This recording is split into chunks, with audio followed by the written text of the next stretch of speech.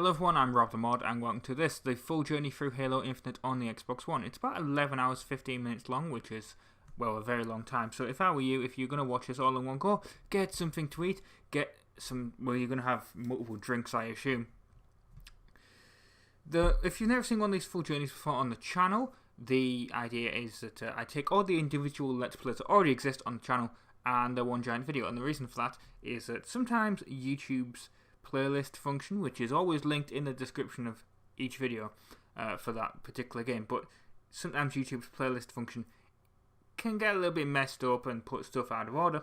And the other reason is some people don't like watching multiple videos in a row in a playlist, or just like in general, because it messes up their YouTube watch history. I mean, would you rather have one video on your YouTube watch history or 20, 30, you know, if you're going to watch it all in a row? So that's why I do this. Now, you may hear me introduce myself as Rob from the Insane Gamers during this. I introduced myself as RobtheMod right at the start.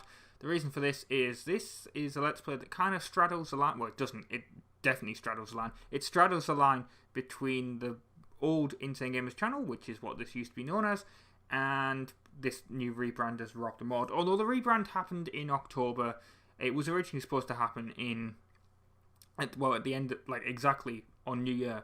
But YouTube kind of preempted that by introducing handles, and I didn't want to grab an Insane Gamers handle when I could grab RobtheMod, which is what I was already planning to do anyway. But yeah, so you'll hear me introduce myself as Rob from the Insane Gamers, and during the outros as well. For most of these, I think it's only like part 30, 31, 32 that I actually, you know, call myself RobtheMod. But yeah, the other thing is that you'll also see me get some of the collectibles and do some weird editing stuff. That's how the original videos were anyway, so you're not missing anything there. Anyway, because this is going to be a long one, on with the video.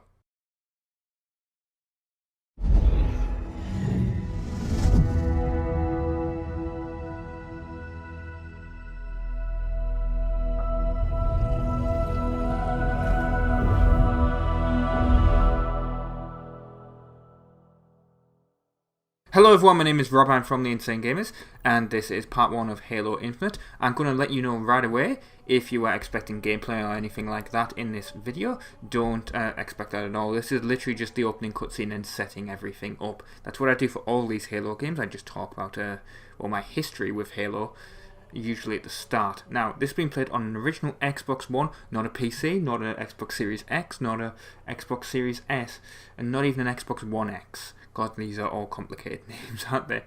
But yeah, it's not being played on anything like that. It's just an original base model Xbox One, which it can handle the game, I'm going to assume. I mean, it can handle Forza Horizon 5, but that has a bit of loading issues, so I'm imagining it's going to be the same with this. Takes a bit of time to load as well. My history of Halo, of course, is I started with Halo 3 on the 360, but I went back and played the original ones through backwards compatibility, and I've basically played I have played every Halo since, apart from Halo Wars. I played the original Halo Wars, didn't play Halo Wars 2, and I think some of like the Spartan Ops and stuff like that, I didn't, the separate games like that, I didn't play those. But yeah, big fan of Halo, obviously done Let's Plays of all of them, apart from the ones that I haven't played, like I said. But yeah, we're coming up to the opening cutscene now. I'll talk again after it, basically. So yeah, enjoy the opening cutscene.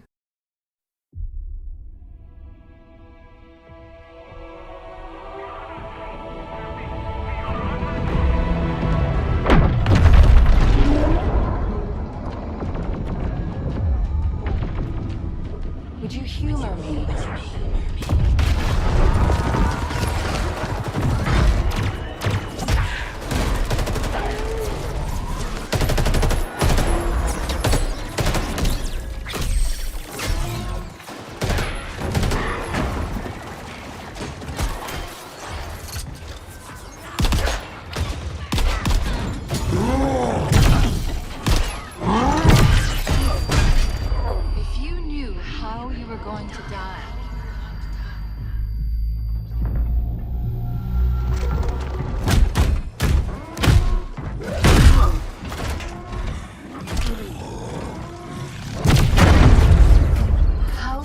live your life differently.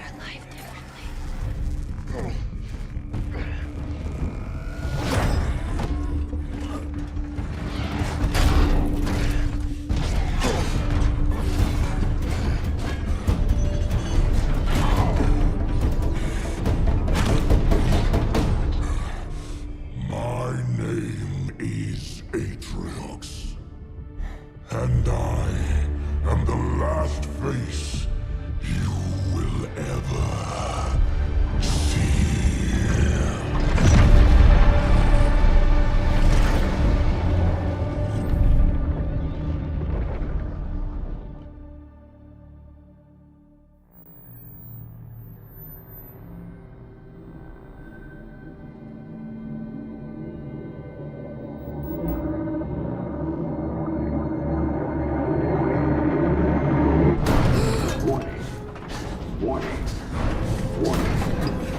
Pressure building in lines 4, 17, and 33.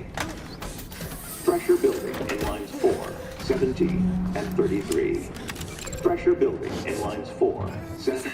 Protocol accepted. Breach detected.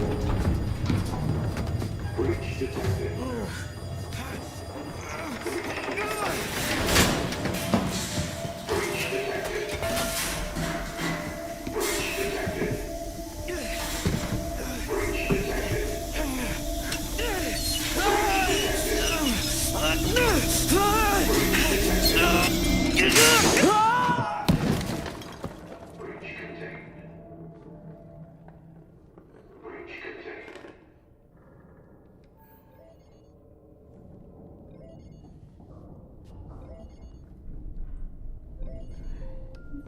Okay, Daddy's listening. Can you say hi? Hi. And show Daddy how big you are. Can you say? So big. Good. And can you sing? Mary had a Good singing.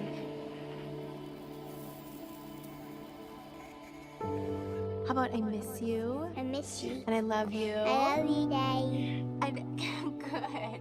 And can you say I can't wait to see you I again? can't wait to see you again. Okay, now say bye-bye. Bye.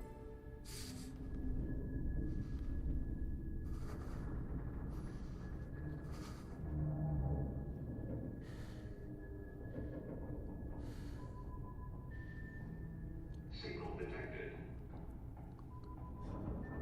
Signal detected. Tag designation. Friendly.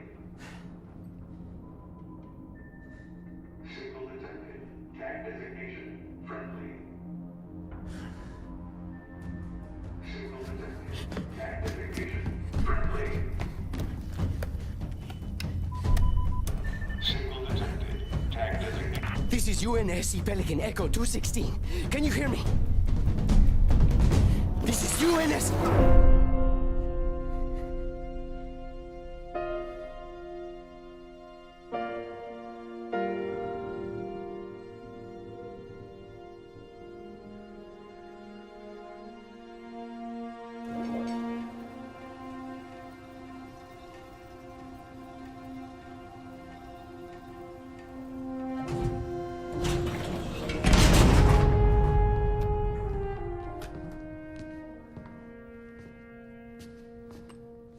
Looks like the main power cells are fried.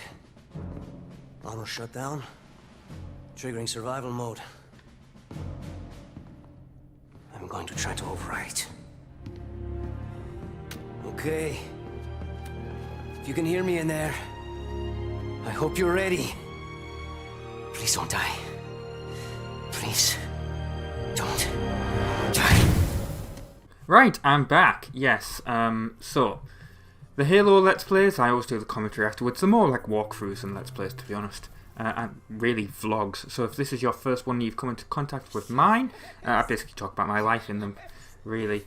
But I also explain where things are in different Halo games, how to get through the levels. This is literally just teaching you the controls, or how to aim, I guess. You know, look up, down, left, right. You get that in all the Halo games.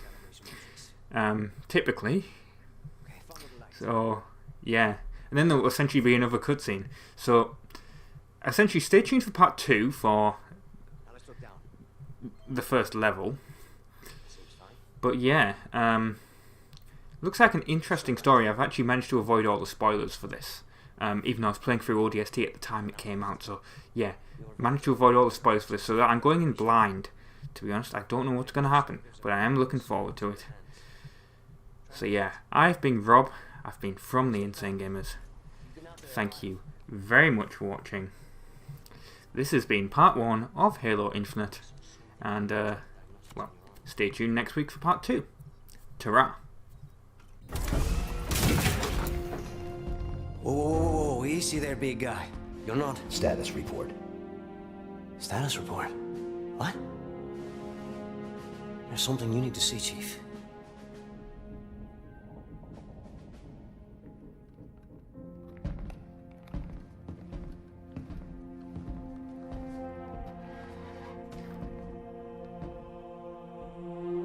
We lost. Lost everything. There's nothing left for us here. I don't even know where here is.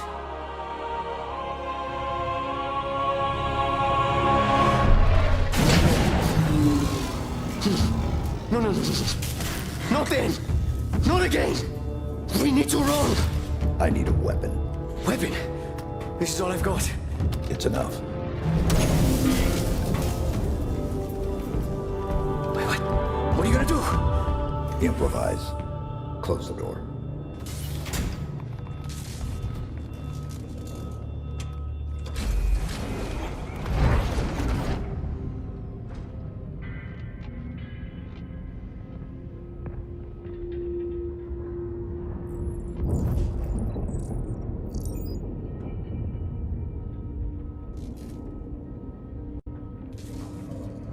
Oh, the main batteries are shut down.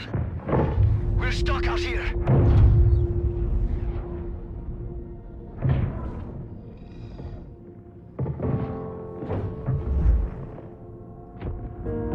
You have one bullet against an entire army. What can you do on your own? I told you. It's enough. So I see.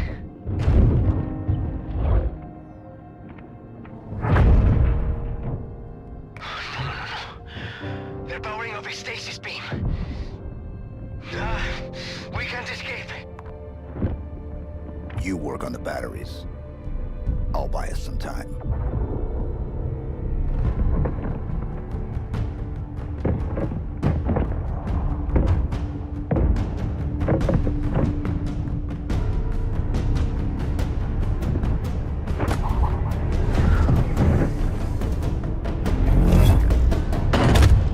I don't believe it. You made it. Hello everyone, my name is Rob, I'm from the Insane Gamers, and this is part 2 of Halo Infinite. I'm probably going to pronounce this, but it's the name of the mission, not the level, the name of the mission is Warship Gabrakan, I believe is how that's pronounced. Could be wrong. If I'm wrong, well, oops. But yeah, that's what we have to do. I just noticed that Grunt was technically alive, it was asleep. Grapple shot, new thing in Halo Infinite, really love that. You're going to see that a lot in this part. It's great. I love it. It's like I was using it to get around a lot. It's amazing. I want this in future Halos. It's great. And I'll tell you what, nothing. I was playing this, and nothing makes you feel like more of a badass when you're playing. Like maybe it's just because I came off ODST, where you felt like such a weakling because you're an ODST. You weren't a Spartan. But I was playing this, and yes, it's the first level in the game, but I just felt like such a badass, just using the grapple shot, like going around all like the grunts and stuff. It was just like, oh, it was great. Like even that didn't kill me, and it's like in ODST, that doing something like that would have killed me.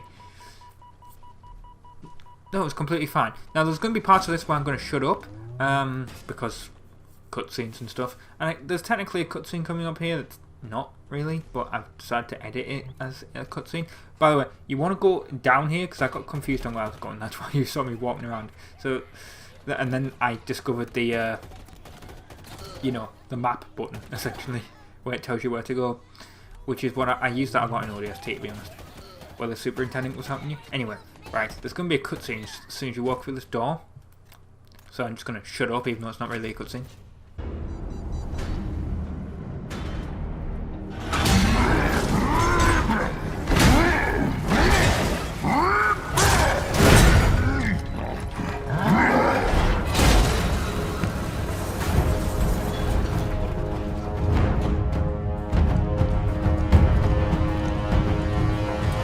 Yeah, this is what I mean by you feel like such a badass. I mean, I killed that guy within like 3 shots of the head, and he was supposed to be charging at me or something.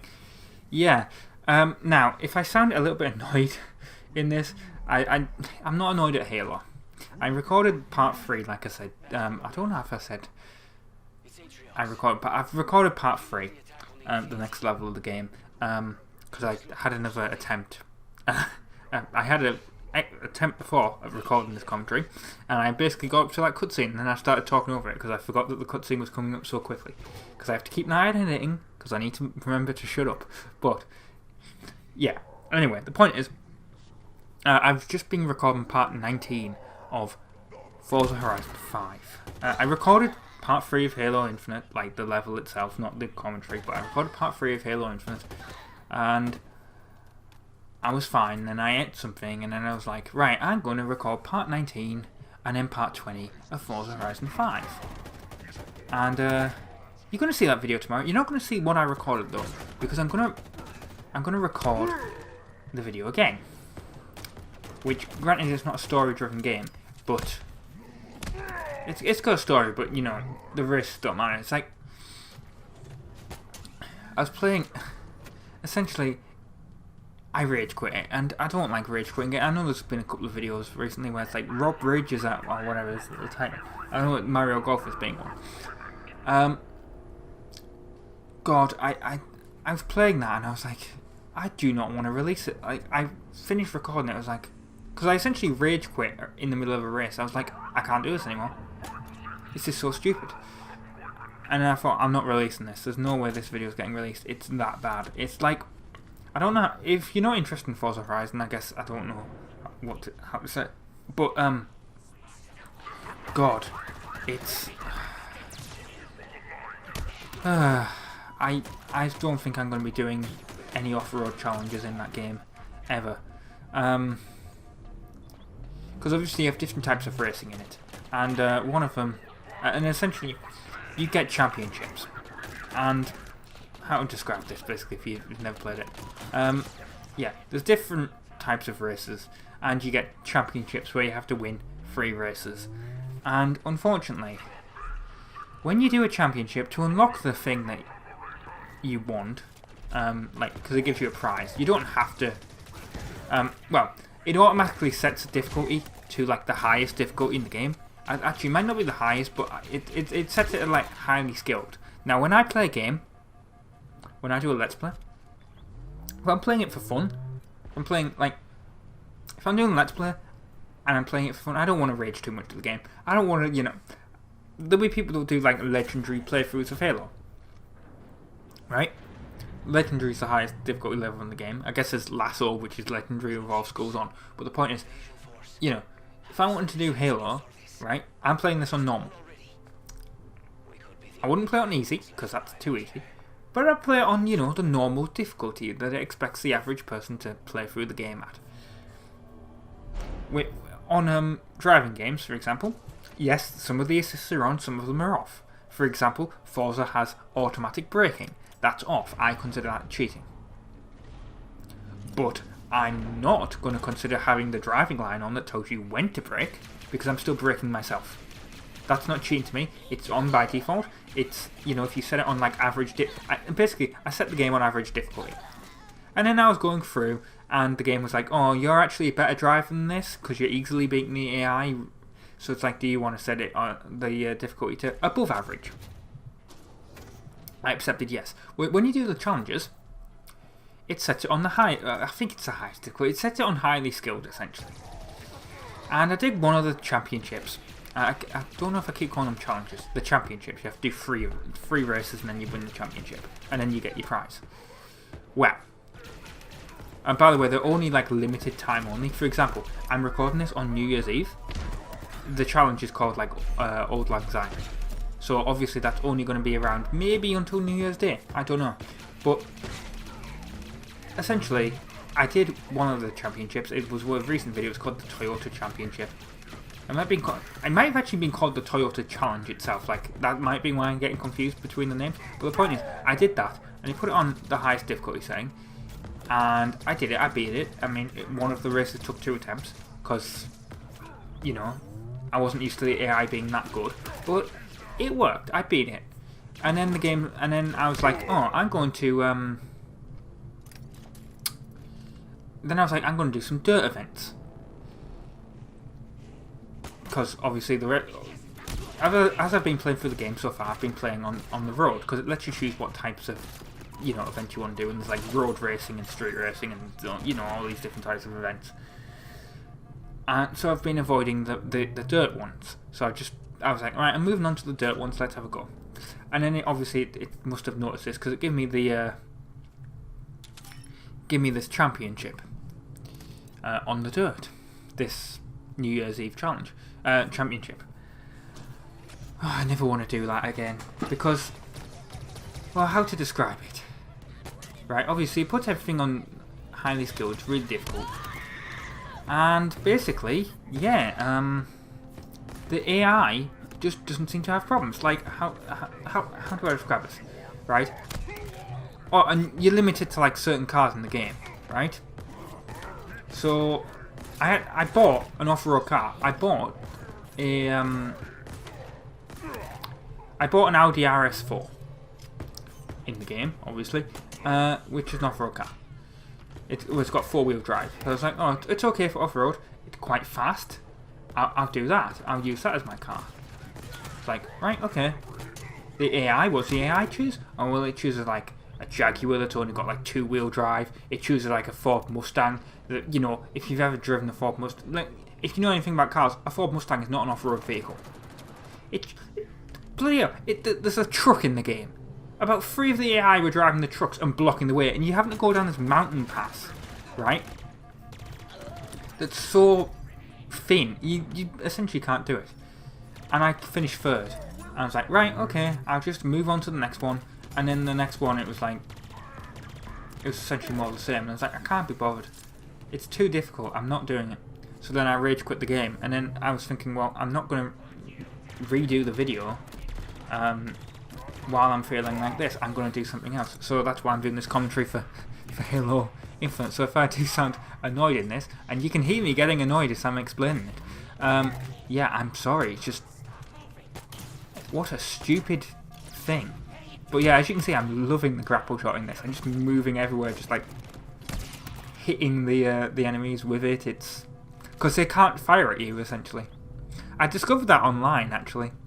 I hit someone through the head. I mean, they were shooting at me, but I discovered you could hit enemies with it, and like I went through someone's head. It was great. Another cutscene coming up, so I am going to shut up. The hour approaches. Soon, the Banished will stand victorious. Patriarchs, hear these words. Even from beyond this life, your will is served. Your forces occupy the ring. Within hours, it will be under our control. Humanity will cower before your legacy. They will burn. Their praise and defiance will be all but a memory.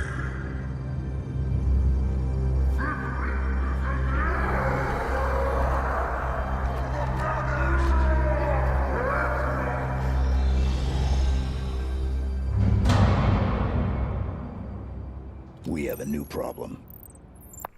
Yes, we do. Another thing is ODST. I finished it, and I said, "Oh, I'm going to do the audio logs." I think I don't know. I started to record it. I was going to record it all in one go, and then obviously it requires you sort of starting a new game, and it was annoying.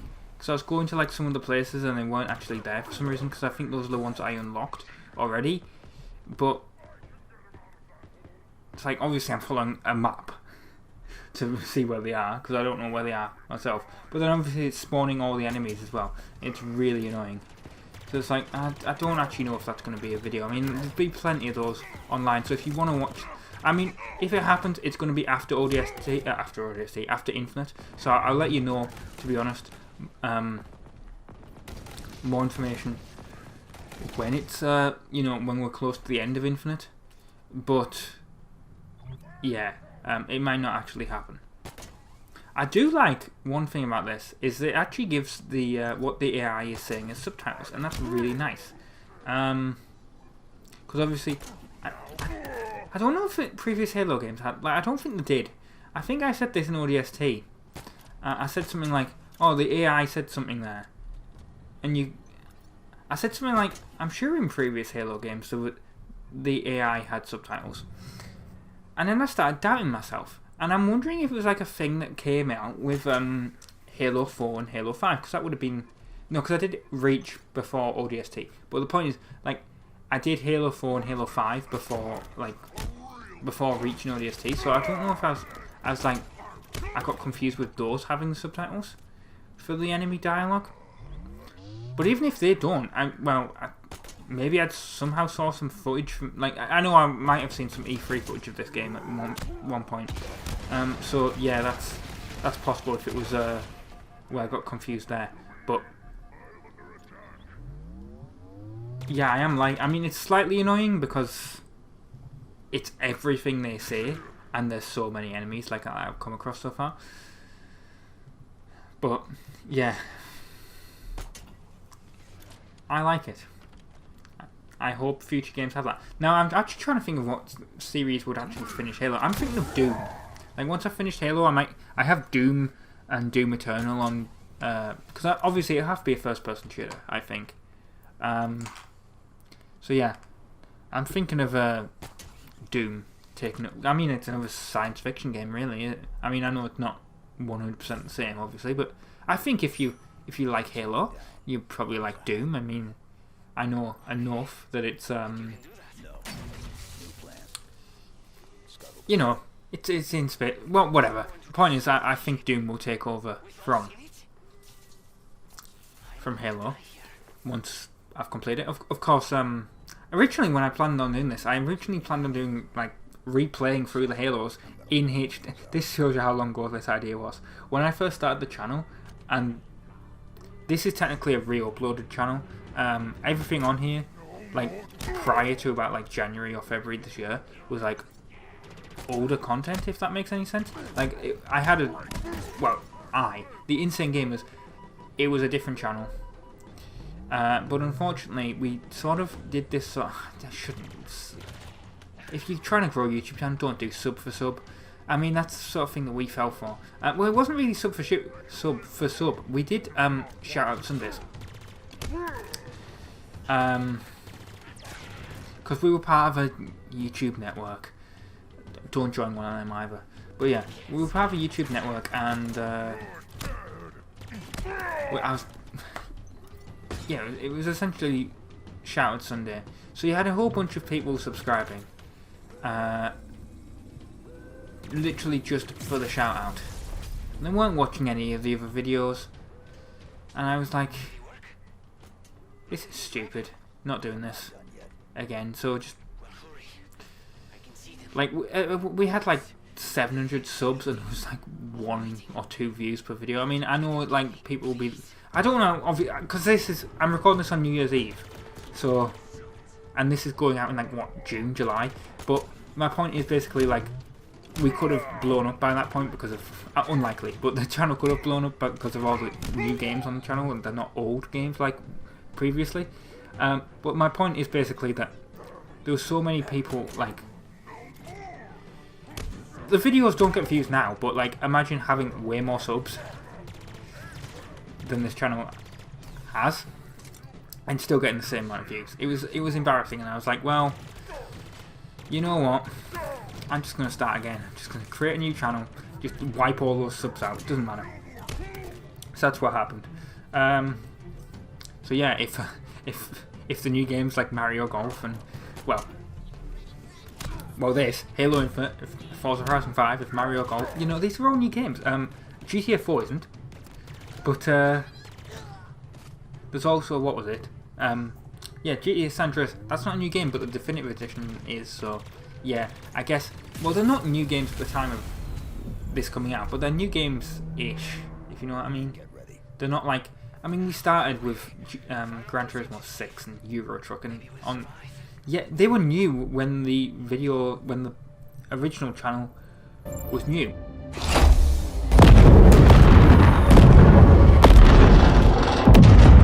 Report.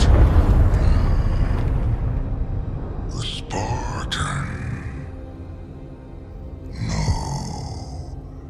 Something better.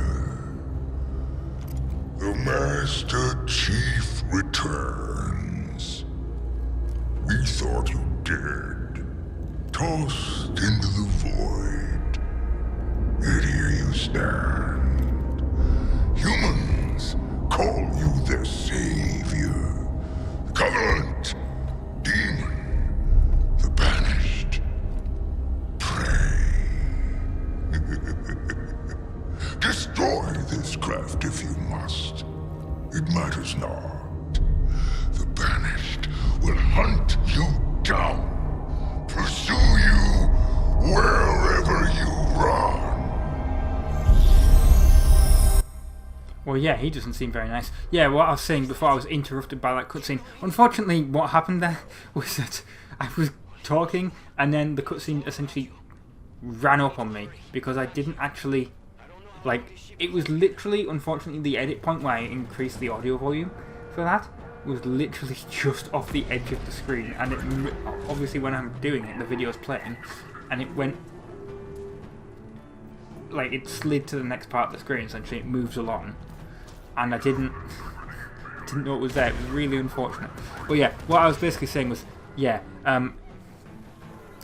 when we did like Gran Turismo 6, and when I did Gran Turismo 6, Gran Turismo Sport wasn't out. Like, the channel started in like 2013, like the old channel. So it was like, you know, these games are so, like Euro Truck, it was sort of new. I think that came out, what, 2012 or something? Like, the games that were on the channel, I mean, the only old game, well, there was two old games. There was Need for Speed, Most Wanted, which was 2005. But even that was a new version to me, because it was like, and then there was Halo, essentially. Like, the rest of the games on the channel, I think, were all newish. Like, and what I originally planned at the time, I was like, I'm going to play. I really misjudged how long the series was going to be. So I was like, I'm going to play through Halo 1, and Halo 2, and Halo 3, and Halo 4. And when did Master Chief Collection come out, actually? I don't know. I don't think Halo 5 definitely has not come out. When did Master Chief Collection come out?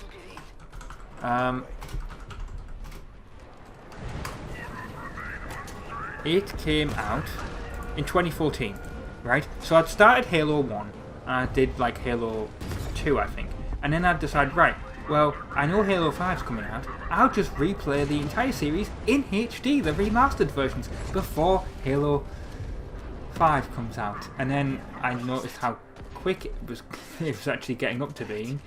And then I was like, oh, right, that's not going to happen. So I'll do it before Halo 6 comes out, before we knew it was going to be called Halo Infinite. But obviously I restarted the channel before then, so that didn't happen. So yeah, there might be a HD version of the Halo, like, at some point, but to be honest, after this, at the moment, it's gonna be Doom. It's gonna be Doom Eternal, and maybe some other first-person shooter. Maybe, I mean, I've got Black on Xbox Game Pass, so I mean, I know that's an old game, but yeah, it'd be interesting. But yeah, I've been Rob, from the Insane Gamers. Thank you very much for watching, because the ending cutscene's coming up. I can actually see that this time. Yeah, this has been part 2 of Halo Infinite. It's been the level, the Warship Kraken or whatever it's called. Yeah, thank you very much for watching. If you're new to this is how my commentaries go, at least on Halo anyway. So yeah, thank you very much for watching. Like, comment, subscribe, I guess, and ta-ra!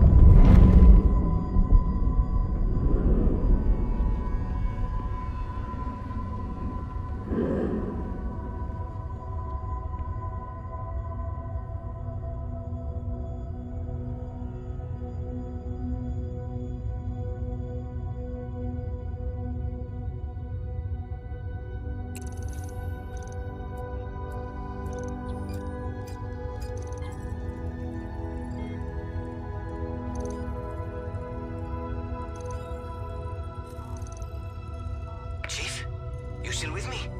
I'm here. Okay, give me a second. I'm coming to get you.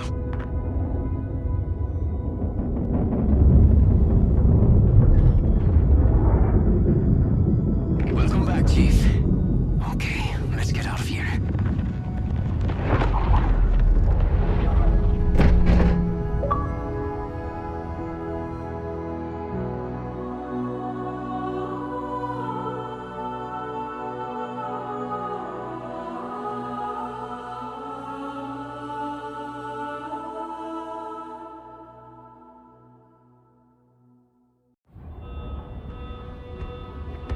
Locate UNSC Infinity.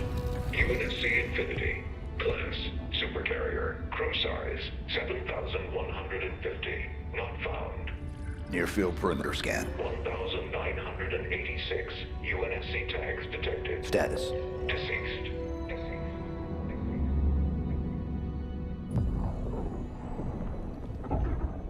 The Master Chief lives? Atriox assured us of his death. Are you not angered? No. I feel invigorated. You promised us revenge, superiority, renewal. He threatens everything. Do you question my leadership? Atriox's vision. Atriox is dead. It is his fault that we are stuck here. The Banished will never bow to anyone again. Not the Covenant. Not the Prophets. Not her.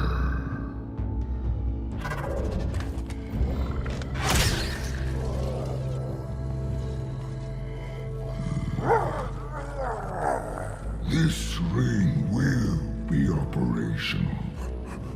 Please. There. You will have your revenge. Blade Master. Follow the Spartan from a distance.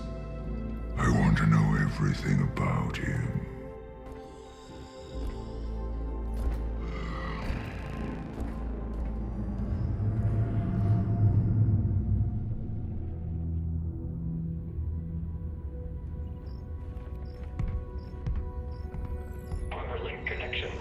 Accept.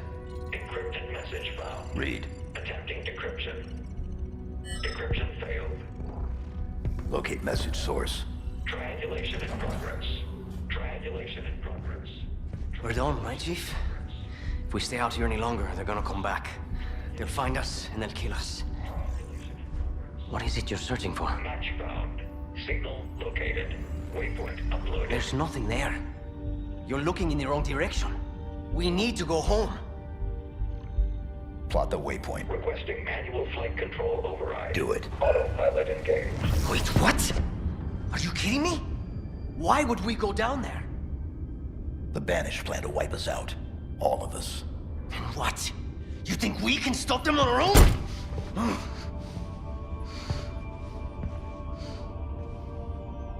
I told you. We lost. We need help, not heroics. No. We do our duty.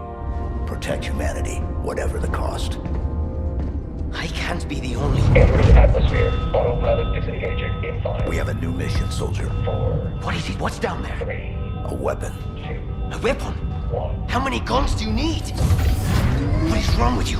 Remind me to never pick up a Spartan. This is a terrible idea. They're coming for us. All of them.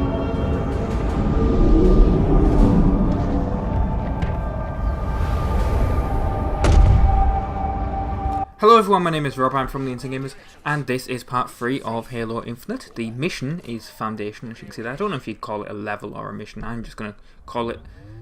Well, I think I'll just swap, to be honest, in between each one, because, well, in the previous Halo games they've always been levels, haven't they? But in this they're being called missions, so, yeah. But it doesn't matter, because it's always the title of the video, so... Literally, apart from GTA... And this, like every other series on the channel, has always been like a joke title or like something that happens. It's never been like the name of what happens. It's, if that makes any sense. Like the Astro's Playroom, which comes out tomorrow. I'm giving an example here. Astro's Playroom comes out tomorrow, and that is called Gliding into the 128-bit era. Now that relies you to know on what the 128-bit era is, which is the PS2 era, essentially.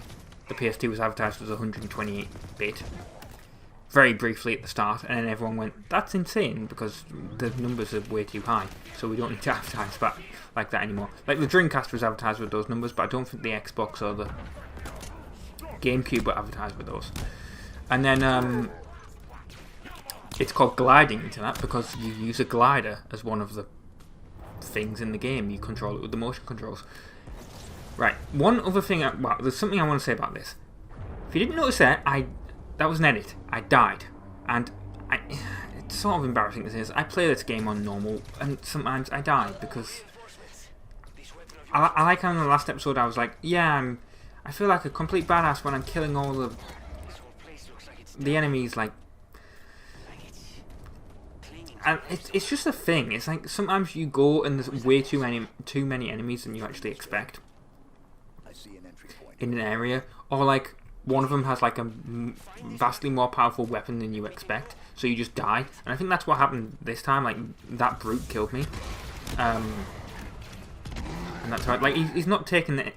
I punched him several times there, you saw, right? And I think like I didn't hit him enough times last time. Like, that one was just instantly killed with the needler, but it didn't happen with that brute. And here's the thing, this is one, I've been really enjoying the 2 levels of Halo Infinite that I've played, which is obviously the last one and this one so far. But my problem with it, and it's a Let's Play problem, is you probably didn't see that edit, unless I pointed it out. But you'll see here, they've sort of messed up the loading, right? Because that was an edit. It was obvious. But normally the way I've always edited Halo to avoid the deaths, because it's a walkthrough slash Let's Play, if that makes any sense, because I'm doing the commentary afterwards, right? So it's more of a walkthrough than an actual Let's Play of the game, because the Let's Play I'm doing the commentary live. The first 2 episodes of Halo 1 were done live, and it wasn't very good. So that's why I switched to like this sort of method, in case you're interested. And that's what I've done for the rest of the Halo games. I liked how that one fell off the edge. I didn't actually notice that at the time. Well, like, I didn't notice that grunt or whatever, or Jackal, I think it was, like, killed themselves by falling off the edge. But yeah, I always used to get around the edits, because you can tell when... If you notice, in the previous Halo games, it came up like checkpoint, and there would all be 3 dots. And to be fair, I can't remember what Halo 5's was, but I'm pretty sure it was still the same way. Or if it didn't have the dots, it was easy to edit around it, basically, right? Because it had like, essentially, you can do like a frame perfect edit, if that makes sense. Like in editing, like I'm trying to describe this the best way I can, because obviously if people don't edit, you won't have any clue what I'm talking about. But essentially, obviously, each video is for this because it's a Xbox One game, 60 frames per second, 1080p. You can go to each individual frame and you can slice it, right, in the editing program. So, because essentially a video is just a series of still pictures over and over again. Well, if you know what you're doing, you can get essentially a perfect edit by going to the frame, and then when you come back to life, you cut on that frame, and essentially, because the game can't like put you essentially back to that frame. Like, let's say you die on like frame 25, and just putting out a number. If like when you respawn after you die, you'll be going back to that frame 25. So essentially, in the eyes of the video, it's a continuous thing. For whatever reason, in Halo Infinite, when you respawn, it doesn't work that way. Sometimes it does, like you saw in the original one, it was a pretty seamless edit. But in other ones, it doesn't. It's terrible. It's the problem with it is it seems to have like this fading in thing, and that's what happened. In the fade, the door opened, so that's how I couldn't hide the edit. And when it says saving checkpoint, that's essentially, well, it's the checkpoint, so you know you essentially cut when that appears, and then you just ignore, like, you fast forward, you remove the bit where you died, and then essentially it always says saving checkpoint when you respawn, so essentially it doesn't look like anything's happened. But yeah, because it's got this stupid fading in animation that the previous Halo games didn't have. Unless I'm wrong and Halo 5 did have it, but I don't think I think I would remember having these problems if it did. Yeah, they've added this fading in animation, and it's really annoying, and I don't like it because I can't hide the edits anymore. So if there's anything like that in future games, in the future Let's Plays, you know exactly what it is. I died, and I'm just trying to cut around the edit. It's secrets of the trade, I guess, but I got to do it because there's no way of hiding it. People will be like, well, you had a frame jump then. Yeah, I know I did. And there's nothing I can do. Well, there is. I could leave my deaths in. But that would make the videos even longer doing the commentary, and I know that some of you wouldn't want that. But like I said, things I do like about the game, the fact that the subtitles are appearing for dialogue. I mean, that didn't happen in previous ones. Like I said, it might have happened in Halo 5 in the previous part. I can't remember. I genuinely do not remember what the Halo 5, if the subtitles came up for like grunt, like enemy dialogue and stuff. But I love it because it makes it brilliant to be able to hear what they say. I think there's going. I mean, I can see there's an edit point coming up here, so let's see how good it is. Yeah, you wouldn't know. You didn't know that. If I hadn't pointed that out, you would not have known there was an edit there. But so it works some of the time. I think I have to like not move, but then it doesn't help if like with that door animation, because it was fading in. There was nothing really I could do about it. So yeah, there's going to be one later where I think it's like cutscenes and stuff moving there doesn't help. Because there's a bit later where a bunch of grunts come up, like came up from below me. And they went surprise, and then like a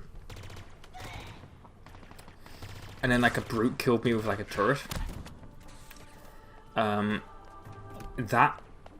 an edit point there because like the grunts were moving up and the fade time didn't work. Like, so there's a clear edit. There's a bit late. There's another bit later on. Yeah, I'm not ashamed to admit I died several times during this mission. Don't know what it is. Like I said, I was feeling like in the first part. I said I feel like a badass, and you still do. But I think I have this problem of just like going into trying to kill as many enemies as possible and not taking notice of my shields. And that's my problem with multiplayer as well. And that happens to me. Like, I'm really weird with multiplayer. Like, I used to play Halo 3 a lot, and I used to play Reach, and I used to play. I even liked Halo 4 multiplayer. Right, and here's a weird thing about it, right? I wouldn't say I was bad at the game. I'd say pretty average, but I don't know about like my kill-death ratio, because I'm decent enough where in like Team Slayer I would get like double kills, like double-digit kills. Sometimes like a lot of the time, really 20 in a match. At least in Halo 3 and in Reach. Not so much these days with Infinite, because I've played a bit of Infinite Online. It's been ages. Like I said, I didn't play Halo Master Chief Online, and I didn't play Halo 5 Online, so I've been very rusty at Halo. Basically, this is the first Halo I've played online since Halo 4. So yeah, that's been a while. There's a cutscene coming up, I can see, by the way, so I'm gonna have to shut up at some point. But yeah,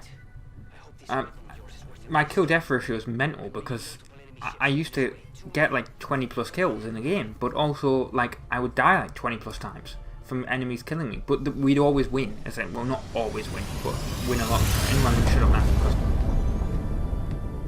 It's been 6 months. Where have you been? What happened? Where is Cortana? The rogue AI known as Cortana is gone. She's been deleted. How? By you? Of course not. Did you hit your head or something? Don't you remember? My instructions were to enter this installation, imitate Cortana, and lock her down for retrieval. Yours were to take her back to the Infinity for deletion. So if it wasn't you... Okay then. There's something else. On successful deployment, my deletion routine was supposed to complete. Still here. Good. Good. My programming failed. I'm not supposed to be here. You need to delete me. No. No. I was created for one purpose, and that purpose is no longer needed. My mission is over. We have a new one. The Banished are planning to fire this ring. We need to make sure they don't. First of all, what's a Banished? Second, you may have noticed that a significant piece of this installation has been damaged, making that impossible.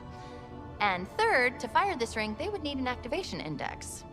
Cortana had the index. I had parts of it as well. Something stopped your deletion. We need to find out why. But this wasn't the mission. The missions change. They always do. Are you sure?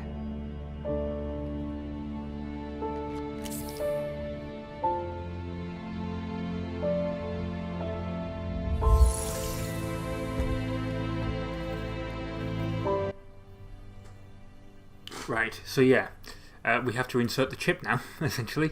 I wasn't expecting, for some reason I was actually looking up, this article mentions it's got spoilers, so I'm actually not going to read too far, but yeah, I was looking up about Weapon, because Weapon is essentially, I mean it's spoilers essentially, but Weapon is essentially Cortana, the Cortana of the game.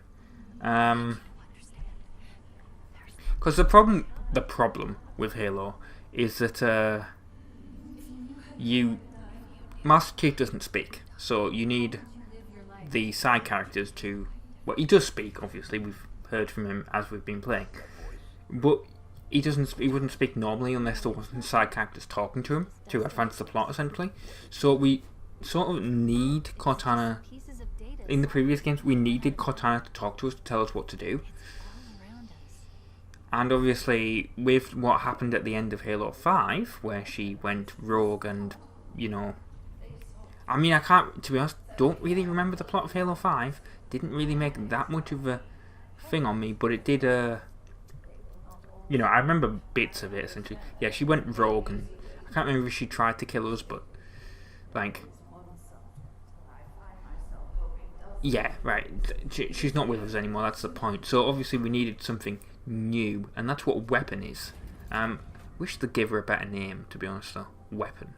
There's another thing about this level. There was a lot of cutscenes, so I'm going to actually have to shut up several few times during this. There's going to be a few where the cutscenes are only going to be a couple of seconds long, though. But I thought I'd better edit it in properly that way.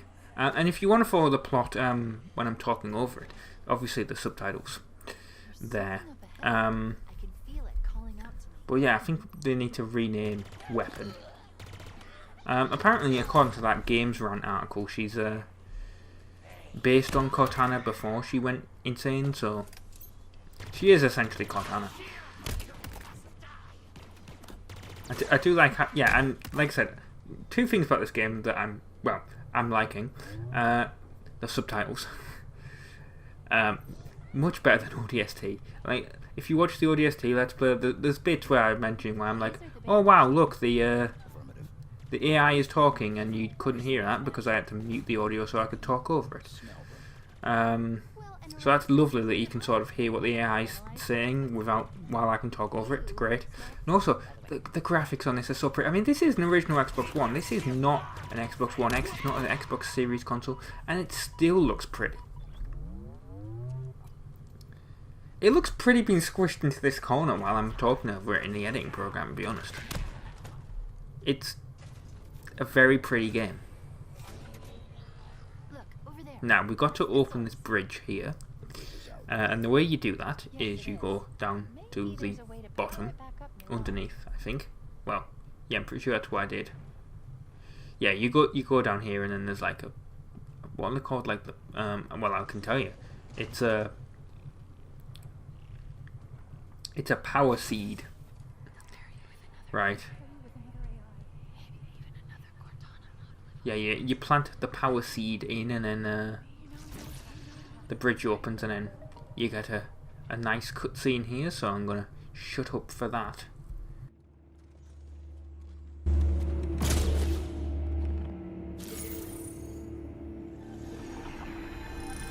Is it safe? I think so. Yes. It's safe.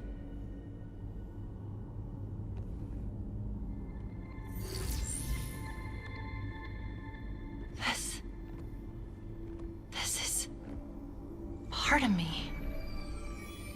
I don't know why. I don't know how, but it is me. It was the last part I remember being deleted. Let me just...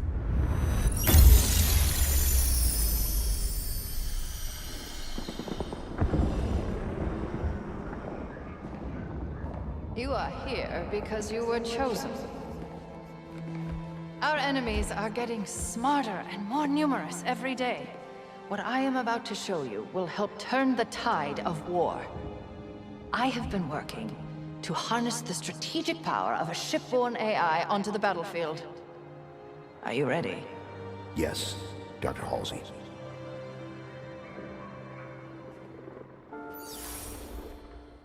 Unlike previous AI models, she will reside between your mind and the suit, directly communicating with your neural interface. Think of her as a new set of eyes to aid your reactions and upgrade your reconnaissance. She's not the driver, but a way to level the playing field. What do I call her? Ask her. She named herself. Hello, Master Chief. I'm Cortana. Together, you become our newfound hope. Together, you become our key to humanity's survival. She will do anything necessary to make sure that your mission is accomplished, even if that means sacrificing herself, or you, to accomplish it.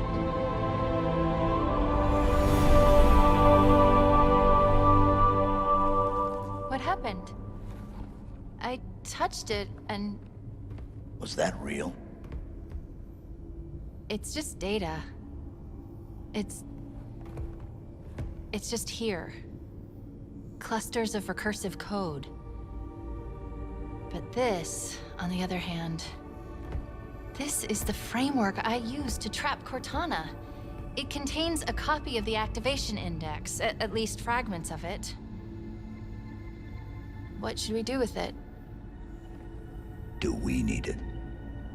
Well, based on what you've told me so far, the bigger question is, do the Banished need it?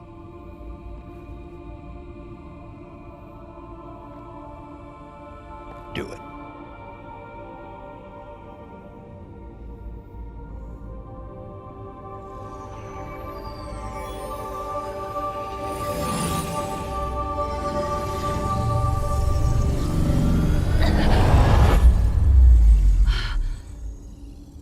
That was...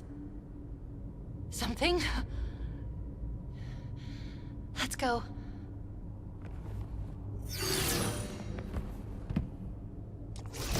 Right, also there's one thing I want to say. I want to apologise if you can sort of hear like fireworks in the background and stuff. I'm recording this, I don't know if I mentioned this, I'm recording this literally now, an hour before New Year's happens. Literally, it's like 11 PM. So I know this is coming out in June, July, but yeah, I'm early. Anyway, there's another cutscene here, it's very quick.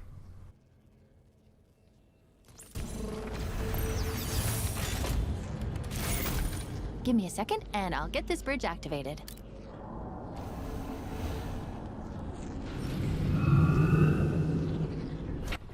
But yeah, as you can see, that game looks insanely pretty. I mean, that wasn't really a cutscene, it was more like gameplay, if you know what I mean, because I zoomed in. This is what I mean. That was those grunts that I talked about, where they came up from the floor. I think I hit the edit pretty well, but it didn't exactly go how I wanted it. You can see there's an edit there if you actually slow it down and look. Like I said, as opposed to previous Halo games where I could have the edits pretty well. Like there's been ones where people have been like, "You didn't die throughout the entire level." No, I died. I hit the edit very well.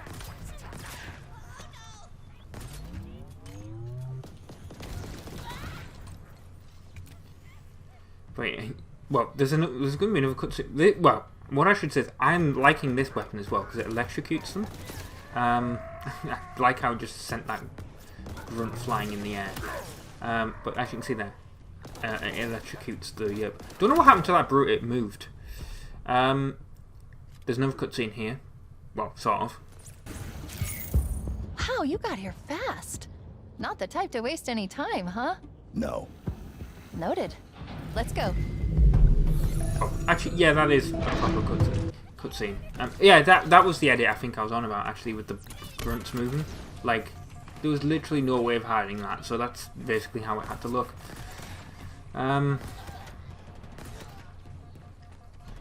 This weapon feels awesome. I think it's in previous Halo games, but I don't think it felt as good as it does here. Maybe I just didn't use it enough, but it definitely feels a lot better here. This is where you have to be careful. This is where there's a brute with a turret. You can sort of see them up there. But if you actually kill them without destroying the turret, well, you can steal the turret. And that gives some really nice dialogue from the grunts, actually.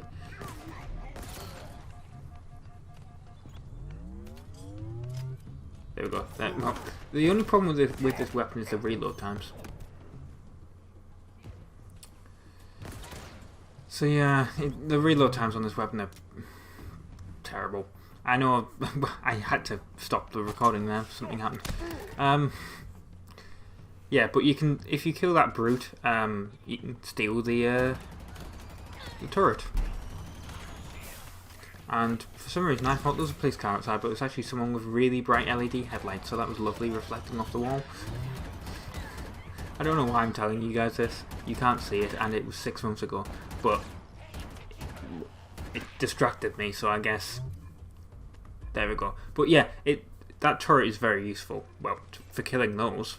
Unfortunately, you can't use the the grapple hook with it. which sucks, as I discovered there. But I did like how I used the gravity. I keep wanting to call it a gravity hook. The grapple hook, and killed that grunt. You want to be careful with this guy here, because he's got like some sort of grenade sniper rifle thing. And don't do what I did here, which was essentially get stuck in this corner, because it was very difficult to get up to him. Because I tried, as you can see there. But right, I'll get in the hole. Nope, I just got flung further up, and I couldn't get him. And then I had to like sort of go underneath there, and then that's how I forced myself up. And then I sort of got stuck. Didn't know where he was because he'd hidden himself away. It's called a skewer, but certainly it's an interesting weapon. And then we have to get like the power seed and plug it in. And there's going to be another cutscene coming up after we go up this elevator, I guess. Don't know if it's at the top. I think it's, well, obviously the cutscene's going to be at the top. Well, no, I was going to say right at the top of the elevator, but it's not, is it? I can see the cutscene coming up. It's literally, must be as we go through here. Oh, I know what it is. It's, we find this Spartan on the floor. Is that a Spartan? We need to find out what happened.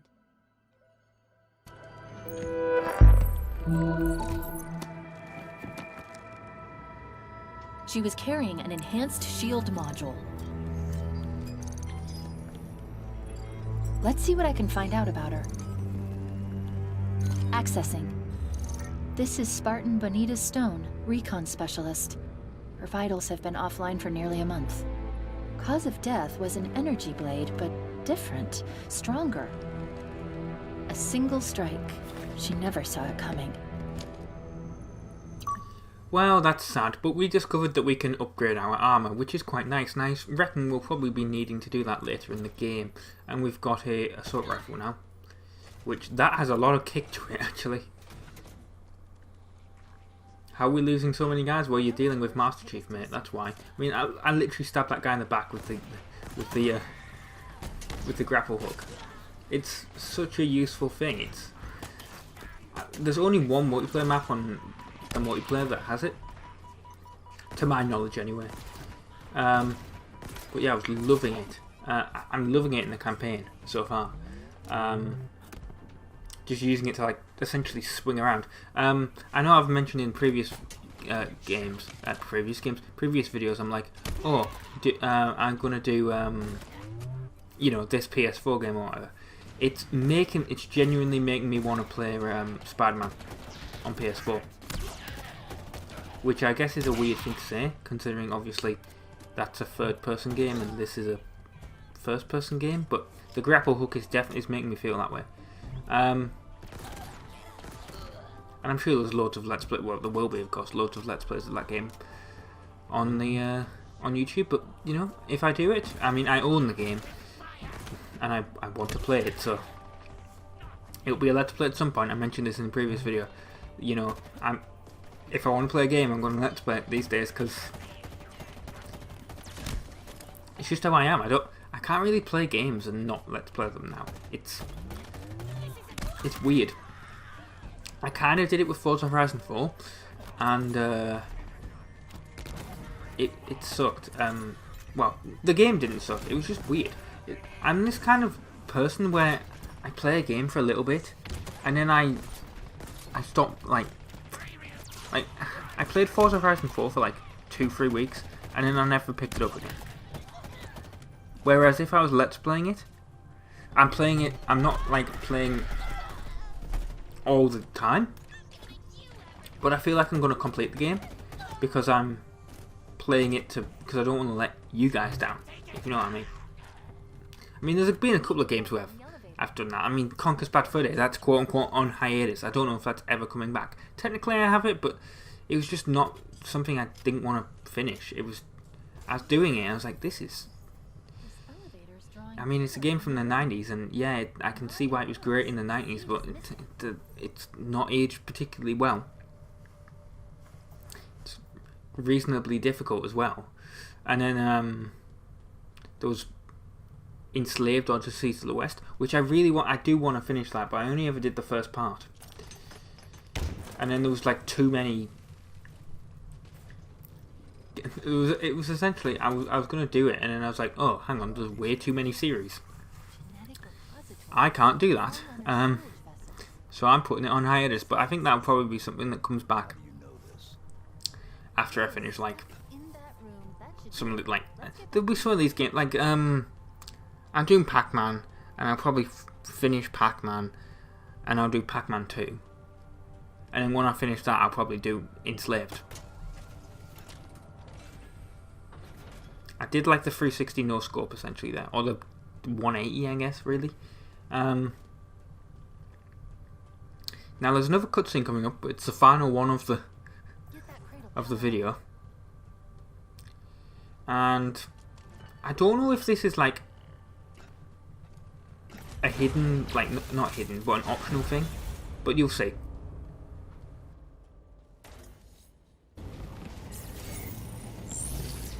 This isn't Forerunner. It identifies as Banished. Can you operate it? In my sleep? Not that I sleep, but... Oh! I don't need to. It's already on its way down. Incoming. But what if it's a friend? It isn't.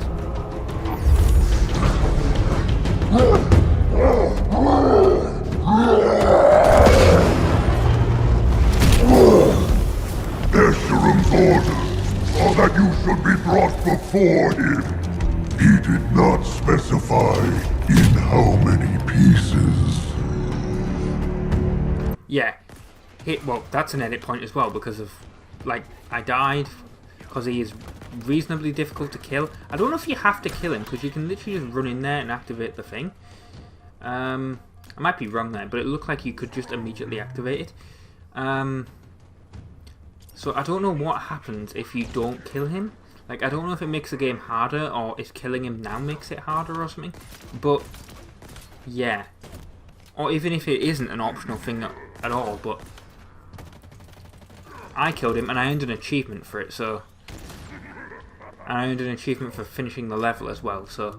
I do think it's an optional thing. I'll have to look it up. But I'm pretty sure that's an optional thing. But I think it's worth doing if you want achievements, then. Just kill him now. I mean, if you kill him later in the game as well... It seems easier to me, I guess, like, at this point. I know I was just saying it was a bit hard, but I suspect later in the game he's probably harder to kill. But yeah, like I said, don't know if it affects the story or whatever, but I killed him. Took quite a few hits. But there, as you can see, earned an achievement. And then we went up. Right, so that's the end of part 3 of Halo Infinite, the level foundation. I've been Robin from the Insane Gamers. Thank you very much for watching. Like, comment, and subscribe to the channel. I know people hate when YouTubers say that, but really helps out small channels. And ta-ra!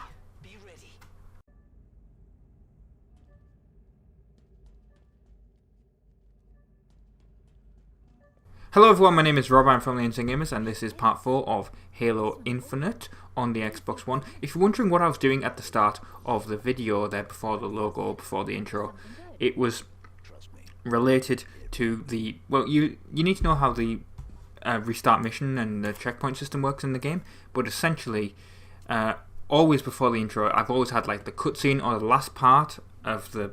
Before it saves a checkpoint, essentially, and then the intro is like a cut, and it basically disguises between the two parts. And in the previous part, we went up the elevator, and it loaded the next level, and then the next part was the elevator coming up. Well, unfortunately, I deleted that footage because I didn't need it anymore. Well, I thought I didn't need it anymore, and it's completely gone. It's, you know, deleted from recycling and everything. So when I loaded the game up, I was like, wait, I'll hit restart mission, because normally that starts you right from the very beginning of the mission. That's not what happened. it just started me with the elevator back up. So that's what that was. So essentially, you missed like, I don't know, 5 seconds of dialogue, or I assume there was dialogue. I can't remember now, but there was something. Anyway, there's a cutscene coming up right now. Just give me a second. I should be able to get control from here. So Tremonius has fallen, a victim of the Master Chief's might. Do not fool yourself. He was not the best of the Banished, not by any measure. It occurs to me that we have not been introduced. I, of course, know of you, Spartan. Your legend, the fear you inspire is admirable. The hope you stir in the hearts of your kind, misplaced. I want you to know my name too, to know my legend. How else will you beg me for mercy? I am Escharum, War Chief of the Banished. This is my world now, and you have little time remaining in it. Well, this is where the game starts going open world. And if you don't know what that means, you know, well, I was going to say like GTA, but it's not really. It's more like Far Cry. If you've ever played like Far Cry 3 or whatever, you can essentially you have missions to do, but you can go and capture outposts and stuff like that. That's essentially what this is. You have to. What we're doing here is we have to capture this outpost, and then there's other outposts we can capture later on in the game. Well, I say later on in the game. I tell you what. Maybe I just needed something that was like a familiar IP. But yeah, I think I said in one of the previous videos, I said like, oh, I started playing Far Cry 3 and I didn't particularly like it. I played it for about like an hour, and then I sort of got bored and I've never played it since. And really, I really should get around to playing Far Cry 3. Taking it properly, because I know everyone was like, oh, it's an amazing game, you should totally, like, it's one of the best games ever made. Oh, that's what it seemed like at the time. That's why I ended up buying it, and then I played a bit of it and I was like, okay, don't particularly like this. But I'll give it a go for the channel, and, you know, maybe I was wrong, like, 7, 8, however many years ago it came out and when I got it. Because I think it'd been out for a couple of months by the time that, obviously, for the internet to essentially be like, it's the best game ever, or whatever. But I tell you what, I was playing this. Normally when I record Halo, I do a mission. Maybe I do 2 missions, I don't know. But like, depends how long the mission is, obviously, how long the level is. Like I said, keep calling them missions, because that's what they have in the game, but in previous Halos they've been levels, because they've not been open world. And that was a very bad grenade throw. But yeah, what I always did was I always complete the level, or I did 2 levels, and then I was like, right, I'll wait till my next time I need to record the game. This, I mean, I haven't played it since this recording, but I did this outpost, and then I was like, okay, there's a mission there to do, but there's all these other things. I'm gonna go do them, and that's what you'll actually see in part 5. I'm gonna have to do some interesting editing, because obviously you don't want to see me like. It's something I've never had to do really, because even in like GTA and stuff, I do the missions. I don't really do the side stuff. I mean, I do when I've actually played the games properly. I mean, I like how I'm acting like playing the game on the Let's Plays, not playing it properly. No, when I play the games properly, I mean like by myself and I'm not talking and anything, which is technically how I do Halo. Like I said, do the commentary after the fact. But yeah, that'd be an interesting edit, because I've never done something where I've paid attention to, like, done something like this where I've done the side quests. Like, if I do the side quests in GTA or whatever, it'll be at the end of the game. To be honest, I've never really thought about it, because I mean, GTA 4 was the first GTA that I played, and I'm nowhere near finished that. I mean, I'm literally just in Bohan now, nowhere near doing any of the side missions or anything like that. And well, San Andreas is also new on the channel, so, well, newish. I like how I'm saying new when I'm up to like 18 parts, but you know what I mean. Like, it's new-ish on the channel. I'm nowhere near finished that either, obviously, so it's not like I need to do the side missions on there. I've never really had to do a game. I've either done games where you have to do basically everything in order. I mean, I suppose you could count Halo. You could count Forza Horizon, because that's basically you do anything you want. But it's not really, you know.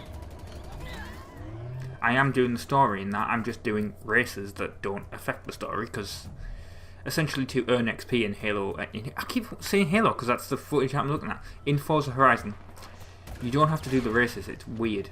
You can just earn XP by just driving around and stuff, and you just need the XP to continue doing the story. So you could literally just drift and do everything, not do any races, and it's done, essentially. Like, that's how it works. So yeah, but that'd be an interesting head, because literally every other game on the channel, I mean, Need for Speed Most Wanted, that was a story, you had to complete the races in order. I mean, Pac-Man The Ghostly Adventures is do all the levels in order, essentially. I'm trying to fit Ratchet and Clank, you know, you just complete the game. It's essentially like, this is the first game I've done where I've got like side missions and stuff to do. I mean, maybe there was side missions in Ratchet, but it's been so long since I played it, I can't remember.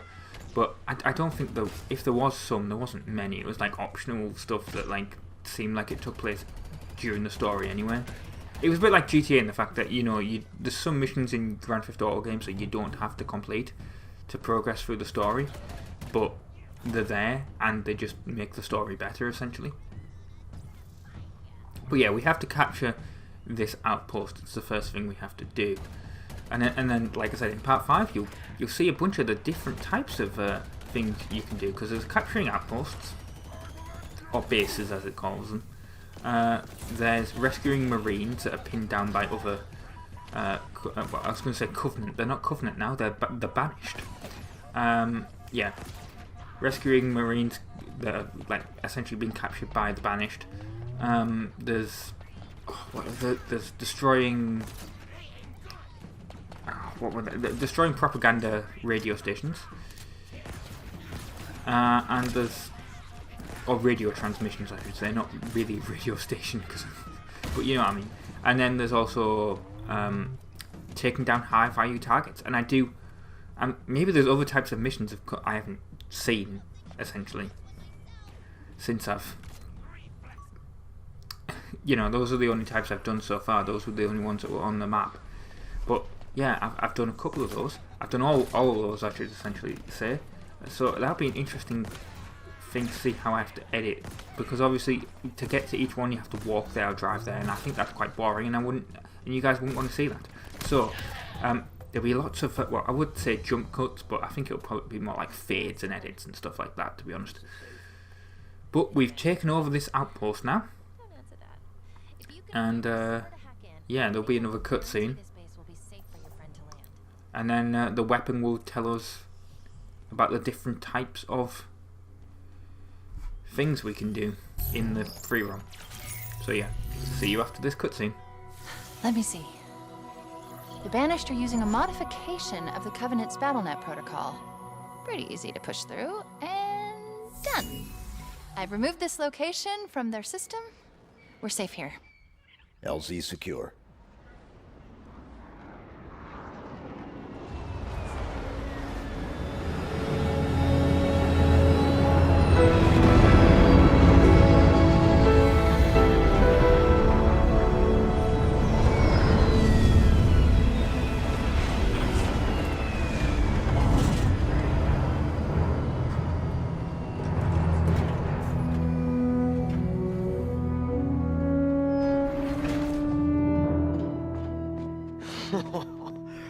Oh, solid ground.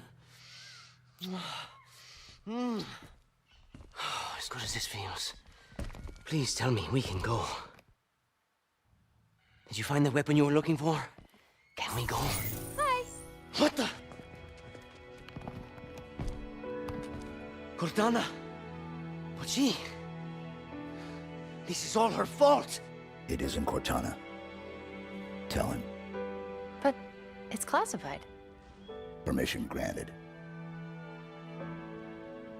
I was created by Dr. Catherine Halsey to mimic this installation's security to trap Cortana for deletion. I was successful. Cortana's no longer a threat. And now she's going to help us stop the Banished. Of course she is. I think I'm with you. I didn't even know what a Banished was an hour ago, and even I can see the odds aren't great. Yes. Yes, you should listen to her. You're gonna get us all killed. Oh, this is fascinating. You're trying to survive, but I was programmed to die. Really? One person with a death wish wasn't enough. No, I was just figuring what I'm supposed to... Wait. I'm picking up a UNSC distress signal. Location. The source is 4 kilometers from here. Now, unfortunately, this part doesn't tell you all the different types of missions that you can do, or the side quests, I should say. It tells you that's the next mission you need to go to, and this is the outpost that we've taken over.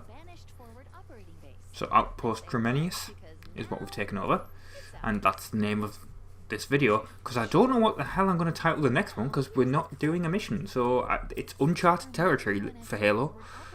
I mean, I always try to have a witty title and stuff for games, but before the name of the game, but that's relevant somewhat, but I don't know what to do. So yeah, I've been Robin from the Insane Gamers. Thank you very much for watching, and ta-ra. Mark it. Let's go. Let's go. What? There?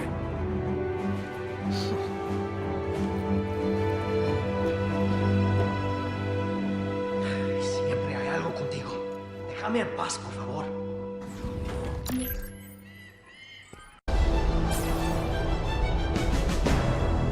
It's beautiful, isn't it? To some.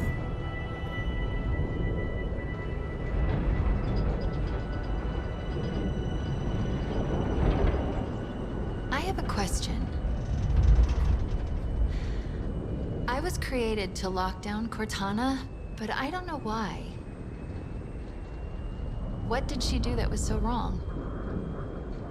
She was our target. I understand that, but... Is this classified? Because I don't have all the information. Chief, this is insane. I see Banished everywhere. Did you hear me? Everywhere. What intel did Dr. Halsey give you before your mission? Halsey only tells people what they need to know. Fly Pelican straight into enemy territory. No one will ever notice. Great idea, big guy. I still don't understand why you had to delete her. It feels like something's missing. Guess what? They noticed. They all noticed. And we've got a Banished structure up ahead. Armored. Very heavily armored. It'll have to wait, I suppose. How close can you get us? How close? We're unarmed, and you're asking me how close? Put us down here. Here? We're still doing this. Hope this works, because it's as good as it's gonna get. It's close enough. It better be. I'm getting out of here.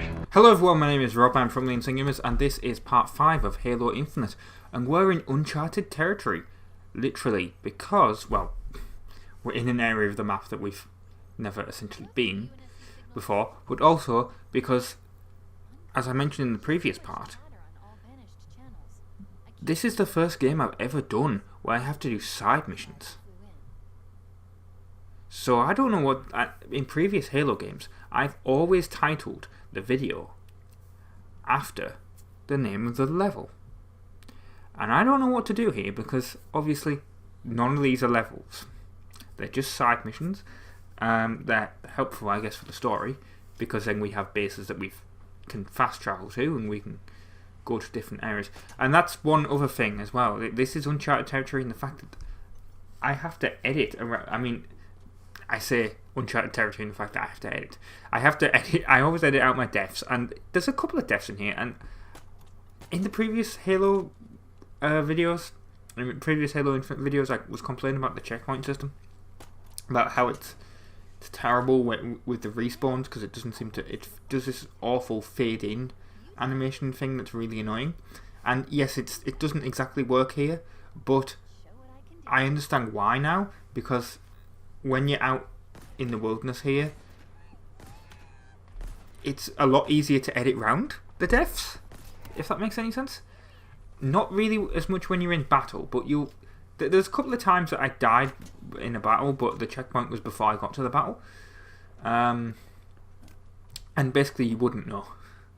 But there's a couple where I died in battle and the checkpoint was in battle, and you can clearly tell. So yeah, we're taking over this base here because I guess this is where we got dropped off. And I do like how we don't seem to get any damage from falling. Previous Halo games you did actually take damage from falling.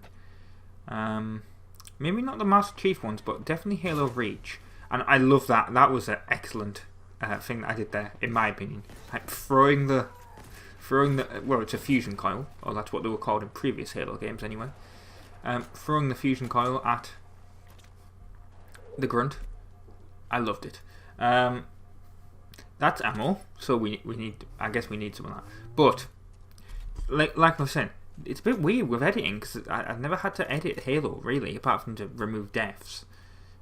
Didn't particularly like this weapon, I'm going to be honest. But what I'm on about is like there'll be bits where I fast forward, I speed up the footage. There's now transitions. I have to transition between the different side missions that we're doing. Because if I didn't, you'd just have a lot of walking, of me walking around and using the grapple hook and being confused and looking at the map. Because I tell you what, there's essentially holes in the ground. It's not. I mean, it's meant to be there because Halo's floating in space, but there's essentially a few bits where there's holes in the ground, and to try and get over them is really annoying. So you have to like climb up these like cliffs and stuff with the grapple hook. This is out of ammo, which really annoyed me. That only had a few shots in it, which sucked. And then I tried to do this here, and it wouldn't let me because it said there was enemies nearby. And this is why you'll see in a second the footage is sped up. I was trying to figure out where these enemies were. I was like, where are these grunts or these jackals or whatever that I need to kill? So I was looking around and I couldn't find them. It's like they're not under here. What's affecting me? And then I looked at the map to see if they might have been on the map. They weren't on the map. And then obviously this is the sped up footage where I'm looking around trying to find them. There's some enemies down there, but they weren't like on my map showing. So I went back, and then suddenly I could hack the base, and then we got this cutscene. Let me see. Yes, I was right. All I need to do is chat with the Banished security protocol. And by chat, I mean push it out of the way because it is really not smart. And there. We now have ourselves a second fob. Was that you? Affirmative. So what, you're going to just rebuild the UNSC? Piece by piece? That's his call. I'm just trying to be helpful. Speaking of which, each fob seems to be linked to the BattleNet. And if I do this, we can piece together what the Banished are up to. For instance, over here is some kind of Banished outpost. Purpose?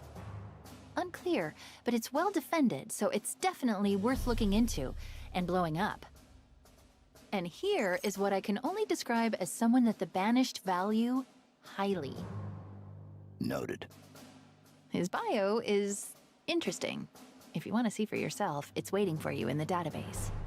They're tracking UNSC transponders too. Caches containing valuable equipment and intel. Oh no, it looks like there are multiple UNSC squads engaged in trying to survive. They need your help, Chief.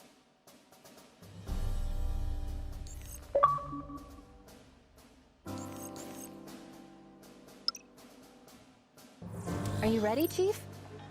What do you think? I already told you that the odds aren't great. So yes, what we're going to do is Then we're going let's go to find out what that signal is. Mongols drop rescue off Boxer approaching your Squad, I LZ, guess, Chief. and there'll be a transition right now.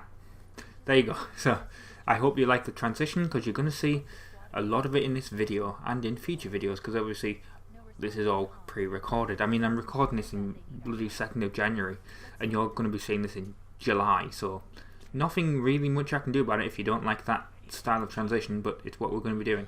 So yeah, we're rescuing Boxer Squad here. Maybe I'll try different types of transitions in these videos. Different effects. See which one you like, comment. And then what that will do is, in other games where they're like this, like I said in previous video, I'm thinking of doing Far Cry 3, and then possibly future Far Cry games, depending on how it does. In Far Cry 3, I would, you know, I'd stick to the one that you guys like the most.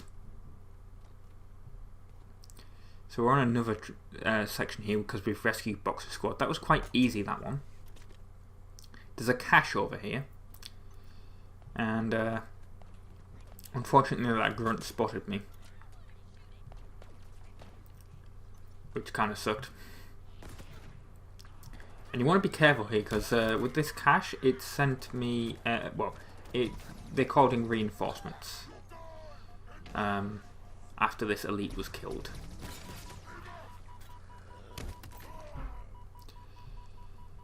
So yeah, we'll pick up this plasma cannon, and we will essentially. I died. There's an edit point there. I couldn't really hide that one, but yeah, it's because it spawned like 2 brutes out of this. I guess that's a phantom. I don't know, because it hasn't been named yet, but I'm gonna assume it's a phantom, because that's what they were in previous Halos. And then yeah, it spawned 2 really annoyed brutes that I were very short work with the plasma cannon. And then I picked up this Spartan core, and it well, it helps you get more armor abilities, I guess. This is another transition. We're gonna rescue some more Marines who, as you can see, are sort of tied up, although it's not really tied up because it's not rope, but you know. I tried to help them by shooting it, and then I was killed by the Banished while I did that in a previous attempt. So don't do that. It's better if you like kill a bunch of them first. It's them. These jackals with these damn stalker rifles. Just 1 or 2 hits and then they kill you. And it doesn't help when there's loads of enemies fighting at you. I know I said in previous ones you feel like a badass when you're chief and you're just killing everyone in your way, but it doesn't really work when there's way too many enemies. Maybe I need to rank up and increase my like armor's strength and stuff. But there we go. See, we've rescued them now, so they will now help us in battle against these enemies. Even though there's apparently hostile, well, reinforcements inbound. I guess they'd already arrived. And yeah, that was it. So we're moving on to the next thing in a second here. Here we go. Which is a propaganda tower. Now these brutes and these grunts were quite far away from it actually. I was on my way to rescue another. I didn't even know it was here, to be honest. I was on my way to rescue another squad of Marines, because I was trying to figure out how to get over this big hole. You can't really see it, but there's a big gap to the right. I was trying to figure out how to get over, and I came across those grunts and that brute, and then it was like, oh, there's a propaganda tower here. I was like, oh. Well, guess I'll do that. And apologies if you can hear noises in the background. But yeah, to destroy this, you just shoot it and it blows up. But we've destroyed. You earn an achievement for it. I like the name of that achievement. I didn't actually notice it when I was playing. Please shut up. Yes, but that's, yeah. You can see there's this giant gap here, and I was like, how the hell do I get over this? Turns out, don't try and run down there and jump over it. Doesn't work. You sort of have to go to the end of the the end of the map essentially to get over it. But yeah, it was quite difficult to actually figure out how to get over there with that hexagon shaped stuff. Now, and also don't be confused here, because if you see I put a waypoint on, and you can see it's above me, and I was like, oh well, okay, the Marines must be up here. No, this is literally what I'm fighting. I didn't even notice the Marines were trapped over there. It's just the game is confused by the elevation change, I guess, and it put the waypoint above me. So I didn't even realise these were the Marines over there that I was trying to help until I saw the subtitles. Like, I completely went past and I was like, oh, they're up there? No, that's not where they are. They are, if you look, they are behind me. They're on the left there, if you can see. But that just shows you how little people pay attention when they're actually playing a game. When they're focused on one area of the screen, there'll be loads of people who'll be like, oh, that was really easy. That was, you know, how did you miss that? I've noticed that on other YouTube comment sections when someone's played a game and they're like, oh, they were clearly in the middle of the screen. Or they were clearly on the left side of the screen, really. It's like, well, if you're not looking at that side of the screen, then, because I was like, oh, they're here. Right. If you're not looking at that side of the screen where they are, then you're not gonna notice them. But we're gonna move on to another thing now, which I believe, Matt, is another propaganda tower. I was just walking along and I just saw these like brutes actually. But this comes up to a propaganda tower actually. So yeah, I guess that's what it is. But they were just sort of guarding this area that was nowhere, so I guess they were on patrol. And then they came across me. And they met their demise. And yeah, then we just go down here, and the propaganda tower is directly in front of us. Again, but don't think it was on the map. Was just using the gravity. Like I said in previous video, I keep calling it the gravity. The gravity hook. No, it's the grapple hook. That's with the gravity hammer being a thing in this game. Well, in previous Halos anyway. Have not come across it yet. I don't think in Infinite. That was an edit point. Because again, when they call reinforcement, it always seems to be these like raging brutes. And if you're not expecting them, it's very easy to die from them.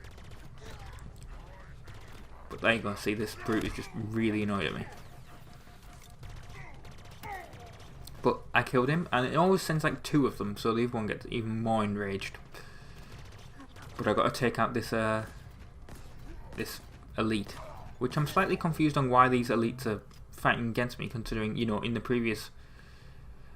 Again, it's probably like, I was gonna say third party. It's not third party, but like, you know, like in Star Wars and stuff, you get like there's like the movies, and then there's like the books and stuff that only like hardcore fans read. I think that's the same with like Halo, really. I've read like one of the books and I was like, okay. But that was like, I don't read the Halo books. As much of a fan of the series as I am, you know, the Halo wiki exists, so other people can read it and then I can get the information if I need to. But yeah, it does make it slightly confusing when, you know, it's like, oh, last time I checked, we beat the Covenant, and then the elites were like, oh, we're all free now. And then like in Halo 5, we were with them, like as Spartan Lock, we went to the elite homeworld, and then we like met the Arbiter, and then like essentially the start of Halo Infinite was like Cortana destroyed a lot of stuff. She got really angry, and then I'm trying to remember the Halo 5 story now. But yeah, Cortana got really angry, and then like it seems like we've had a time jump into Halo Infinite. So yeah, a bit confused now with the Halo story.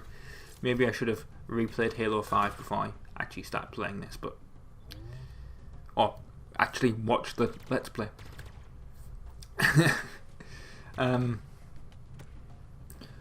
But this mission, or this side quest I should say here, not really one I would recommend. I mean, I've done it, obviously. Not really one I could recommend right at the start, as I'm doing here.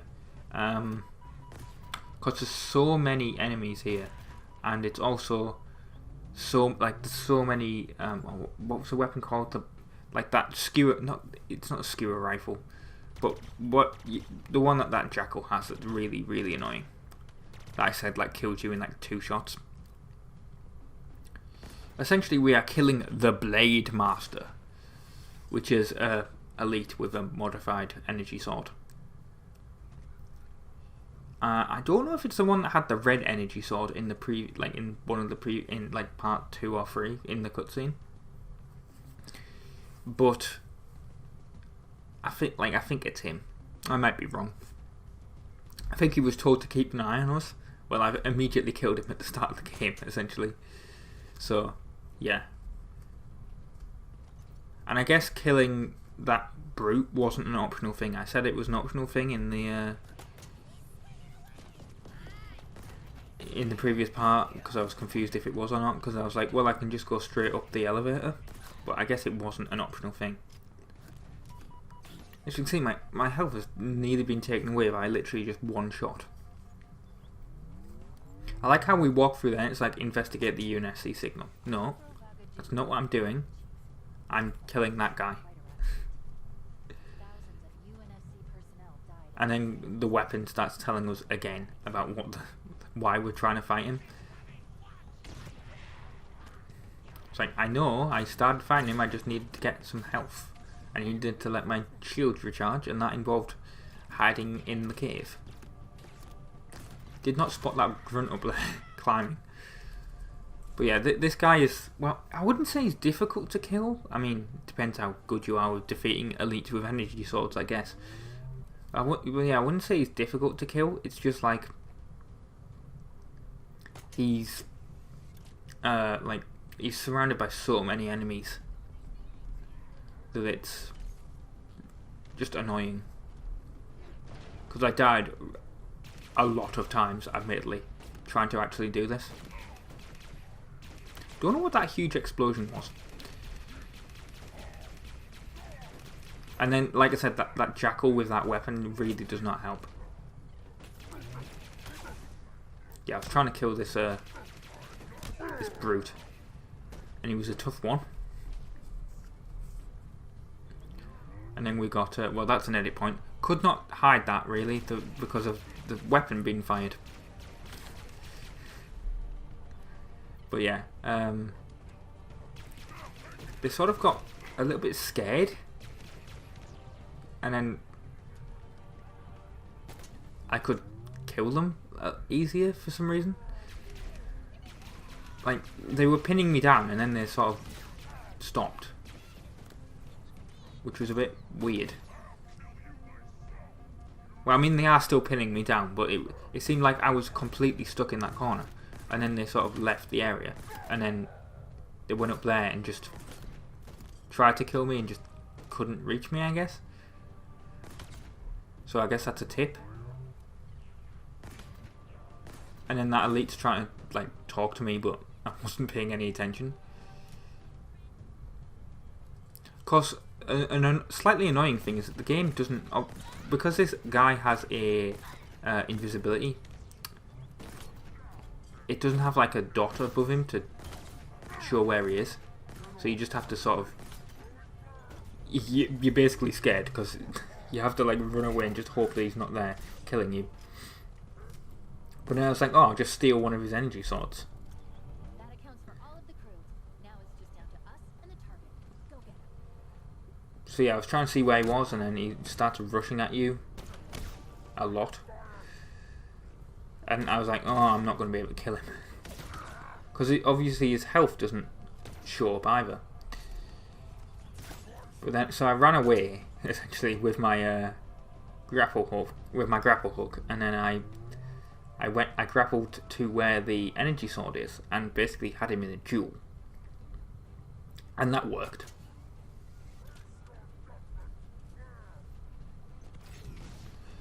Because as you can see, he'll come across me here. There we go. He missed me, and then it was sort of like a duel. And then I didn't actually see his death. Like, I just killed him there. And then for some reason I couldn't find his body, even though I can see it now.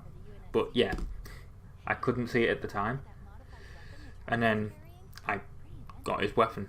So yeah, I've been Robin from the Insane Gamers. This has been part 5 of Halo Infinite. Don't know what I'm going to be calling this. I think I'm just it'll be called like the Blade Master or something. But yeah, thank you very much for watching, and ta-ra.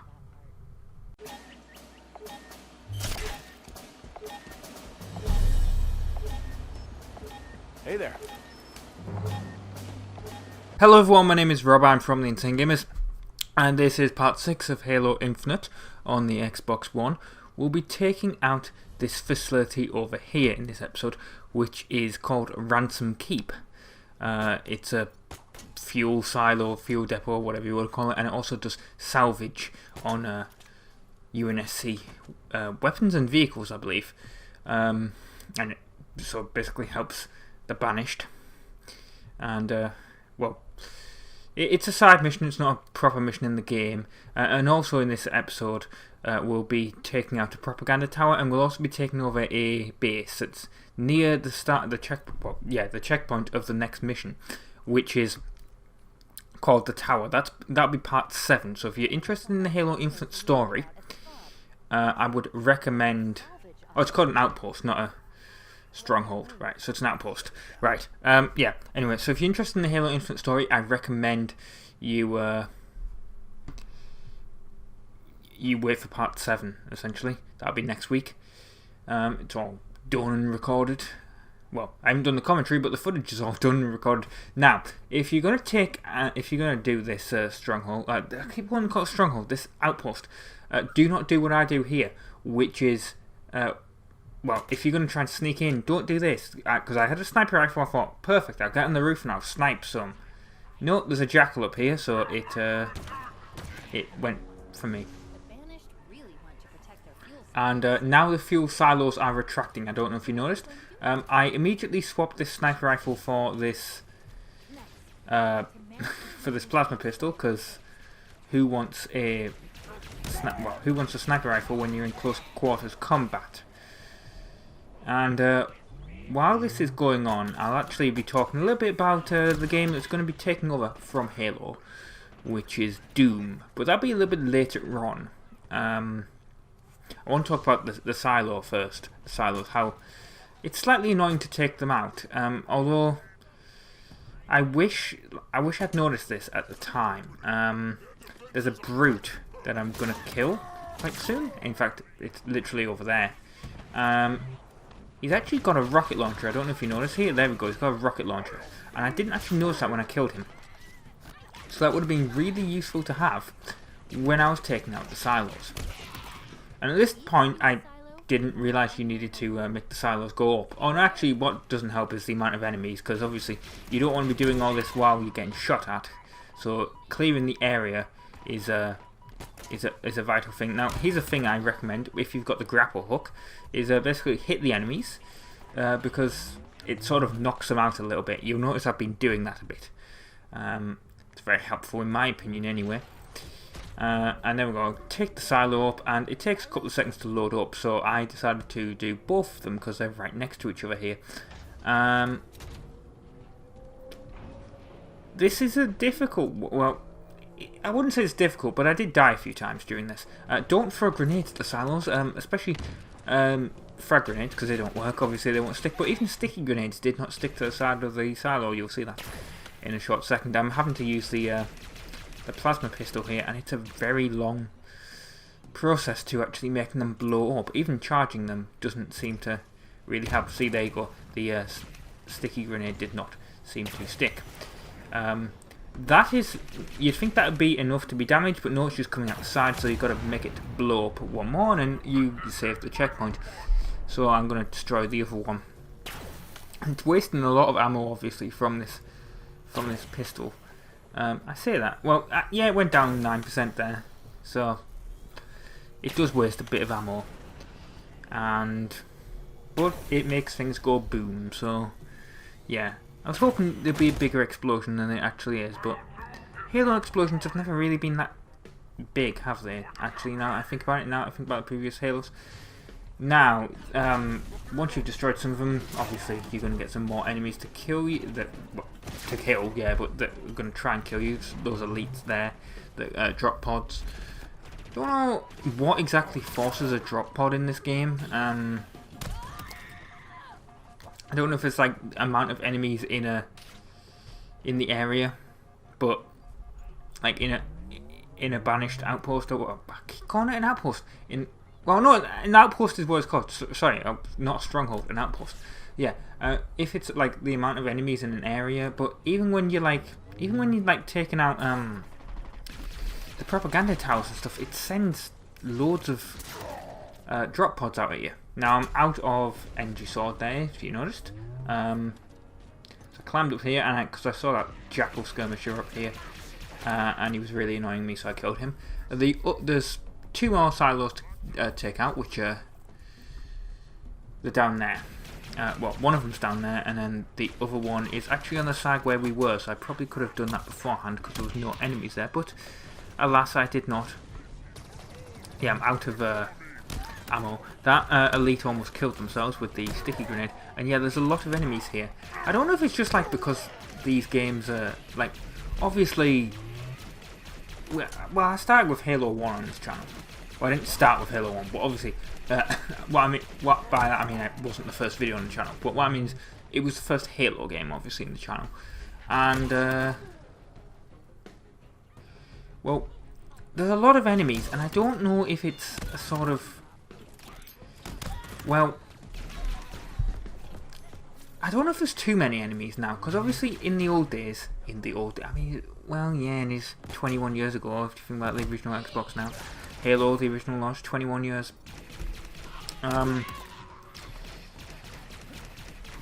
If the amount of enemies is in games is like, obviously the technology of consoles and computers has increased massively in those 21 years. So it's obviously the original Xbox, I don't think will be able to handle this amount of enemies. And I doubt the 360 would. I mean, I don't know. I don't have an Xbox Series X. At the time of recording, it's the 5th of January. Yeah, I don't have an Xbox Series X at the moment, or Series S. So I don't know if there's actually more enemies in that than there is here this is on an original Xbox One. It's literally a base model Xbox One that came out in 2013. You know, I'm looking at the connector that it came with right now. Yeah. So this is an old console, and it's, to be fair, the game still looks good at this point. The game still looks really good, in my opinion. But speaking of games looking good, the other silos here, like I said. Speaking of games looking good, Doom is going to take over from Halo. I considered it basically because, well, it's a science fiction shooter, really, isn't it? Space shooter. So I thought it was the perfect game to take over. And what happened is I bought Doom Eternal for £6 in the UK. That's where I live. In a supermarket, Tesco, and because they have a little game section. Oh, don't go around here, by the way. It's completely stupid because I thought, oh, I can enter through this back thing here. No, you can't. You have to enter through the front. There's like a shield in the way that was there. Now it's not. But anyway, yeah. So I bought Doom Eternal, and then I thought, well, I've got to get the first Doom, and I bought that from a used game store. But it's been about 2 weeks since I bought Doom Eternal, and I was like, well, I need to install. There's Xbox Games with Gold, and there's PlayStation Plus free games. So the PlayStation Plus free games came out because it's the 5th. Because PlayStation, if you're not a PlayStation person, PlayStation Plus free games come out on the 4th of every month, I believe it is. So yeah, it came out, and I downloaded it. I downloaded Dirt 5, and I thought, well, while I've got the PS5 on, I'll install the 2 Doom games ready, because obviously I'm doing Halo Infinite now, so I need to move on to recording Doom, so I might as well install them now onto the PS5. And I put Doom 1 in, and it installed, and it was fine, and then I put Doom Eternally, and it was like, oh, by the way, you've got a free PS5 upgrade, and I didn't even know. Not written on the packaging, I don't know if it's online anywhere, but it was a brand new copy of the game, it wasn't used or anything. That was an edit because I died at some point. If you're wondering why stuff like that occasionally happens, that's because I edit out the deaths, because obviously that will make the video really long, and I guess you guys wouldn't want to see it, because, I mean, I know I wouldn't when I'm doing the commentary after the fact. Now, you may wonder why I got in the Scorpion. It's because there is an that's why. Because there's an invisible elite in here, basically, and it surprised me and it killed me. You'll see it in a second. It'll throw a sticky grenade at me. There we go. Somehow this didn't kill it, but then the second Scorpion tank did. There we go. It threw it again, but this time it died, because you can see the energy sword on the floor. And the fact that the subtitles said that, but obviously I wasn't paying attention to the subtitles when I'm playing. That's more really for you guys, to be honest. But I think everyone's dead in there now, so I can actually destroy this part of the facility, which is well, we've took out the fuel silos, and now we're destroying the repairing the salvage operation. And there's another one in that area that where the edit was. Now you notice here again more drop pods, but at least with the Scorpion it was a lot easier to kill them this time. I like how they also explode after they're being dropped. I think that was something that happened. I don't know if that happened in previous Halos, and it definitely didn't happen in Reach, because I remember being killed by one of them landing on my head in the Halo Reach mission. Not in the Let's Play, but in like at some point when I had played the game by myself. I remember that happened. I got confused here, by the way. I was like, how do I get into this? Because I was pressing the button to see where it was, and obviously it tells you where the thing that you have to press is. And I was like, well, how the hell do I get in? Because I was like, there's a shield in the way. I didn't know how to get in. And the answer is, you go in, because there's this shield here, and I thought, oh, I'll just hit it, see if that destroys it. Nope, it doesn't do anything. And then I didn't notice that there was that line at the top. It's because there's a generator that you, I can't remember if you have to turn it on or if you just have to destroy it. No, you have to destroy it, that's what it is. At first I thought, oh, do you have to get in through the roof? Nope, that's not how you get in. There's one grunt in there, by the way. There's literally just one grunt. There we go. I saw this, I was like, oh, this must be connected to the shield somehow. How do I destroy this? Can't do it from inside, so I must do it from inside. And then I saw it and I tried shooting at it, and that doesn't work. And then I saw there was a hole, so then I went in and I destroyed it. So that's how, if you're confused on what to do there, that's what you do.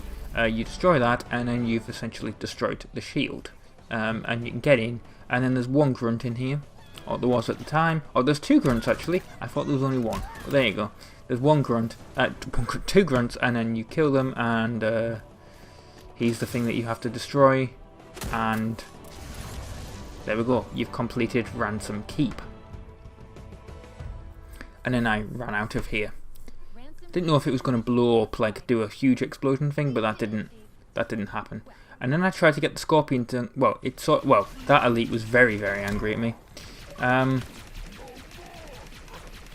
then I killed him, and then I got an achievement for completing a Banished outpost. So there we go. That's how you do that. Now, moving on. Well, first of all, I tried to get this Scorpion tank. I probably should have removed this bit of the video, to be honest. But yeah, this Scorpion tank here, I tried to get it out, and then I realised it wouldn't fit through that hole. Forgot there was a bit where you could open the gate, but whatever. Anyway, we're moving on now with that edit. By the way, if you like the transition, let me know, because I'm going through all the different transitions in Magic Vegas, and which used to be called Sony Vegas. If you've watched previous videos, I've still occasionally called it Sony Vegas, so it's been Magic Vegas for a bit. But yeah. Tell me if you like any of the transitions, and I'll use it for future games. I'm just trialing some of them to see which one you like. In the previous one, I had one get pushed away. In this one, obviously, that was a nice little clock turn thing. So we'll see what it is. But I think these guys are the ones guarding the. Well, it's a bit weird. If you look on the map, it doesn't actually show where this where the basically there's a propaganda thing here, and I didn't realise, because it's not on the map, it doesn't show you where it is. I wasn't close enough. So, but I think these guys are sort of protecting it, because I could hear it, but I couldn't see it. You notice also there's a jackal there, so I'm going to kill him. And then I started walking around trying to find this this outpost, and then I found these grunts over here. I really probably should have shown walking to these grunts, but oh well, done it now. But yeah, that's what you do, and that's the propaganda transmission that you need to destroy. Now there's going to be another dropship thing here. There we go. Almost landed on me, and then there's two brutes obviously that get very angry at you, but they died. And then it was literally just. Well, I tried to destroy it with this plasma pistol, it didn't work, so I just threw a plasma grenade at it. And then, the final part of this video is we've got this FOB Foxtrot, this forward operating base Foxtrot, that we're going to try and take over. And we succeeded taking over, because it's a base. But yeah, I have a. Well, you can see this weapon. What is this? This isn't the plasma rifle. I forgot what this one is called now. But I have that weapon, and I was using it. So I've ran out. I must have ran out of energy sword swipes, I think. There's a red elite here. Try, but obviously, the red ones are harder to kill than the blue ones. They take a few more hits, but they do still. There we go. They still do die by punching. And I noticed that subtitle said, "Oh, noble sacrifice." Well, guess so. But yeah, there we go. See, these elites they seem easier to kill, at least when you're playing the game. That grunt killed itself by throwing a grenade into a wall that it stood next to, and then essentially sticking itself. And then I killed that elite there, and we killed them, and now we take over FOB Foxtrot. And as you can see, I was very close to the mission checkpoint, the mission start thing, which is that tower there, and that will be part 7. So yes, I've been Rob, I've been from the Insane Gamers. Thank you very much for watching part 6 of Halo Infinite, and stay tuned for part 7, where we will be dealing with the tower, and ta-ra!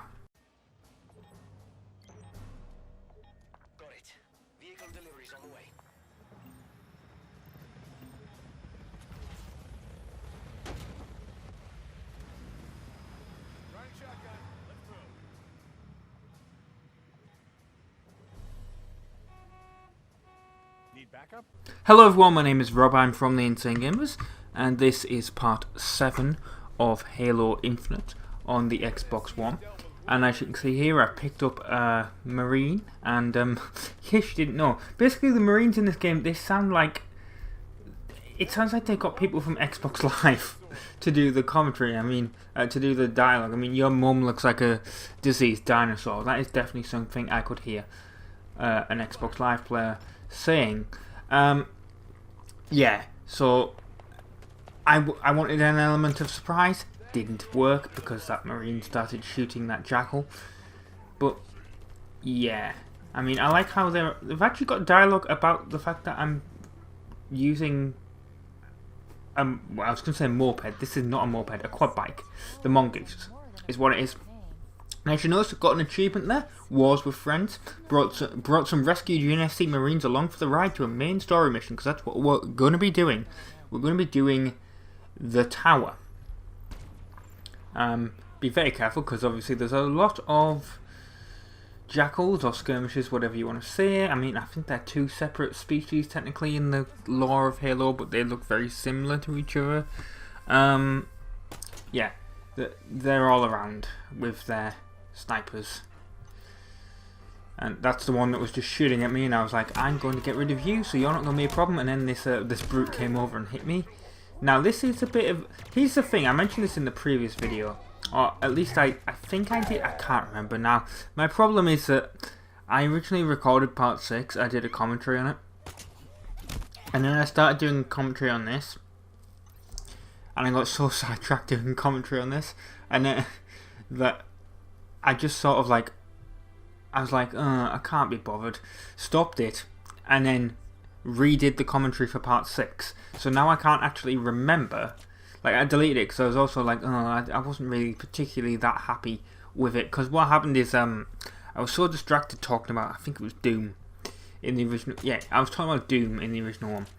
And, I mean, I talked about it in the redone version as well. But I was so busy talking about it that I actually missed 2 of the silos. I was just talking about Doom. You don't want to be trying to climb up those things, by the way. It doesn't exactly work. I mean, you might be able to, but it's not what I did. Now, what I was going to say there before I got slightly sidetracked was, I didn't know if I mentioned it in the previous one. I think I did, though. Was about how many enemies there are now in Halo games. I mean, the previous Halo games, yes, it was all technology, it was lower graphics and all that, but there was less enemies. Because obviously it was more complicated. And that's a thing now with modern games, is... The graphics are better, but also the amount of enemies that can be shown on screen is better as well. And it sort of makes these battles longer and harder, I guess you could say. Because, I mean, maybe it's also because I have not played through this game before. I'm going in blind, essentially, as I do this Let's Play, or this walkthrough, I should say. I mean, yeah, it's a walkthrough, but unlike the previous Halos, apart from Halo 5 Guardians, that was a blind one as well, but this is, you know, this is blind, but the previous Halos I've played. Although saying that, ODST I only played once. But yeah, that was a... I don't know if I'll have to look at that in like slow motion or something, but I think I grabbed that gun and then brung it to me, and I don't know if that's actually a thing. Like, that's what it looked like happened, but I could just be wrong. Like, I'm pretty sure I grabbed the needler or something that was hanging there and brought it towards me.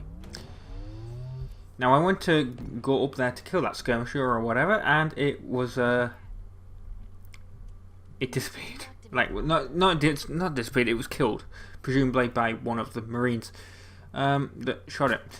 So yeah, this is what I mean about things taking longer. I mean, in previous Halo games, you would have gone in here, you would have killed the amount of, like, the enemies that were in the middle of the courtyard. I wouldn't have had to have gone up to the side of the thing to get rid of some of those enemies. These enemies here wouldn't have come out and started attacking me.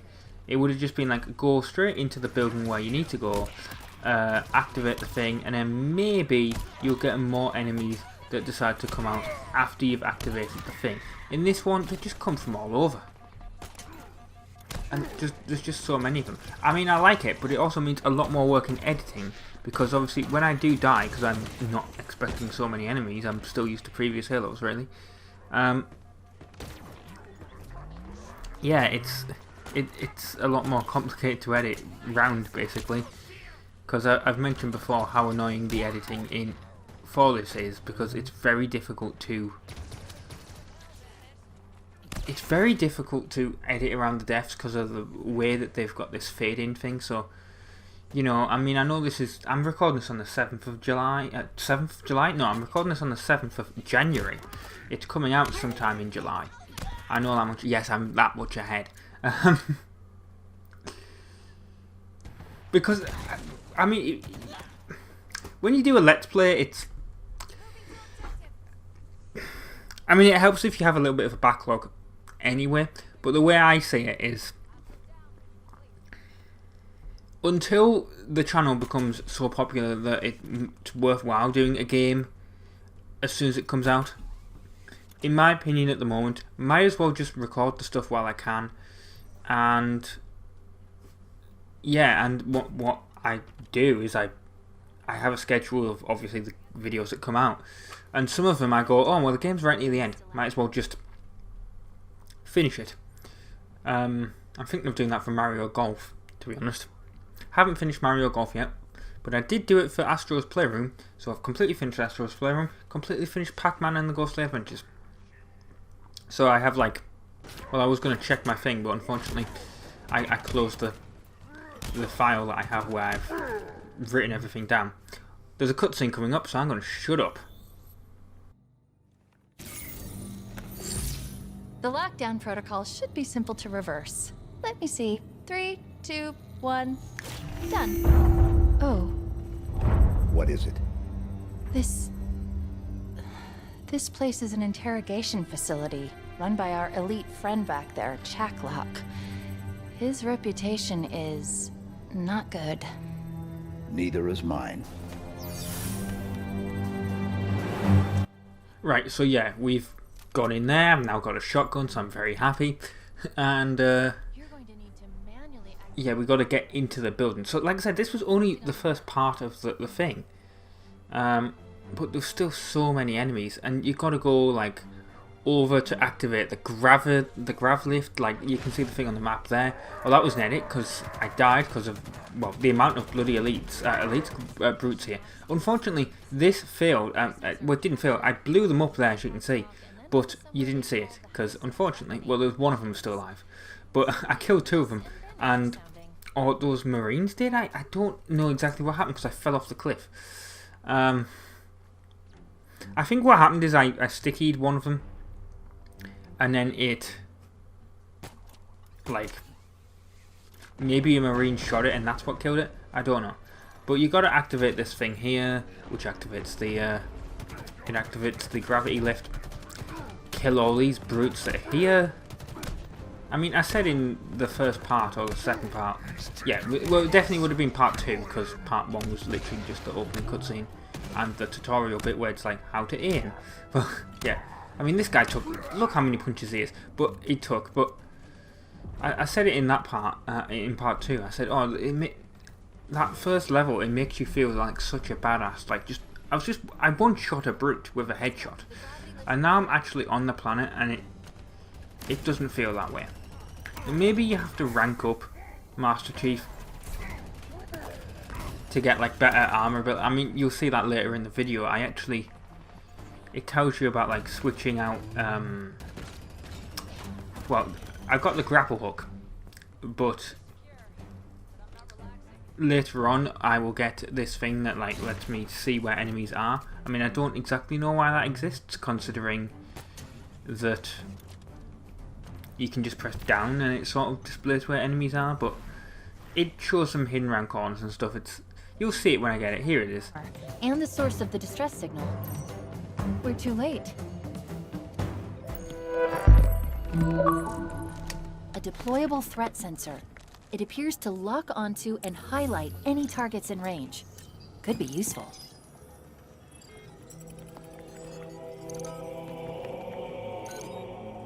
This armor belonged to a Spartan named Hudson Griffin. Sensor logs suggest he was alive when the armor was removed. Forcibly. It's a long shot, but he might still be alive. So as we can see there, that's the gravity center. The gravity sensor. And yeah, the slightly annoying thing, I was trying to figure out how to swap it in, but it turns out it's literally just using the arrows or something, the D-pad. But the annoying thing about it is because it replaces one of your armor abilities, it replaces the grapple hook. I've been using the grapple hook so much that I forgot, essentially, that I'd swapped it out. So I was deploying the threat sensor. I mean, I'm still using the grapple hook at the moment, but it was more like when I got up here. There we go. So you use the D-pad, as you can see. And now I'm using it, and it just fires out like that. I mean, that's completely worthless. I mean, you can see where the enemies are, but in my opinion, it's not really that great a thing. I mean, didn't discover them. I mean, granted, they didn't walk into the thing, but still. Now, this part of the level, we're inside the tower. It confused me. I was a bit confused on where to go in some places. So, don't do what I did, essentially. There's a bit where I walked around the map. You'll see it when I get to it. But, like, I walked around in circles because this goes around in a big loop. I was like, oh, you climb up there. That makes sense. That's what I meant to do. See, I went to use the grapple hook there, and I just used the threat sensor, so it was completely worthless. But yeah, you walk up here. I think there's 3 floors, maybe? I don't know. But I should notice if I press down, it still sort of well, it doesn't sense enemies, but it senses everything else. So I guess that's why the threat sensor exists. But really, if you've got the threat sensor, it should just, when you do the scanning thing, it just should just work like that.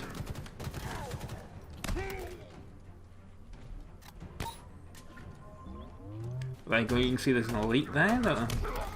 There's a lot of enemies. Well, like I said, there's a lot of enemies now in the game. It just feels like a constant battle, and I don't know if I like it as much. I mean, granted, when you're doing the free roam and stuff, not in missions, it feels less, like, because obviously there's bits where there's no enemies at all. But even then, to be honest, the things are quite close to each other in places, so it's not great. Now, as you can see, this is sped up footage because this is the bit that I was on about where I got confused on where to go. But I got a Spartan core, and this is where I discovered how to level up stuff. So as you can see here, I got this thing where I can, well, I was looking at what it did, but as you can see here, I add that thing to the grapple hook, and it electrocutes enemies briefly now, so that's nice. And there we go, that increases the thing, and this is still sped up footage because I was like, why the hell do I go? And then I discovered where I have to go, which is another level up, as you can see there. So don't do what I did there, just look for the bit to go up. It's on the right hand side, because I was looking on the left hand side because that's where you can see that thing that goes in. And as we can go, there's no enemies here, surprisingly, on this part of the level, but there's a reason for that. It's because we're getting to the boss battle, so I'm going to shut up for this cutscene.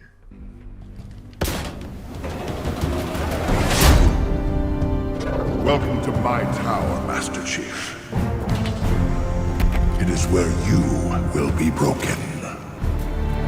It is where you will give up your secrets. I mean, it's not really, because this took me, I think, I would say about 2 attempts to do. He's really, really quick and invisible, but if you have the shotgun like I do, surprisingly easy to kill. I mean, the first time I ran out of ammo, it's more helpful if you actually stick them, but when you get, as you can see, with the sticky grenades or whatever they are, they sort of electrocute him, so that's sort of helpful. Just taking a drink of water there. Reloading the shotgun takes ages though. Actually, that didn't seem that long. It felt longer when I was actually playing the game. Maybe it's when you actually completely... There we go. It felt a lot longer, but yeah, just hit him with the shotgun, it works. And then we got another long cut. Shut this thing down. Working on it. Okay. Be ready. I'm going to cut him loose.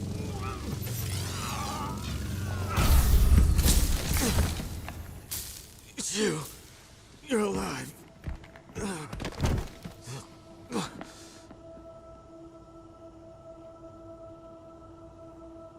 Chief, the Banished.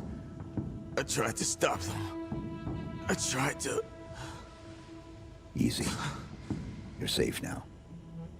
The Banished, they have something they call the Conservatory. It's all I know. It's picked up north of here. Dig site.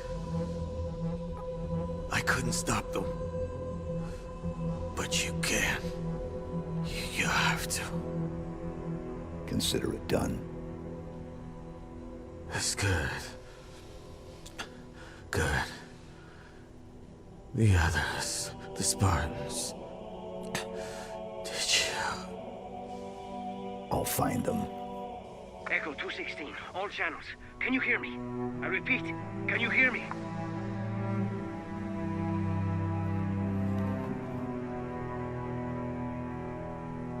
Chief? Big guy, your motion tracker isn't moving. Ah, come on, give me anything. Chief, Respond, please. Did you find the source of the signal? Whatever's down there either has to come with us or be left behind. Can you hear me? A dig site on the ring? This conservatory must be some sort of Forerunner installation. What do you suppose they're after? It's time to go.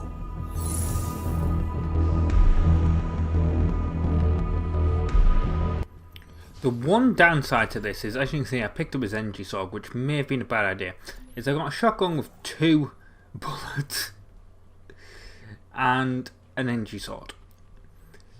And that's really not good, because as you'll see when it's part 8, I exited out this way, which I think is, there might be multiple exits, but it's the way I exited out. And I walk straight ahead. You can see the bridge sort of in front of me. And there's a whole bunch of enemies on the end of that bridge. So yeah, that took several attempts to do. But yeah, I've been Rob from the Instant Gamers. Thank you very much for watching, and ta-ra. Hello everyone, my name is Rob, I'm from the Instant Gamers, and this is part 8 of Halo Infinite on the Xbox One. And you may wonder why I'm talking over the pre-intro bit. Yes, this is the pre-intro bit. I have not forgotten to click out the bit at the beginning and then add the intro. This is the pre-intro bit because, well, this took so many attempts to do. I only had those 2. Shotgun bullets, and then energy sword. So, honestly, this probably took me about 10 attempts to kill the amount of enemies here. It really, really annoyed me. And I just felt I needed to top up. I mean, several times I just attempted to grab this plasma cannon and I was just shot in the back. It was really, really difficult. I mean, I suppose I could have ran away and got more weapons or more ammo, but I was gonna do it. So you see here that, well, this turret itself shooting me didn't help. The Banished if this turret wasn't there, I think it wouldn't have been a problem. You're heading there too. Because that killed me like 2 or 3 times. Well, don't worry about me. I'll be here, waiting. But I have the 2 alone shotgun bullets there. But although I have more ammo now, I have actual ammo that I can recharge. Just don't leave me out here for too long. So there we go. Kill this jackal, and I mean it. Yeah, I've done that easily.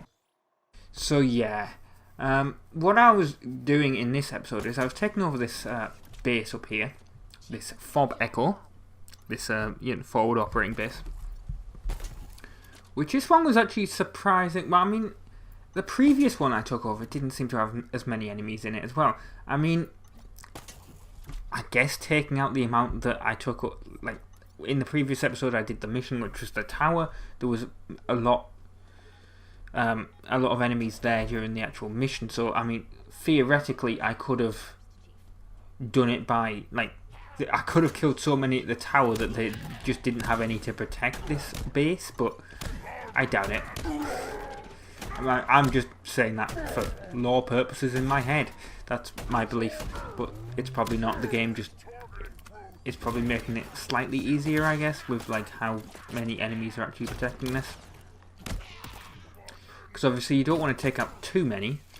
You don't want too many doing it, because then no one will ever actually get the base. Now I don't know what happened here. I killed this brute,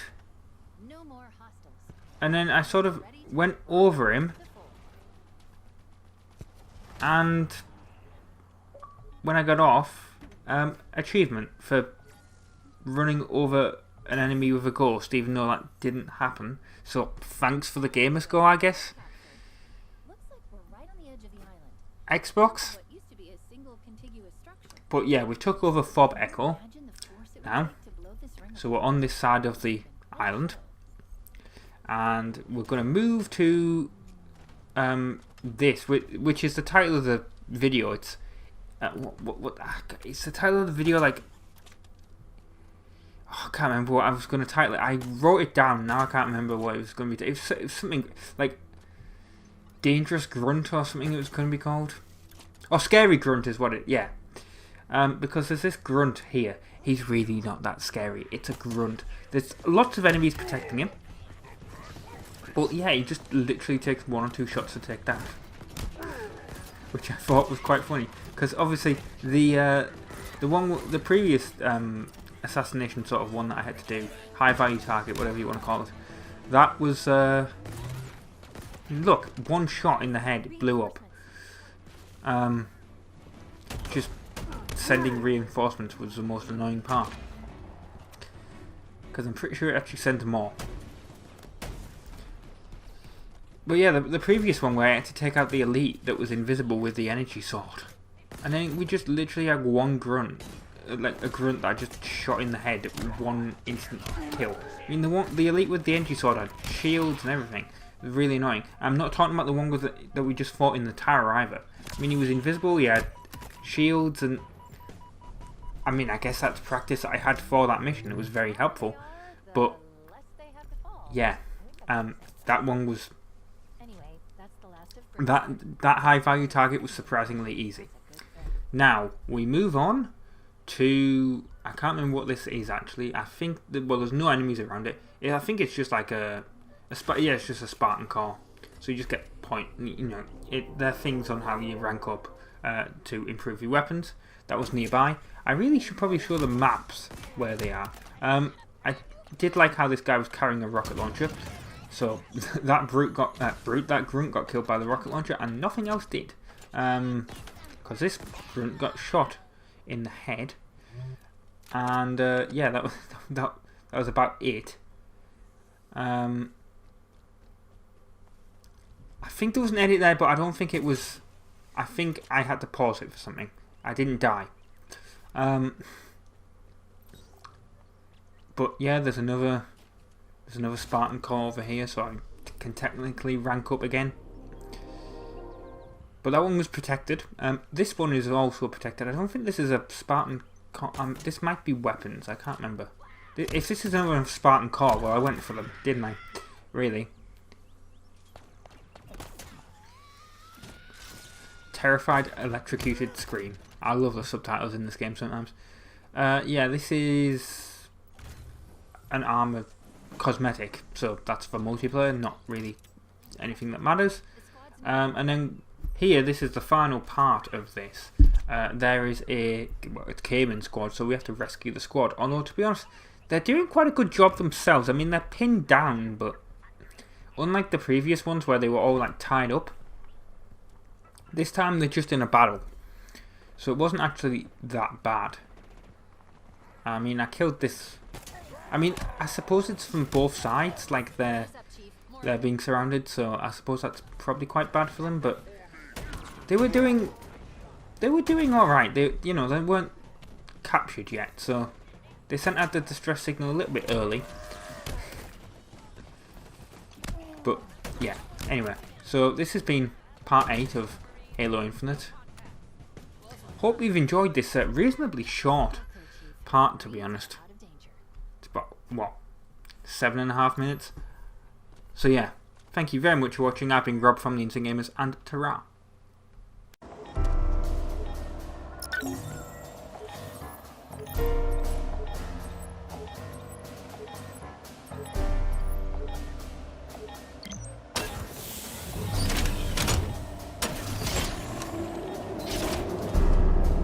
Hello everyone, my name is Rob, I'm from the Insane Gamers, and this is part 9 of Halo Infinite. And to be honest, it's been a couple of days since I recorded this footage, so I can't exactly remember what happened, but I can tell you right now that we are rescuing this squad of Marines. What they're called, I can't tell you, but I know that's what we're doing. And, well, what I want to... I've always used Halo sort of as like a blog, a vlog I should say, not a blog, because blog is typing, but yeah, I've used it as like some sort of vlog series really. So I'm going to do that because I haven't done, at the time of recording this, I haven't done part 19 of Mario Golf, so I don't know if it's on hiatus or not, because what I'm thinking, you'll know because it came out yesterday, which, yeah, I don't do things in order, the order of release, but yeah, Mario Golf, if you haven't watched the series, if it's on hiatus, I would still watch it, but be aware it might not come back. But the thing is, with Mario Golf, is it's got a bit of like an artificial difficulty level, and it's really been annoying me, because I've tried to record it today. I had 4 attempts, and I failed every single time at the last one. If you don't know what I'm on about, basically, in part 18, I've got up to this level, and you have to beat the course, a 9-hole course in under 30 minutes. That sounds really simple, but it's not, because every time you take a shot, it takes 30 seconds off your time. So if you get a couple of bogeys, or double bogeys, triple bogeys, you know, terrible things, you're basically screwed. And for the past 4 attempts, I've got to the last hole. I've literally been on the green with 28 or 29 seconds left, hit it, the ball would have gone in, but I failed because it takes the 30 seconds off, and then I've gone to -1. And it's really, really annoyed me. So I've been thinking I might put that series on hiatus. Anyway, we're moving on to the next thing here. That was Bluebell Squad was what it was. We're taking out this this propaganda tower, this propaganda radio tower here. Although I guess, is it a Phantom? It's what it's called in previous Halo games, so I'm still calling that a Phantom. Yeah, that Phantom is shooting at us, so I just tried to take out its gun, which you actually can do. I didn't. It's been. I know I did that in ODST, but with flying a Banshee, but I forgot you could actually really do it. Anyway, yeah. So they got scared and flew off, and then I just destroyed this this propaganda tower like that. And now we move on to the next thing, which is it's this other squad of Marines. Now, I think, let me check. Yes, it's this squad. There's 2 squads of Marines, and the next squad that you're going to see, I actually attempted that first, and I killed all the enemies, but it didn't do, like, it didn't count for some reason. I literally did kill all the enemies.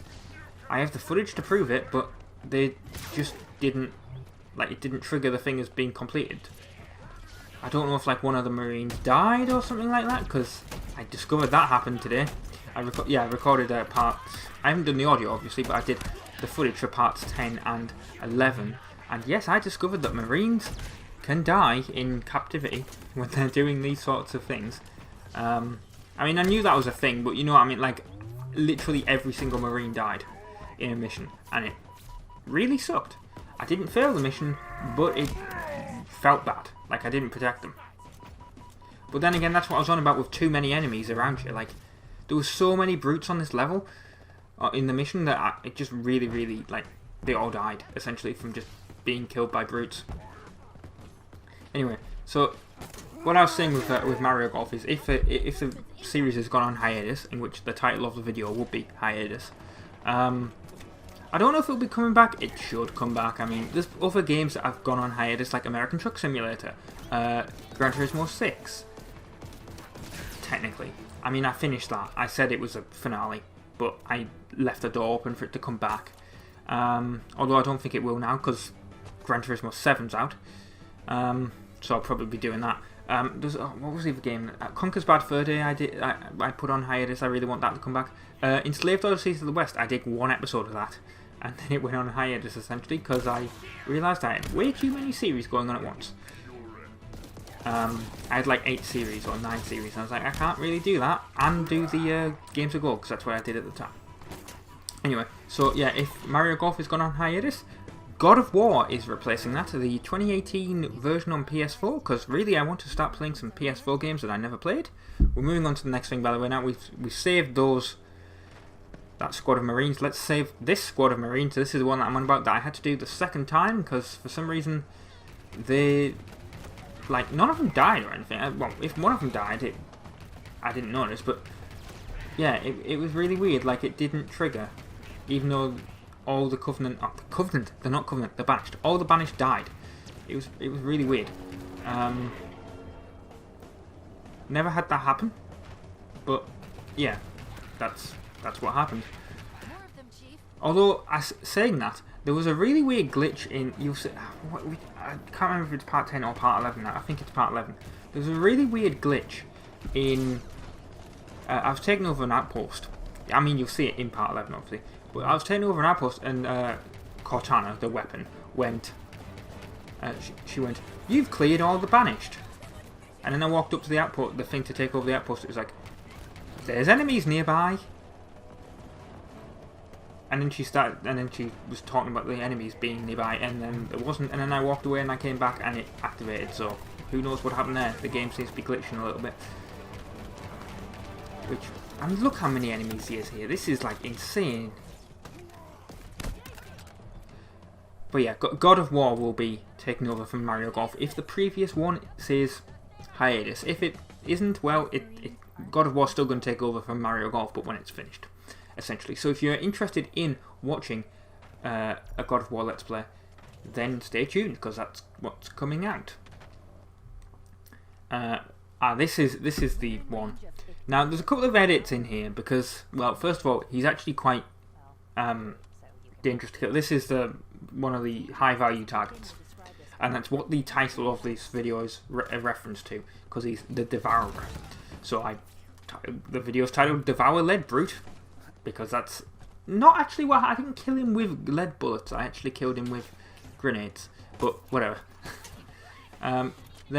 He's got a couple of bloody jackals or skirmishers around here that like snipe you, and they kept killing me, so that's why I went, like, I kept dying, and then obviously that's an edit. But there's a thing here, I killed this jackal, and then that's one of the things where I had to edit, and then that was actually pretty seamless. You didn't see that, but I actually had to pause and do something else for 5 minutes, and then I came back, which is amazing.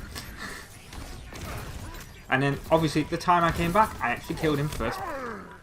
Well, because I kept dying, I kept being killed by him, or I'd kill him and then instantly get killed by the other jackal that's over there. So I'm actually surprised I did it. But yeah, I'm actually happy with myself that I managed to do it. So yeah, you can see me sort of like sneaking around trying to avoid this jackal over there with the sniper. They're really annoying in this game. I hate them so much.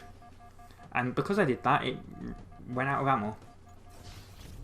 And all I have is an energy sword, so I grabbed this plasma pistol. And this what is, I forgot what this weapon is called now. Should look it up. It's the one that makes them electrocuted. Although my grapple hook does that now, which I like. Did that in the previous episode. That sticky grenade throw was absolutely terrible. Honestly surprised I was not killed by walking on it. That would have been really, really annoying. But yeah, killed that brute there. He's got a couple of brutes surrounding him as crewmates as well. So yeah, basically you kill everyone and that's it.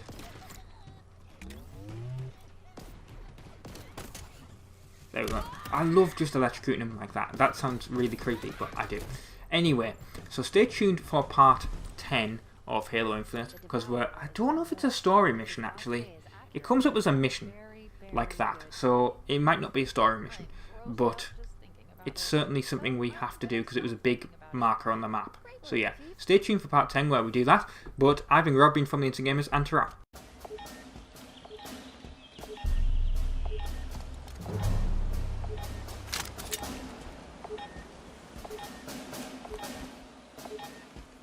Hello everyone, my name is Rob, I'm from the Insane Gamers. This is part 10 of Halo Infinite, and we are doing this, the Redoubt of Sundering. Now I don't know if that is I don't know if it's a proper mission or whatever in the game, but it looks, well, quite big.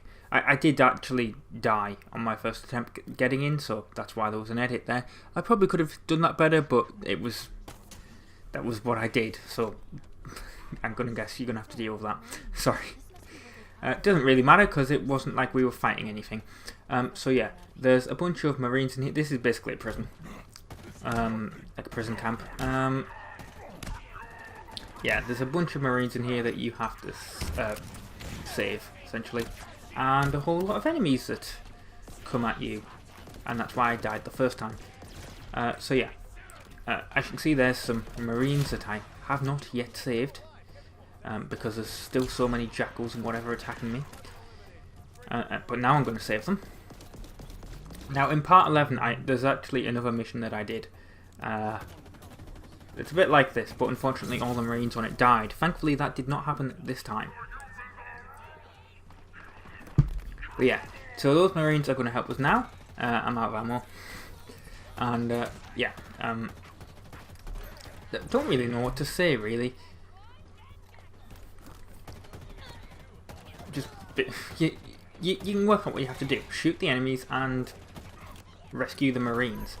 There is a lot of enemies. I've said that in all the Halos, in all of Halo Infinite. Really, there seems to be way too many enemies than previous Halo games, and I don't know. Like, I think that's what might have killed the Marine, because I've never really got through, like, in previous Halos, I've never really had all the Marines die. And in part 11, like I said, I do one of these missions, and all the Marines that I'm trying to rescue died. Because there was so many brutes and elites that attack them, and they're not very good at killing brutes and elites. They can kill jackals and they can kill grunts, but they can't really kill brutes or elites. So yeah, I mean, I know the game, at the time this video actually comes, I mean, I'm recording this in January. I hope that 343 kind of fixed the amount of enemies, if that's even possible, in, because I'm only playing on normal as well, right? I could understand if I was playing on heroic or if I was playing on legendary, but I'm not. I'm playing on normal, and yes, I am dying on normal. That's kind of embarrassing thing to say, but also not. I mean, look, do they need backup really? Do they need these brutes? No, they don't. But yeah, anyway. So that was also a terrible edit, but there was really nothing I could do there to hide that, so apologies. There is a bit of an issue around here of, well, it's the amount of brutes. Again, they've all got like high-powered weapons. Yes, I have this plasma turret, but it's not great. I mean, look at this. Look, there's like several elite. There's an elite there. There's two elites. In fact, there's another brute that's charging at us. That elite there was throwing grenade. Like, there's so many enemies, and it's really, really annoying. Not that I want to sound like I'm complaining way too much about this game, because I do. I'm loving it. When I'm playing, it is a bit rage-inducing when I die a lot, but when I'm trying to get one enemy and then I get absolutely killed. But that's just the way I play Halo. I read online. Maybe I should change my field of view, because that might help with the way I play, because I seem to run in and like try and punch enemies a lot. It might help better if I change the field of view, but I've never done anything like that. I'm not really a PC person, so I say that having played PC games on this channel, but I'm not really a PC person in the fact that I play first-person shooters on PC, so I've never really had to deal with that, to be honest. So if that's what doing... Oh, look, by the way, when you go in here, you want to be very, very careful. There is a brute with a gravity hammer, as you can see there. Glad to see the gravity hammer is in the game. I was a little bit worried it wasn't. Slightly annoying that those Marines went in front of me there, because then they complained about me doing friendly fire. It's not my fault you run in front of me, is it? But look, now we're surrounded by those elites, and it's just, there's so many. and it's slightly annoying. But yeah, we've got to rescue the commander here. Which that was actually quite simple because there was only one jackal that was left.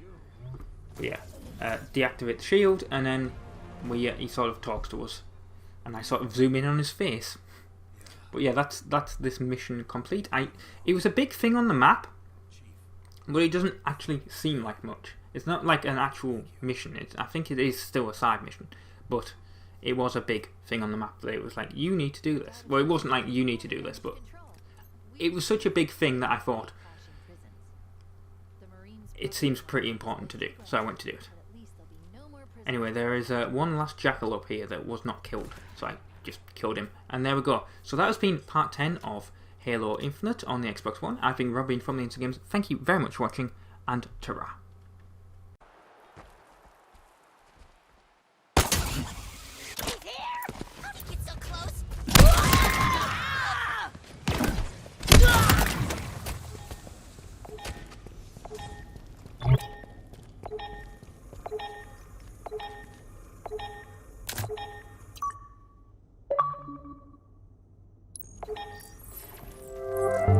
Hello everyone, my name is Rob, I'm from the Instant Gamers. This is part 11 of Halo Infinite. And yes, we will be taking out the Forge of Tish later on in this video, but first of all we're going to be dealing with Courier Squad.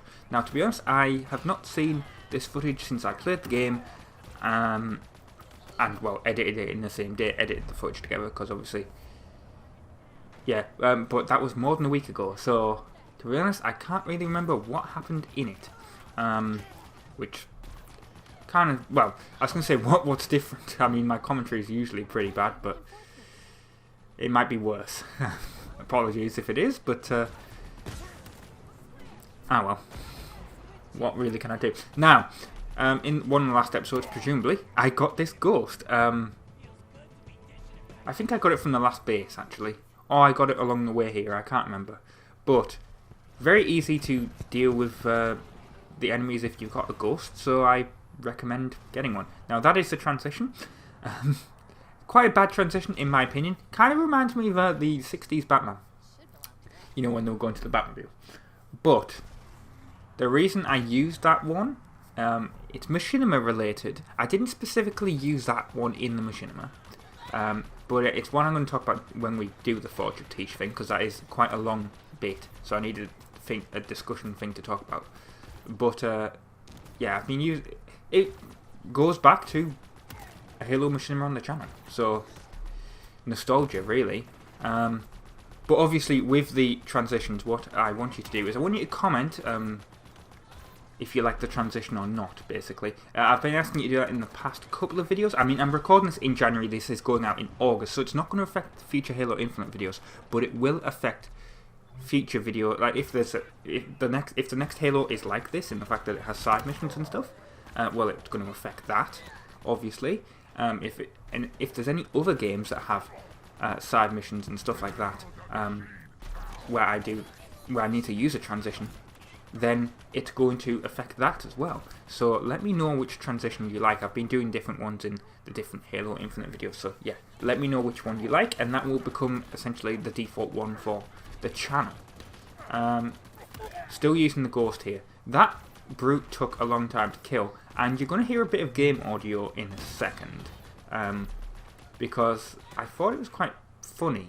Well, not funny, but it's more the fact that Cortana, the weapon, has no idea what she's saying.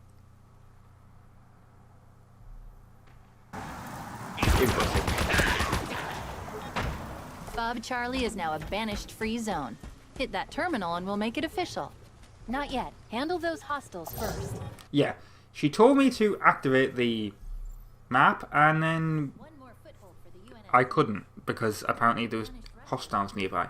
Don't know how that happened, but yeah. So now we've took over Fob Charlie. There's actually a propaganda station right nearby there.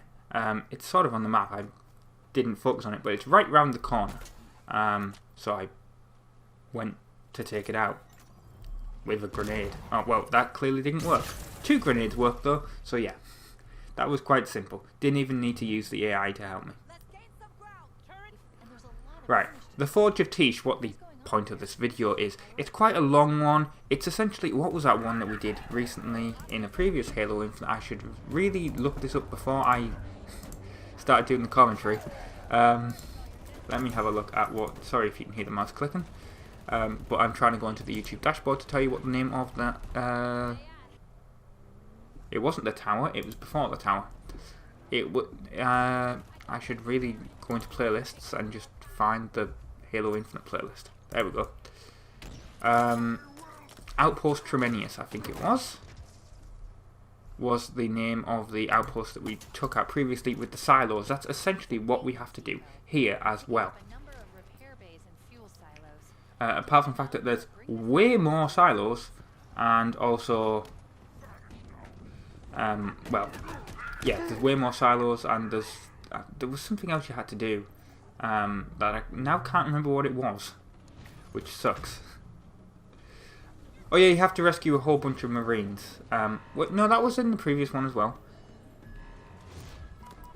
There was something else in my mind that we had to do in this mission, and it's not a mission, it's a side quest. But yeah, I feel sorry for that Marine. They really got shot. I was trying to get them to get on my vehicle, and then they just got sniped, and it just sucked. I mean, here's the thing: I rescued so many Marines in this mission, and they all died because there's just so many enemies in this, in this part, and it was way too, like, I know I've complained in previous episodes about them being way too many enemies now in this game, because the Xbox can handle more enemies, you know, compared to the previous Halo games. But it is true. I mean, if all my AI Marines are dying because there's so many enemies here that I have to deal with, that none of them can survive.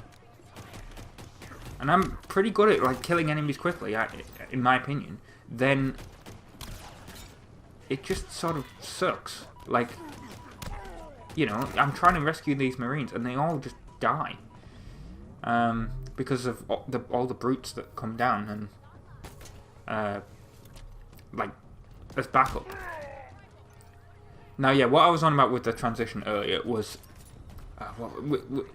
the last day. It was a Halo Machinima. It was on this channel. Although anything prior to January or February is actually a re-upload, so it was probably done in about like 2014 or 2015. I think we did the last day, because it was the reason the channel was called The Insane Gamers is because there was multiple of us at the time. That was an edit, by the way, if it wasn't obvious, because at one point I died, but unfortunately, I've said that in previous Halo videos, Halo Infinite videos as well, it's quite difficult to actually hide the edits, unlike previous Halos, which some of you may like because you see the point that I died, so you'll see that it got a little bit more difficult. Others, but I don't really like leaving the deaths in. That's why I edit it out, because if it's a walkthrough or this is sort of like a walkthrough. It's not really a let's play, but you don't want to see the deaths because that just makes the video longer. Anyway, yeah. So the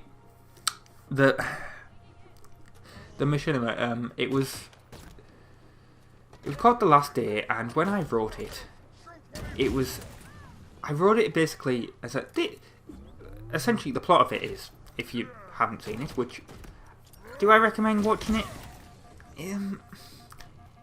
I'm proud of it, is all I'm going to say. I'm still proud of what it was, but I probably wouldn't recommend watching it,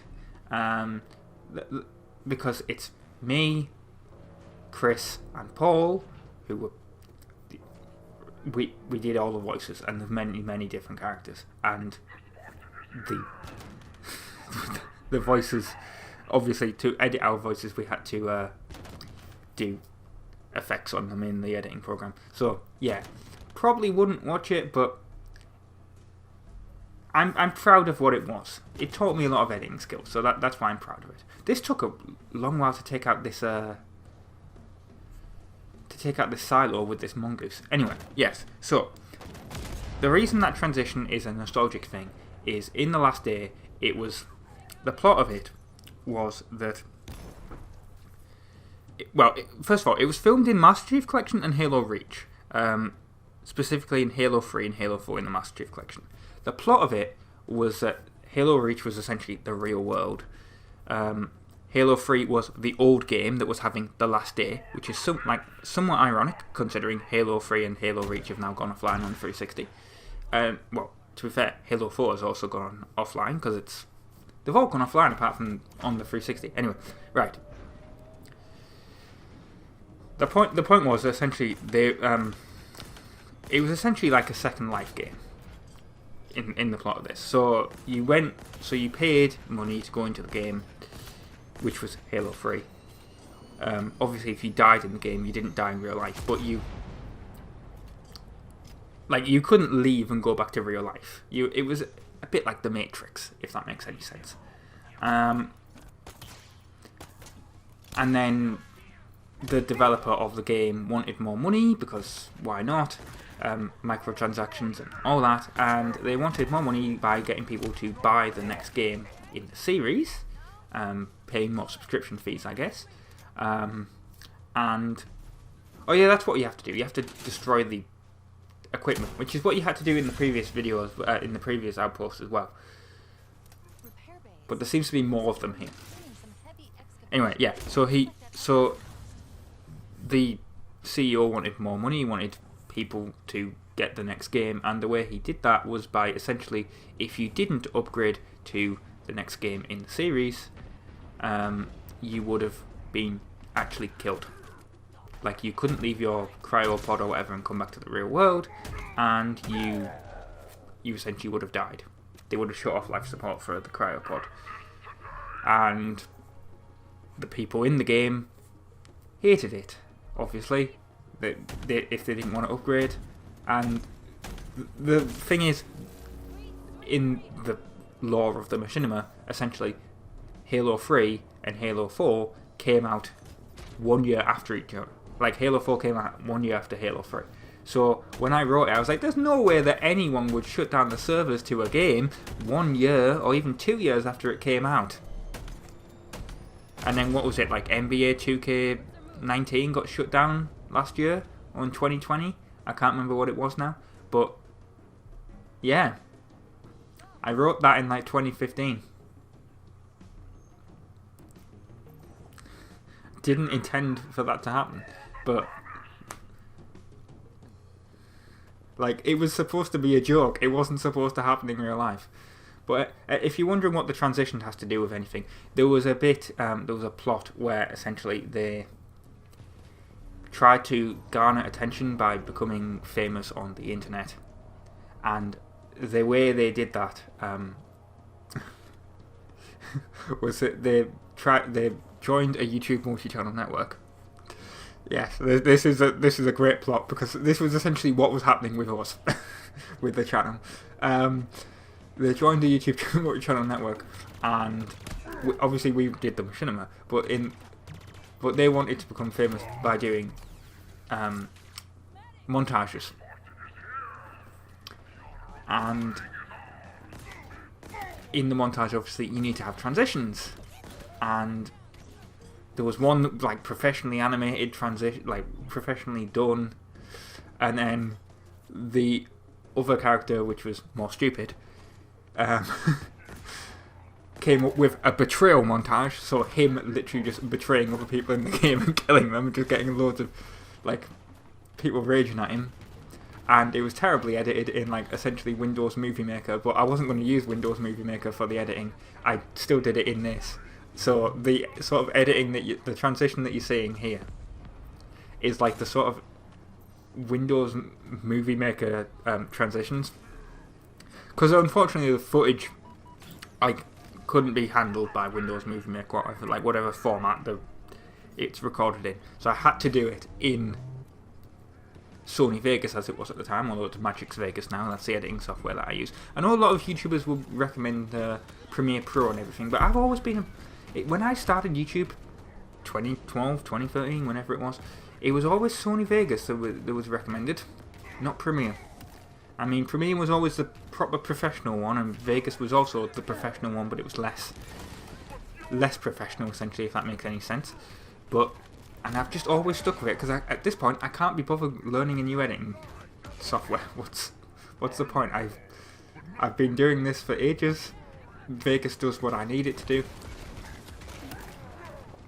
yeah, it's not all locked in with being able to like load up Photoshop and After Effects and all that, unfortunately. But you can still do a lot of editing tricks in it. I mean, like I said, if you watch the machinima, one of the thumbnails is, I mean, you saw earlier in Halo Infinite, in one of the cutscenes, the Blade Master had that red blade.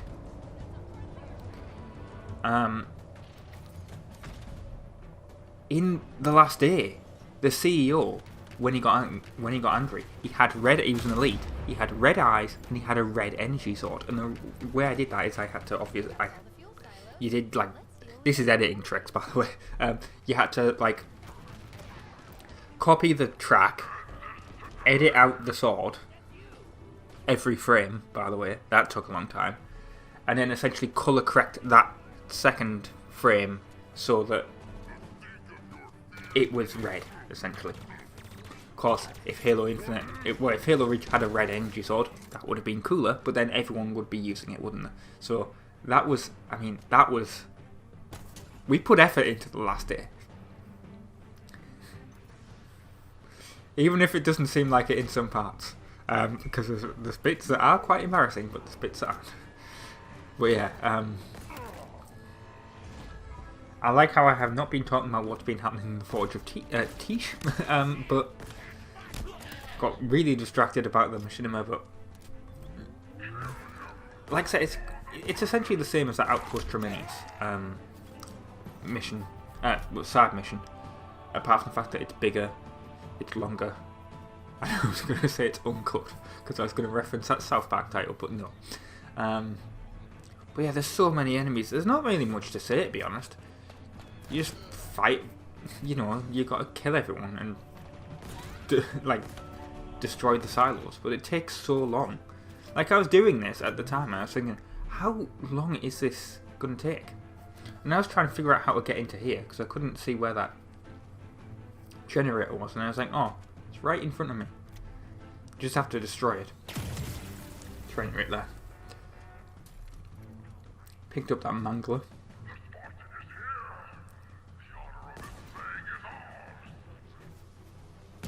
But yeah, but I don't know how that all bounced around here. That looked pretty cool, but don't know who fired it. Then I was trying to just figure out where the repair bay thing is to be sabotaged. There we go. There's a Marine with me. That's probably going to die.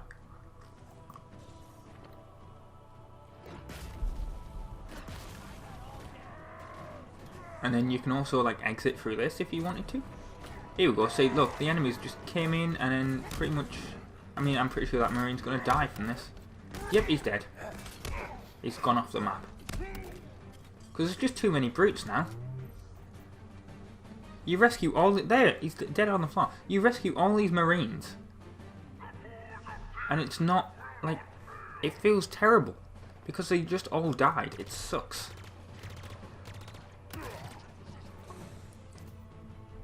We still look how many elites and stuff we're still having to fight. I mean, I know these are backup. I know this is a long mission, and you essentially like a long side mission. Essentially, like, you know, they'll be getting backup. We're taking so long to actually do this, but what does the game want you to do? I'm still enjoying it. It's just it really annoyed me when I realised at the end that all the Marines I rescued had died. What was the point? They were... I mean, let's be honest. They were probably all going to die from the Banished, but... You know, you rescued... They were captured, you rescued them, and then... They died anyway. So what was... What was the... I mean, I guess they died fighting the Banished, so that's better than them dying by... You know, being tortured or whatever, but... Still sucks. Now, yeah, as you can see here, there's two brutes down here, which we're guarding that because you need to. This is the awkward thing that happened here. I forgot what I needed to do. Well, it's not that I forgot what I needed to do. It's essentially if you go on the right, you take out that thing to take out the shield. But I went up the grav lift. So I then realised that, oh, I need to like shoot down there to destroy the thing to actually get out. Because you can't go back down the grav lift. I mean, I'm sure I could have walked through the door, because that's how that works. But, like, through the shield. But, yeah. Unfortunately, I didn't. But there we go, we destroyed the Forge of Tish now. And then this was essentially, this next footage is essentially me trying to, like, throw a grenade down there and blow that up to get out. Like I said, probably could have just walked through that, but I was going to destroy it because might as well, even if it is a waste of ammo, really. There we go. Destroyed now. And then there's another, like, I like how we were doing all this battle, and then there's like a, here we go, there's like one jackal over here that we killed. Because I guess they didn't want to join in the battle. Didn't kill them by hitting them in the back, which is surprising. But yeah, I mean, look at all, that's all destroyed. Really, they didn't want to run over and help. Now, there's still some footage left. We're going to be taking out Balcarus, who is a brute. As you can see, he's a high value target there on the map. So that won't take too long, actually, because as you can see, there's a brute chopper there. It's not exactly the greatest vehicle to take out, ironically, a brute. Because at least the way they're handled in this game, they're not great. They like flip over really easily compared to ghosts.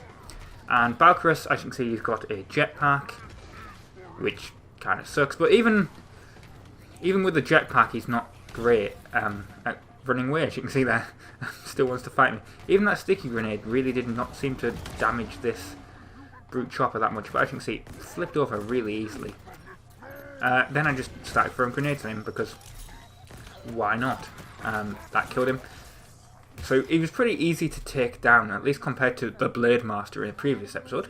But the one thing that really annoys me about this game, with the checkpoint anyway, is the fact that you take out a high value target, or you take out their high value target's crew, and then it doesn't save.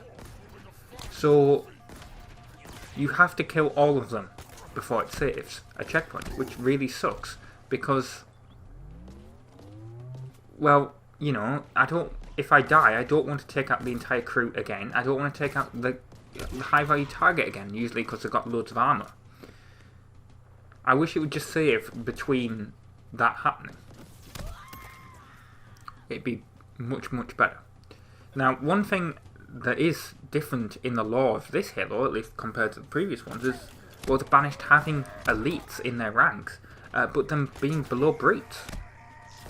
Which obviously wasn't the case with the Covenant. The elites were above the brutes in the ranking, so that's interesting. I want to know why some elites have joined them, though. I mean, maybe we'll learn that in future Halo games, or maybe it's like in one of the books or something. But I'm pretty sure in Halo 5 we went to San Helios, the elite planet, and they're just completely gone. Weren't fighting the UNSC or anything. So I don't know what's happening. Maybe we'll learn that later on in the game. I don't know. I haven't played anything past this yet. Anyway, I've been Rob Bean from the Insane Gamers. Thank you very much for watching Part 11 of Halo Infinite, and ta-ra.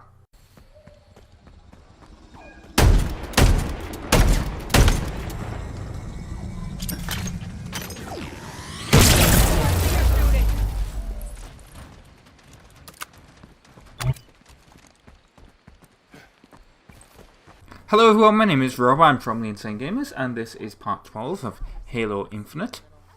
And we're starting here with this FOB, mainly because it was only that propaganda tower that you saw pre-intro, and the extraction site mission that I actually did.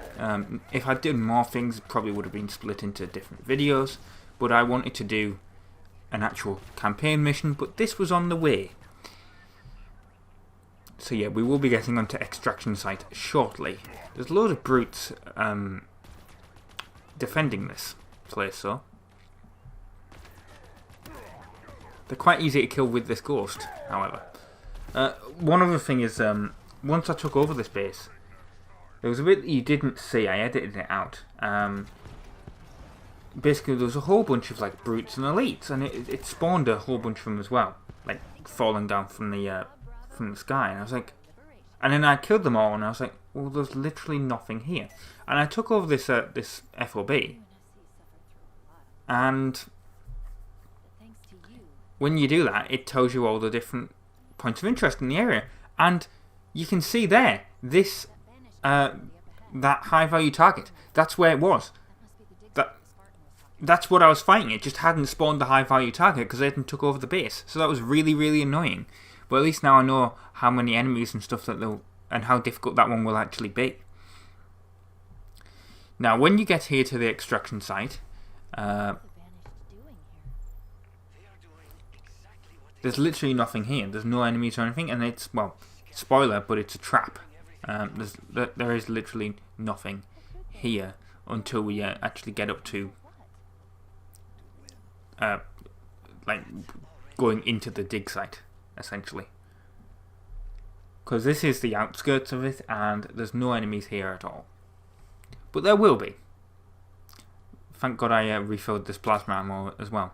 There's one thing that really annoyed me about this mission as well, that we'll get to when we get to it, but it really, really annoyed me. I mean, if you saw God of War Part 3 earlier, I fought the Stranger, which was a boss battle, and it was really early in the game, and during that bit I was complaining because it was such a stupid fight. It was so difficult early on in the game. I was like, well, why is it even like this? There's one good thing about that boss battle. It had checkpoints, unlike the one that we're going to get. I mean, that's technically a spoiler, but yeah. I sort of wish I hadn't took this ghost now, because I went here, I was like, oh, this is perfect. No, the ghost despawned and we get this cutscene. This should be impossible. Forerunner alloy is almost indestructible. What do you think they... Chief!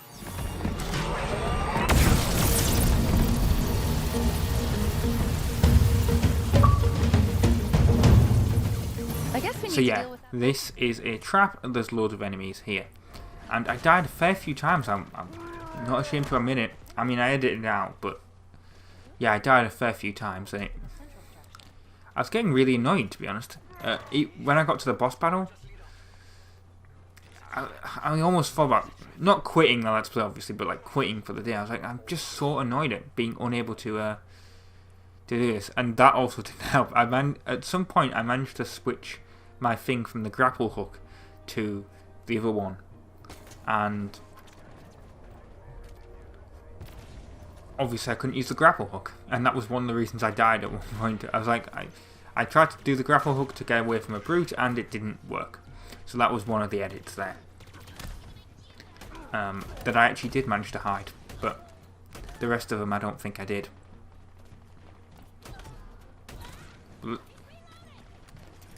The grunts make you feel like, killing the grunts with this shotgun here, it makes you feel like you're totally indestructible, which you sort of need, to be honest, after, well, what comes up. There's another cutscene coming up as well, so I will shut up for that as well. Here we go.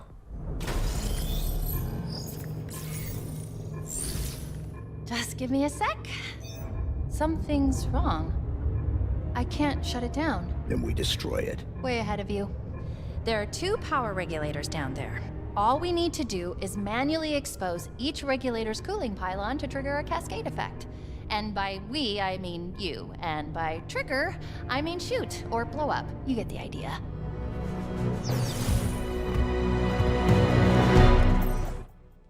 So yeah, we have to destroy a whole bunch of stuff. You know, those 2 regulators. And you can sort of see where they are on the map. I picked up a blast coil here. And kind of wish I hadn't picked this one up now. That would have been very helpful in the boss battle, because the boss battle takes place in there. And I could have used the this blast coil to throw it at the enemy. But I didn't, because I've picked it up now and I'm about to throw it at this pylon. Or one of the pylons. Which are over there. Don't know why it took so long getting there. But yeah, just throw the blast coil in there. It didn't even work. That was the worst thing about it. Because I threw it too high, I guess.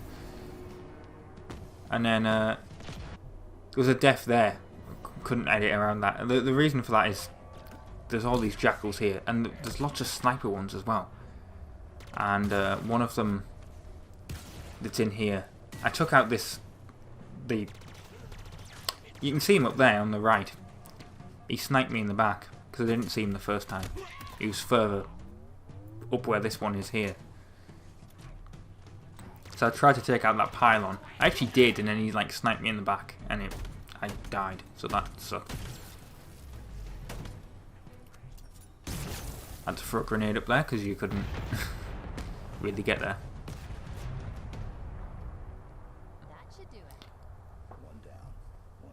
And then, yeah, you can see like the amount of sniper jackals or skirmishers, whatever you want to call them, that are around here. There's just so many of them.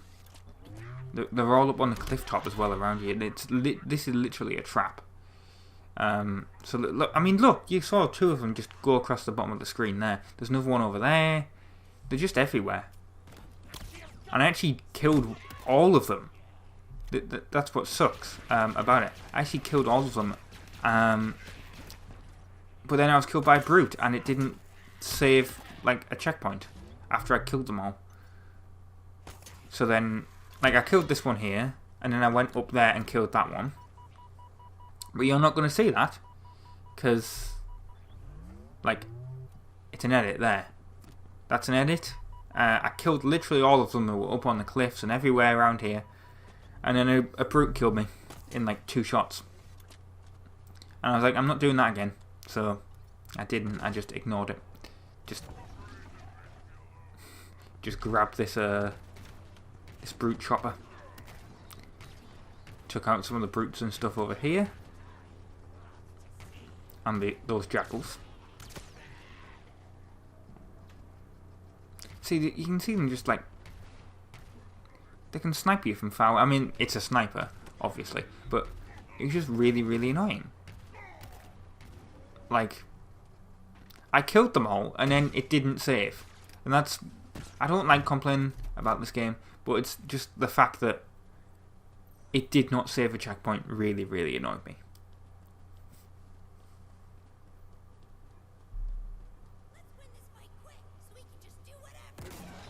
And I don't know how I missed that one. And I'm going to assume it was that grunt that threw that plasma grenade that missed.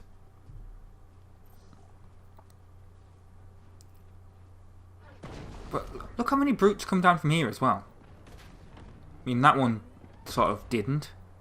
I think that spawned some more weapons, actually. Now that I look at it. But I could be wrong there. But I didn't even bother fighting them.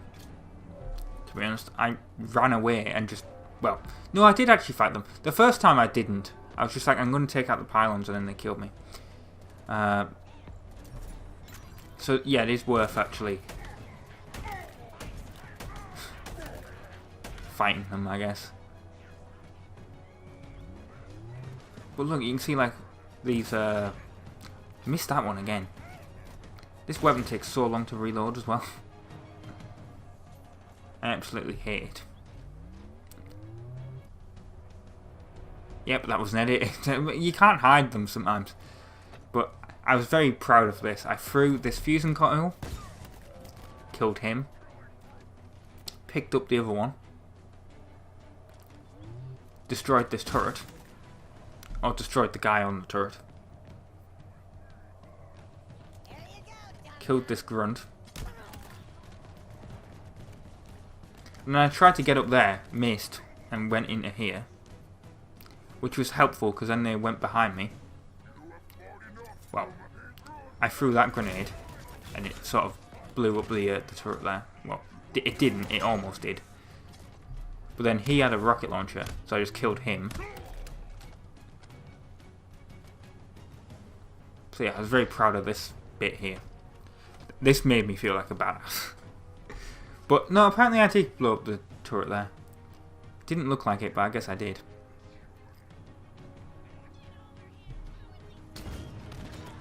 And then there's, like, you know, there's loads more grunts that are just coming up with stupid, like, doing their kamikaze suicide stuff with the grenades.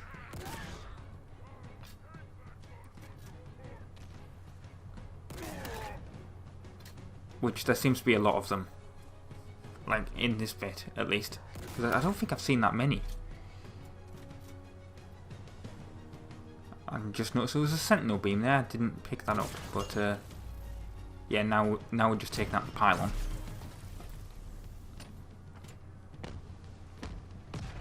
And we'll almost be out of ammo. I wish I'd kept this, actually, for the boss battle. It would have been a lot easier. But no, I had to use my weapon grenade. Like, I had to use my grenades. I had to use my rocket launcher. I had to get this stupid needler that really wasn't doing much stuff against a high-level brute. I mean, this Mauler was. The Mauler was great, but this boss battle is so... The upcoming boss battle is so... Like, it really, really annoyed me.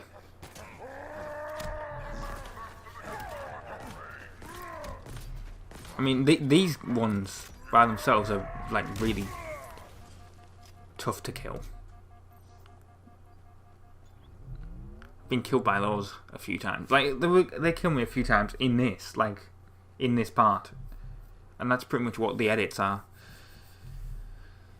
Just, apart from that bit where... Well, yeah, even with the Jackal Sniper bit... Sniper bits, it was one of them. Like, I killed all the Jackal Snipers, and then it was one of them that just killed me. They're just really difficult to kill.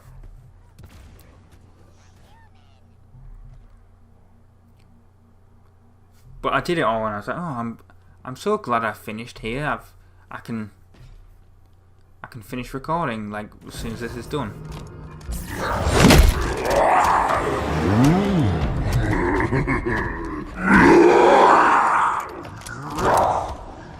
Spartan's not so tough, I think.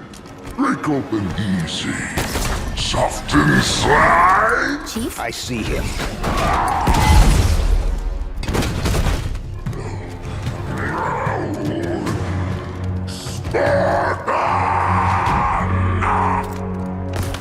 But yeah, I thought I was done, and then this boss battle happened, and it was really annoying. I mean, the fact that I did this, the fact that, like, I'm showing you what I'm doing here, like, this was, I died loads and loads of times. It really, really sucked.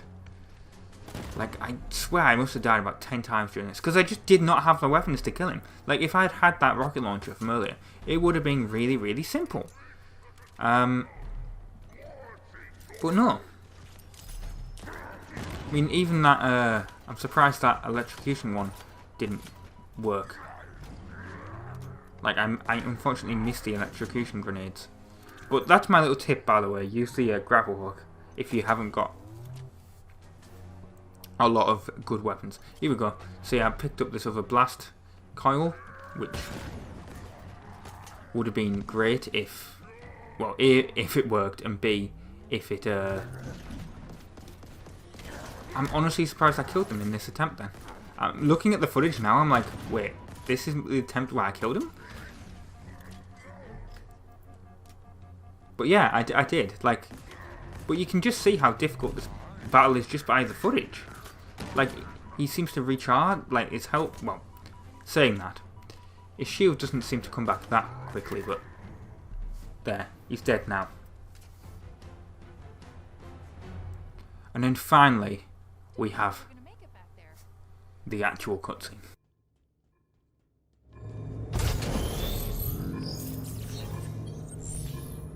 You've done your part, now for mine. Watch this.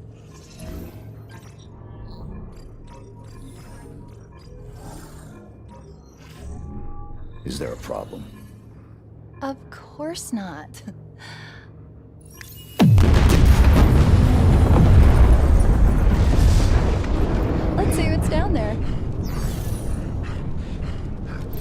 sensor was modified very recently. But yeah, hopefully that footage just showed you how difficult that bit of the, like, how difficult that boss battle was. It took me several attempts. It really, really annoyed me. And then when I came out of here, you'll notice there's a whole bunch of brutes on the ground, which I'm glad that I had this gravity hammer to kill them with. But yeah, the next part we'll be definitely going inside the conservatory. So yeah, I've been Rob, from the Insane Gamers. Thank you very much for watching part 12 of Halo Infinite on the Xbox One. Stay tuned for part 13, like I said, where we'll be going inside the conservatory. And you can just watch me kill these brutes at the end, I guess. Ta-ra. He's slaughtering our brother!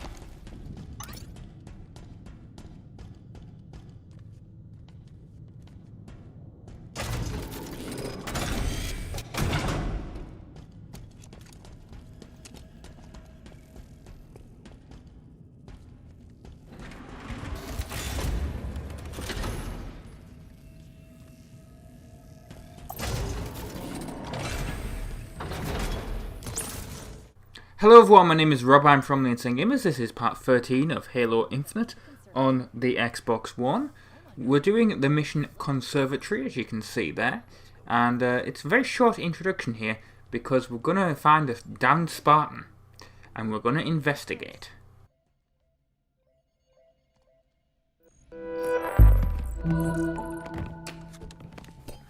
A drop wall module, deployable cover, resilient but temporary.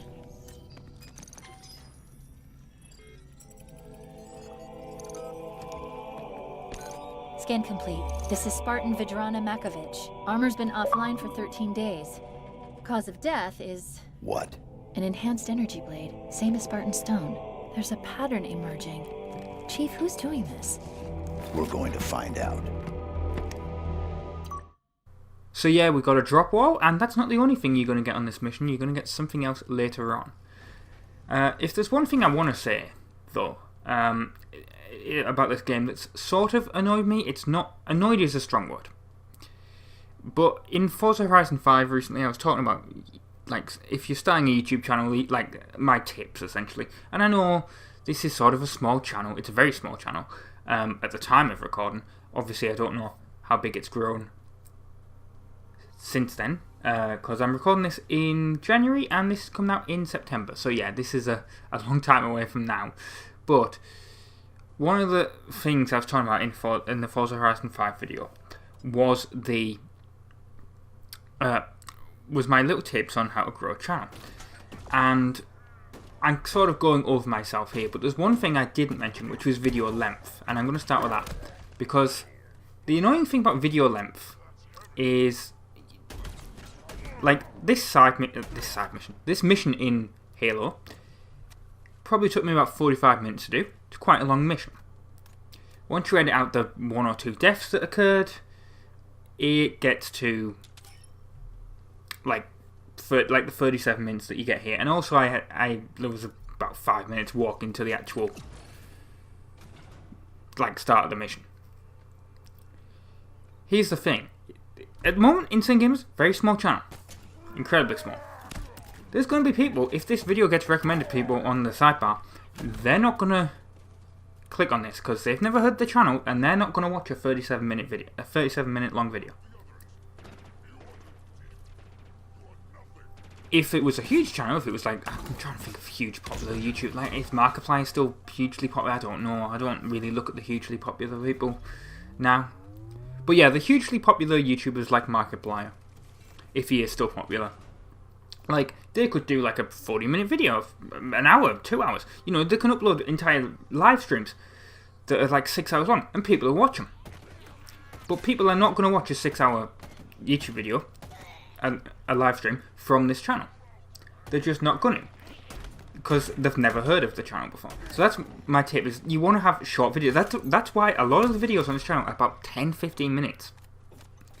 Because they're short enough that people will actually, hopefully, click on them. It's like I do one, like in a platformer, I'll do one level. That's about like, you know, hopefully it's about between 10 to 20 minutes. So it's a perfect length. I could do 3 or 4 in a single video, and the video will be like, you know, an hour and 20. And there's channels that absolutely do that. But that would not, like, people would not click on that video. It'd get the game done faster. And I know people do get annoyed when the videos are like, you know, there's only one video of a game a week, and they're just, you know, they don't want to wait till the next week. But that's just, it's the unfortunate thing of a small YouTube channel. You've got to, like, do shorter videos. You can't have long videos because people won't watch them. And that's the thing with this game. The missions, the actual missions in this game are super long. And in previous Halos, I could record an entire level of a game and then split it into 3 videos because they were nicely packaged into 3 parts. By the way, I got a little bit confused here. I was like, oh, I need to get the thing. I need this. No, that's not what you need. They're up there, as you can see them. But I couldn't actually, for some reason, once you know where they are, it's like, duh. But I couldn't seem to figure them out here. I was being really, really stupid. Anyway, so yeah, the channel, like, if you're starting a channel, you don't want to have super long videos. That's why with the previous Halo games, I split them into parts. It was really nice to do that. And it's what I do with the side mission parts of the game. Like, I can record for an hour, and the actual end up, like, the footage after you cut out the deaths and the walking around and stuff, it equals like 20 minutes. Like Forza Horizon, I do, what is it? I do like 3 races, if that, in a race, in a video. They equal about like 15-20 minutes. The most recent one I did 5 races, that equaled a 30-minute video. So yeah, that's one of the things. Like, you want to have short videos.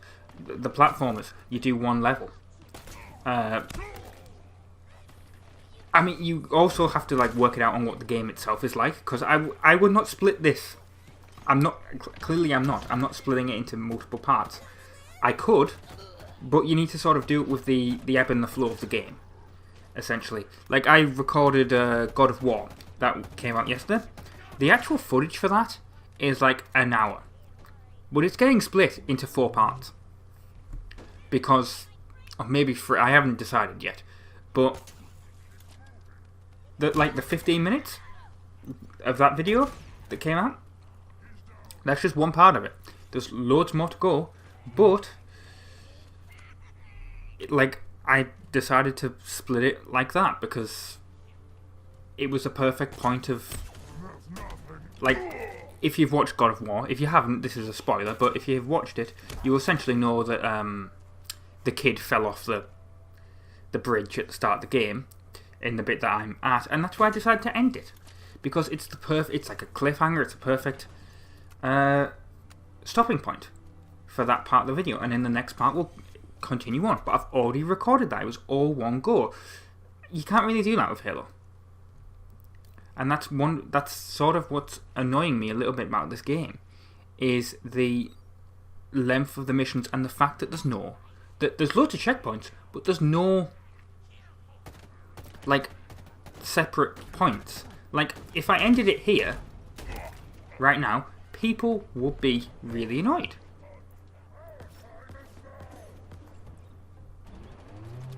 But that's not what I'm gonna, like, I don't do that.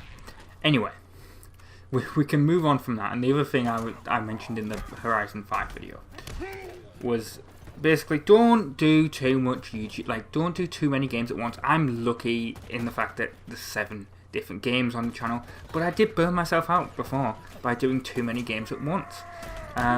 You know, you don't want to do, like, YouTube prefers a video a day, but the other issue with what YouTube prefers is they'd also prefer like you to do like 2 videos a day if you could. And I mentioned that in the Forza Horizon video as well. I'm thinking of bringing back Rob vs PS2. In fact, I'm pretty sure I'm going to bring it back for. This is the thing. It takes a lot more effort to do like 2 videos a day.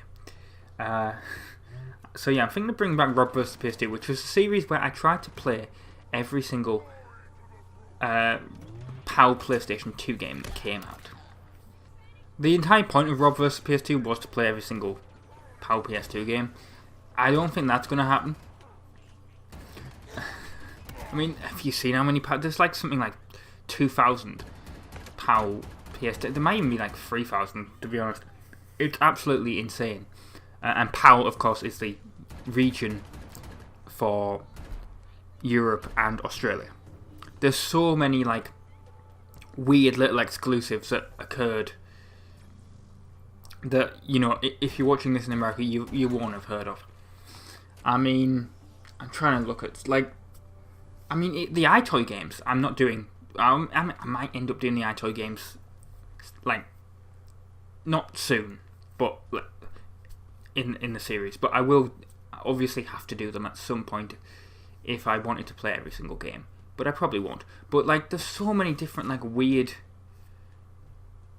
Like, as the PS2 sort of aged into the like 360 era and PS3 era, there was so many weird like little games that just like there's like iToy Astro Zoo and stuff that absolutely no one is, the iToy Pom Pom Party and stuff that absolute shite, but PAL exclusives. And then you get the stuff that's like just crap. I mean, I did the Thunderbirds game on Rob vs PS2 once. Never play that. It's absolutely terrible. But it's a PAL exclusive. There's a PAL exclusive like Home Alone game, same developers. Absolutely terrible. Do not play it. What was it? There was one called Maxed Out Racing or something. Absolutely terrible racing game. Do not recommend it at all. But it exists. And yeah, so Rob vs PS2 series that could. In fact, I'm pretty sure I'm gonna do it. Starting from January 2023. I just need time to like mentally prepare myself. I mean, I did when I first started it. When I first started Rob vs PS2 years ago on the old channel, I was like, oh, this will be easy. I'll just get these games and I'll just put them in. I'll record a video a day. And bear in mind, I was only doing like 5. Like, I didn't even do it on the weekend, I don't think. I was like, this will be easy. I only did it for like 7 weeks. You'd think. Might be a bit, actually, might be in like a couple of, like, might be in about 10, to be honest. But it's, the issue is, like, you're going to record a video, and this is my tip for YouTube. Like, this is why I'm saying don't burn yourself out on YouTube stuff. If you're thinking of starting a channel, don't do too many games at once. I'm lucky that I can do like 7. But there'll be people that are annoyed that they have to wait a week, if that, for the next part of like part 14 be next week. But then again, I don't have a set schedule, do I? I don't, like, this comes out on the Monday, the next one could come out on Friday or next Sunday. You don't know. Anyway, there's another cutscene coming up, so I'm going to shut up.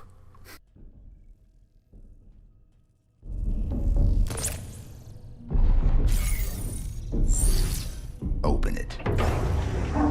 Help me! This installation, the Harbinger, exile was absolute. How did she return? It's impossible.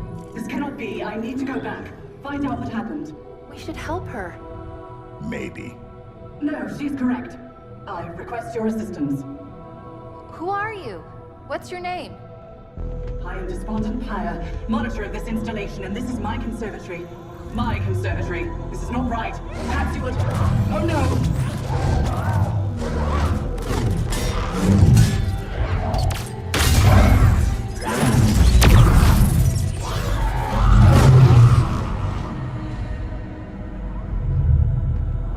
Let's go. Where? Down there.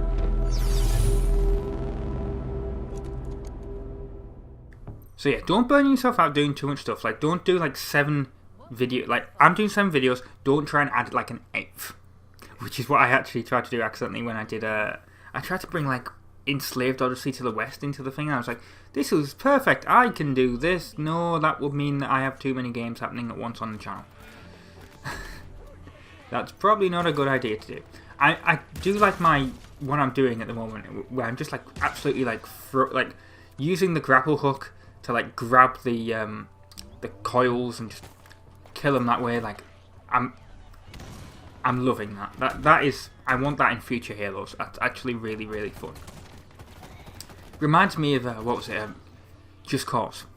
Which, speaking of Just Cause, I've actually got Just Cause 3 and 4. And speaking of doing too many games, I keep buying games and thinking, I'm going to do them on YouTube, that would be great. Oh yeah, I have to finish the games that I'm already playing. That's what happens to me. I buy games and then I just do not seem to play them. Because I want to do them on YouTube. I don't want to play them like by myself. I want to experience it with you guys. That's always the fun part. Even if that experience isn't fun. I mean, Mario Golf. Parts of it were fun, parts of it weren't. I mean, if you've seen the Mario Golf Let's Play, God, that game made me rage a lot. But so yeah, YouTube tips: don't do too much stuff at once. Because that's the thing with Rob vs PS2, doing 2 videos a day. Especially the way I did it. Because like I said, I'm recording this in January right now. Granted, it's the last day of January, it's the 31st of January. But this is coming out in September. Now, the unfortunate problem with doing it this way is that you can't, like, if people give you tips and stuff, you can't really do it. I mean, if someone comments this when it comes out in September, I'll have finished this game by then. You know, there's no point commenting about, like, oh, you missed this collectible here or whatever. Like, there's absolutely no point. And when I did Gran Turismo 6, when I started the channel, it was so early, like, I pretty much did it live, if you know what I mean. Like, I would do the video, like, 2 days before it came out. And it was perfect that way, because some guy was like, you're a really cool YouTuber. I'm going to give you, I have a spare DLC code for this game. I'm going to, like, give you it. And you're going to get all these free cars to get out. I was like, thanks. And that happened in the Let's Play. It was really, really cool. And I enjoyed that. But then you get the issues of, if you're too busy and you can't actually record something, what the hell are you supposed to put out? Because YouTube will not, like, if you miss a day, YouTube will screw you over. You, like, this channel, there's videos I have not re-uploaded from the old channel. And there's a reason for that. There was a bit, multiple times my old computer, like, failed me. And by failed me, I mean it, like, like at one point, like, the motherboard broke and something else happened, and essentially, like, there was a couple of times that happened, and I had to get it repaired. But obviously it meant I had no, like, way of actually uploading. I could upload videos from my phone, but you can't really upload a Let's Play that way, can you? Bearing in mind, I died when I came down here. You want to be very, very careful. I liked this. It was quite funny. After you killed these elites,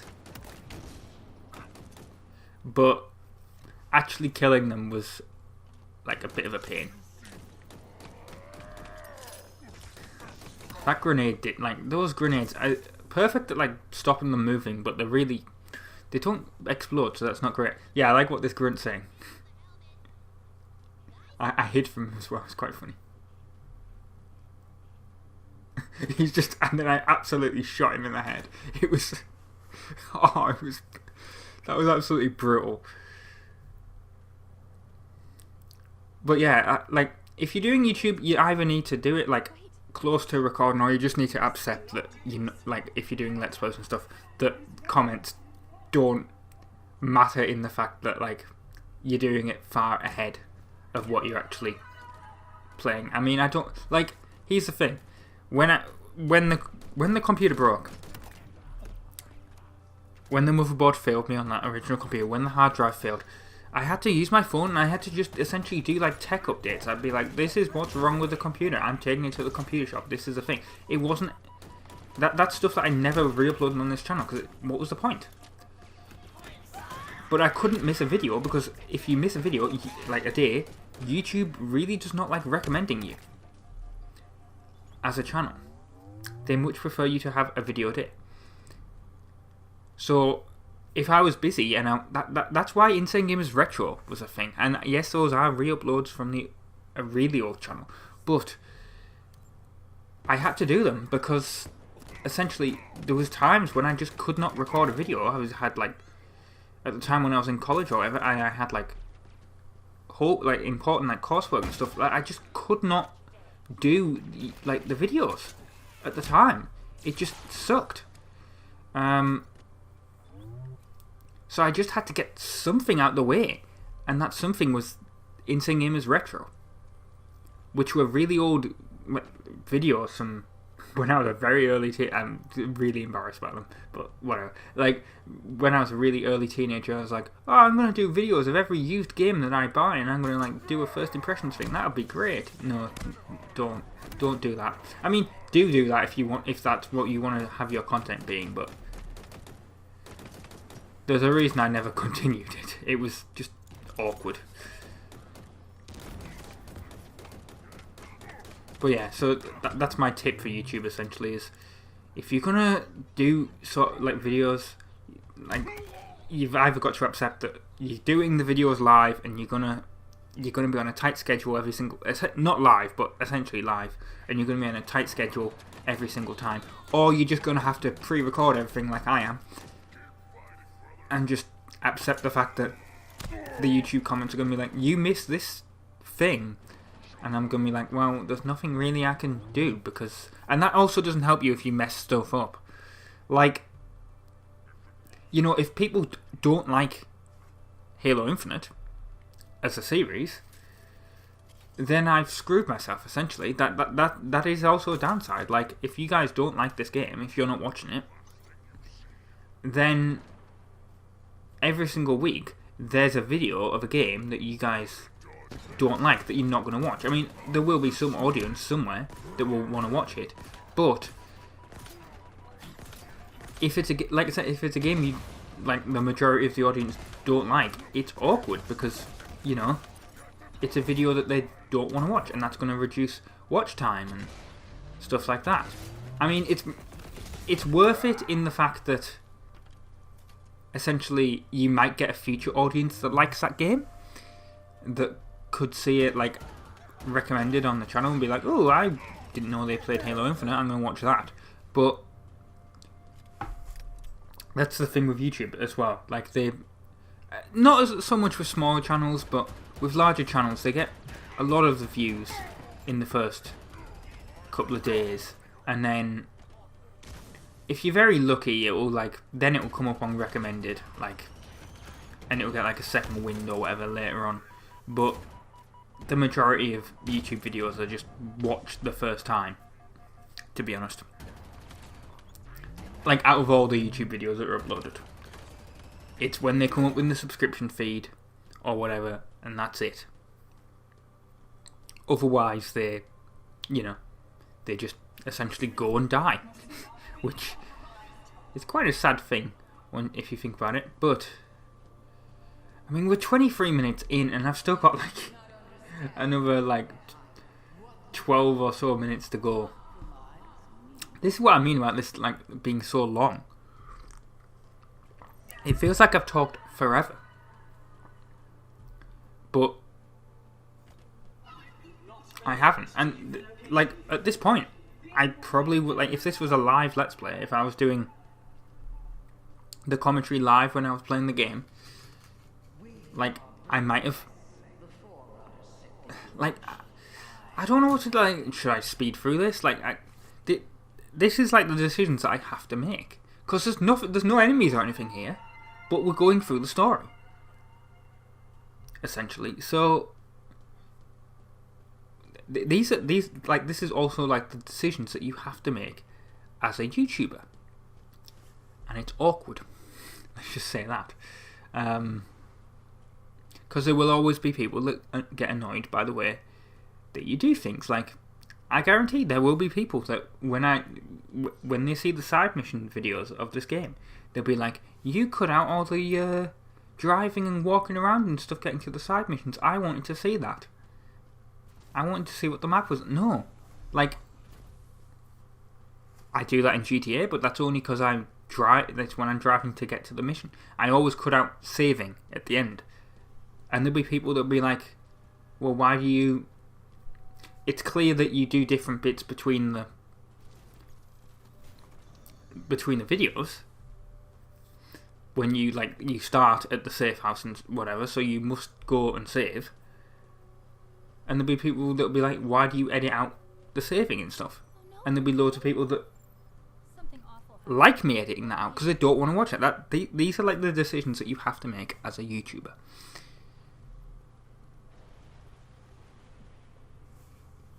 And anyway, we've got another cutscene coming up, so I think we should probably go on to a different topic after this, actually.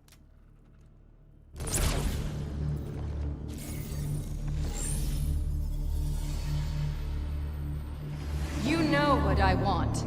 Alas, I do, Cortana, and my mind has not been changed. This installation's weapons may be yours, but its secrets are not. It's protected, the containment facility in particular. Containment? The Flood? Why would I... You and I both know that there are worse things than the Flood within this ring. No, there's no way you could know. So you've come for me at last. Why are you doing this, John? Why don't you understand? The seal must not be broken. The punished cannot be freed. This can never be negotiated. There is no other choice. Reconsider. The consequences of your request... Back to your conservatory, Monitor. What does that mean? What could be worse than the Flood? Nothing good. Find us a way out. On it.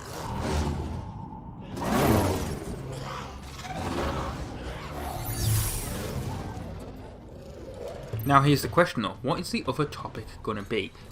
Let's actually talk about these enemies. They're quite easy to kill, actually. I mean, maybe that's because it's the first time they've appeared. I mean, in the first level of the game, I was like, oh my god, look how easy these brutes are to kill and whatever, and then it's getting really, really difficult as we go through the story. With the different, difficulty levels of the different types of brutes with armor and stuff. It's getting more difficult. But, yeah, these ones were really easy. There's just a load of them. That's the awkward thing. And, what did we call them? Well, actually, I don't think she said yet. The weapon, Cortana, she comes up with, a name for them. So, that's what I'm trying to remember what the game just called them. I also like how, brutes and stuff spawn down here. Which is really... but then again, those ones are normally quite difficult to kill, and this weapon is really easy at killing them. So that's... I like this weapon. I like it a lot. It's a bit difficult to aim. You'll see sometimes I miss. But when it works really well. And hopefully it'll keep spawning now that we've actually done this mission. And it will spawn throughout the world.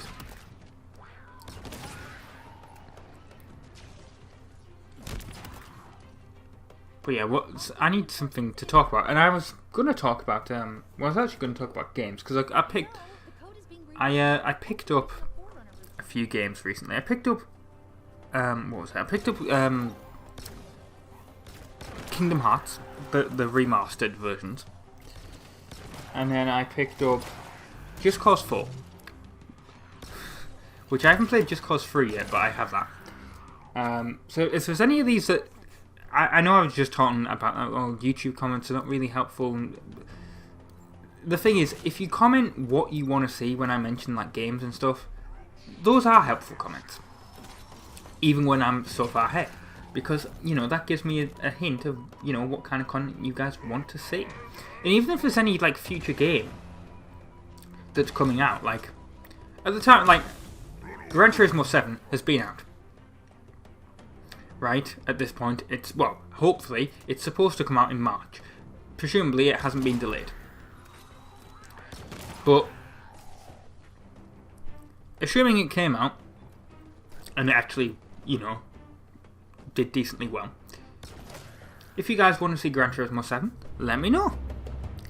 It hasn't come out for me yet, but I mean, quite frankly, I want to play it. But I haven't yet. Like, obviously, it hasn't come out. But also, if there's like games coming out like that I haven't even heard of yet, like if there's a game that comes out that's announced at like E3, and then it comes out in December, like, comment. I might not have heard of it. I definitely wouldn't have heard of it now, but you know, it could be something I want to play. So, you know, let me guys, I want you to let me know what you want me to play. Like, and we'll have experiences on this channel, essentially, of going through a game. That is one thing you guys can certainly do. Right, we've got another cutscene coming up here, because this is the final ability, I guess. Something.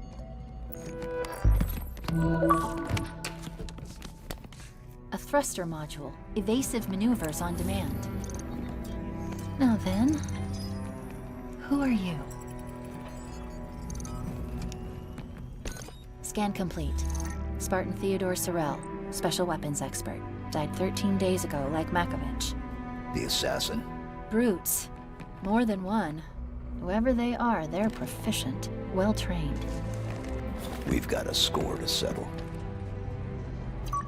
So yeah, now we have the thrusters. And like I said, the games that I got. So if any of you want to see me play any of these, like, let me know. I got the Kingdom Hearts Remastered Collection. I got Just Cause 4. So Just Cause 3 I haven't done on the channel. So, you know, I could do that as well. What was it? Immortals Phoenix Rising. I got that on PS5. That was a nice surprise, because I bought that used from a shop in the UK called Game, and I got to the counter and they were just like, yeah, we got a new copy and it's the same price, do you want it? I was like, okay, fine. And then I got, what was it? I got Uncharted 4. I got the trilogy before, haven't played through that either, so that could be something on the channel. Speaking of which, speaking of trilogies, we got, there's only 2 more episodes of Astro's Playroom left on the PS5. And it's actually going to be replaced with Ratchet & Clank 2 in HD on the PS3. So that's quite an old game now, obviously. But oh, and by the way, these bloody brutes here are awkward to kill. I really hate them. I killed one of them, but this other one just would not die. I think I died like 3 times trying to kill him. So yeah, it's really awkward to kill them. But yeah, so I haven't played any PS3 games recently because the HD PVR broke years ago, and well, can't capture, because I've mentioned this before, the PS3 is really bloody awkward, because the only way to capture it, you can't capture with HDMI because they put the stupid copy protection on, so the only way to capture is in standard definition, which or if you want to capture it in actual HD, then you got to use component. So you need to use some sort of component converter, or you need to get some other capture card that can actually support it. So yeah, I'm actually going to do Ratchet & Clank 2 soon. I'm very, very happy, because I wanted to do the trilogy, but I only ever did 1, I never did 2 or 3. Now we've got the ending cutscene of the level coming up, but first Cortana's going to tell us some stuff. So yeah, I'm going to shut up. This elevator, it's taking us back to the surface. It doesn't make sense. Why come all the way down here just to kill the monitor? The monitor's purpose is to protect the ring. So why kill her? No idea.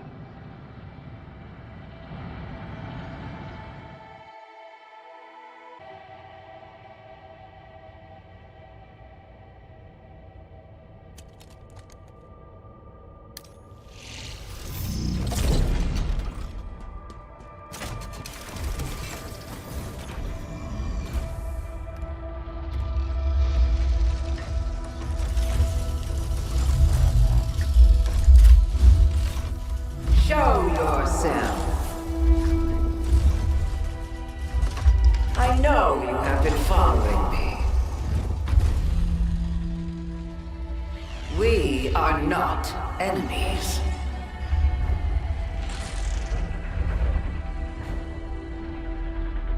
Despondent pyre. She had something I required.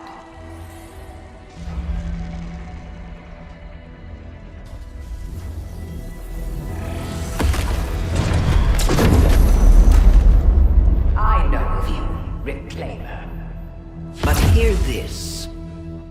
You are not the future. You okay, Chief? I'm trying to get the armor unlocked. Try harder. The Forerunner's lies are at an end. I am the harbinger of the truth. The Endless will be found. They will ascend. Now would be good. I know, I know. 3, The Reformation begins. 2, 1, go!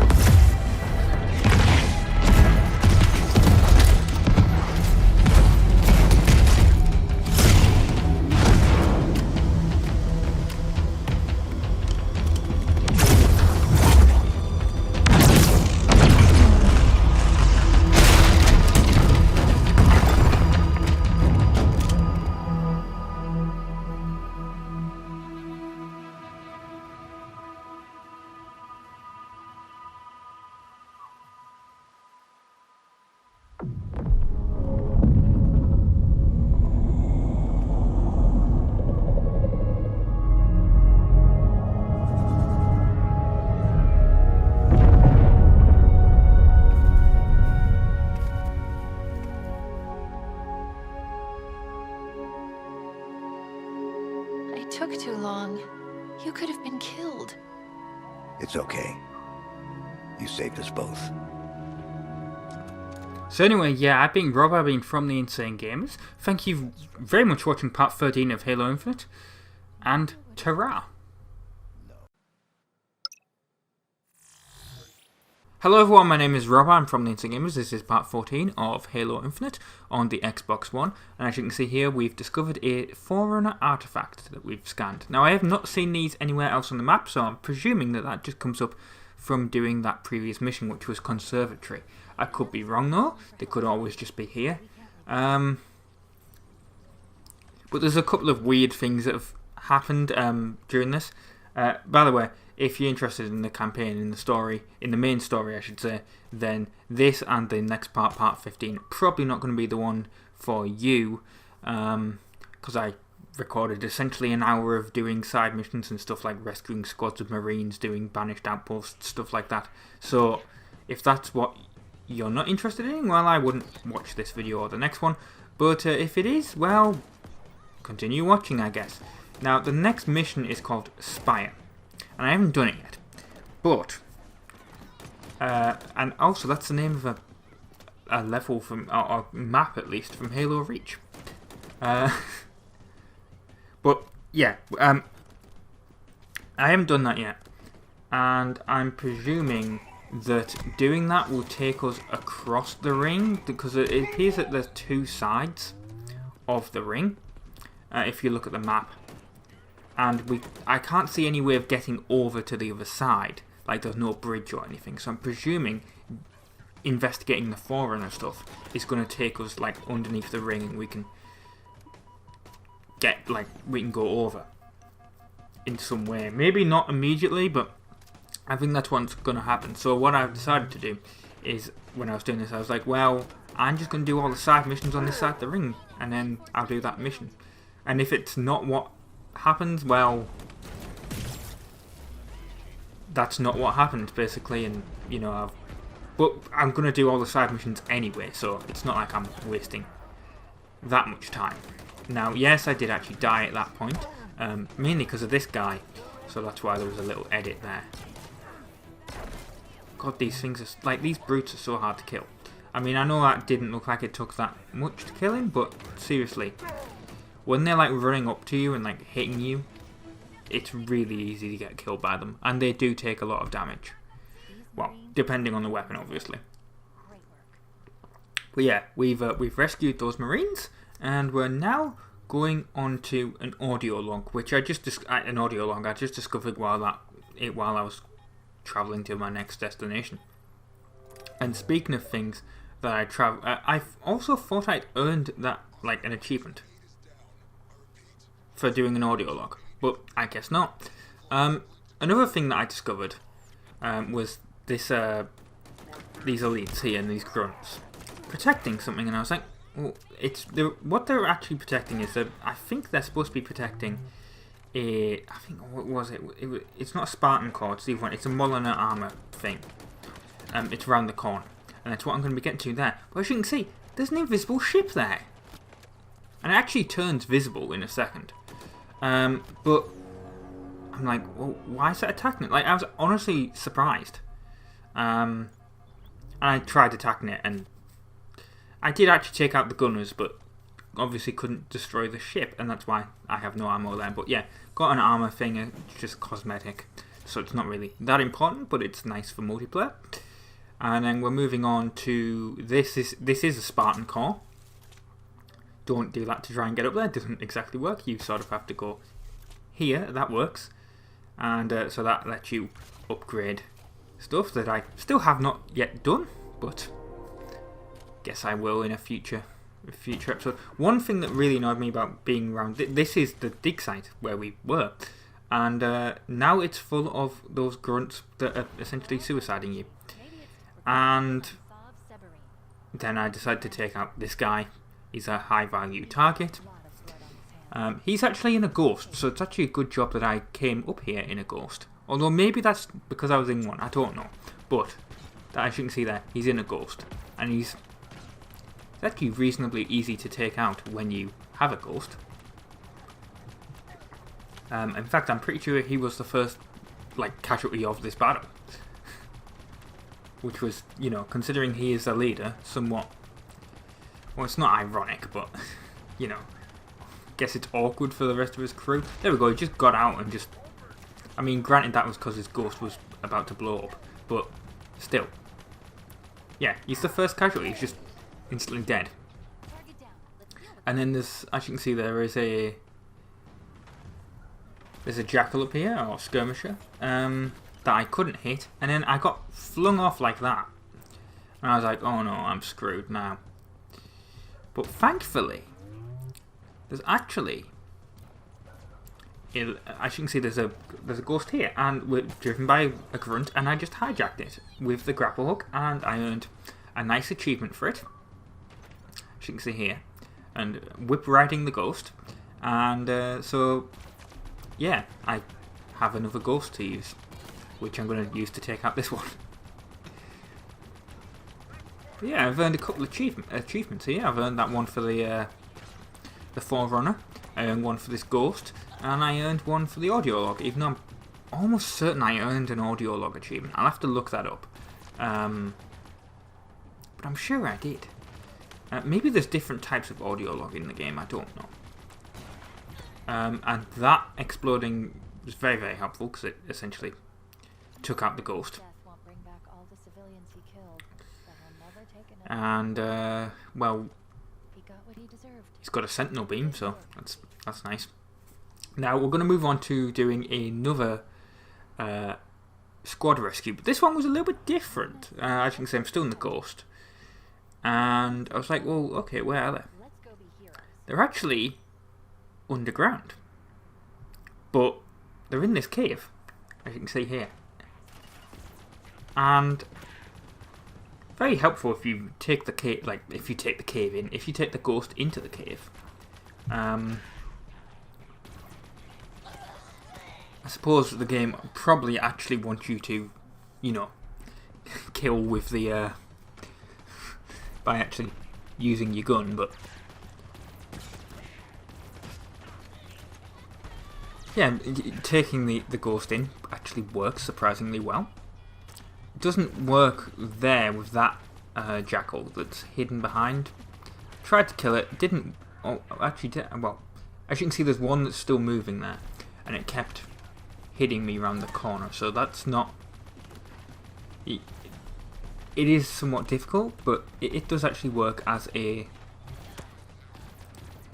tactic. As you can see, I took out that. I keep taking it out, and it doesn't work all the time. you can see, it's still attacking me.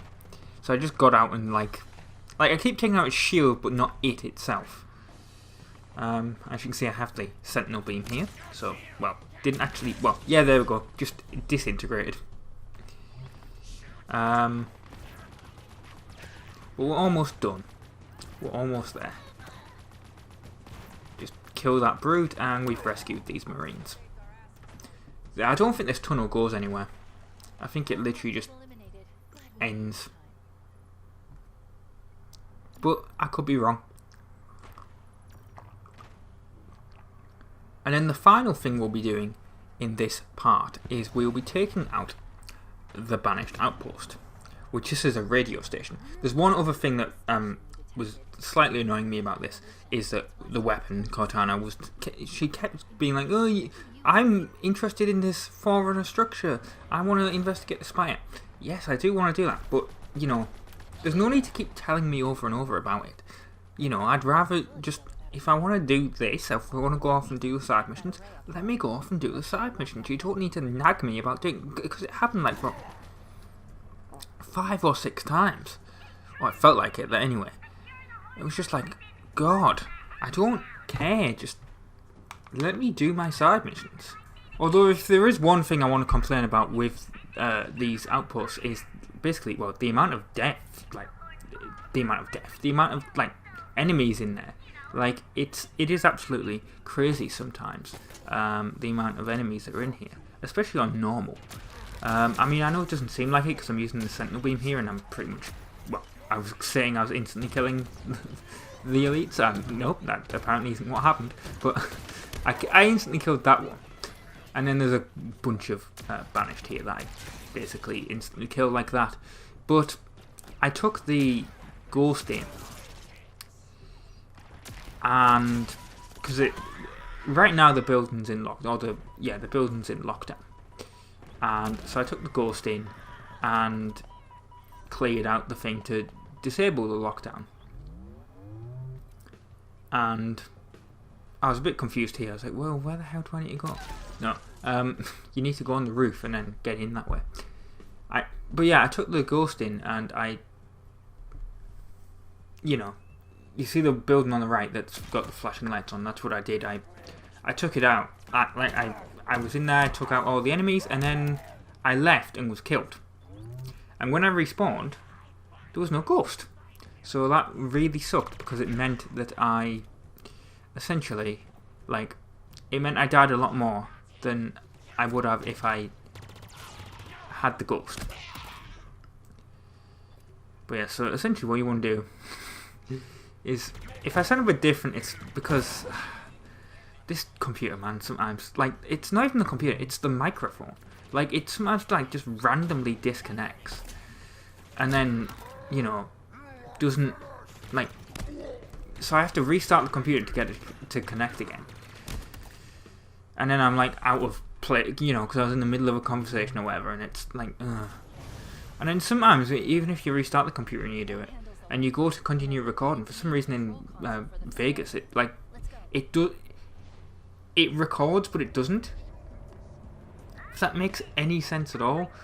Like, the video will play for me to do the commentary, but the actual thing where it says recording event, where I can see my, like, I can see, what's it called, the audio, not the audio envelope, whatever it's called, where you can see, like, the waveform, the audio waveform of me talking. That doesn't move. It just stays in its same place when it's supposed to move along, as it's doing right now.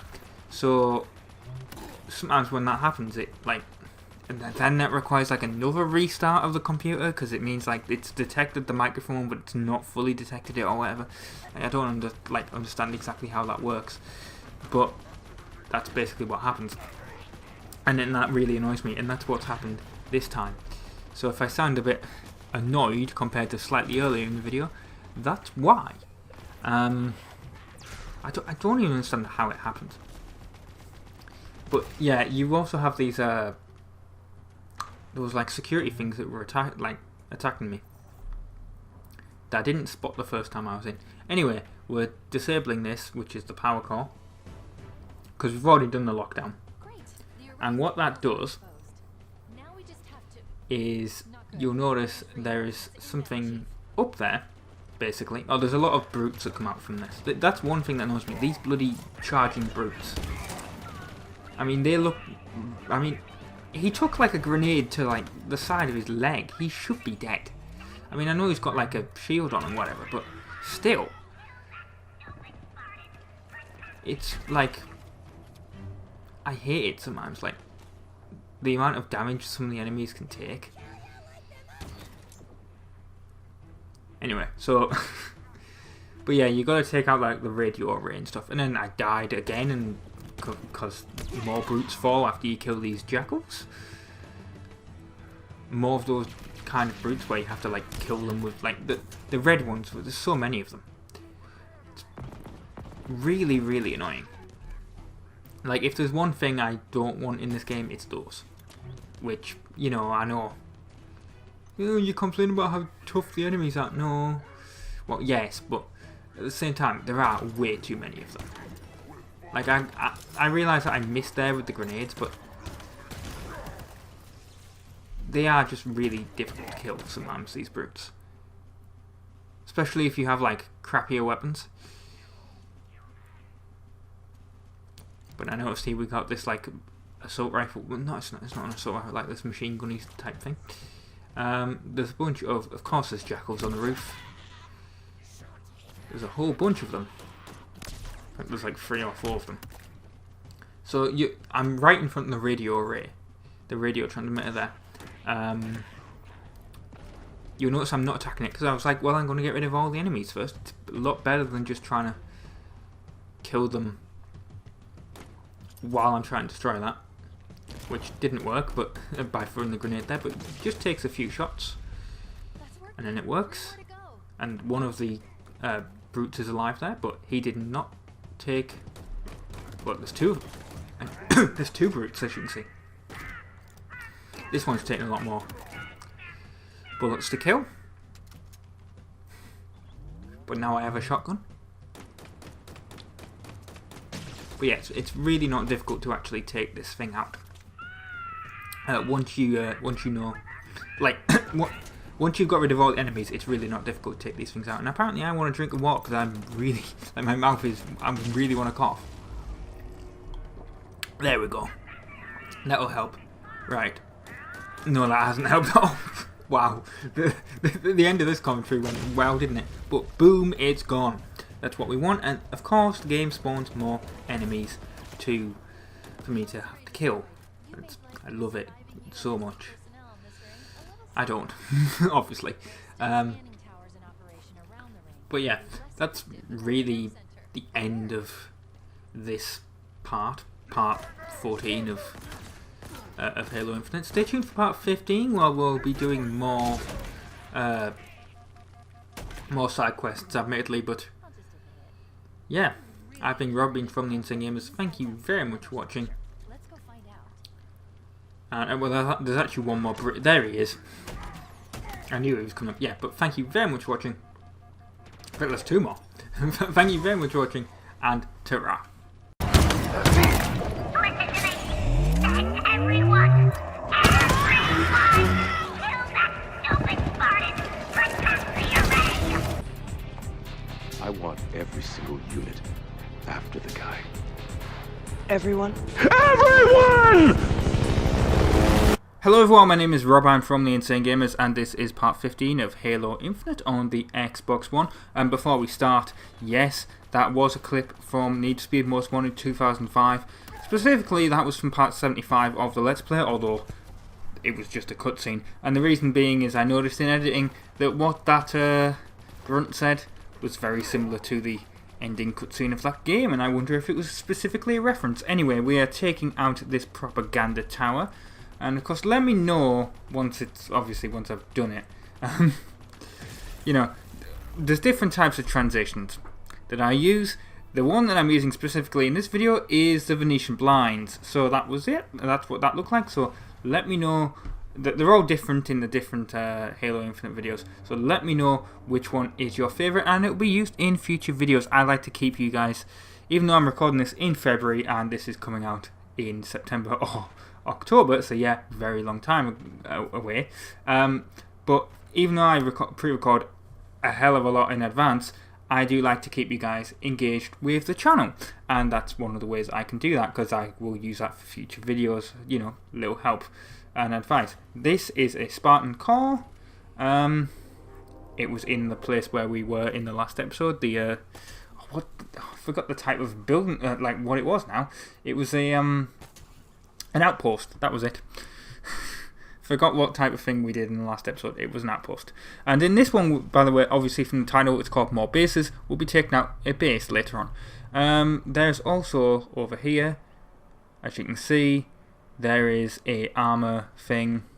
This is for multiplayer. It's an armor locker. There we go. We've unlocked a cosmetic. And what else are we doing in this episode? Let's find out. We are... We're saving some squads. Now, I don't know if this is because the game's getting harder because I'm going through the story. That was an edit, by the way, because I died. That wasn't obvious because I did die. But yeah, they seem, now that I'm using ghosts, they seem to be using ghosts and heavier weapons and stuff like that against me. So I don't know if that's deliberate to make it more challenging, but it's definitely something that's happening. I've noticed it in the previous episode and in this one.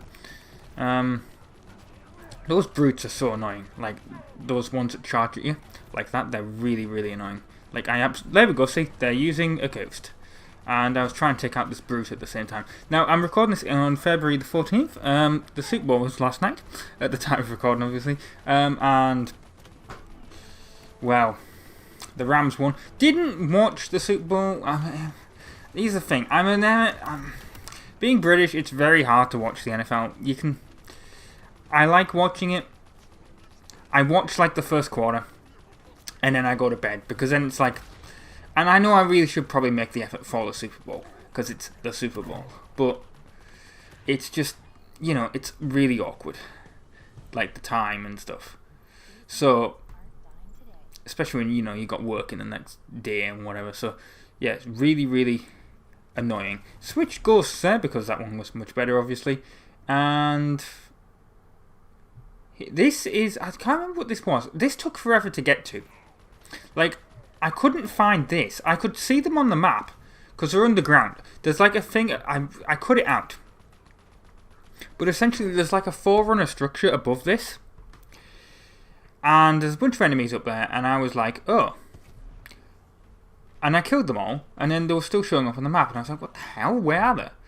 And then, like, I went down, I was looking all around, like, above this cliff up here, and it was really, like, I couldn't, like, find them, and I was like, huh.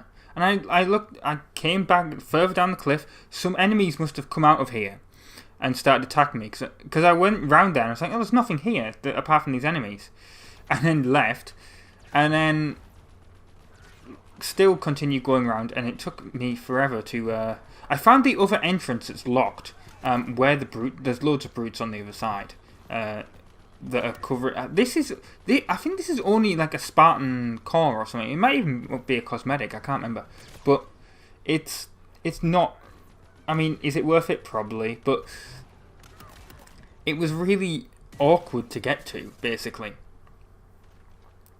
And then I finally figured out a way in, and I was like, well, I'm going to take the ghost in, because why wouldn't I? And I also use this series as a vlog, so there's one thing I want to talk about, and that's I bought some batteries, which I know, exciting content. But batteries are important because, of course, Xbox controllers use them. PlayStation controllers and, you know, Nintendo stuff don't use them now. They've got the ones built in. And people will say, that's, you know, it's much better. You don't have to buy AA batteries. It's, you know, you just plug the charger in, it works, it's fine. And that's true, but to be fair, I have a Wii U. I've said this before. The Wii U Pro Controller, I bought it used. Bought it in like September 21, so it'll be about a year old by the time you see this. Yeah, it's a Spartan core that was here. I bought it then. I bought a Wii U Pro Controller with it. That thing is supposed to last 80 hours. It lasts 4. Now you can change the if you know what you're doing, you can open up the back of it, swap out the lithium battery pack. But a lot of people obviously won't want to do that, so that really ruins the I mean, people will be like, well, why are you playing the Wii U for 4 hours? True, but at the same time, you know, it is annoying. It's especially annoying when when also like the Wii U gamepad, the one with the actual screen, lasts about an hour. Now, granted, that's supposed to only last about 4 hours, but that still is really annoying because you sort of need that thing to be on to actually play the system.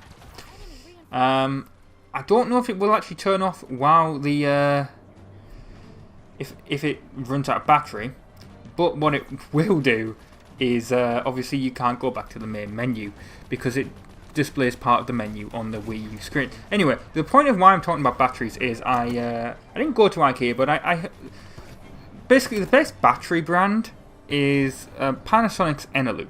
I might be mispronouncing that, but that's apparently the best battery brand because it's made in Japan. It uses some sort of special low discharge technology, and it essentially you can charge it up, and you can use it after like 2 years, and it's still only on like 90% of what you charge it up to. That's amazing. But they're expensive, and they're not. Well, they're sold in the UK, but I've never seen them. Like, you can only get them online. Well, it turns out IKEA's batteries, their Lada batteries, not only are they cheaper, they're actually made in the same factory. They, in fact, are just essentially they're rebadged Eneloops, and presumably they are the ones that. Essentially, I assume they're ones that probably failed Panasonic's strict level to be called Eneloops, but they're not bad enough to be, you know, anything. You know, like they're still good enough to be sold, obviously. So they get sold to IKEA and branded as Lada batteries. There's another propaganda tower around here. I heard, like, I was driving away and then I heard that on the, I saw it on the subtitles. I was like, oh, there's a propaganda tower around here. I went looking for it, and that's where it came from, but it's gone now. So yeah, we've got some more valor. And then where are we going here? I think we're rescuing another squad. Oh, actually no, we're not. We're actually taking out Bip-Bap, I guess. There, Bip-Bap. He's a grunt, I'm gonna assume. Because you can sort of tell by the way of the, like, how they're pronounced. How they're pronounced, how the names are. The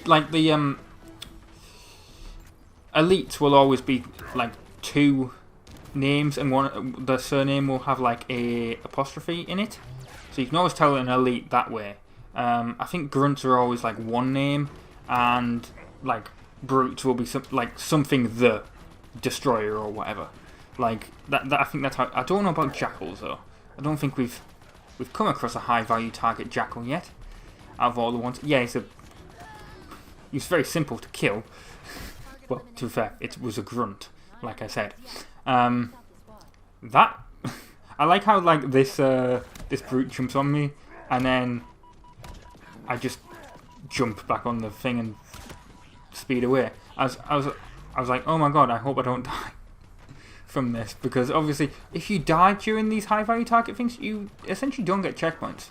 You have to take them all out again, and it was like, I absolutely hate it. I sort of wish there would be more checkpoints. I also noticed there that there's a bloody thing, like the weapon. I don't know if they automatically unlock. I'm going to assume that they do, but I didn't touch it because I was in the ghost, so I didn't bother. Yeah, I guess you just like unlock the special weapon. I hope you do. I'll have to check that. Because the first one that I did, I ended up like grabbing the energy sword from the elite. So anyway, the last thing that we're going to do here is take out this base, which is the first one that we actually came across. Although we flew over it, right on like part 3 or whatever, part 4 maybe. They really like using, like, taking out my ghosts, don't they, with like an electromagnetic shock. Which that's a scary thing, by the way. Apparently we're due like a solar one on them. We're supposed to like expect one like every 100 years or something. It's been like 110 years since we've had one, so that's going to be great when we have so much electrical stuff that we deal with now in the world. That's going to be great. Anyway, yeah, I've been Rob. I've been from the. I mean, maybe it's happened by the time this comes out. I don't know. But anyway, I've been Rob. I've been from the Insane Gamers. Thank you very much for watching part 15 of Halo Infinite on the Xbox One. We're gonna capture this forward operating base, and ta-ra. Whoa!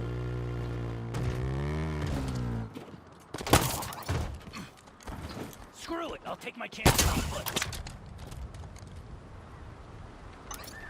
Hello everyone, my name is Rob, I'm from the Insane Gamers. This is part 16 of Halo Infinite on the Xbox One. What we're going to be doing is we're going to be rescuing a bunch of squads, and we're also going to be doing a bunch of, found a bunch of Spartan cores in areas that we've already been in.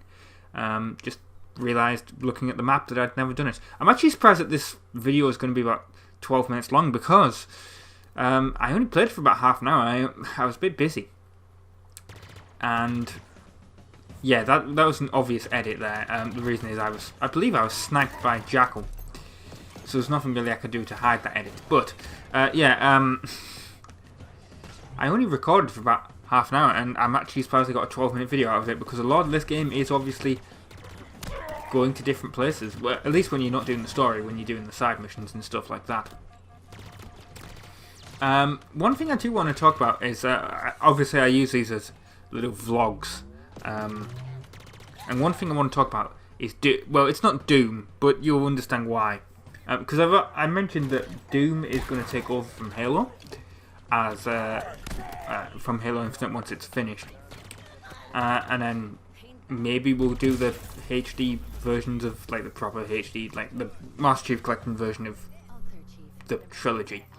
But actually, first we'll move on to a different thing here. There we go. So this is a different. Actually, no, this isn't a squad. This is a propaganda tower, and then it's a squad. So I was driving to this squad, and then I found this propaganda tower around here. Anyway, so what I was about to say was, I actually want to do a Mario game, a proper Mario game, a Mario platformer, because I've done part of Mario Golf. I didn't finish it, unfortunately. That's something I need to do, but just got a little bit too difficult, and I was getting angry, so I sort of put it on hiatus. But it is going to come back. But yeah, I wanted to do a proper Mario platformer, and so I thought, well, I never had like a. When I was growing up, I never had a GameCube. I had a Wii, but unfortunately, never really used the Wii, because I got the Kinect at the same time. I got the Wii just after I got the Kinect, and I actually sold that Wii with a bunch of games because I wasn't really using it. But none of them were Mario games. I know Mario Kart Wii was one of them, but the Wii games that I had weren't actually, like, really first-party Nintendo titles. And then I ended up getting another Wii, and again, I never really used it. I don't know why. But then COVID lockdown happened, of course, 2 years ago now. Wow. And obviously, right at the start of lockdown in the UK, you really weren't allowed outside. I mean, you could do exercise, but I thought, well, I got the Wii, I got Wii Sports, I got Wii Sports Resort. Wii Fit was actually reasonably cheap. I don't know if Ring Fit Adventure had come out at that point on the Switch. But first, I don't even know if I had the Switch at that point. But I know that Ring Fit Adventure, if it had come out, it was a lot more expensive than obviously getting a used copy of Wii Fit. So I thought, well, I'll just do that for my exercise. And now I do that every day. So that's genuinely something I do still. Although actually, now that the Nintendo Switch Sports is out, might not, but it depends. Anyway, the point is, well, basically the like 2021, the TV broke that I used the Wii on, and none of the TVs that you can buy nowadays have composite or component inputs really that I could see. So I ended up getting a new TV that had obviously only HDMI inputs, and that meant I had to get a HDMI adapter for the Wii, which I got a cheap Chinese one, admittedly, but those were really the only ones that were on the internet that you could buy. And then that broke after about like 3 months. Just poof, went. I think I went into this story before. There we go, I found an audio log. And I climbed this to get to a... Is it a Spartan Core or is it some other weapon? I can't remember what it was. Anyway, point is, yeah, I ended up buying Wii U, which I've gone into this before. And so I've decided, you know, I'm going to try and get into... Because the Wii U can play Wii games as well, so I'm going to try and get into Wii U games. I'm going to try and get into Wii games. I'm just going to see, you know, I'm going to try like stuff like Zelda that I've never played. Zelda Breath of the Wild, never played it before. Never played Mario 3D Land. Never played, you know, any Kirby games or anything like that. Donkey Kong Country, anything like that. So I thought, right, I'll try the first party Nintendo stuff. We'll see how it is. And unfortunately, I bought Mario Galaxy 1 and 2. And you may say, unfortunately, those are amazing games. And yeah, that's why I bought them. I heard they were absolutely amazing, you know, first party Nintendo titles. And I probably shouldn't have bought both of them because I started playing the first one. Literally just the rabbit section at the start of the game. And it's something I've never experienced before. Like, I can play VR games. I can play, like, first-person shooters, obviously, Halo Infinite. Never had a problem with that. But Super Mario Galaxy was giving me motion sickness literally right at the start of the game. I was like, I can't play this. It's literally after about like 15 minutes of playing, it was just impossible to like. And I looked it up. I was like, is this a common thing? And the response was like, there's a bunch of people like essentially like me that were like, oh, this is the only game that's ever caused this. But the only other game that's caused it is Doom, the 2016 one. So we'll see, because like I said, I've played first-person shooters, so we'll see how Doom is, but that might only be a short one, admittedly, as a thing on the channel. But you know, it's such a shame. I was really looking forward to Mario Galaxy, but I did also play Mario 3D Land. So if that's a game that interests you on the channel, maybe that'll come as a Let's Play. If I'm going to do a Mario game. But yeah, I do not know how bloody that happened. Like, seriously, that's the only game that's ever caused me motion sickness. And apparently the reason is, obviously, it's back in the day when it was made. You had the old CRT big boy tube TVs, and they were reasonably small. I mean, the biggest size was what, 28, 32 inches, and they were heavy if they were that size. Honestly, people forget, like, the size of like living room TVs were like 20, 24 inches. They were reasonably tiny. Like, what's the size of this monitor? The monitor that I got in front of me is 28 inches. It's bigger than the bloody TV that we had in the living room. Like, that's actually amazing. And also there was a small like flat screens. Like, literally, if you had like 32-inch TV that we had in the living room originally years ago, like 2007, 8, whatever. Like, like, if you're really young, you might not even realize how small TVs actually were. Like the early flat screens and the old tube TVs. But yeah, it was designed for those TVs, so the screen was a lot smaller, so the motion sickness was a lot less. And nowadays with modern huge flat screens, it's a problem. So theoretically, I mean, maybe it'll work on this 28-inch monitor in front of me. Maybe I won't get the motion sickness from that. Maybe I'll try it at some point, but probably unlikely, to be honest. Anyway, back to Halo Infinite. I mean, I use this series as like a vlog because I talk after the fact. So if you're 16 episodes in, you know that from the Halo ones anyway. I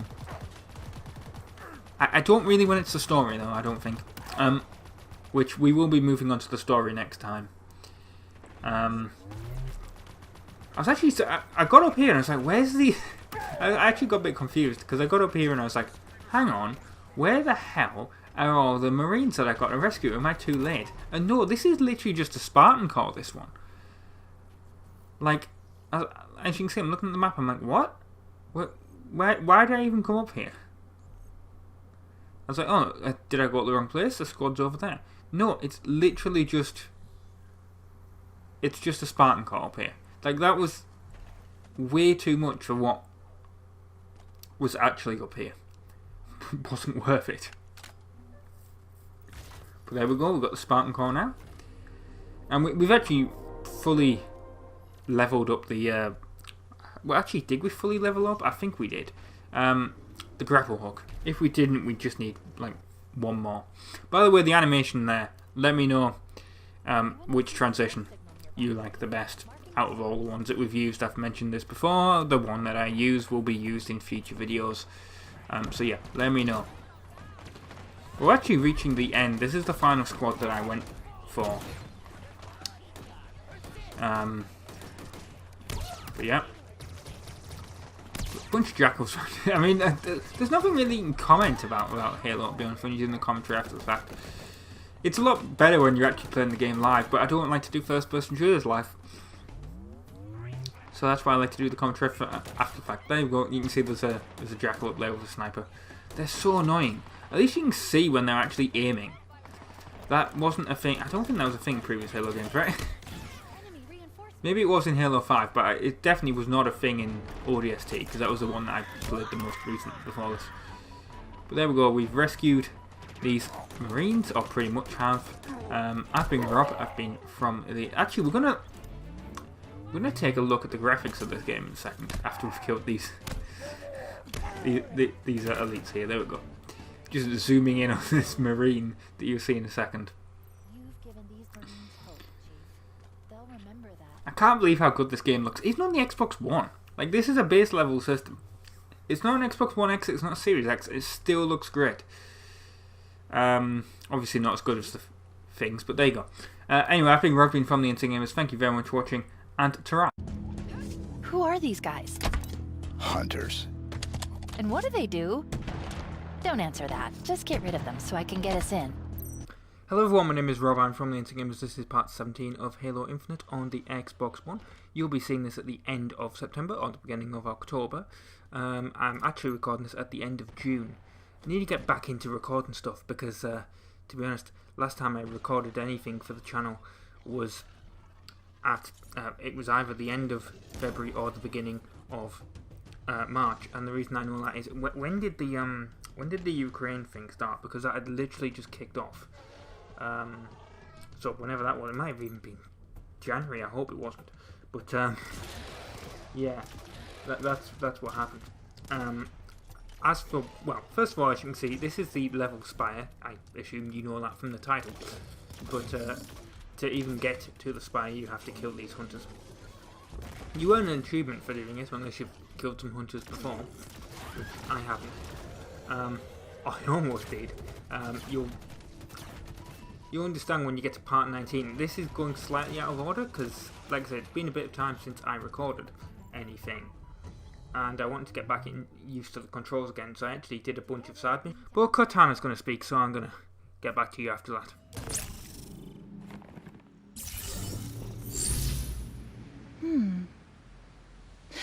The protocol's not banished in Origin.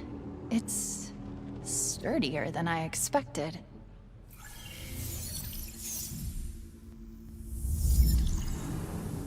Problem?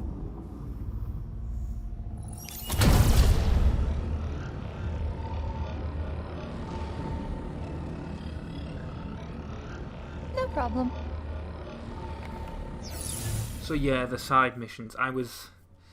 You like I said, you're going to see this out of order.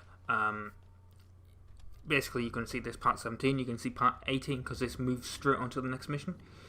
And then part 19 will be the stuff that I did before this, because basically I noticed I was doing, like, I was uploading a lot of the side mission stuff instead of the story, and I was like, well, I don't want to bore people too much with the side mission stuff, so that's why I decided to do that slightly out of order. But I'll mention it in that video. As for why I haven't really been doing recording stuff, what was happening is I was going to work and then I was coming home and I was like, I want to play a video game, but I don't really want to play a game that, like, I don't really want to do more work, essentially, you know, like, I don't want to do stuff for the channel, even though I really should. I was like, I don't want to play GTA 4, I don't want to play Galgun, I don't want to play God of War, or whatever. I was like, I want to play, like, Nintendo Switch Sports. You may have seen one video or two videos of that on the channel. Might actually, to be honest, might actually do that as a series, just playing online, because it's actually quite fun. I was playing Fallout 4, I was playing Sims 4, but not really any games for the channel. And this is actually missing with a lot of cutscenes. A surprising amount. It's also reasonably short, so we're going to get Cortana speaking again. Here we go. Plug me in over there.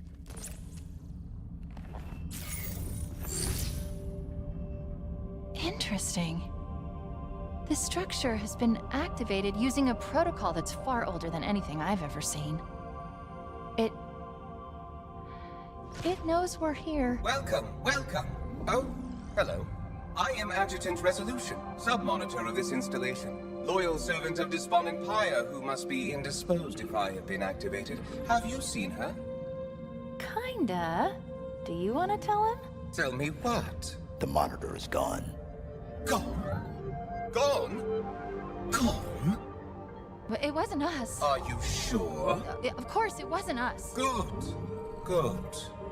Good. I was worried you were perhaps unfriendly. As you can see, this spire has been successfully deployed. This way. I presume you wish to see the observation platform?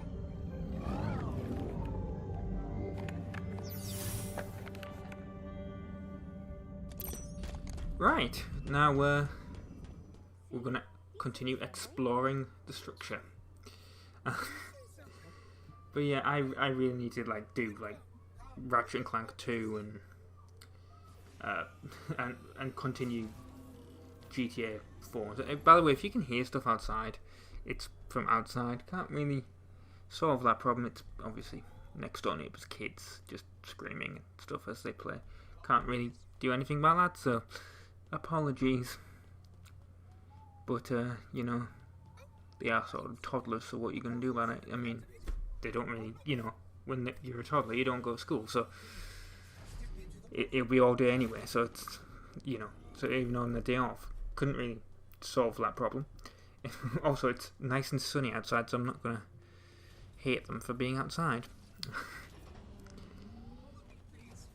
I really don't know what to say now. Oh, that was it. While I've been off, I've been also in shops and stuff, obviously, as you do.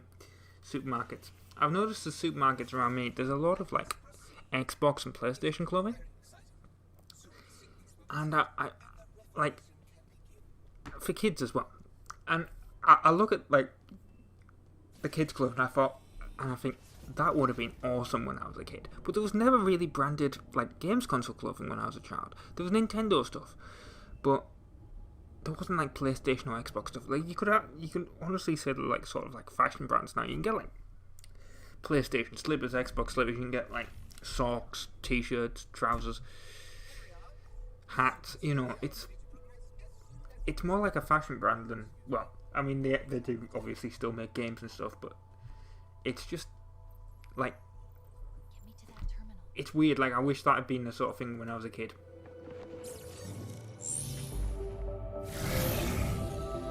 Oh, that's not so bad. This structure's purpose is simple. Rebuild the ring. Well, more specifically, create the materials needed to repair it. Not gonna happen. Why? It's such a beautiful... Oh, the Banished. Sorry, I was distracted for a second. There's so much to learn here. Shut it down. Permanently. No, no, no! What are you doing? This is not acceptable. You were supposed to be friendly. I mean, there was one that I saw. It was a PlayStation top, and this was for like kids for like 6 or 7 or whatever. I mean, there was ones for slightly older. And I wish you could get it in the like the adult one. Maybe you can, but the supermarket wasn't selling it. But yeah, I thought that I want that, but obviously I'm not a child, so wouldn't really, wouldn't fit me. But it was the PlayStation controller. But it was the original PlayStation controller, like the PS1 controller that didn't have the analog sticks. And I was looking at this, I was like, there's no kid that's 6 or 7 knows what the hell that is. I mean, the PS4 controller doesn't look anything like it. The PS5 controller certainly does not. I mean, I know they have the same basic shape, but you know what I mean. Like, it doesn't have analog sticks, it doesn't have the triggers or anything, I mean, although you couldn't really see it. Well, I can't really remember the design of it now, but I can't remember if it showed like a 3D sort of design, like from all angles. But I was like, there's no way like a kid that's 6 or 7, unless they're really into retro games, which I know there's some of them on YouTube that are, that watch YouTube stuff, obviously, but there's no way a kid 6 or 7 is going to know what that controller is. It doesn't look anything like the PlayStation controller that they're used to. And by the way, obviously, if this isn't obvious, this is sort of a boss battle. It's sort of awkward to kill this thing. You have to like destroy its 4 arms and then kill the actual monitor itself. I mean, maybe you don't have to do that. Maybe you can just aim straight for it. But that's what I was doing. To be honest, Halo doesn't really have boss battles, if you think about it, does it? It has a few throughout the story, but they're not that often. It's not like you get to the end of a level and then have to, like, you know what I mean? Like, they're not that often in the storylines, which is always fun when you get to one. I mean, I'm remembering, like, the end of Halo 2, and then, like, the end of it. Like, it's always the end of the game, if you think about it, isn't it? Like, when you have to kill 343 Guilty Spark at the end of Halo 3. And that brute at the end of Halo 2. But I forgot his name now. It's been so long. But yeah. But look, another monitor that's not exactly friendly with us. And I can see we're reasonably coming to the end of this episode. I mean, we've got like another minute or so left of this boss battle. It does take, like I said, it takes a while. It might just be me, but because like I said, I was still trying to get back used to the game, to the controls. But yeah, hopefully very soon there'll be some more GTA, some more Galgun, some more Ratchet & Clank 2. That's a new one, and then some more God of War. And actually, one thing I forgot to mention, when I was mentioning earlier, I was talking about games I was playing that weren't games on the channel, and I mentioned Fallout 4, which is a bit weird that I actually ended up buying Fallout 4. Because I have Fallout 3 on the 360, and I never got into it. I'd always play I'd get out the vault, and then I'd play for about 30 minutes or so. And I'd be like, this isn't for me. I think it might have been because of Halo at the time. Because I was playing a lot of Halo 3 and Reach.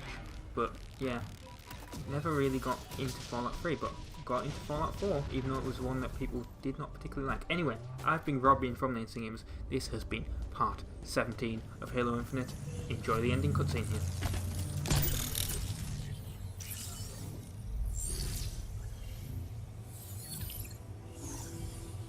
I have good news and bad news.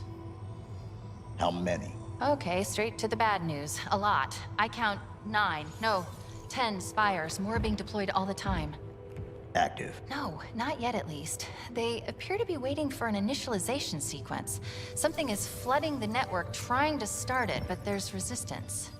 Why? The protocol that triggered all this wasn't exactly correct. It worked. Well, it started the process. There's more bad news. I can't shut it down exactly. But I can remove it from the network. Of course, I can find the source of the attack. I just need to... Wait. Is it safe? Come on. It's me. An infiltration program designed. Oops, I think she knows I'm... How you do this? Disconnect. Give me 1 second to get it... Now. It's done. Why don't you trust me? What was that? Maybe taking it offline wasn't such a great idea. We need to go. Like now. Immediate extraction. My location. Oh God. It was you, wasn't it? Now. I'm coming, I'm coming!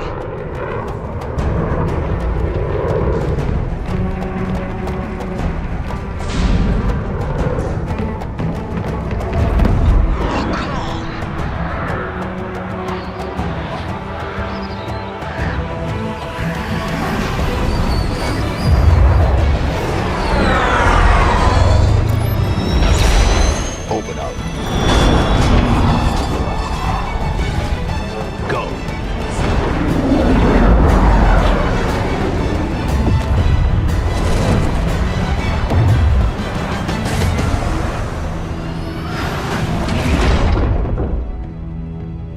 Upload the spire locations. All of them? All of them. Coordinates received. It looks like someone has marked 42 new locations, which would be crazy, right? This one. It was the source of the attack. Attack? What's she talking about, Chief? Is everyone trying to kill you? It kind of seems like it. Oh, wait. You're being sarcastic. He's fun. I like him. Am I dead already? I must be. I mean, this is a punishment, right? Yep, this is death. No! No! No, no, no, no, no! This isn't happening. I'm going to have to make an emergency landing. Hold on, Chief.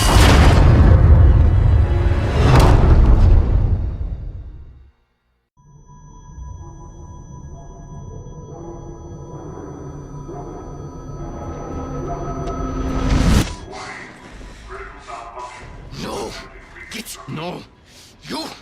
I can't stand it! Who you are? Breathe. No! You don't get to tell me what to do. You don't get to tell me anything! We're... Are you even listening? I count 3 anti-aircraft cannons. 3 what? You'll be safe here. Oh, I'll be safe. Safe? I haven't been safe since I found you. I found you, remember? You were out there on your own, and you'd still be out there if it wasn't for me. I thought I was going home. There won't be a home if we don't stop the Banished. You keep saying that. We're outgunned, outnumbered. I know I saw condors over there. I'm going to dig through them and find one with the working sleep space drive. And when you're done with this war, we'll get away from here. Far away. Wait here. Oh, please. Let me see what I can find.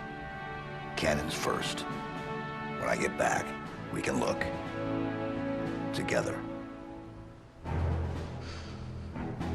Okay, big guy.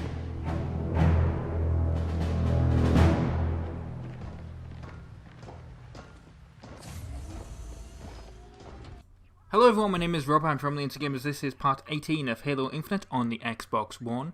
We've earned an achievement, Pelican Down, which is actually the name of the mission. Because we've shut down the first spire, which was the previous part, that was part 17. This mission takes place immediately afterwards, you can't really skip anything. So we've got to destroy those 3 AA guns, those 3 anti-aircraft guns. And I'll tell you what, it's certainly a mission. It takes a bit of time actually. I don't know how long the actual footage is. Obviously that would include deaths. But yeah, I think this takes about like half an hour.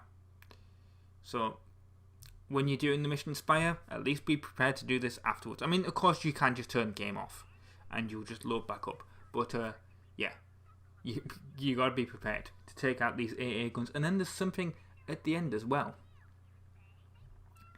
Now, one thing I want to say is this commentary may be interrupted. I mean, that's happened in previous Halo commentaries before where I've had to pause because something's happened, which is the benefit of doing the commentary after the fact. But yeah, that's the thing that could happen, because I am expecting some mail today. I'm expecting two things actually. I'm expecting something from Nintendo. It's not a game, unfortunately, but I am expecting something from Nintendo, and I'm expecting something from Amazon, because you may have noticed recently that GTA San Andreas has not been on the channel, and you may think, why is that? Well, I mentioned it last week in some of the other videos, but if you're only here for Halo and GTA San Andreas for some reason, if that's the combination, but if that's what you're here for, well, what's happened is that I played San Andreas through Game Pass, and I took my break. That took longer than I thought I was actually going to. I was like, oh, I'll be like, 2-3 weeks, and then I'll get back to doing it. No, it was a couple of months, to be honest. But yeah, anyway, so I took my break, and then I went back to do it, and the first thing I wanted to do was I wanted to do San Andreas.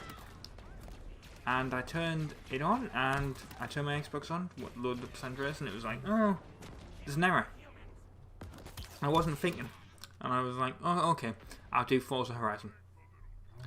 Because that's also something I do on Game Pass, but at least with that, it's a Microsoft-owned game, so it will always be on Game Pass. So I did that, and loaded up Forza Horizon. It was fine. Recorded everything else on the channel. I did like Ratchet and Clank, I did GTA 4, I did God of War, did Galgun, did all that. And I was like, okay. And then I was playing Nintendo Switch Sports, and on Nintendo Switch Sports I was ranking up, and I was thinking, this could be a series. Well, I tell a lie there actually. What happened is, when I originally got Nintendo Switch Sports, I was ranking up, and I was thinking at the time, this could be a series. And then I lost like 4 or 5 games in a row, and it really, really annoyed me, and I got deranked a little bit. And I was like, oh, screw this, I'm going to just turn off ranking. And it's more fun when it's not, it's equal amount of fun. It was just really annoying at that moment in time that I'd lost 4 or 5 games in a row. I mean, some of that might have been my fault, but yeah, I lost 4 or 5 games in a row, and I was like, I just turn off ranking. I'm just gonna, play unranked, and then I'll get back to ranks later. And then I decided, well, if I'm gonna do ranks, I'm gonna make a video out of it. So that's what happened. There was an edit there. Oh, I mean, obviously, because I died thanks to this elite here. So that's why I went for him immediately. Because I put like 4 or 5 shotgun shells like I did there, but he was charging me with his energy sword, and he just one hit me. Which sucks. But anyway, yeah, so I was doing Switch Sports, and I was like, oh, I'll just record this. And at first I was like, oh, this will just be an extra video. I'll just release it on the weekend. There'll be 3 videos on a weekend. That'll be fine. And then I went to load up San Andreas after I've recorded everything else, and it still won't load, and I'm like, oh, there has to be something up here. Why is literally Forza Horizon 5 working? Why is there's one other game on Game Pass that I have, and that I have set up. I can't remember what it is now because I don't play it on the channel. Oh, bloody hell, what is it? But anyway, one other game, this other Game Pass game's working, and I'm like, why the hell isn't San Andreas working? And then I looked at the title, and it's like, there's no Game Pass logo on it anymore. I'm like, oh, it's left Game Pass. And then I looked it up, I googled it, and it's like, oh yeah, it left Game Pass back in May. I was like, great. So I've got a series that I'm halfway through again, that I've just stopped. And I don't like doing that. I don't like giving up on Mario Golf. I don't like giving up on Conker's Bad Fur Day. That's why I'm just going to go back to them. I'm going to go back to those games at some point, and I'm going to finish them. I didn't like doing Ratchet and Clank halfway through, like the original Ratchet and Clank. That's why I went back and finished that. I've got bloody, what is it? I've got Enslaved Odyssey to the West. Need to actually do that as a series. Like, I started one episode of that, and I was like, oh. I do not like leaving games halfway through, because if you subscribe to the channel because of that game and then I stop doing it, that just, I feel bad. Like I do actually feel bad for it, about it. Like, so that's why I do want to go back. Like, even if you're not watching any of the videos on the channel because you subscribe because you wanted to watch Mario Golf, you know, I do feel bad. We've got a cutscene coming up, so I'm gonna shut up, and then we'll continue this conversation on the other side. Plug me in and I'll take care of the cannon. They call this security, please. Hold tight. I'll handle it. The UNSC lost this war months ago. Your people are broken, scattered, hunted, defeated by me. I wish I could tell you it was difficult, but it wasn't.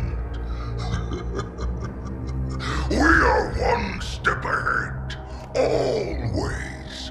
The ring is already under our control. Soon, the auditorium as well. The Harbinger and the Banished share the same goal. We fight together to honor the will of Atriox. But without challenge, I grew weary, lost, alone. But here you now stand. This is my last fight. A true test of legends. Our story will outlive us both. Set a fire in your heart, Spartan. Bare your fangs. Fight hard. Die well. Thank you. Chief? That word, auditorium, what is it? I was hoping you'd know the answer to that one. I'm new, remember? Okay, I'm done here. Right, so we took out the first AA gun, and yeah, that's what I was talking about. I was talking about, like, San Andreas, wasn't I? So what I've done is I was looking on Amazon. Well, first of all, I load, obviously, when you load the game up, it doesn't give you the reason. It just says the license is gone. And really, I should have understood what that meant at the time, but, like, oh no, it didn't even say there was the license had gone. It just said there was an error. Please check the license or something. Yeah, that was it.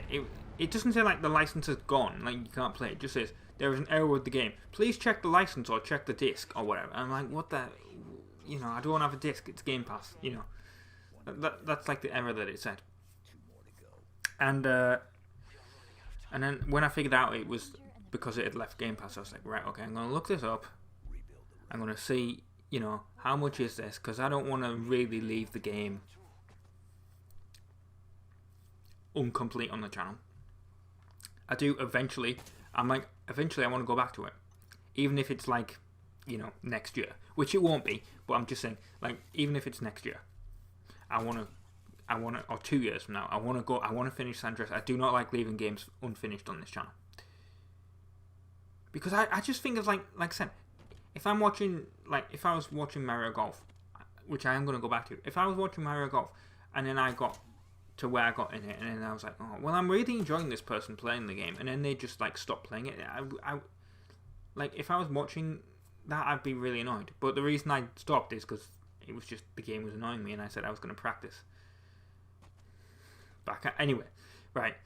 Point is, I looked on Amazon the other day, and well, actually, first of all, I looked on Xbox Live, because it's like, oh, because it's left Game Pass, the game is on offer. But first of all, it isn't, because you can't actually just get San Andreas by itself. You have to get the trilogy set. In fact, I've just heard the post there, so I think the game has come. So I'm going to get that during the next cutscene, when we destroy the next AA gun. Good for me. Actually, no, I don't think that might, well, that could be one of two. We'll find out live on the video. Well, you won't because you won't be able to see it, but I can tell you what it is. We'll find out what it is live in this video. Because, like I said, there's two things that I ordered. Technically, three things if you want to be pedantic. So I'll have to tell you what the other thing is before the. Anyway, yeah. So I was on the Xbox Game Store trying to buy it, and it was like, oh well, you can't buy San Andreas by itself. You have to buy the entire trilogy. I'm like, oh great, okay. How much is the entire trilogy? Digital? Oh, it's 45. It was £45. It was like, oh, it's on offer. It's down from 60. It might have even been 70. I can't remember what the point is. It was. I'm like, I ain't paying that. I'm not paying that for a digital copy of the thing, especially considering I'm not even gonna. I mean, I probably will, but it's like at the moment I'm doing San Andreas. I'm not gonna do GTA 3 and Vice City. I'm not gonna add even more games to the channel. Which, saying that, something I'm gonna say later. I am adding more games to the channel, obviously, but that'll be when when current games are finished. Although I am starting to record them now. Like today, I'm gonna record Need to Be Carbon, and I'm gonna record some Marvel Spider-Man if I can. I need to reinstall. I said Doom is gonna take over from Halo once I finish this because this is the last Halo. So I'm gonna start recording Doom, and then it's all ready. I've got like videos ready for when that happens. But anyway, the point is, so theoretically Vice City and GTA 3 could take over from San Andreas immediately, but I think I have something written down what I'm already going to do anyway. But yeah, and then I looked on Amazon and it was like, oh, it's £60 physical, but we've actually got it on offer for 20. I'm like, okay, I don't know when that's going to end, but just buy it now.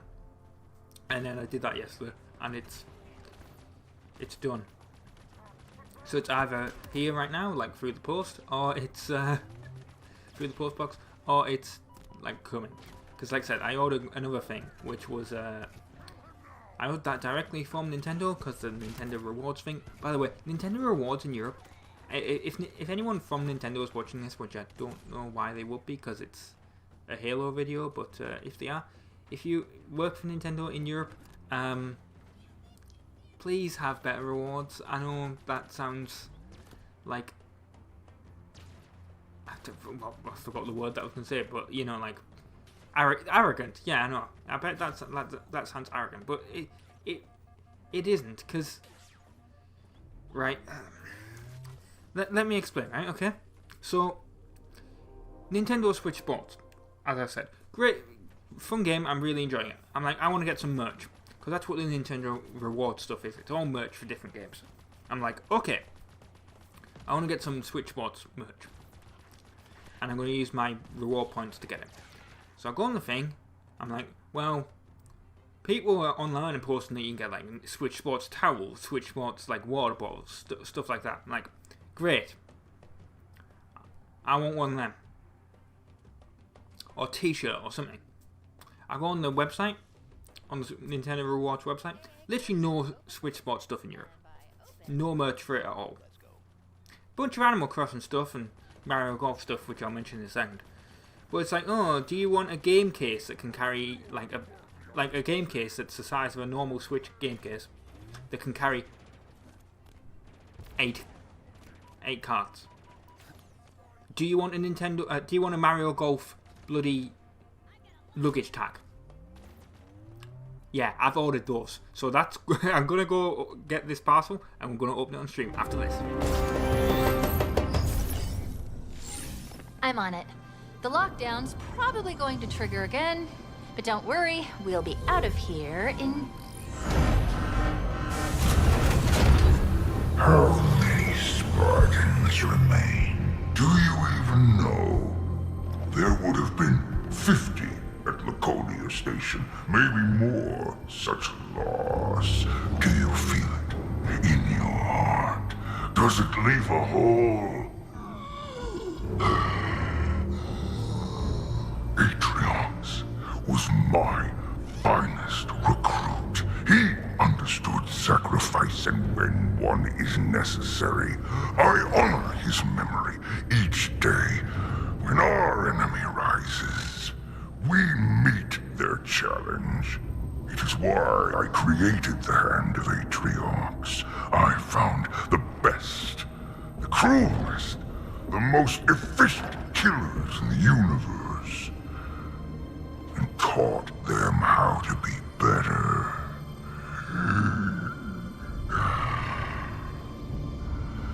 My Spartan killers are coming for you. It is your time to rise. Spartan killers? Really? Everyone is trying to kill you. I'm done here. Now it's your turn.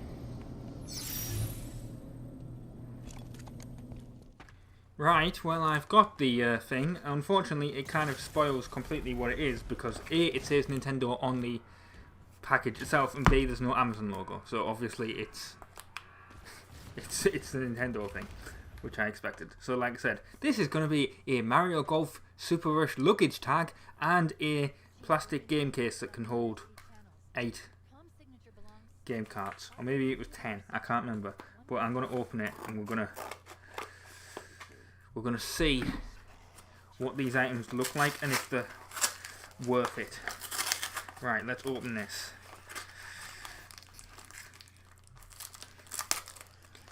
So, one thing I will say, Nintendo makes their packages really easy to open. Because that was literally just a small amount of, like, scissors, and it's completely ripped wide open. Like, I'm literally ripping through everything, including a picture of Mario. That's great. And then the thing came out. Great. Is there, like, a thing telling me, like, thank you? Nope, there is not. There's not even, like, a thing saying, thanks, Rob, for ordering anything from Nintendo.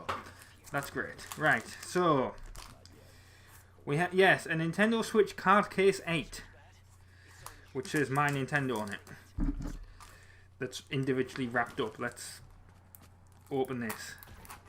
I have to pay £2 for delivery for this, by the way, as well. Like, it's like, oh, the items are free, but you have to pay for delivery. Thanks, Nintendo Rewards. Right. Yeah, it's just a normal Switch game case, but this will be useful later.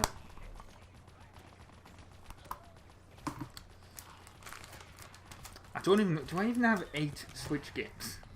I mean, I'm counting it now. I have 7. Yeah, great. So I have an extra space. And then also I have this luggage tag for Switch Sports. For Mario Golf. So let's open this up. I mean, this is the kind of stuff that I would expect. Seriously, this is the kind of stuff that I would expect to see at like a seaside resort in the UK, like in an arcade machine.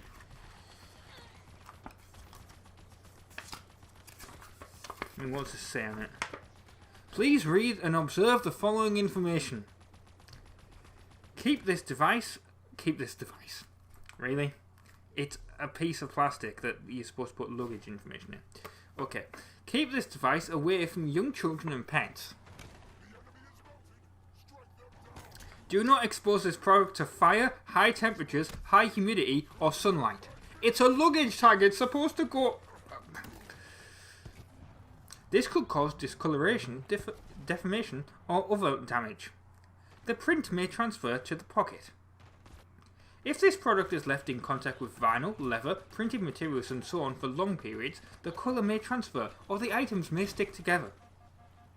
Do not expose this product to excessive force, by example swinging it around or pulling on the strap. If the strap breaks, the product could cause unintended injury or damage. If this product is damaged, please stop using it immediately. If this product becomes dirty, wipe it with a soft dry cloth. And then it's written in German, French, Netherlands, Spanish, Portuguese and Italian. Because it's Nintendo Europe. Right. Actually, why did I throw that away, considering that's the thing that you're supposed to put in the luggage tag? Luckily I haven't put it in the bin, I've just thrown it on the floor. So I'm gonna go get that. But yeah, so I got a Mario Golf luggage tag, and I got a game case that has too many slots for the amount of games that I actually have on the Switch, because of course it's Nintendo and Nintendo games are sort of expensive. Actually, I do like the design. I know you guys can't see this, obviously, but I do like the design inside this game case, actually. It's got a picture, not a picture, but it's got like a stencil design of the Pro controller, and it's got a stencil design of the little plastic controller where you stick the Joy-Cons in if you don't actually have a Pro controller. So yeah, and then on the back, or actually on the back and the front, it's got a picture, well, it's got, again, stencil designs of 2 Joy-Cons, the controller, like a Joy-Con controller thing, another pair of Joy-Cons that are different colours, a Switch with the Joy-Cons, a Switch Lite, which is the one where you can't remove the Joy-Cons in case you didn't know, a Pro controller, more Joy-Cons, and then more like Joy-Cons in the controller holder. That's actually a really nice design, and I do like it, but it's... I had to do it because the points expire. So Nintendo got their delivery fee out of me, but I do want Switch Sports merch if you're in, for European people, please. Nintendo, if you're watching this. Anyway, that's irrelevant to Halo, but yes, welcome to... Thanks for watching this unboxing. I've been Rob. Here's another cutscene.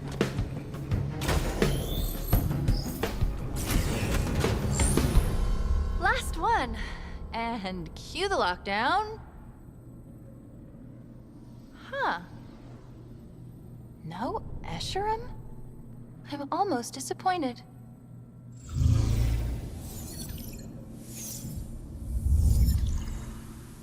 Almost. All set. Let's get back to the Pelican. We did it! Right, let's carry on with this. This is the last part of this. So we've taken out the 3 AA guns, 3 anti-aircraft guns. So we've got one more thing to do, which we've got some more, you know. We've got some brutes, some evil brutes that are going to come and attack us. So we have to obviously kill them.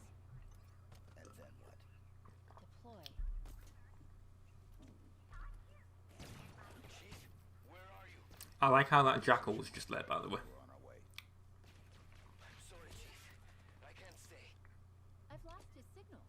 Oh, and we've lost the signal of our pilot. That's great. Because now we have to rescue him. Sort of. From these brutes. Yes, there was an edit there because I did actually die from the brutes before. Obviously. Because I do the commentary on this after the fact. Oh, duh. I mean, you just saw me... I don't think I could open a package from Nintendo while I was playing the game. That reminds me, I think I've said this before, like, do you remember, like, those Call of Duty commentaries? Like, that's literally what this reminds me of when I'm doing the thing. Like that was a huge genre of things on, like, was there ever Halo commentaries like that? I know, there was definitely Call of Duty commentaries, because obviously, I was just mentioning it there. That was a huge genre on YouTube, and then they just died. It was like the Modern Warfare... No, actually, it wasn't even Modern Warfare, was it? It was literally Modern Warfare 2 and Black Ops era. Like, I don't think it was done while World at War was a thing.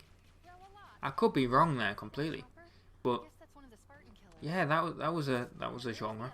So we've got 2 brutes we have to take out here. Now, he kept killing me when he was on this, which is why I nicked it. They're reasonably easy to kill if you just, like, keep firing at them. The thing is obviously staying alive. That, you know, if you don't... I mean, that sounds obvious, but, like, the trick is to stay alive and just avoid, if you can.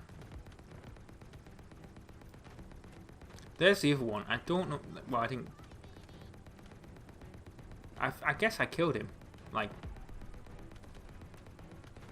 for some reason I thought that it took longer to actually kill him, but obviously I was wrong. I just, like I said, because there's 2 of them. But yeah, I guess when I like drove into him, I just immediately killed him. I thought that I had to hit him like a couple of times. Maybe that was a different. Maybe that was like the other attempt that I did when I died. But there you go, there's the other one. Now this one takes a few hits. Because what I did actually was, because this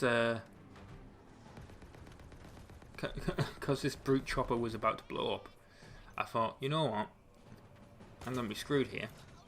I'm going to use, well, first of all I was like, well, first of all this ghost is almost destroyed. So I did that and then I just blew it up, because, yeah. And then apparently I went back on the brute chopper, which I don't remember doing, but yeah. And then that blew up. Now, obviously, can't really do anything about him because he's got so much health. But then I was like, well, hang on, there's this warthog here with a machine gun. I'll just use that, and that actually worked really well.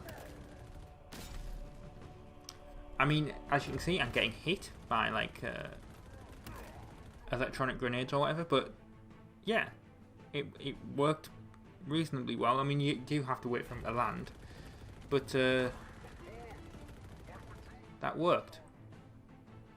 Why would you fight with honor? Well, because if I fought with honor, you'd instantly kill me because you're a lot stronger. That's why you sort of have to cheat. I will need it because that's how I killed you. I don't know why I'm replying to something that A, happened like 2 weeks ago when I actually recorded this footage, and B, like, I know the outcome of. But there we go, we've destroyed them, and we've earned another achievement, Professor Grimm. Hyperius and Torius. Right, there we go. Well, there's only a few enemies left, as you can see. I mean, just kill him with a shotgun, which is actually out of ammo, so just kill him by punching him. And then we've got to find where the Pelican pilot is. Does he even have a name? Like, if we literally just call it's Echoes, whatever, yeah, but that's just the call sign of the Pelican.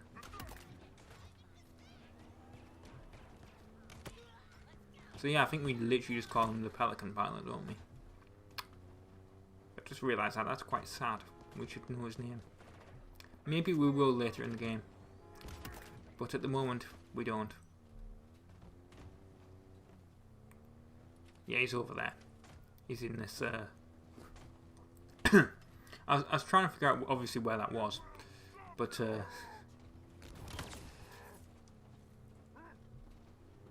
tell you what, that brute took a few hits, didn't he? There, like, well, I didn't hit him head on. That didn't help. But yeah, he's in this this graveyard here of frigates. Anyway, I've been Robin from the Instant Gamers. Thank you very much for watching part 18 of Halo Infinite, and ta-ra, enjoy this ending cutscene.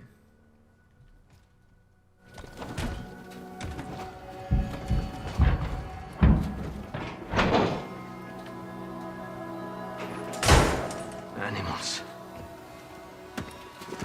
Chief, my eyes didn't deceive me back there. We need to go. 3 UNSC Condors. Seeing one is rare. Finding 3? It's a miracle. I should have known better. Torn apart. Completely gutted. Sleep space drives obliterated. We don't have the time. Over there's another. Shattered and cratered over a kilometer. And there. The last one. All of it. Crushed. Broken. Beaten. Useless. Enough. When? When is it enough, Chief? When we're in there? Because that's where I belong. In there. With them.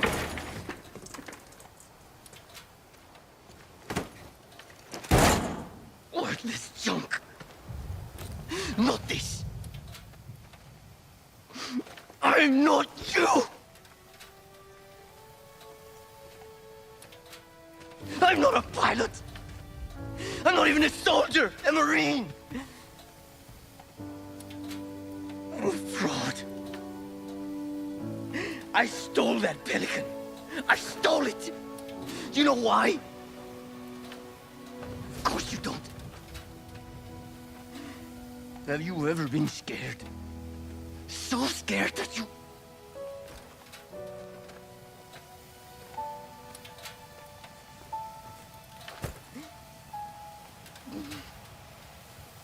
I'm worthless.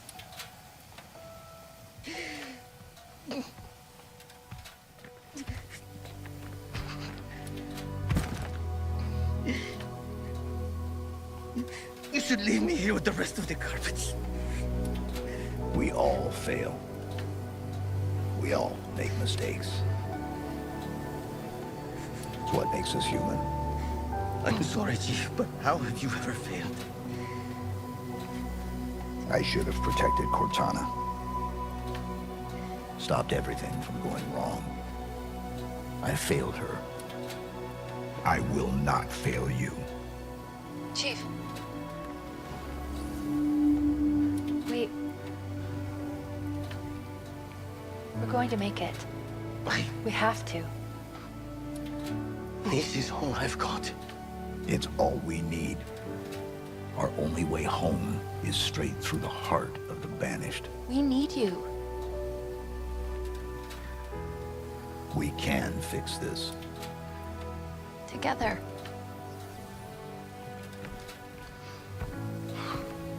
Of course we can. Together.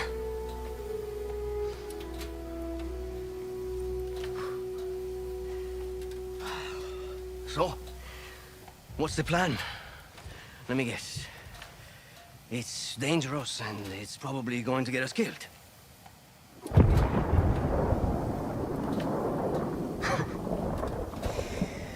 I have my answer. Let's do this.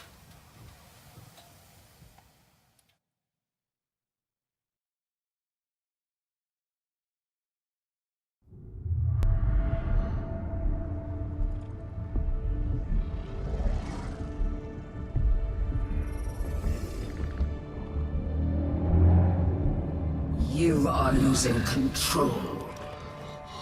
Nothing is lost. Deploy your army.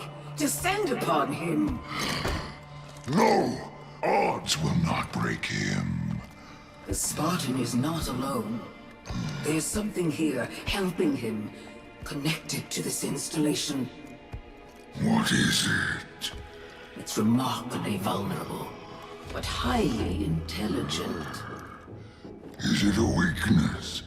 Something to exploit? We will see. The Reformation is controlled from this spire. It must be protected. Done. Atriox believed you to be valuable. Prove him correct. When the Endless are found, and when you have your ring, then you will never question my worth, and I will never question your judgment.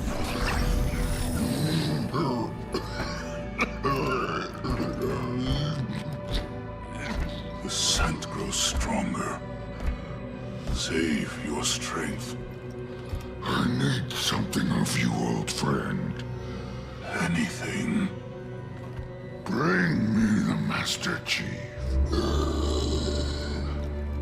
Alive.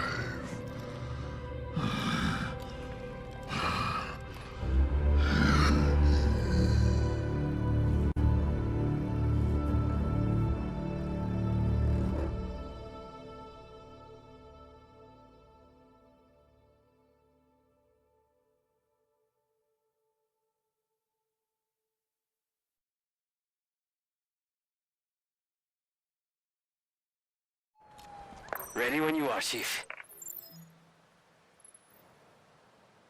You may have heard that we've lost a number of senior officers lately, and well, yes, there are some vacancies opening up among the Blood Stars. It's only because those guys were shoving weeks while our remaining guys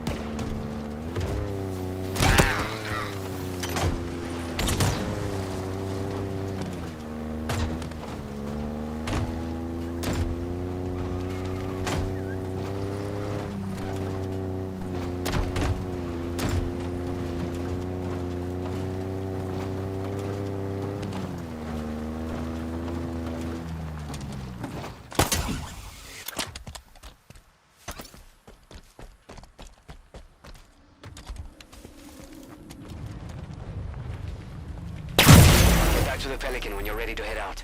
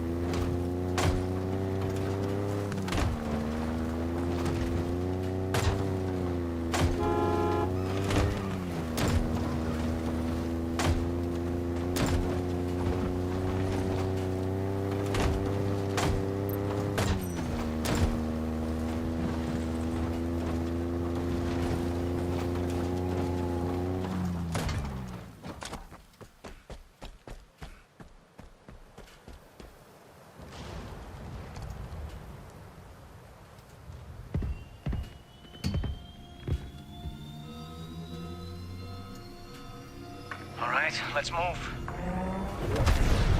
How long has it been since I met you? 6 hours, maybe 7? It's been eventful. 6 months on my own, surviving. Barely. Seems like a dream now. This, on the other hand, mostly feels like a nightmare. Mostly. Chief?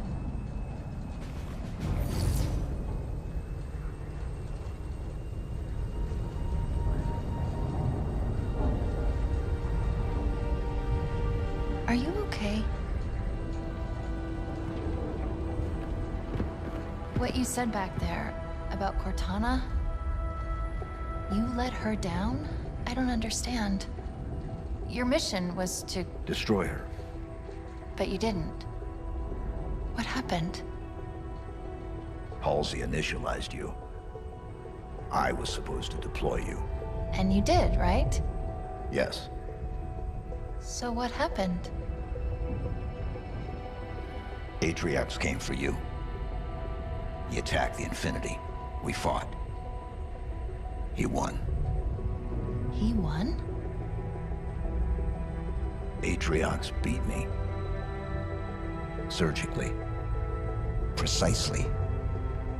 Brutally. Next thing I remember, I was being woken up in this Pelican. You want to know who killed her? You need to know. She was important to you. Very important. She's...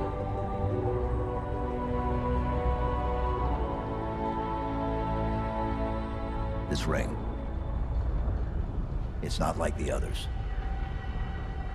There's something else here. And that's why I'm still here? Second spire coming up. Where do I drop you off? Close. Close it is. Call me in when you're done, Chief.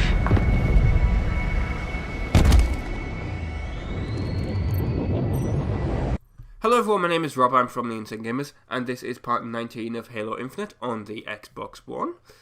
And, well, you may be thinking, well, this isn't the end of the mission Pelican Down, and that's true. But I did say in part 17 that I recorded a bunch of the side mission stuff, just to get used to the controls again, because it had been a bit of time since I'd played Halo Infinite. And I was like, well, I'm not uploading that because a lot of the Halo Infinite videos that I'd done at the time in a row were all the side mission stuff, and I realised that was a bit boring, so I should probably do, actually get on with the storyline. So that's actually, well, we may be doing more side missions in the next one, and then we'll be moving on to the actual story, I think. I think that's what we'll do. By the way, you can probably hear my voice is a bit different. Obviously, I have a bit of a cold. You never know, it might be COVID. I haven't actually taken a test, but so yeah, it could be COVID. But I don't think it is. It's just I've got a bit of a sniffle and a bit of a cough, but it's not like supposedly one of the things with if you have COVID is like you're having a lot of trouble getting to sleep. You're coughing all the time, like literally every 20 seconds or so. That's not happening to me. I do get a bit of a cough, but it's about once every 5 minutes or so. I'll try and if that happens, I'll edit it out of the video. I'm not going to leave that in. But, yeah. Also, if I'm a little bit scatterbrained, obviously, that's the reason. Well, when am I never scatterbrained? But you know what I mean. If I seem more scatterbrained than usual in this, that's why. Because it's, trying to actually think about this while you've got a cold. While you've got a little bit of a headache because of the cold, it's not great. So yeah, well, one thing I want to say, well, we've done this, we've rescued this squad. There's going to be a couple of things, obviously, in this, a couple of squads that we're going to rescue, and we're also going to take down an armory. And that's the transition that we're using for this one. Oh, by the way, yes, that's what they're called, a propaganda tower. There we go. They don't really show up on the map, actually, to be honest. But, there, that's been taken out. Well, I found that while I was on the way to rescuing Cobra Squad here. I have actually recorded Doom, which is well, not all of it, obviously. I've recorded the first, or I should say I've recorded the footage for the first 2 parts. I mean, it's technically only the first mission, but due to the way that the title sequence happens, I think it's probably a good idea to split it into 2. So yeah, that's also going to be like Halo, in the fact that I'm going to do the commentary on it after the fact, just because, well, I was playing it and I was thinking, well, if I want to do the future episodes with the commentary, I can do that, because I've done that with some games where I've started the first one, just recorded it, just to see what the game's like. Some games I go straight into it, mainly if they're a platformer or something, but some games I do actually start, and I go, well, I'm just going to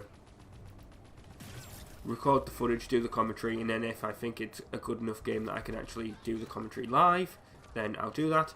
But I don't think that's going to be the case with Doom, because it's even more like fast-paced than Halo. Like, to be honest, Doom is almost perfect for the way I play Halo, which isn't great for for this bit here because I'm in the Ghost. But if you've noticed, when I'm playing actual like first-person Halo, when I'm actually using the gun, you'll notice I go up to enemies and I just like hit them a lot of the time, or at least I used to do that.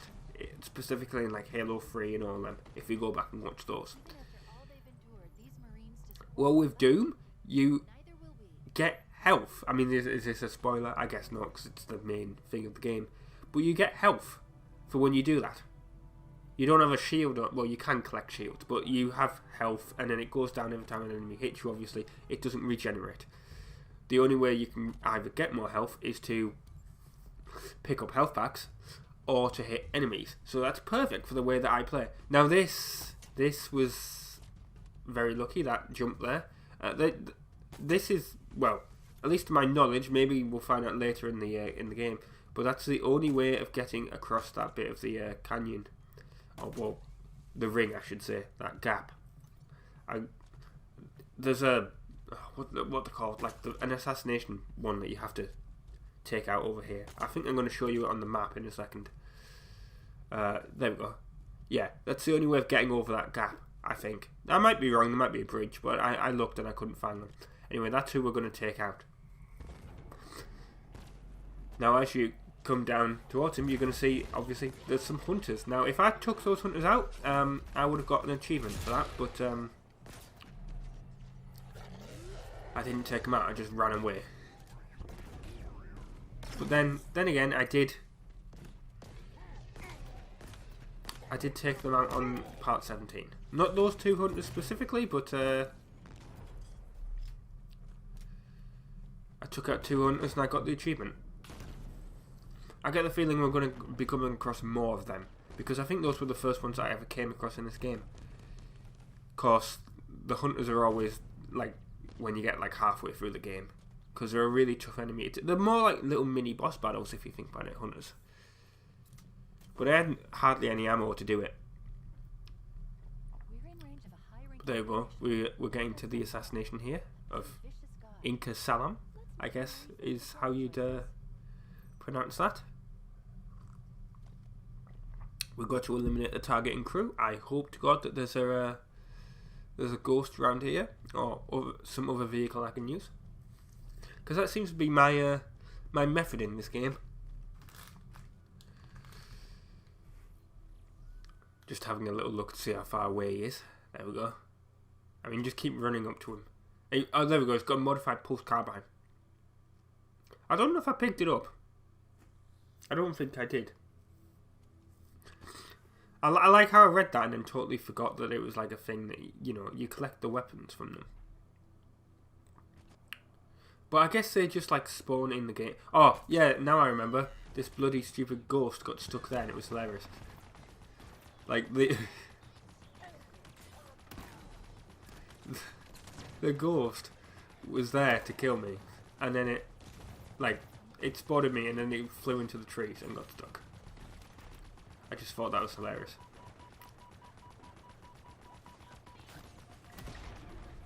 We're so close to death from being, like, sniped, I guess. We also could have just ran him over if we were really lucky there, but we weren't. And also flipping the ghost over, probably not the best idea there. But never said I was a good driver in this game. I just know how to take enemies out with the vehicles. Well, I guess that's my little tip if you're going to play Halo Infinite. Just take enemies out with vehicles. It's a lot easier than... It's a lot easier than actually using weapons. Because they never run out of ammo.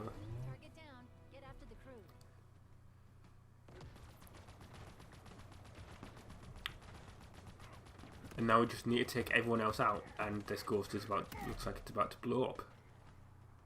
And I probably should have took that jackal out up there a lot earlier. But I have now. Just taking a little break there to blow my nose. I mean, I know you guys really didn't need to know that, but I think you can tell sometimes when my voice changes. When you've got a cold. When you've got a cold, if someone's voice changes, I think it happens right after they've blown their nose or something. Really helps. Anyway, there's only one way of getting back. And, well, there's two ways, which is obviously going back the way that you came, or just using the, just fast travelling, which is what I did. And then I came up here to this Armory of Reckoning. Now, this is a bit of a tough one. There's a lot of enemies here. There's an insane amount of enemies here. I don't know if it's because I'm getting further in the game and the game's just spawning more enemies or what, or if there's always this many, but seriously, there is a bunch. You have to take out these free munitions. I didn't see what it said. Oh, well, ammo printer things was what it says there. You've got to take those out, and then you're done, basically. I didn't mean to run them over, but I didn't even notice I'd done that while I was playing the game. Unless the elite did that, but I think I'd accidentally run that marine over. And yes, I died a number of times during this because of the amount of enemies. Like, seriously, even the ghost here, it, like, cannot take out the amount of enemies without being overwhelmed.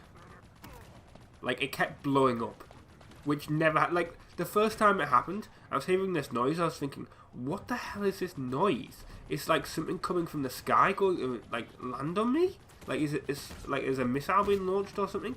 No, it was the ghost blowing up.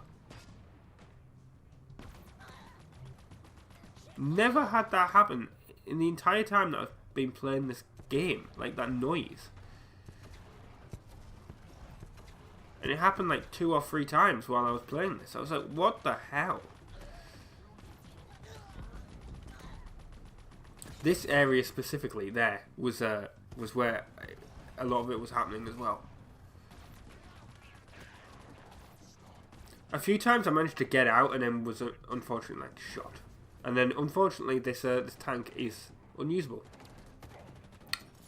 Which is a shame because I would have actually used it. That would have been very helpful. But unfortunately it wasn't usable. So, and this brute took forever to like, how many hits was that? Like 5? And obviously every time you do that it actually loses health if you think about it. Unlike in Doom.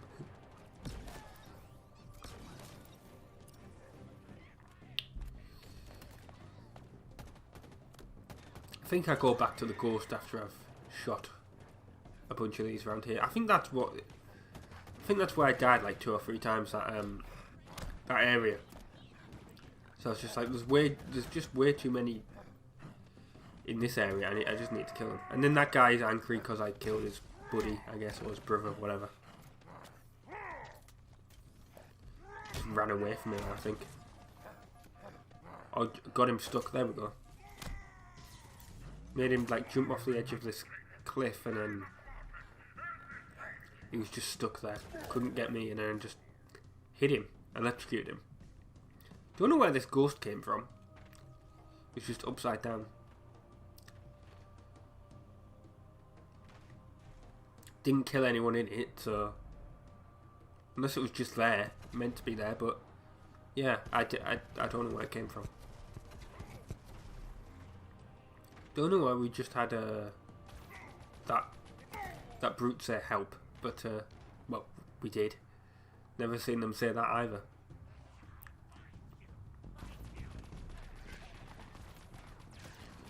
Obviously, as you can see, there's a lot less enemies now. And don't get your vehicle stuck. Oh no, I think that was ODST armor. I might be wrong. Unless that was a marine that I got. I'm gonna have to look at that back. See what the hell that was. But I'm pretty sure that was just like ODST armor that was like implanted in the ground. There we go.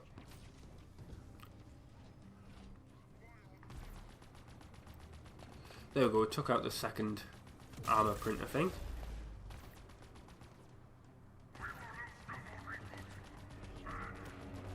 Which has obviously severely ruined this facility already, but we're going to take out the rest of it.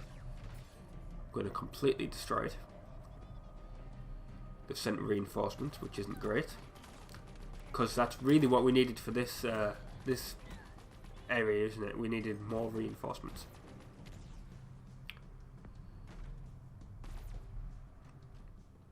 Well, unfortunately, we can't. I don't think we can go in that building. I might be wrong. You might be able to go in, but I don't think you can. No, it doesn't look like it. I think you can go on the roof, but actually, I noticed when I pressed that there that it did actually show something. So presumably you can go in. Don't know what's meant to be in there. Unless it's no, I don't think it is. I was going to say unless it's the thing that we're going to discover later, but I don't think so.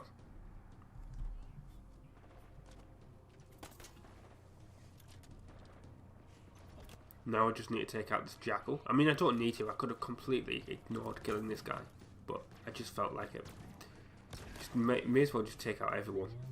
Leave no survivors.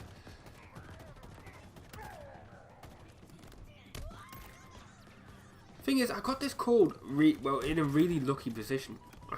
Well, not lucky, because obviously getting lucky timing, I should say. Because I recorded like literally like 2 weeks worth of videos in 2 days, and then it was the day after that I started getting it. And at first I thought, God, if I somehow managed to get like, because at first I didn't have the cold, it was literally just a sore throat, and I was thinking, oh God, if I got this from like literally just going right into recording videos and just not like haven't got my voice used to talking so much again.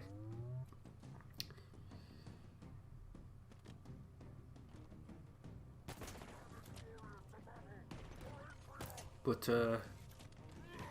then I started getting like the rest of the cold, so that's.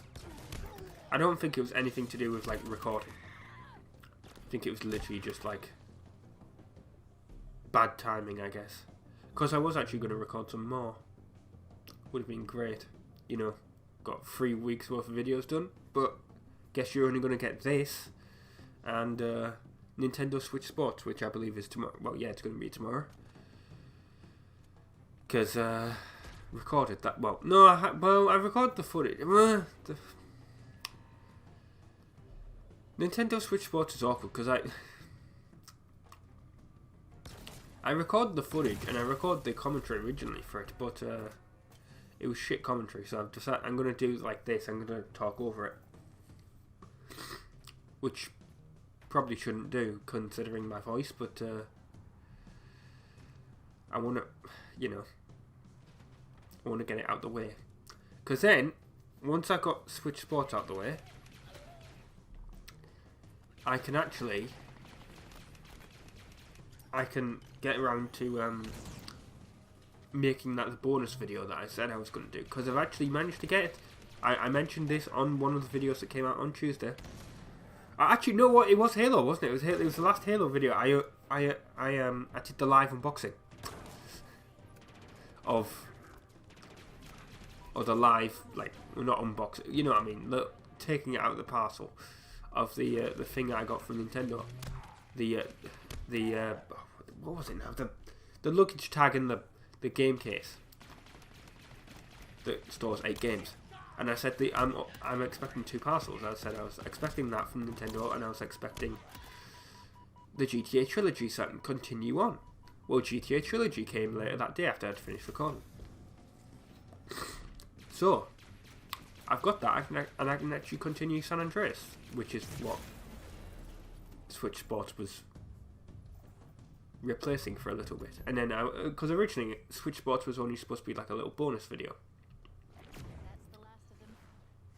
But there we go, we've destroyed the Army of Reckoning, and I think this is what I meant. Like, this is the bit inside where there's all these weapons. Then we've got this Banished audio tag thing, which is interesting then. That means there's 2 sides.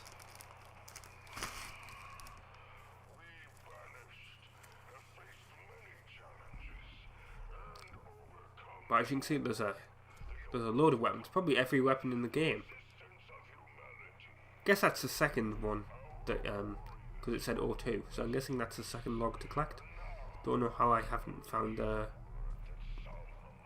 one before that, but yeah, that's that building that we were just, that I said, oh,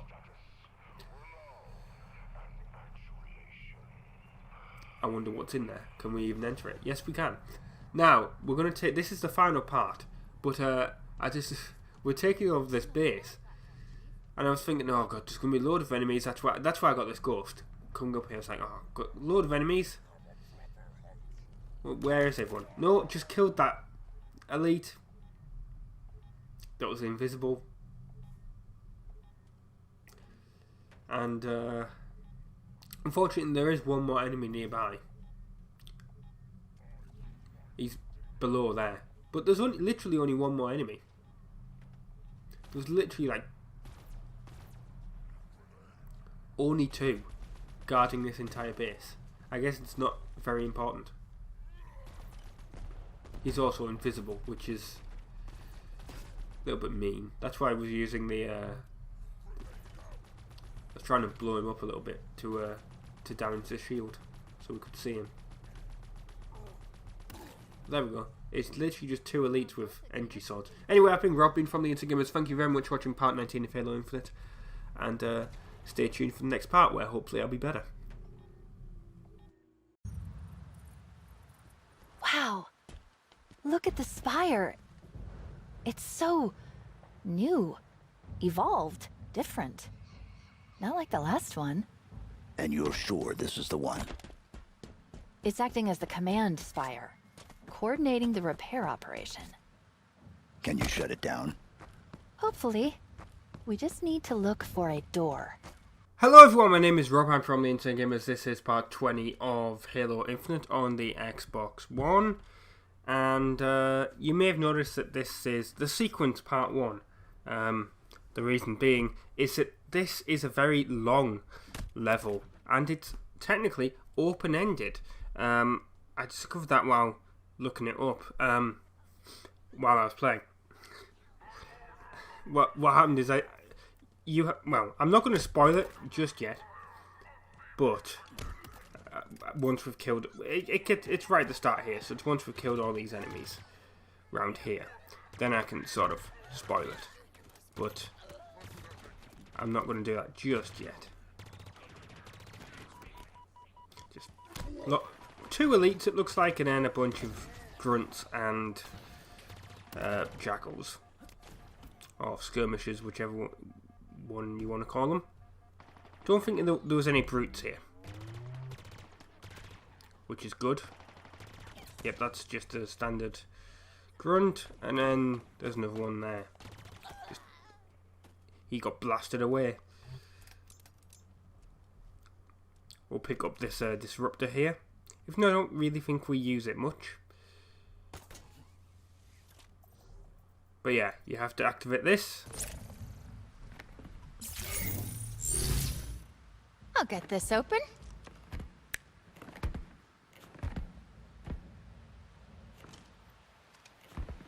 Is there a problem? I don't think so.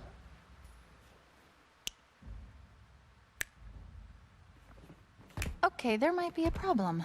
Something, and I think we know who, has modified the sequencing needed to access the spires. Plan B. Are we only at B? Seems higher. Okay. Plan B. And yeah, Cortana can't open this door, sadly. Or the weapon can't open this door. So you can see those beacons. There's 4 of them. And the thing is,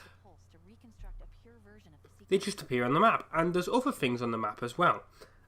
You know, like operating bases and other things. And it's a good idea that I didn't actually finish this. At least for me. For the Let's Play, it might have been better if I did this in one go, but we'll see. Because of the fact that you can go to each beacon separately and whatever, do it that way. And you can also just ignore the beacons if you want and get the bases and stuff that's around here, which is what I think I'm going to do. Or maybe not. Maybe in the next one I will do a beacon and I will do a base or 2, and then I'll do the final 2 beacons. So this might be 3 parts technically. But the thing is, it's a good idea that I checked, because once you actually complete this mission, you can't do any of the side missions until you finish the game completely. So I can't take over any more bases or anything like that. So it's probably a good idea that I do take over the bases in the area before I do that. I was very lucky here. I mean, look, I almost died like by getting flipped off the edge. Like, that was actually amazing that I actually managed to recover myself from that. Like, I actually fist bumped the air in real life. Like, when I did that, I was like, what the hell? How did I manage to actually save myself using the grapple hook like that? Just a shame this stupid Banshee is there, but luckily now I have the Banshee. And, well, he's basically fallen to his death. There's another Banshee there, so I'll have to take that out. It took a few shots and a couple of head-on collisions. Mid-air collisions, I should say. But eventually I did actually take that Banshee out.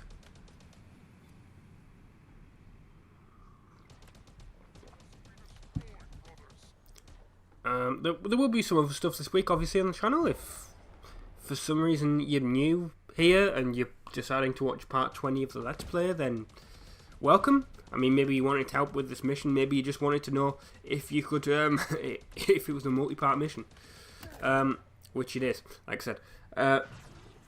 But there's other stuff on the channel this week if you're interested. Of course, like the previous 2 videos have been GTA San Andreas and God of War. But we've also got GTA 4, Ratchet & Clank 2 in HD, Nintendo Switch Sports, Galgun Double Piece, and Forza Horizon 5. And soon on the channel, once I've completed Forza Horizon 5, because it is very close to being finished, soon it will be Need for Speed Carbon. I've even started work on that. And if you are into Halo Infinite, with this being the last Halo game to do, like, you know, because it's the newest one, what will be taking over, I've said this before, but if you're new, it'll be Doom. So if you're interested in Doom as well, stay tuned, hit that subscribe button. And I was going to say ring the bell, because, you know, that's what all the big YouTubers say, but no, that's... You notice I don't really say that in videos. I think it's a bit... I mean, I understand why, but... Can't believe that brute actually didn't manage to steal the Banshee. But he didn't. But there's literally nothing to do here. This is just where you go to apparently start the mission, which is nice. So as you can see, yeah, there's 4 points on the map. At first I went this way, and I didn't realise just how far away those were, so then I turned back around. But yeah, there is a whole bunch of bases on the map that you can also get. So I will be getting those in the next few episodes. I think we just flew over one there. We flew over something, I just saw it at the bottom of the screen. Now, at least with this one up here, I mean, that's a very pretty view. I'll give it that. I mean, even on the Xbox One, this game looks pretty. It may not look as pretty as it would on an Xbox Series X, but it does look pretty. And maybe I should play this through Xbox Cloud Gaming, because then it would look even better. Bit of editing there, because unfortunately, yes, I did die, so obviously I cut that out.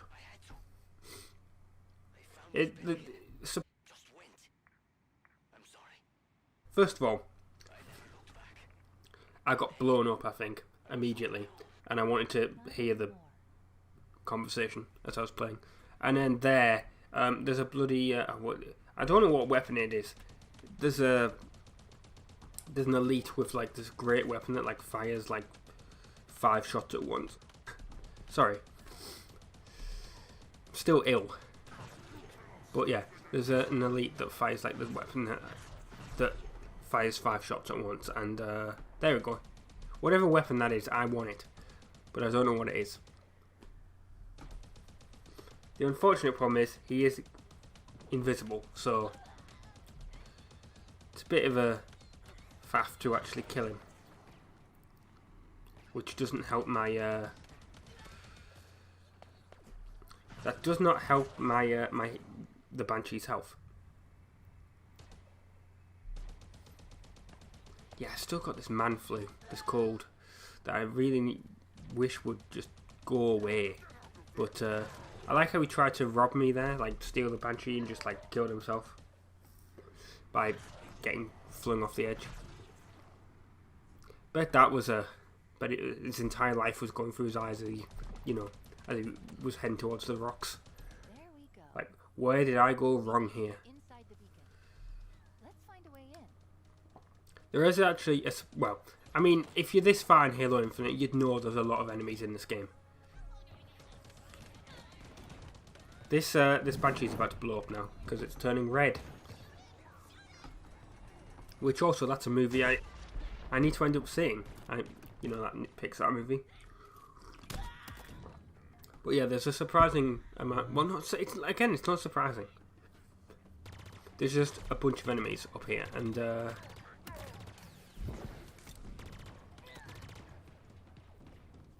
unfortunately they've got a turret, which is a bit of an awkward position. So, I mean, I do actually manage to take it out eventually, but yeah, I'm pinned down. At first I tried to sneak around this side. Didn't exactly work, I got spotted pretty easily.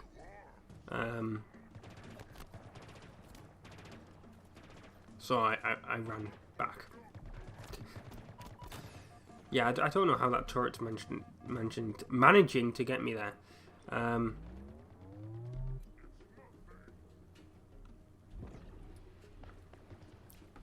But I decided to go around this way. Which worked. Apparently I'll be smashed like a flea. I was so lucky there wasn't a, you know, a gap into the middle of space there. I honestly thought it was as I was falling. I was like, oh no, gonna die. But no, take out this jackal, and then take out the other jackal. It's over here.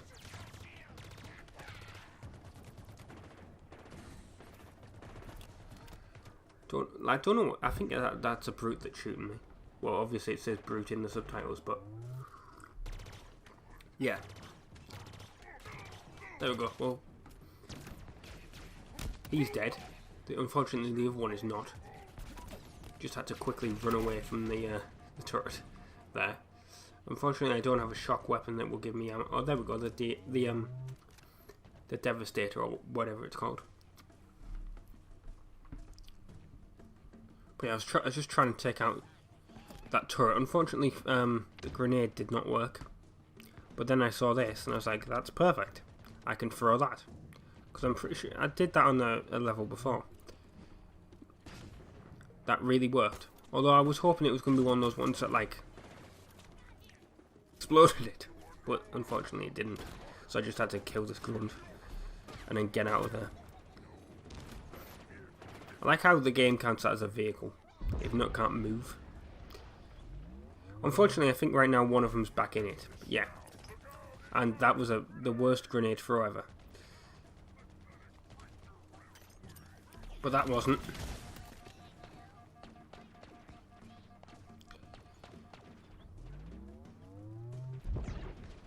There we go. Now it's just grunts and stuff running up to me and just being killed.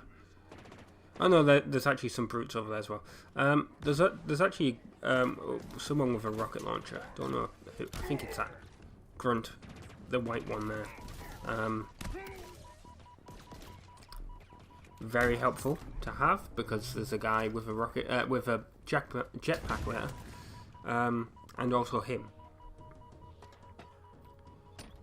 So that was very useful to take out. But yeah, there's only like one.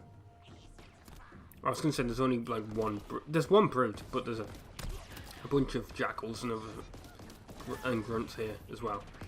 So still, well, no, actually, no, there's two brutes. I shouldn't say. There'll be three then, because there's the one with the jetpack.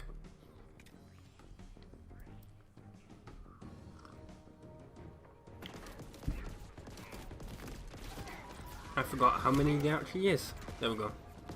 Don't know what weapon there, and that didn't actually kill him. Yeah, because he's the last one that I ended up killing.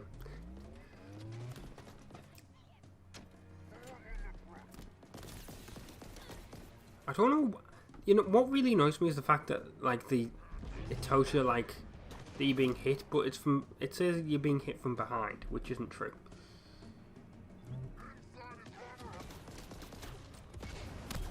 Unfortunately, he had a lot of health, which is why I just had to do that and kill him that way.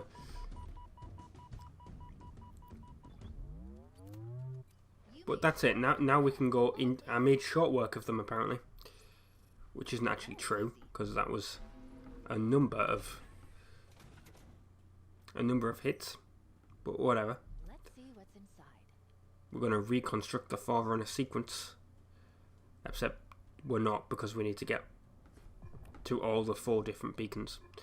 There's a audio log here if you're interested in collecting those. But yeah, let's just go in and listen to the cutscene.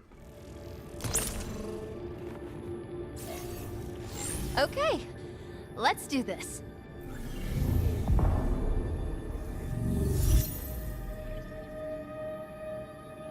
You know, this might actually work.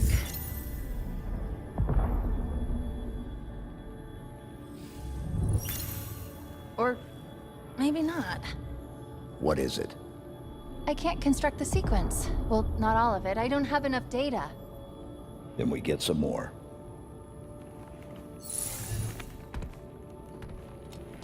Right, so as the weapon said, she can't reconstruct the sequence using just that information. We have to go to all 4 of them, which sucks because it means that the video will have to be split into parts. But it does mean that also I can collect the bases in the area, which is a good thing, I guess. So I'm actually going to show you that on the map before I go. But apparently we're going to have a conversation about family. At first I was like, woo, I can go to this vehicle and escape. No, it's my blown up Banshee, isn't it? But luckily, there's that, there's the Warthog that's over here. That somehow I managed to not blow up when I was attacking that elite. Oh, it respawned. It's smoking, but it didn't blow up, which is good. And I was just like, where do I need to go? But as you can see, there's 3 more command spies that we need to get. But as you can see, there's other bases on the map. So yeah, I've been Rob. I've been from the Insane Gamers. Thank you very much for watching part 20 of Halo Infinite on the Xbox One. This has been part 1 of the sequence, and ta-ra. Heads up, Chief. Another FOB platform. Let's make it ours. Hello everyone, my name is Rob, I'm from the Insane Gamers. This is part 21 of Halo Infinite on the Xbox One. And if it wasn't obvious from the title, we're taking over some bases in this episode. We're not continuing the sequence just yet, because I actually totally forgot that when you start, like when you take over a base, it gives you more missions or more side missions, I should say, in the local area. And high value target assassinations are part of that, so I thought let's just take them out and deal with them while we're here. So probably the next part will be continuing on with the sequence as we take over, well, all the bases in this area of the map, because like I said, the sequence is the last mission you can do before the, like, you can't quit a mission and do, like, basically all the side missions stop until the end of, until you finish the rest of the campaign at that point, which kind of sucks, but I mean, it's better for those of you that don't like the side missions and you just want to see a playthrough of the actual story. But the way I see it, I like experiencing everything the game has to offer. So yeah, taking over this base here, there's a lot of, well, if it's, I mean, I keep saying that, but yeah, there's a lot of enemies in this game, and you know, the jackals, I really hate the jackals because you just end up shooting the shield a lot of the time. Like, it's very difficult to hit them when they're behind it. Doing a lot of running away as well. I don't know what, I think I'm gonna have to like try and rank up Chief's armor. It's, I mean, there's a bit later, you won't see it because it's a death, and obviously I cut them out. But one of the high value targets, it's the second one in this video, they have a rocket launcher. I basically had to quote unquote cheat to kill him. But yeah, he has a rocket launcher, and it's basically a one-hit kill, and you just get disintegrated, and it was just really, like, it was really annoying. I was like, why the... At first I was like, how the hell am I dying? Because you weren't even seeing like the explosion or like where the thing was coming from. It just seemed like it was coming from the sky. But no, it was a rocket launcher. Right, so we took over FOB November. And there we go. The high value targets are now on the map. That was a transition if it wasn't obvious. I got a ghost, and we're going to take out Ad Hoc, or however it's pronounced. I mean, I like how it said he took out several ODST squads, I should say, not UNSC. I mean, they're part of the UNSC, but you know what I mean. They're, like, several ODST squads, and I literally just, like, just took him out of a ghost. It really wasn't that difficult. But now we have to take out the rest of the crew. And, of course, they've got a ghost, so that's always fun. Because, you know, ghost battles just take forever, it seems like. So I just ran away for a little bit. Well, while I took out the rest of the enemies. And then finally I got to take out this ghost. Because I can see it's about to explode. There we go. Now there's only like 2 enemies. Oh no, there's a lot more than 2 enemies. It looked like there was only 2 enemies on the map there briefly.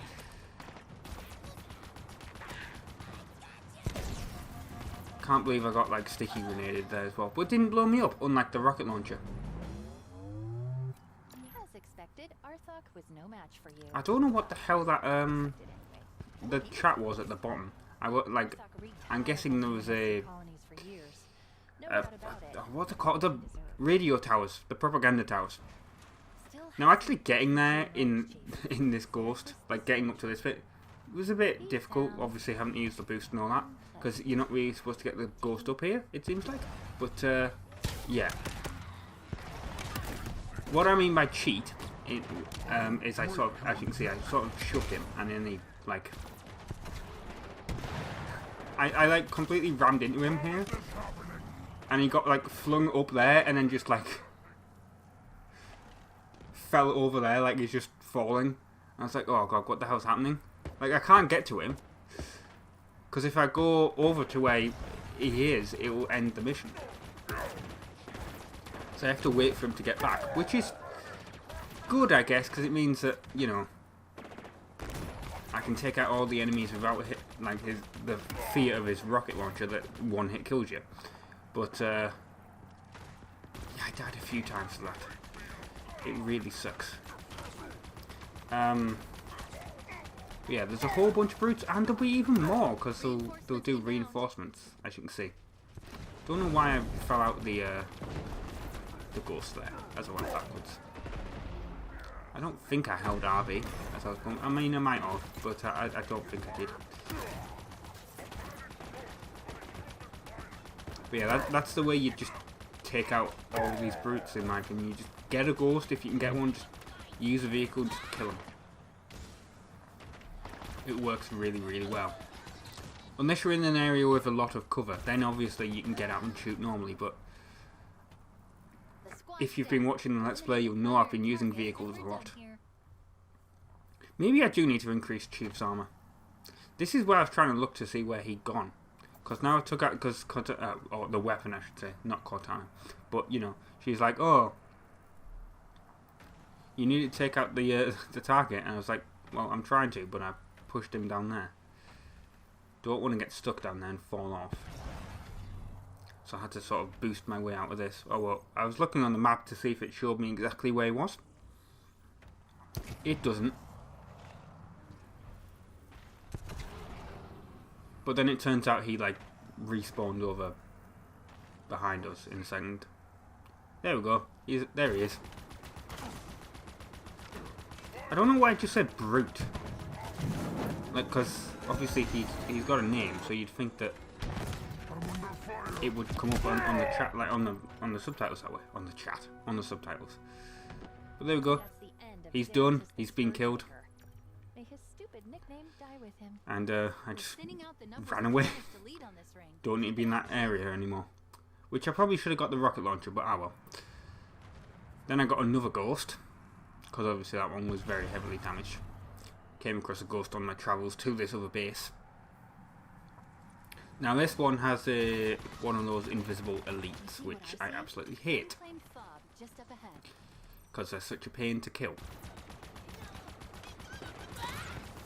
But ah well.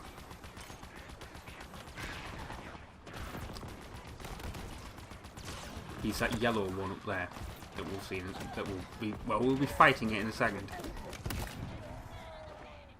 I wonder if that red one as well would also have gone invisible, had I not like took him out immediately with the ghost.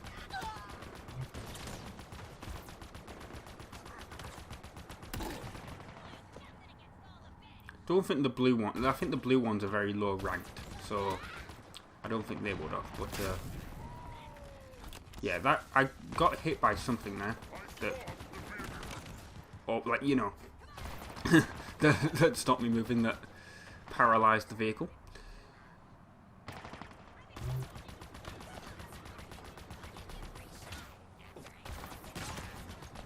Again, there's just so many enemies. the game is just basically relying on you having to use a vehicle. I mean, the previous Halos, there was a lot of enemies in those as well, but there weren't this many. It definitely feels like there's a lot more like enemies to take out in this game.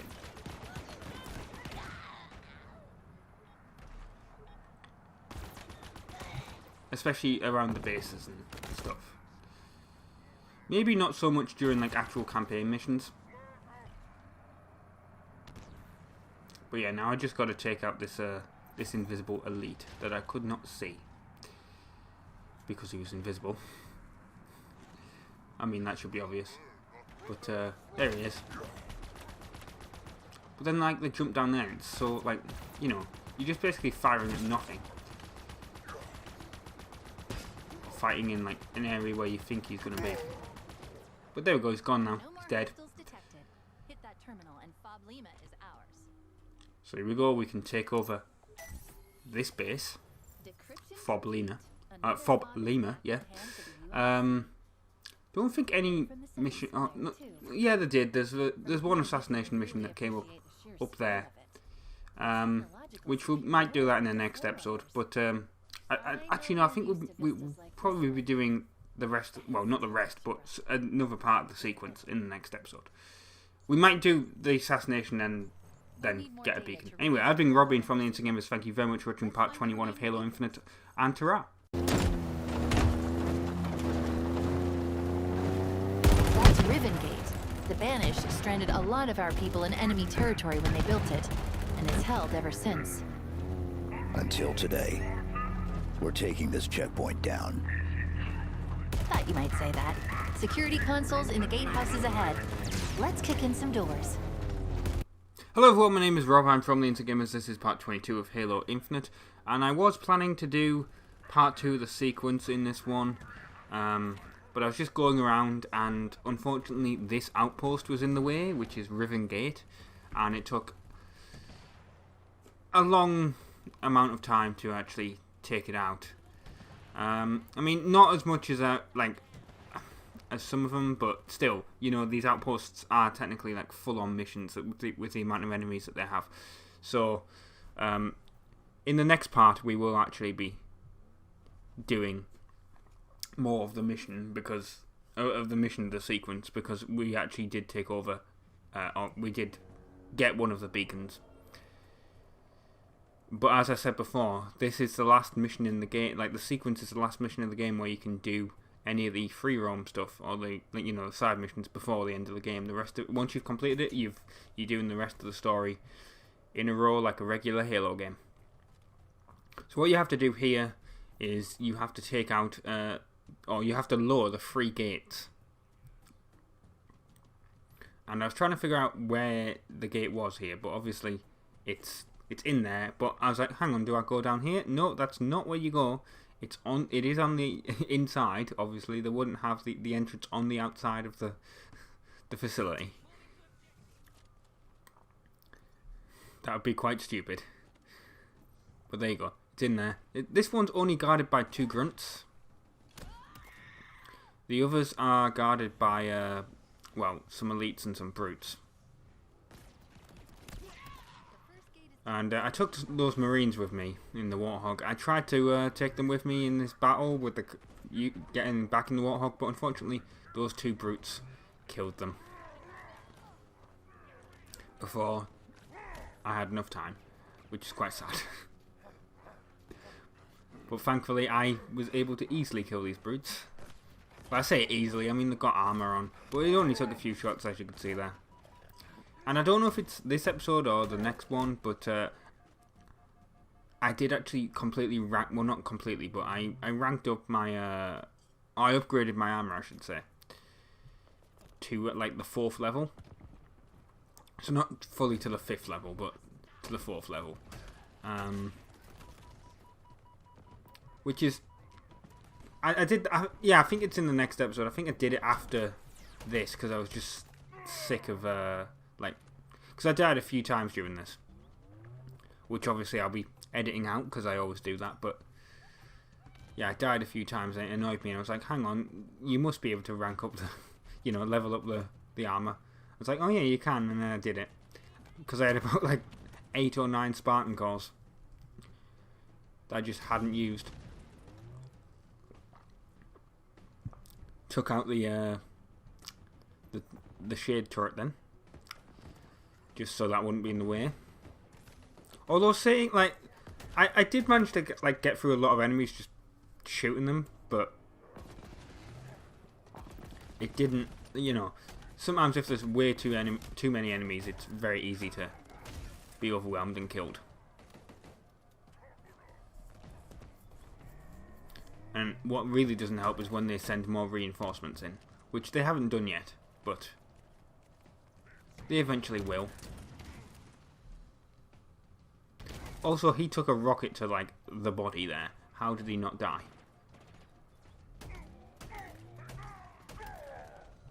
The shotgun just makes you feel so much more, like, so powerful. Just mowing through the brutes, though.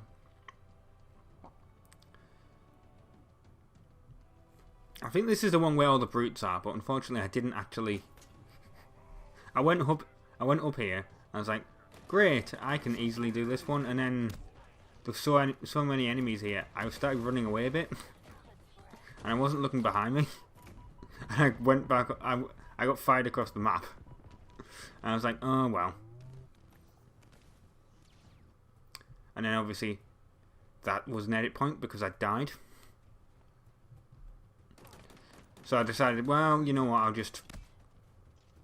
I'll go over and I'll take this one out. This other gate over here.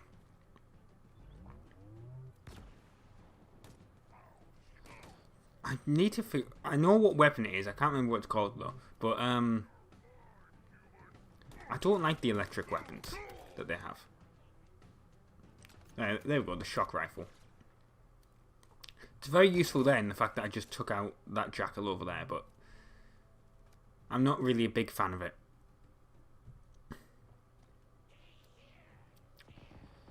As I've also said before, I use these as sort of a vlog. And one thing I want to say is, well, two things I want to say. You'll probably hear a thing in Forza Horizon 5. I don't know if that one's gone out yet. I don't think it has, because I recorded 2 of them. So I can't remember which one I said it in. I think it might have been in the second one, unfortunately. But, which obviously won't have come out. It'll come out tomorrow, but it means it's wrong now. Because I was mentioning PlayStation VR, and how it's something I was thinking of getting, and, you know, it'd be something I'd do on the channel. I was like, oh, it'll be a bit of time before I get that, you know. But it is something I'm thinking of getting. And then one of the TV in the bedroom decided to break. And by break I mean literally it had some sort of, oh, no, that's the one that's surrounded by brutes, sorry. I think the other one might be with the elites then. Anyway, yeah. I have no idea, like, I have no idea what's wrong with it. It's quote-unquote broken, because the problem is that I turned, like, the power... If you switch the power off at the wall, because in the UK we have switches on our plugs, if you on the sockets, I should say. If you switch it off at the wall and turn it on, the TV, and you press the standby button on the remote or on the TV itself, it'll come on. But if you leave it for, like, 5 minutes or so, it won't come on if you press standby either on the on the remote or on the TV itself, which is just weird. And I'm like, well, yeah, I'm sure I could get a new I think that obviously it's power related, and I was like, well, it's a bedroom TV. It's not got any, like, that bedroom has, like, no game consoles or anything connected to it. What's the point? They're all in here in the recording room. You know what? You know. So I was just like, oh, I'll just get a new telly and whatever. So I did. It's only like a JVC one that wasn't very expensive. I mean, it's only, I mean, I remember when 32-inch TVs were like the ones that you put in your living room. And it's in the bedroom now. But yeah, it's only a 32-inch TV because, you know, it's only ever used for like actual TV or like Chromecast or whatever, you know.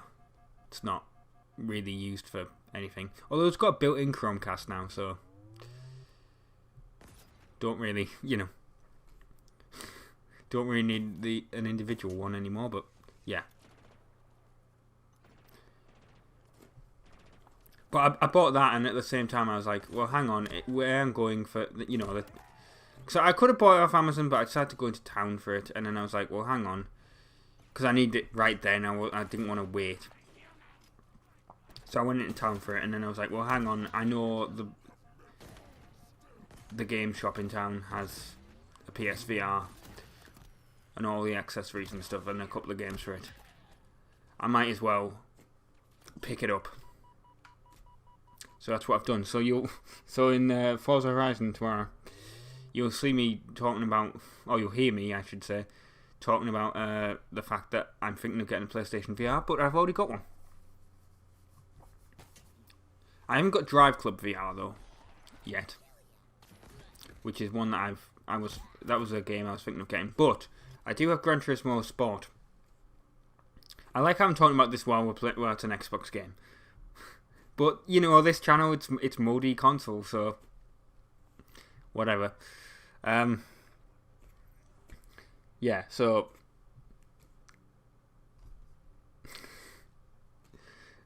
Gran Turismo Sport sort of got like a VR mode. Well, I don't know why I said sort of. It has got a VR mode. You can't. I don't know if you can drive all the cars in the game in the VR mode, but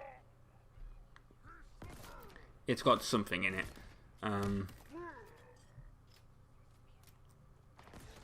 But yeah, I think I'll probably end up getting Drive Club VR at some point. And well, the thing is, the VR was a used one.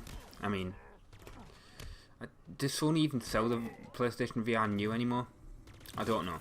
But unfortunately, that means that like it's a bundle version. But obviously, the games that came with it, they were only download codes, so don't actually have them. But I have 2 of them listed, but I had to buy them separately. But it looks like Resident Evil 7 is in VR. Don't think that's going to be one. Skyrim's definitely in VR. That's on the box. I mean, here's the thing. Skyrim is weird. I could never get into it. Which I know will shock some people, but yeah, I never got into Skyrim. I had it on 360 and I was just like, this is... I can tell that it's a good game, it's just... I'm like that... Well, I can get into Fallout 4, but I could never get into Fallout 3 at the same time, so... Maybe I need to... Like, maybe if I get the VR version of Skyrim, I'll get into it. I don't know, but I could just never get into it. There's an invisible elite in here if it's not plainly obvious. Because you could see the subtitles. But it was reasonably easy to kill. And then once we've lowered all 3 gates, we've got to go over somewhere else and destroy something. Unfortunately, you can't get this Banshee out. Well, you can, but you have to, like, destroy the thing next to it that stops it coming out. And, well, that's an audio log. Unfortunately, I meant to only tap it and I played it. Yeah, you're going to take out the generator.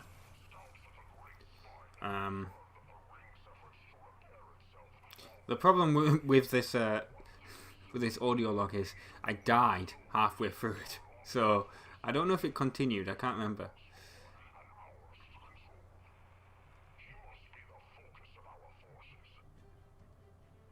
But yeah, that was it. Because there's an elite up here that's, as you can see, invisible. And you just... I was like, oh, there's a... when I went in the room, I was like, hang on, there's another audio log. I'll go get that. Oh, wait. There's another invisible elite.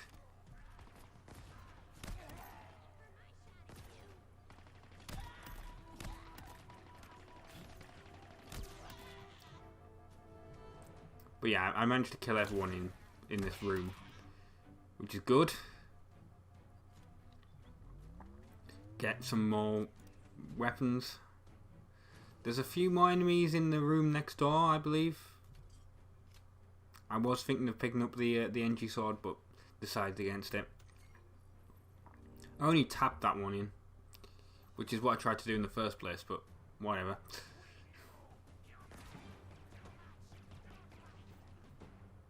But yeah, there's only a few. There's only a few enemies in here. I mean, one of them's that. What were they called? Ultra Elites or something? I can't remember. In Halo Reach, them ones. I think that was like the armor type when you played online. But yeah, there's only 2 jackals in that elite. And then, yeah. Expose the generator, blow it up. Find the Spartan core that's in the corner. And then that's when I was like, oh, hang on, I can rank up my, or upgrade my armor.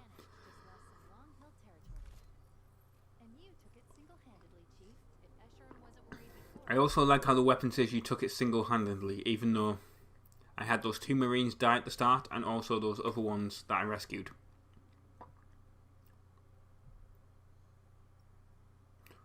But I have 5 Spartan cores, and I ranked it up 2 more times. There we go. Bastille and Redoubt. So I need 3 more.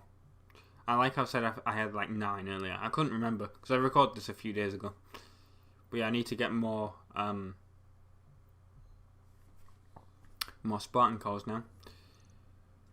But yeah, I've been Rob, been from the Insane Gamers. Thank you very much for watching part 22 of Halo Infinite on the Xbox One.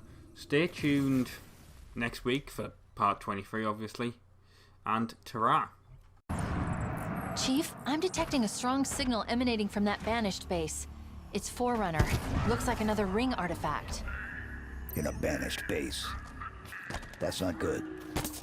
Let's move. Hello everyone, my name is Rob, I'm from the Insane Gamers. This is part 23 of Halo Infinite on the Xbox One. And in this one, you've seen the title, we're doing Annex Ridge. But we'll also be doing part 2 of the sequence because we are, you know, we're doing part of that mission. Because that's what I was trying to do originally. I was just trying to get to like the next beacon to take it over, but these 2 outposts were in the way. And I'll be going, which the game isn't. I'm just a bit tired, but the game isn't boring. Don't worry. No, there's only 7 outposts in the game, and this is the last one. So there you go. Oh, what? Well, I don't know how it will have helped, but or if it will have helped at all. But I've said before I use these sort of as like a vlog, and I should have mentioned this in the previous one because I'm recording this straight afterwards.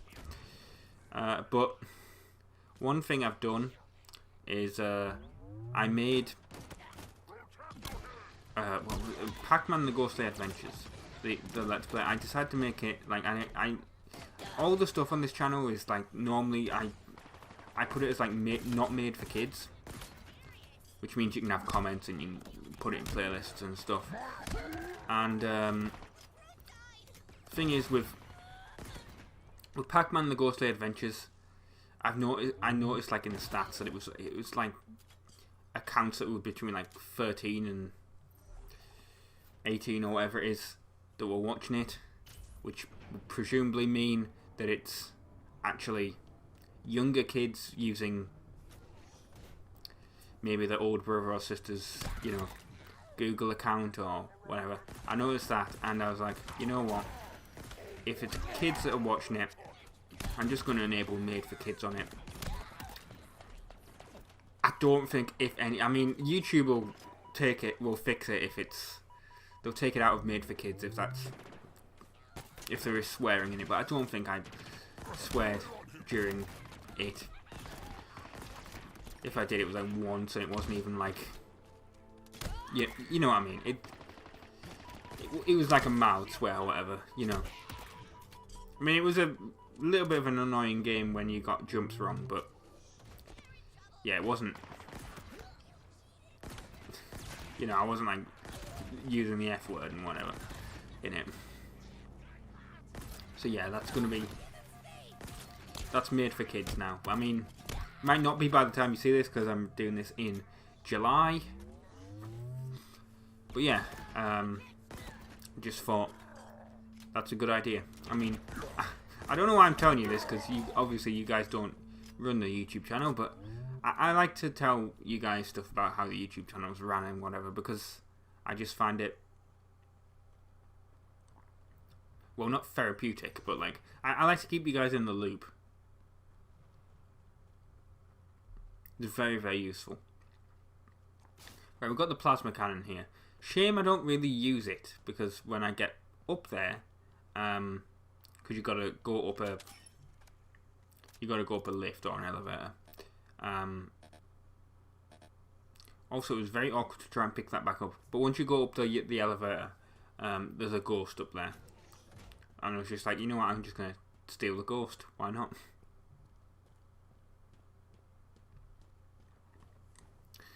But as I said earlier, yeah, so this is Annex Ridge. It's the last outpost of the game.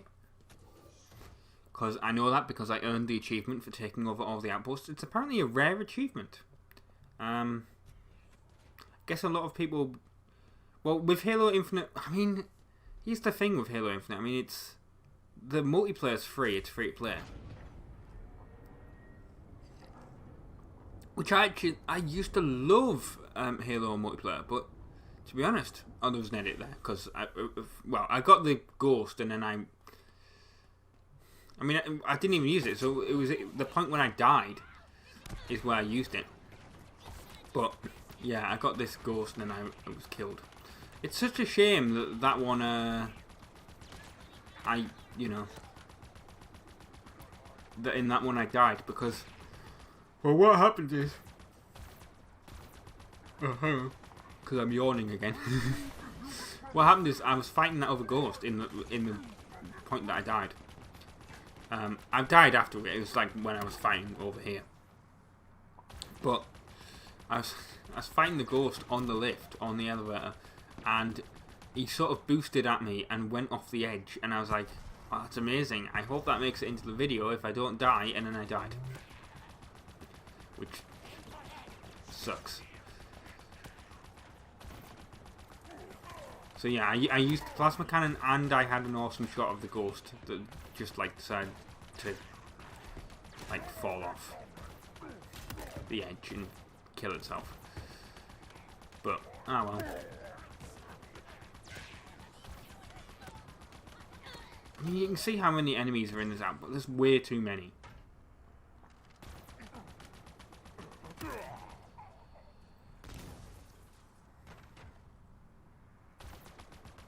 I mean, look, there's still some coming from over, and there'll be reinforcements later. But yeah, as I was saying about Halo Infinite multiplayer, like I don't even play the multiplayer on this game. Like I played it when it first came out, and I was just like, no, I don't know what it is. Maybe it's because I'm not, you know, I'm not at school anymore. You know, I played, you know, Halo multiplayer to me is like, I just associate it with secondary school. Just playing with friends online, you know, after school, and just I can't play it anymore. Like I can't play it by myself. It's just boring, in my opinion. I like playing single player, which is weird because if you'd asked me when I was at school, like, well, PS2 era, obviously, you know, you had single player games on the PS2 and everything, obviously, and multiplayer was not really, like, online multiplayer was not really a thing in that generation. I mean, it was on the Xbox, but on the PS2, I mean, it existed, like I said, it existed on the PS2, but it wasn't, online multiplayer really wasn't a thing at that point. And then on the 360 PS3 era, it really was. And, well, I just associated that with, like, I associate like Halo multiplayer with school, like Halo 3, Halo Reach, even to a little extent, Halo 4. So when did Halo 4 2012? Yeah, I would have still been at school. So yeah, I just associate those free multiplayers with school, and you know, I don't know what it is. Like, maybe it's because I didn't get Halo 5 when it first came out, but I just sort of went off like multiplayer like that. Like even Halo 4 multiplayer I enjoyed.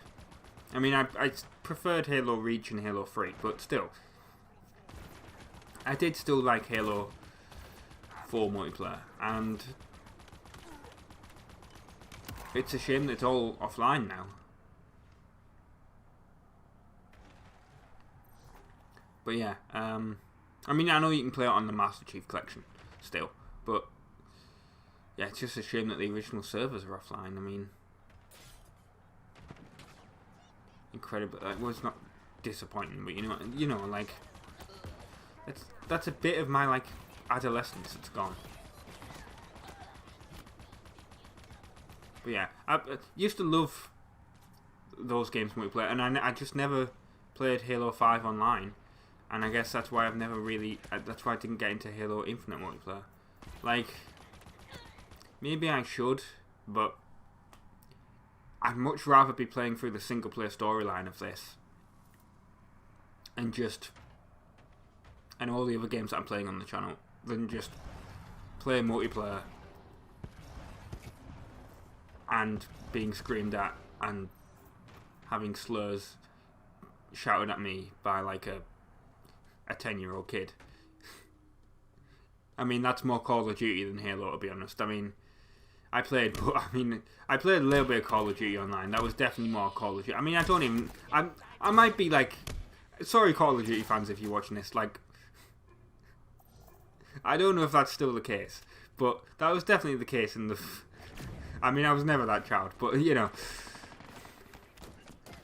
Got squeakers and all that. Oh, Jesus. I'm just remembering the old days.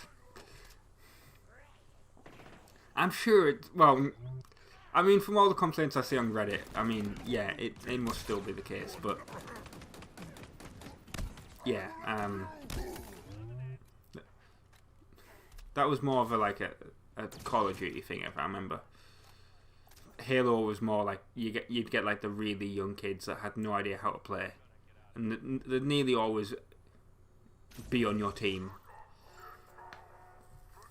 and it would just it'd be terrible, and you'd end up losing because they had like a kill death ratio of like plus like of like -5 or whatever somehow. Or you'd get it where they'd have like, was that a thing? I can't remember. I know you could like have a console, like you could have one Xbox 360 console and have multiple accounts signed in and play multiplayer that way. So you could have like split screen, but it would still be online.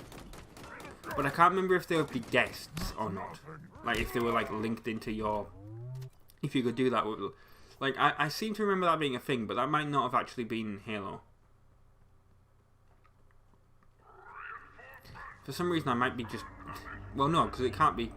I was going to say that might be the Nintendo Switch, but it can't be that, because when I'm playing Switch Sports, it's like, oh, this other account, you must have the family plan if you want to play them online. I'm like, no, don't want to do that. But yeah, I seem to remember that absolutely being a thing on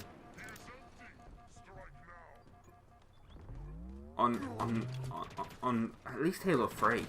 You could have like a guest account with you playing online, because everyone would always groan when you get matched with them and they're on your team.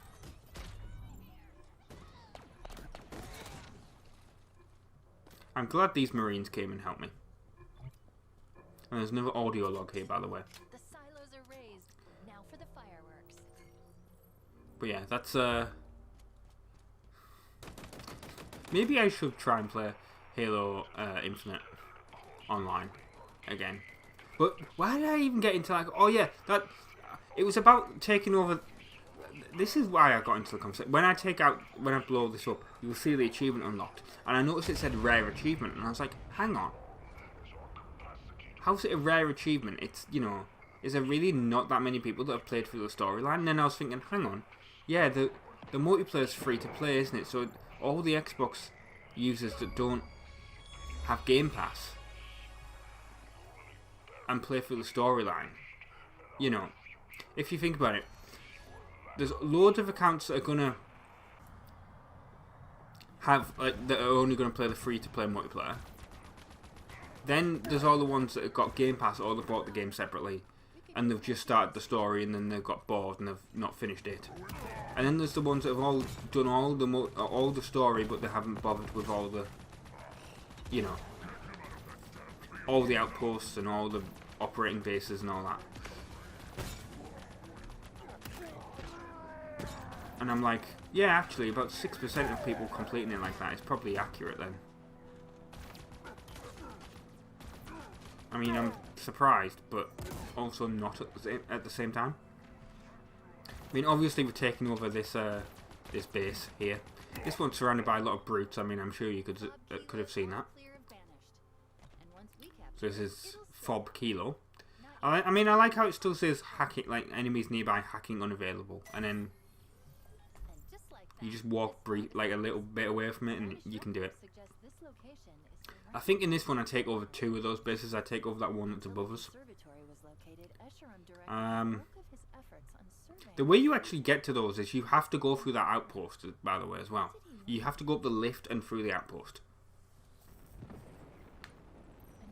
Now I got this. This is the Wasp. I was not very good at flying this. I'm absolutely crap at it. But I mean, you could see that's why it was blown up. But then again, I've never flown it before. I mean, was it even in the was it even in Halo 5? Was it a thing that you flew during the campaign? I can't remember. And the thing is, I play with is it Recon control? The controls that I play with are the Halo 3 controls. And the thing is with that is 343. I mean, to be fair, even Bungie messed up with the controls. I mean, I think they changed what the controls were for Halo Reach in the first place, but they brought Recon controls back in the options. I mean, I don't know why you wouldn't. I mean, if you're playing through all of them in order, I don't know why you wouldn't have just set it to Recon, because that's what. I mean, that's the control scheme of the original trilogy, basically. So why wouldn't you? I don't know why they didn't keep that as the main thing. But clearly, 343, when they made this, they didn't exactly think of what the controls were going to be like for the Wasp. Because to fly it, what was it? It was like it's too stupid. Like it's like X to fly up. I think I might be wrong here with the exact controls. It was like X to fly up, but then it's like LB to hover up, I should say, and then LB to hover down. It was just so stupid. It's like, why would you make that the controls? And it was like LB to fire, and I'm like, wait, hang on.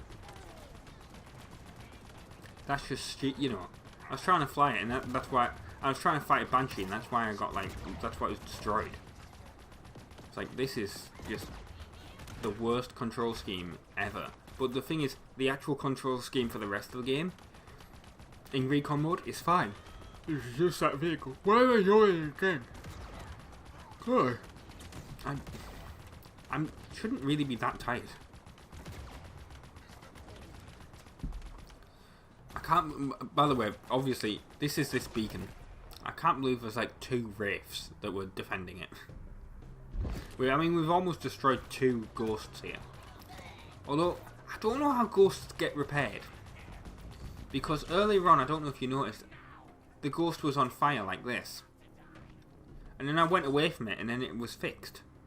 But I did it there and it wasn't, you know. it got destroyed. Maybe it can get fixed if it's only destroyed a little bit. Like if it's only on fire a little bit. I have no idea. And I absolutely hate the like electricity weapons when they just completely destroy your vehicle from moving. That's just. I mean, saying that, I mean I know that that was always a thing with like the plasma pistol and whatever, but just the fact that they have like energy, like electricity based weapons now is just. I dislike that. I mean, I like doing it when I'm. I mean, this sounds so stupid. I like it when you do it yourself, but when it happens against you, it's annoying. Which, yeah. We're gonna have a cutscene coming up here because obviously it's a storyline mission and it's a beacon.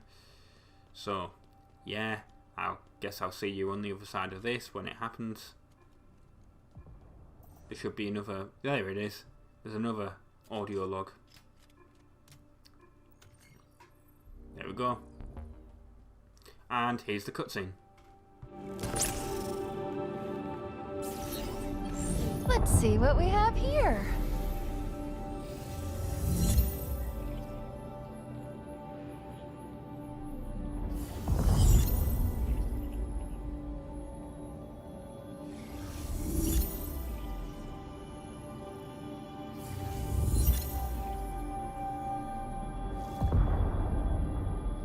Done. We're gonna need to get 2 more samples, though. Sorry, I thought it would be easier. It's fine. Are you okay?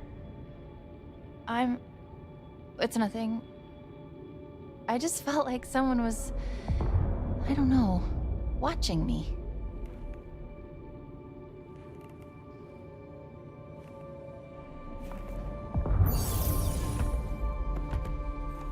Right, we're from the other side of the cutscene now, and we're leaving. Now here's another transition to, I think what we're doing here is we're going to, actually, no, I was going to say we're on our way to an assassination, but no, this is a propaganda tower here, because I just noticed it on the way. So this is a small one. But yeah, it's not really that difficult to do, and I've just noticed that the editing thing is. I hate this in Sony Vegas. If you record for a long period of time, I mean, more behind the scenes editing stuff, obviously. Where the thing is doesn't like when it's where the playback thing is doesn't exactly match up with where your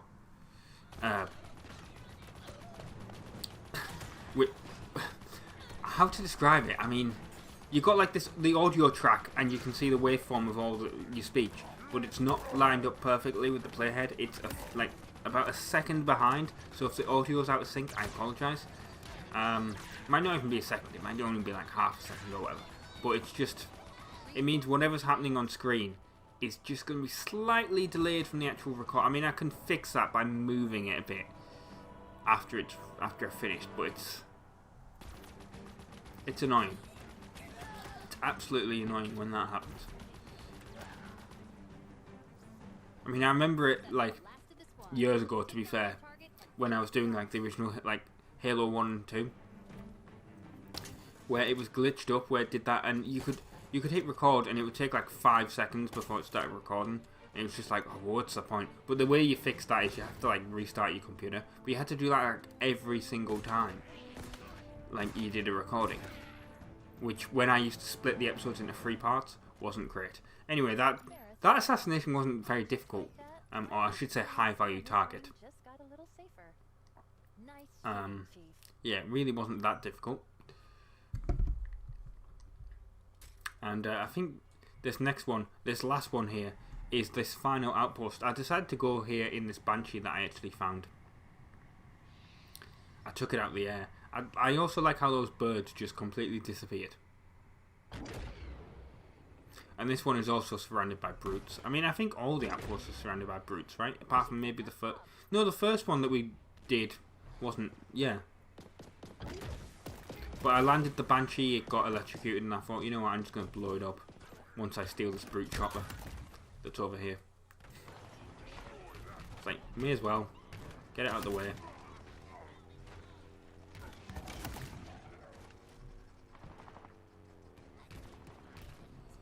But yeah, so this is going to be the last part of the video. Like, so what have we done here? We've done a propaganda tower, we've done an outpost, we've done a high-value target assassination, and we took over 2 bases. I mean, I think that's a good episode, don't you?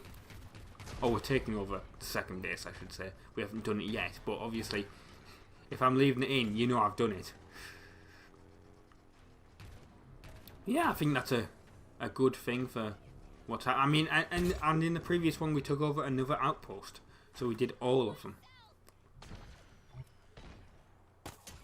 I don't know if it was that grunt that was saying, I'll kill you myself, but guess it was because it was only them left.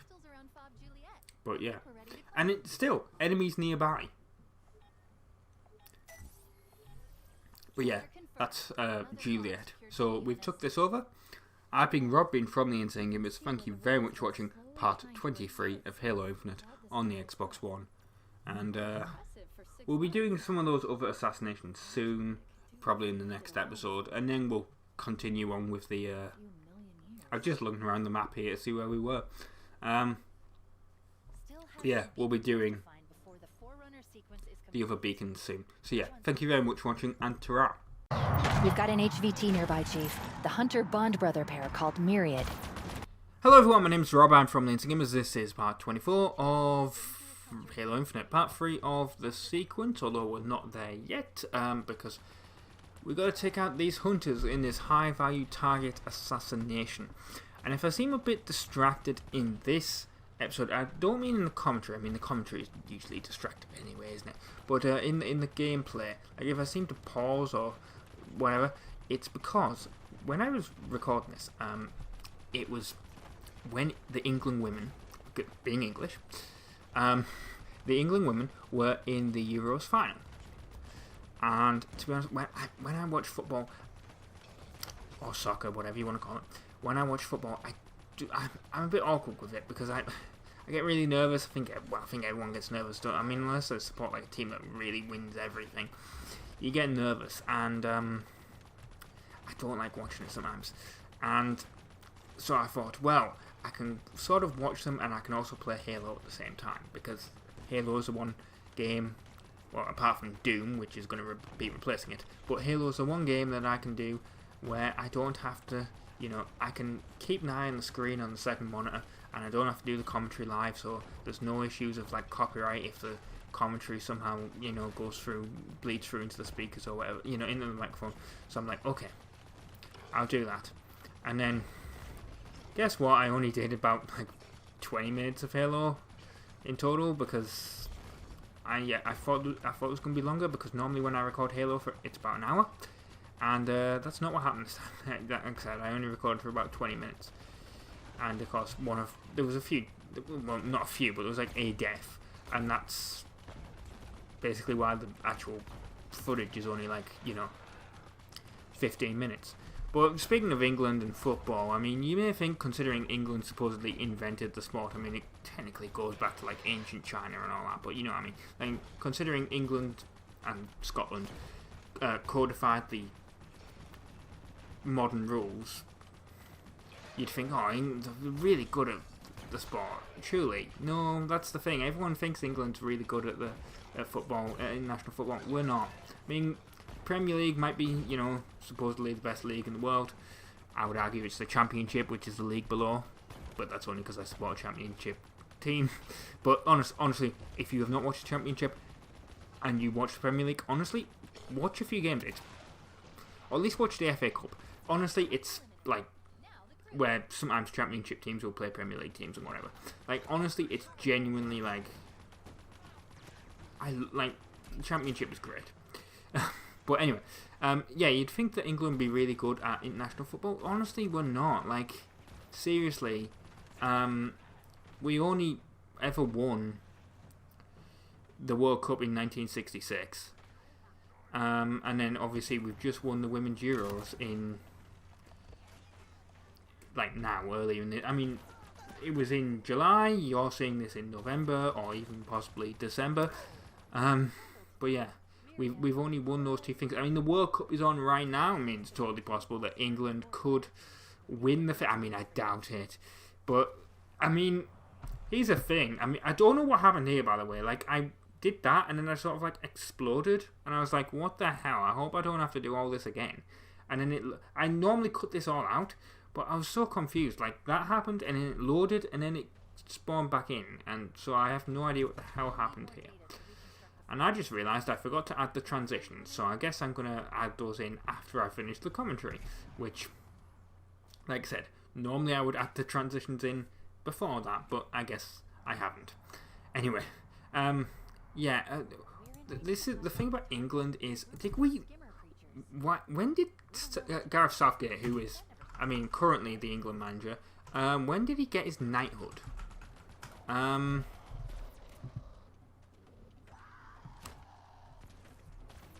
Did he get it in? I mean,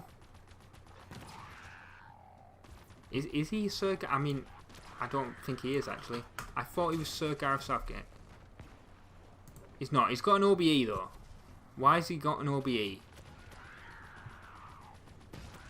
When did he get his OBE? 2019. There we go. So he got his OBE in 2019. Now I can guarantee he got that OBE because of the fact that he got England to the semi-final of the World Cup in 2018. Like, not even to a final, not for winning anything, for getting England to the semi-final of the World Cup and then getting knocked out. Like, legitimately, that is how bad England is at football, at international football, historically, that we think that, you know, the fact that we got to a semi-final in the World Cup competition is, you know, we should essentially give the manager an award for that.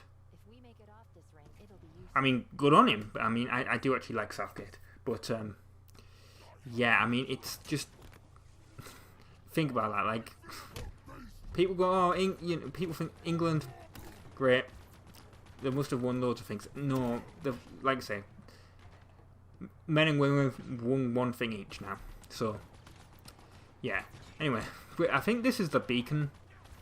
Yes, it is, because I can see that the cutscene is coming up. Well, obviously once we get there. I mean, we've done 2 high-value targets. I don't know what these are. I mean, I think we've come across these in the story, but I'm not sure. Because I saw them and I was like, I don't recall these guys from earlier. And then I was like, well, maybe it was it, because, you know, maybe it was ages away when we did the stuff. Like, because obviously I haven't really been doing the story much. Although this is the 3rd beacon. Obviously, it's part 3 of the sequence. So we've only got one more part to go. And then that's it. The free roam side mission stuff ends until the end of the game. You basically, it's like a regular Halo, and you've got to do all the storyline missions in a row, which is why I was tying all this stuff in with the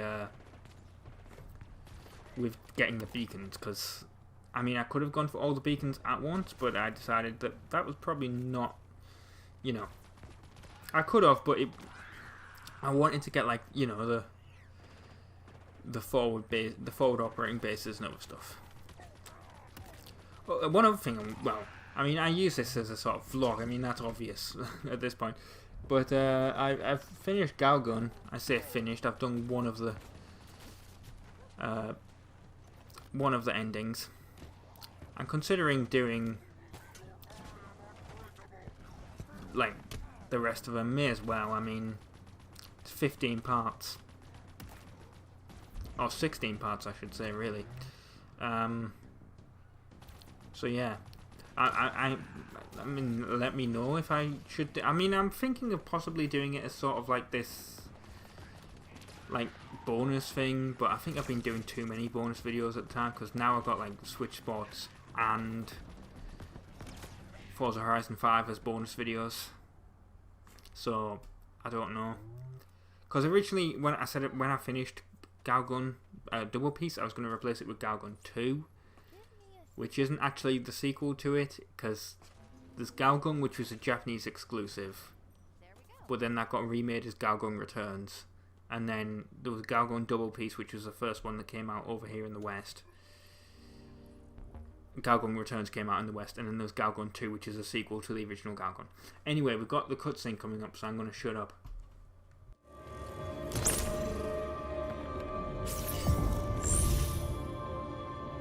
This won't take long. Just one more to go, right? This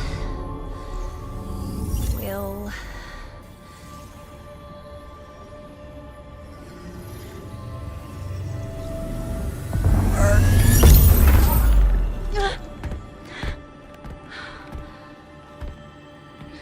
Status. Status. What happened? Chief. Something pushed back. Scanned me. It's gone now. Are you sure? Yeah. Probably some sort of security protocol. It's nothing. Let's go get the last one.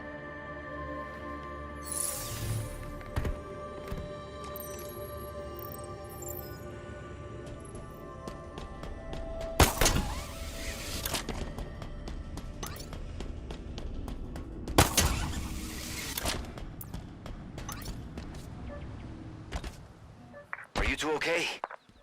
What happened in there? I don't know. Something scanned me. Something? Probably fine. Probably.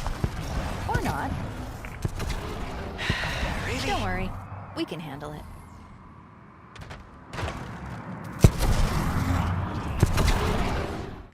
So yeah, that was the cutscene.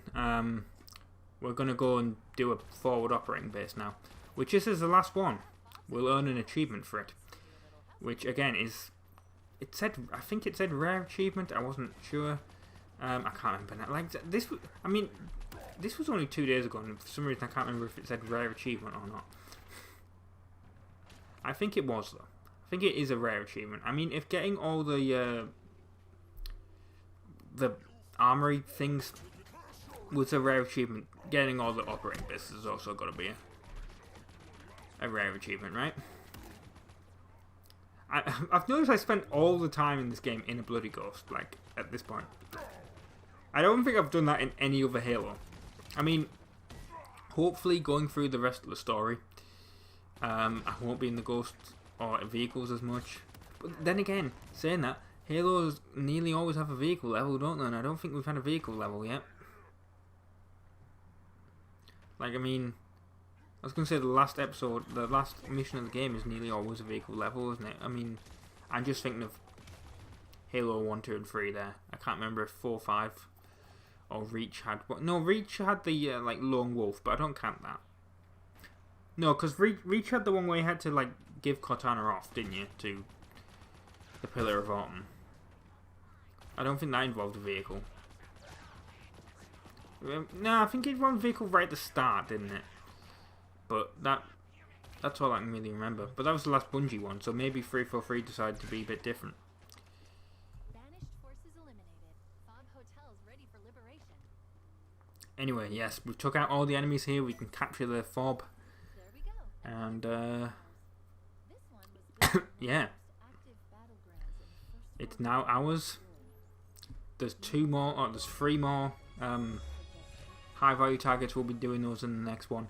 Yeah, it was a rare achievement. There we go. It was only 20 game score, but still, rare achievement. That's nice. I've been Robbie from the Insane Gamers. Thank you very much for watching part 24 of Halo Infinite on the Xbox One, and ta-ra. Hello everyone, my name is Rob, I'm from the Insane Gamers, and this is part 25 of Halo Infinite on the Xbox One, part 4 of the sequence, although that will be the last part of the video, the last beacon.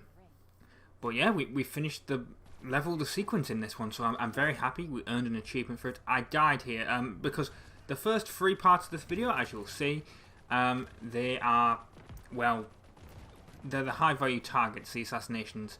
And that one's in a Wraith, as you can see, so it's quite annoying to deal with. I got blown up, and that's why I cut out the death, because obviously, what's the point of keeping that in? There's no point at all. So there's a couple of ghosts around here, although really you only have to fight one of them. Maybe two. The other one didn't get used, so I guess if an enemy does run to it and start using it, you'd have to fight two, but yeah, there's 3 around here, because there's enemies over there on the right. They're not part of the high value target assassination. They're just here. As you can see, there's another one in a ghost. But yeah, I have no idea what's right. I guess there's like a Spartan core or something here that's right next to the assassination. I don't know. Because as soon as I went over here, as you can see, it came up with the sequence thing and not the stuff for the target. Always a good idea to just steal a ghost from an enemy when yours is on fire. I don't know if there's any brutes around here. I think there is. Yeah, there's one over there I can see, unless that's an elite. I can't really tell. From one thing I want to say is when you're playing, normally obviously if you're playing a game, it all depends on your setup, doesn't it? I mean, there'll be things where people will be like, "Oh, how did you miss this? You know, the enemy was right there, or this bit of text was on the screen. How did you not see that? You know, it was telling you exactly what to do." And the reason is that obviously, if you're playing normally, you're playing on a massive TV and you're sitting really far away from it. And when you record, I mean, I could record like that theoretically, but it would involve having to put the microphone in a different place and, you know, all that. Like, I could sit far away from the screen, but that's not my setup. My setup is I'm sat in front of a keyboard with two monitors, one, and I'm looking at like the monitor with game on, and then the monitor with the capture software on to make sure it's all capturing correctly. And obviously when I do the live commentaries, I'm also monitoring the audio for that. So you think, I mean, this is only a 28-inch screen that I used for the gameplay, but you think of how big that is, and you're like literally sat right in front of it. It basically fills my entire vision. And also the microphone is blocking part of the screen, like the bottom left hand side. About the size of the minimap. Like, I cannot see the minimap sometimes. I have to like look over it. Not a problem with Halo because I don't do the commentary live there, but yeah, it can be an issue. Anyway, we did that high value target. This is, like I said, there's 3 of them that we're dealing with. This one. This is a brute that's got a gravity hammer. That last one obviously was the elite that was on that was in a Wraith. So I guess the tip for that one is run away from the Wraith, see if you can sneak up on it and melee it in the back, because that seemed to work. I don't know what was happening here. This is why I was getting into this conversation. Obviously I was being electrocuted, but I was not seeing from where. I just kept getting electrocuted. I guess there's a number of enemies with the like things that like electrocute you. Unless it's the, I don't think it's the gravity hammer, but it could be. But I don't. Yeah, actually, now that I think about it, it might have been. But when I was playing, I was like, where the hell is this happening? And I couldn't see. I think it's also that sniper over there. Yeah. I definitely think that sniper over there has something to do with it. I just couldn't see them at the... Like, it looks so easy when you're looking at the footage here. Especially when I'm doing an editing, because it's not full screen, obviously. It's only a little preview window and I can see all of it at once. And it's like, oh, how did I miss that? But when you're playing, it's kind of difficult to see sometimes. And my ghost is going to blow up at some point, but luckily did not... Like, I was able to kill him, not with the ghost, but, you know, just shooting him. And I was actually surprised. I was fully expecting to die at this point. I was like, I'm going to die here, and I'm going to have to do this all over again. But no, did it first time, which was actually shocking. So the well, if you count that, because I didn't actually attack the Wraith in the first attempt. If you count like in all 3 of these, I technically I killed the target the first time. Which hasn't always happened. A few times I've gone to attack the target, killed him, and then one of the crew members has managed to kill me. I was very lucky here that that sticky grenade didn't kill me. But yeah, they're all dead now. So, no more chieftain and no more guy with a gravity hammer that's gonna kill UNSC members. And we've got one left. Which is a very difficult one to get to. Well, it's not difficult, but you might be confused if you look at it on the map. I had to go to a base. I mean, I suppose you could steal a Banshee if you can find one. But I went to a base and called in a Wasp because it's up there. And the only way to get up there, to me, it seemed like, was to fly up there. So, yep, we didn't have good luck with the Wasp last time. But we had a decent... Well, I didn't fly it much, but yeah. I was alright with it this time. I didn't like immediately get shot out the sky. As has previously happened. But as you can see, there's a phantom over there. Didn't actually attack me, I don't think. I don't think it attacked me. I think it just flew around. I mean, you would think it would have, but then again, they can't even see me here, so I don't know how they missed that. Just blow up the shade turret, so it can't attack me. And then there's a Banshee there. I would not recommend doing what I did here, which was I stole the Banshee. Because that I was expecting that there'd be more Banshees up here, like, oh, you know, it'll spawn a couple so you can easily get off here. Nope, there's only this one Banshee. Now luckily I didn't kill myself on it, like make it blow up, but yeah, I was very, very lucky here. I got it stuck. I got it stuck a couple of times. I kept flying into here. I mean, I got it out straight away here and just flew it around, and took out this this sniper here. Well, I don't know if you'd call it a sniper, but yeah, took it out. And then I'm honestly surprised that didn't kill them, like basically ramming them, but there we go. The high value target is dead.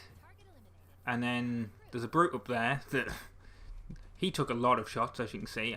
Although, to be fair, I am hitting the rock there a lot of the time. But I got it kind of stuck here, and that's when I got out. And at that point I was thinking, oh no, am I stuck up here? Because there's no... I mean, I can technically fast travel anywhere, which I'll do later in the game. In this video, I should say. Right at the end. But yeah, I thought I was going to be stuck. Luckily I was not. Luckily I was able to get that Banshee back. And there's, of course, as there always seems to be, a lot of enemies up here. And that looked like a bit of lag in the footage. I mean, it wasn't like I didn't do any editing there, so if that comes out a bit laggy on the in the final rendered file, wasn't me like hiding a death or something. Nope, that was actually like the actual footage. Might have even just been an issue with the frame rate on the actual console. Like when I'm playing, because obviously it's an original Xbox One. It's a base model. It's from 2013, basically. This thing is, I mean, I'd be surprised if it's actually even running this thing at 38 frames per second. I mean, I know I rendered this thing at 60, but then again, I mean, Master Chief Collection runs at 60, I think. I don't know if this does. I don't think this runs at 60. It runs at 30, definitely, I think, but maybe just a little bit less in, like, laggy areas, but you know what I mean. But I tell you what, about one thing about this game is it has had a very nice, like, mostly constant frame rate, which has not always happened in games on this channel. And I tell you what, Forza Horizon 5 also does, aside from the times when I was playing it and it completely, like, failed to load. Although speaking of failing to load, when I tried to load into it, it did take a very long time to actually load into the game, which never really doesn't normally happen when I start it up. Like, getting into the main menu, it takes a bit of time, but as soon as I go from like continue game to actually playing it, it takes about like 15-30 seconds. This took a minute or two. It's very surprising. I guess it's because I finished like in the previous one. I got all the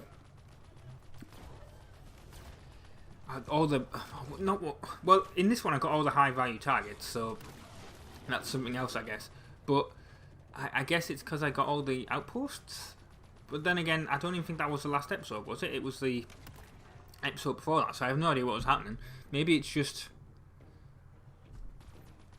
where I was on the map, I don't know. But yeah, it took like 2 minutes to load, and it was a bit surprising. Wish I had an Xbox Series X, because that it would load instantly. I mean, I'm so used to it. I know it's an Xbox game, but God, PlayStation 5, man, that loads things quickly. And if this, I know the Series X is pretty much similar with the SSD. I wish they'd used SSDs in these things back in 2013. It would have been so much cooler. But alas, it's using an old spinning hard drive, and it takes forever to load.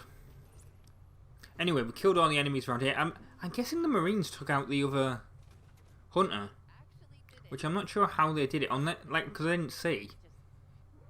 But yeah, I was surprised.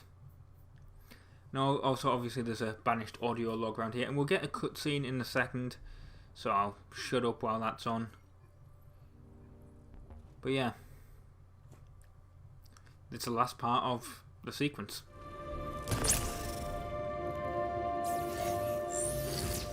Last one.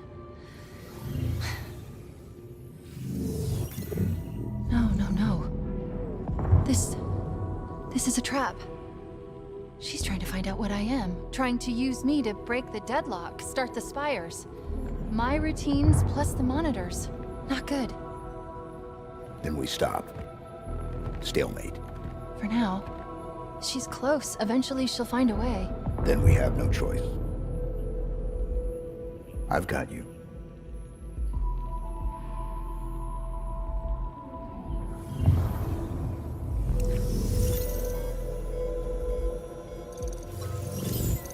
Red flag.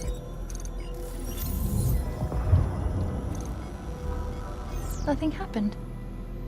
Sorry. Maybe I'm going crazy. Or just paranoid. Did you say something back there? It was nothing. Okay. Well, we've got what we need.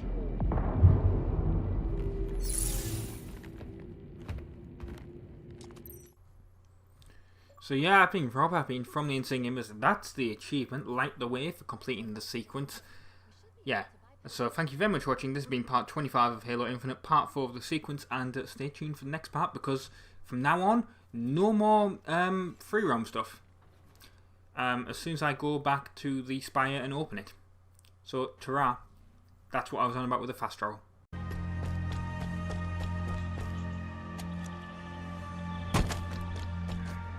Hello everyone, my name is Rob, I'm from the Insane Gamers. This is part 26 of Halo Infinite on the Xbox One, part 5 of the mission The Spire. And this is not something I was expecting to do. This just proves that this is a completely blind playthrough and I've never played Halo Infinite before. The reason being, is I do a little bit of research when I'm doing a game, and I know that when you go into the Spire there, that basically it stops the free roam. So what I did in the last one is I at the end of the last video I was like, oh, I'm completely finished with. I recorded the footage, obviously. I saved at the fob, and I was like, oh, all I have to do in the next one is just walk over into the command spire, and you know that'll be the pre-intro bit where I don't talk over it, and then it just says Insane Gamers. You know, the intro, and then it goes. Well. No, obviously not. I loaded it up, and then obviously there was this battle, as you can see here. So yeah, that wasn't exactly what I was expecting. So yeah, so that's why this is part 5. Really, this should just be part of part 4. It should have been the ending of the video, but you know, I had no idea that this was going to happen. I probably should have expected something like this, to be honest. But I think in other Halo games, when we've had to do, well, even earlier on in the series, when we've had to collect like 3 things, we haven't really had to, you know, what we've basically done immediately is, you know, what we've done is we've just gone into the thing and the mission's ended. Obviously that's not the case this time.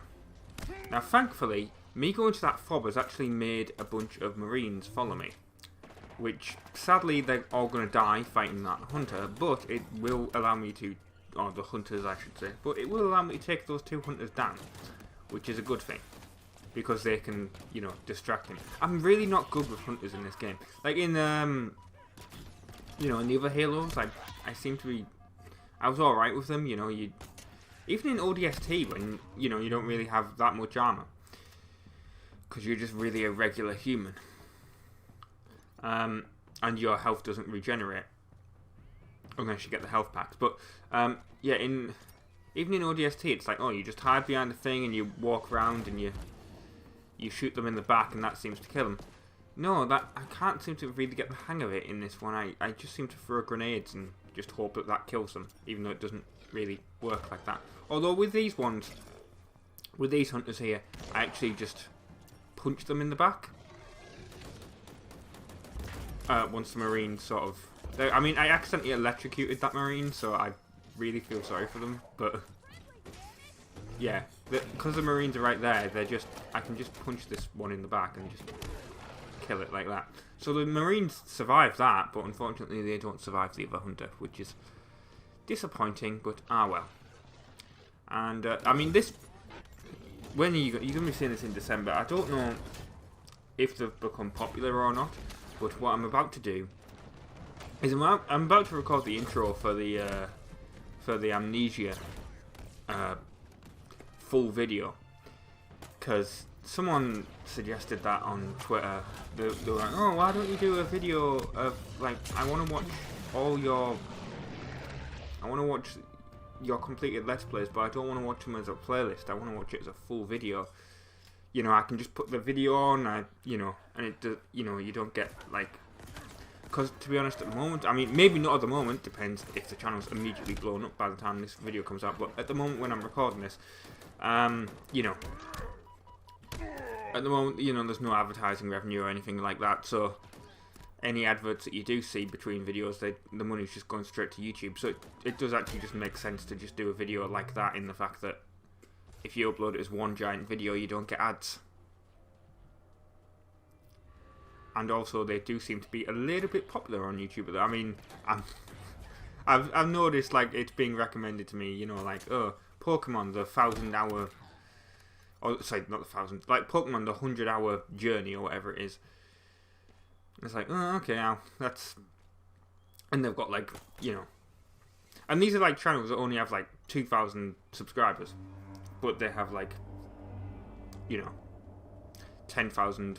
20,000 views on the full video, which, yeah, that's not great for a YouTube channel. That's still quite small, but still, it's better than the channel is right now. So, yeah, that's definitely something I'm going to do. So I'm going to record the intro to Amnesia. I'm also going to do it to Astro's Playroom, and we're just going to see how they go. And then if they work, I'll do the rest of them. And also, it gives me an opportunity to actually look at Gran Turismo 6 and see exactly what I did and actually do it on my main profile, because I do actually want to continue that series. So it actually gives me a reason to actually look at the files and follow how my Let's Play worked. I never doubted it for a second. When you walk in here, as you can see, You'll see it in a second. You'll get this message saying that you can't backtrack. So if you need to collect the Spartan cores, you need to do it now. I ignored that and I continued because I have full armor. Maybe that was a bad idea, I don't know. But I've been Rob, from the Insane Gamers. Thank you very much for watching part 26 of Halo Infinite on the Xbox One, part 5 of the Mission Aspire, and the Nexus is the next level. Ta-ra.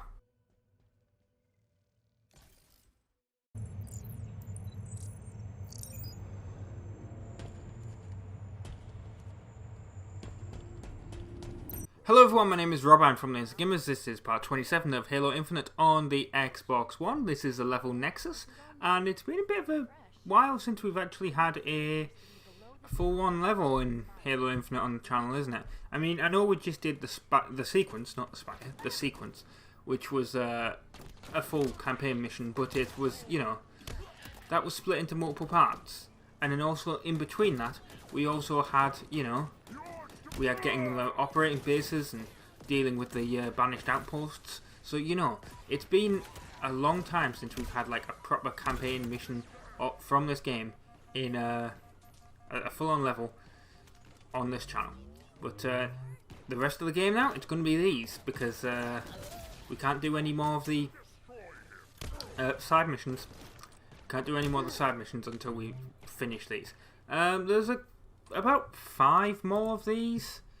I think. We've got Nexus, we've got the Command Spire, we've got Repository, we've got the Road, we've got House of Reckoning, and then we've got one more, which is Silent Atrium, I believe it is. So that's actually 6, isn't it? Yeah, well, 5 if you don't include this, it's 5 more. So, yeah, that makes sense. So yeah, I kind of spoiled the titles of those, but you know, I like to know what's coming up. I didn't look up what the story is, of course, but I did look up the names of the missions, which I could have been a spoiler, I guess. I mean, but yeah, I looked it up just so I know what to title the videos and so I can get thumbnails created. Very helpful to do that. I've said before, Halo makes you feel like a boss when you're just absolutely just shooting them and just taking out the armor, and your armor isn't like really being destroyed. The campaign missions really feel like that. I don't know why the free roam, the side mission stuff didn't feel like that. It felt like you were really, like, it was really easy to die during that, but during the actual missions itself, I don't know if the enemies are quote unquote easier, but yeah, it felt a lot more easier. There'll be a bit also later on where, even though it's not actually a cutscene, I decided to let the audio play a bit. I wouldn't normally do that. I just thought it was funny when I was playing the game. I was like, you know what, I'm gonna let that, just in case, you know, you don't read the subtitles and whatever. You know, I'm gonna let that happen. It's a funny moment. It's a playful moment. So obviously in this bit here, we have to... Oh, there'll be a bit later as well where I do like an edit. There's a reason for it, and I'll explain when we get there. But yeah. So obviously in this bit we are having to find the enemies in the room before we can continue. Which they were jackals or skirmishers. Whichever ones they are, I can't remember. I mean, I'm pretty sure we didn't have to kill them. We could have just gone where we need to go, but yeah, because as you can see, they're still alive. But I don't know what, I forgot what those are called. I don't like them. Is all I can say. They're really annoying. They're not drones, which is what they were in previous Halo games, at least in ODST. Because that was the last Halo I played before this, but I'm pretty sure they've got drones in literally every other Halo. But they don't seem to be in the series anymore. It seems to be replaced by those things. Unless they are the exact same. I don't know. The Halo lore is it's a bit confusing sometimes. I mean, if you think about it. Well, that's the thing with Halo, is a lot of the lore is like in books and other stuff. that I just haven't read. It's like, you know, expanded universe stuff that just, if you're just playing through the campaign, you'd be confused as hell. I remember, you know,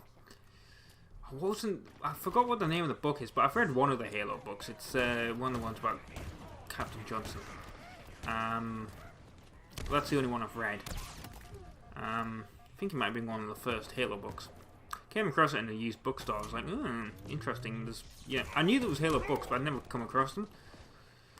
And I came across it. I was like, yeah, okay, I'll read it. And then I haven't read any more because, you know, I really need to start reading again. But then again, video games, gotta play through them for the channel. I mean, you can't do a Let's Read channel, really, can you?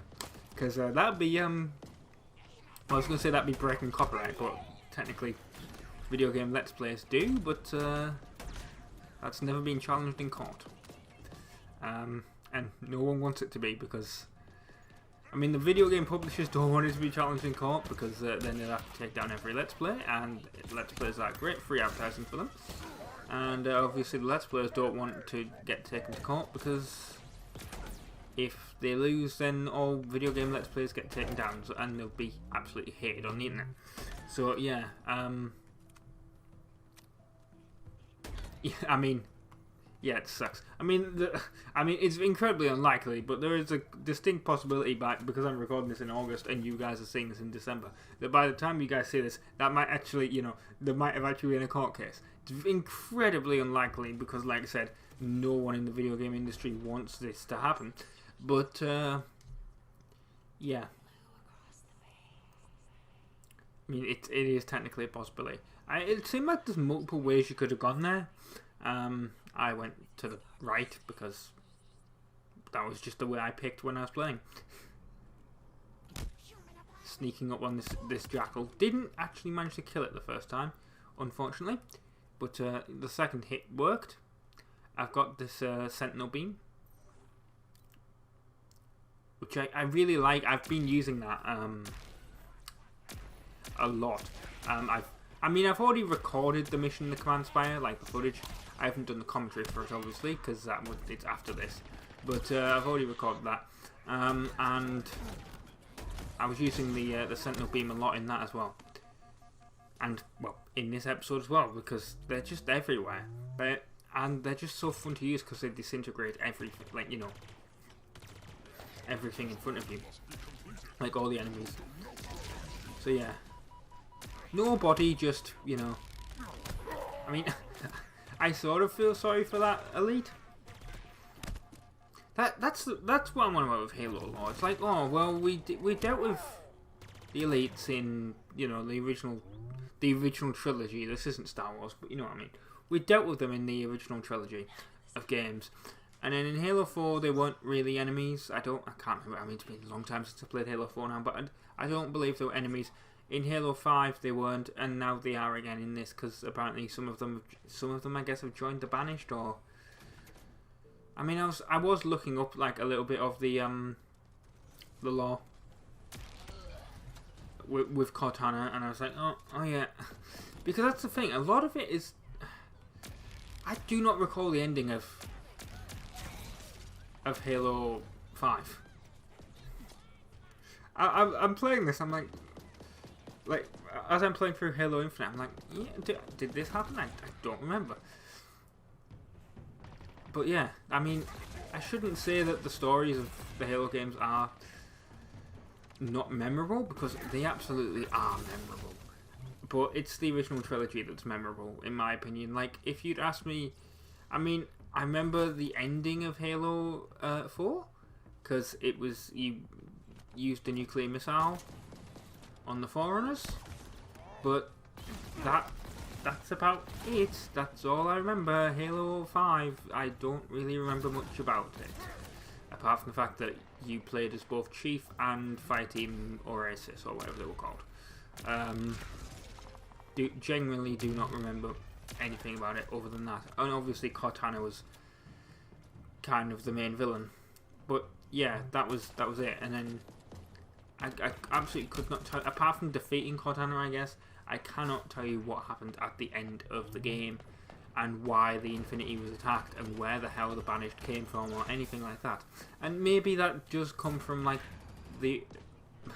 I mean, I shouldn't say this because obviously I want you guys to continue watching, finish the game with me. But yeah, maybe I should look that up before I do the next part. But like, is this part of the books? Is it just I need to re-inquire myself with Halo 5 and the Banished showed up at the end? I genuinely cannot remember. Is this something we're going... this is why I don't want to look it up, because it might be something that comes up in the next episode. Well, not the next episode, because I know it doesn't. But like, it might come up in the next couple of levels, and I'll end up spoiling myself. So, as I'm playing... Because obviously, I'm playing through this game blind. I have no idea what's going to happen, apart from the name of the missions. Which I only did because like I said, I looked up how many missions were actually in the game. How many were left. For the purposes of scheduling.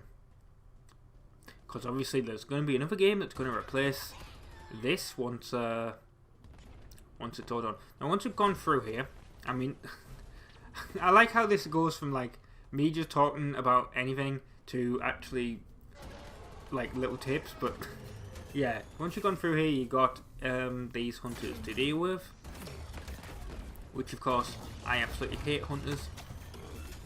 I mean, in the previous couple of videos we were using the Marines to kill them. This one was sort of easy to kill. Unfortunately, its brother or its friend or whatever, not great. This took a bit to kill because it was a rage. Happy Threatening Raw, great subtitle there.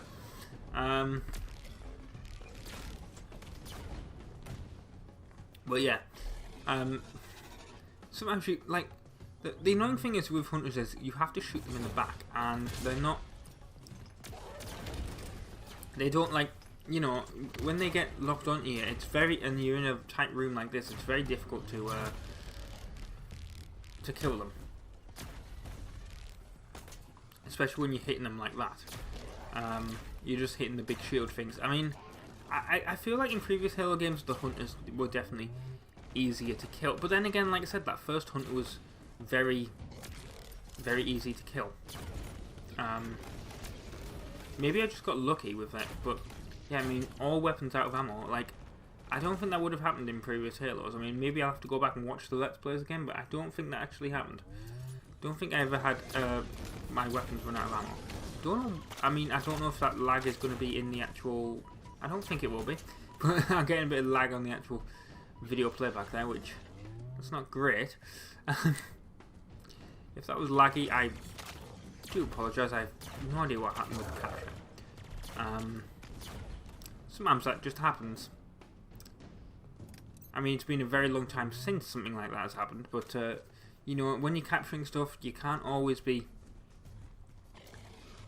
you know, it can't always get frame perfect. It should, but it can't always. So, yeah, I mean, look, I was trying to sneak up on it there, didn't exactly work. Just ended up throwing a couple of grenades. Even that didn't work. I think I just eventually just shot it. No, it actually looks like I grabbed some more grenades from over here. And obviously that's what I must have done to kill it. There we go, that finally killed it. Now this is the bit that I'm on about where I said I was going to leave the audio from playing, even though it's just regular gameplay footage. What now? Down.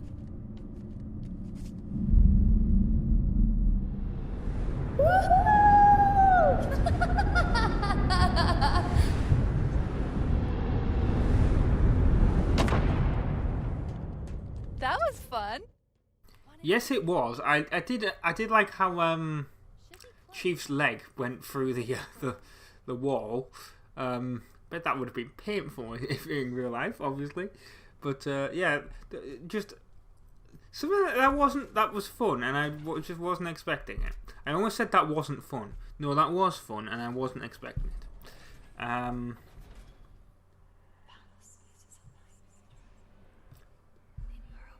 So yeah, now we've got like bits of Cortana and other things from previous Halos that are like talking to us in whispers. And well, that was happening on the command spire as well. So I get the feeling that that is going to be something that's going to be happening throughout the rest of this, throughout the rest of the story.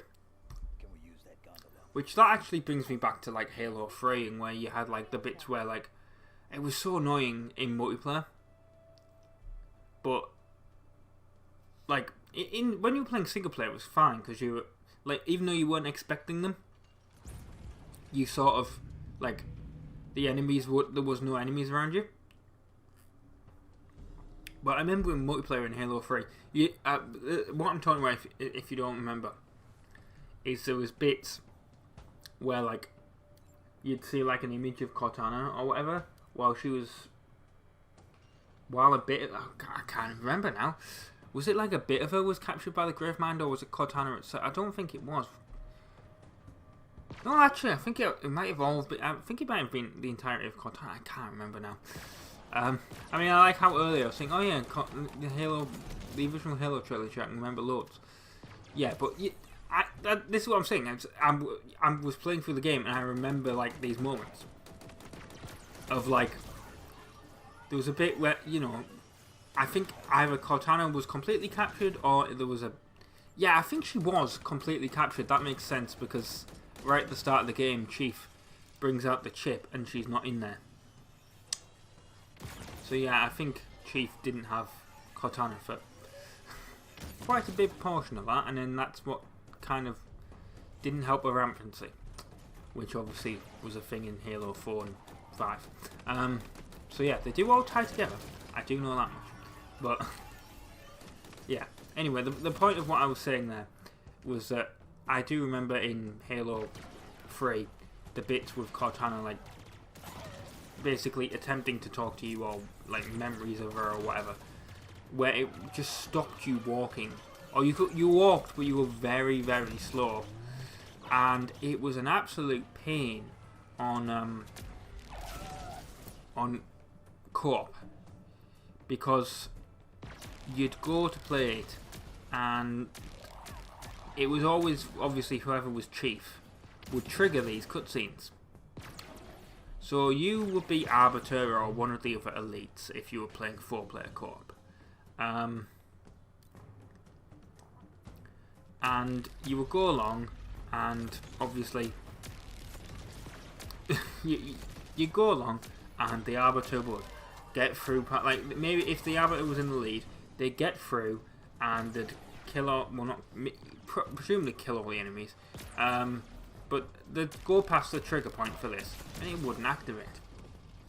And the other two elites, that I can't remember what their names were, but the other two elites, you could go through with them and they wouldn't trigger it either, but it was only the, you know, player one, who was Chief, that would actually trigger it. So you could actually be fighting enemies, and then you'd get the, and then if Chief was trailing you because that person was quite slow at the game for whatever reason, I'm not, you know, maybe they had to, like, I'm not blaming them. I mean, maybe their parents called them to do something, because that certainly happened when I was originally playing the original trilogy for the first time, you know. So I'm not saying that, but I'm just saying, you know, for whatever reason they were lagging behind, and they, you know, you're fighting enemies, and then they finally manage to get through that bit where the trigger happens, and then you get the stupid Cortana cutscene that slows you down and stops you aiming, and you die, and it just, I remember it, and it was just, that was awful. Now, you notice that light bridge disappeared there. This is where we're going to have to use... Well, actually, no, it isn't, actually. Sorry, I was wrong. The light bridge just came back. We've got a cutscene coming up in a second. So, yeah, enjoy this.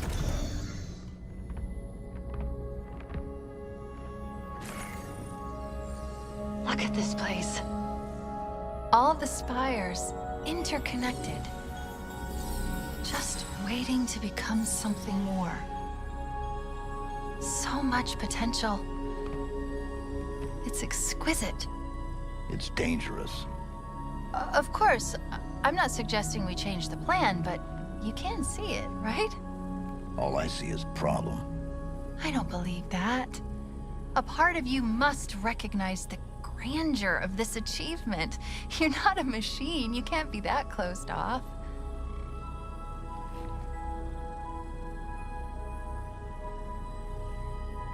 What will it take for you to trust me?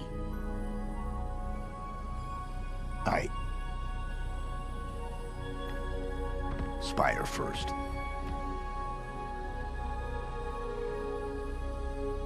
If you say so. Right, so we have to power this lift, and the way you do that is you have to find 3 power cores, and it's going to tell us this in a second. Now, this is where I was on about earlier, where I said there was a bit where I had to edit the video. And the reason being is it was just me being stupid and me not playing the game, obviously blind. Blind playthrough. Didn't know where I was going.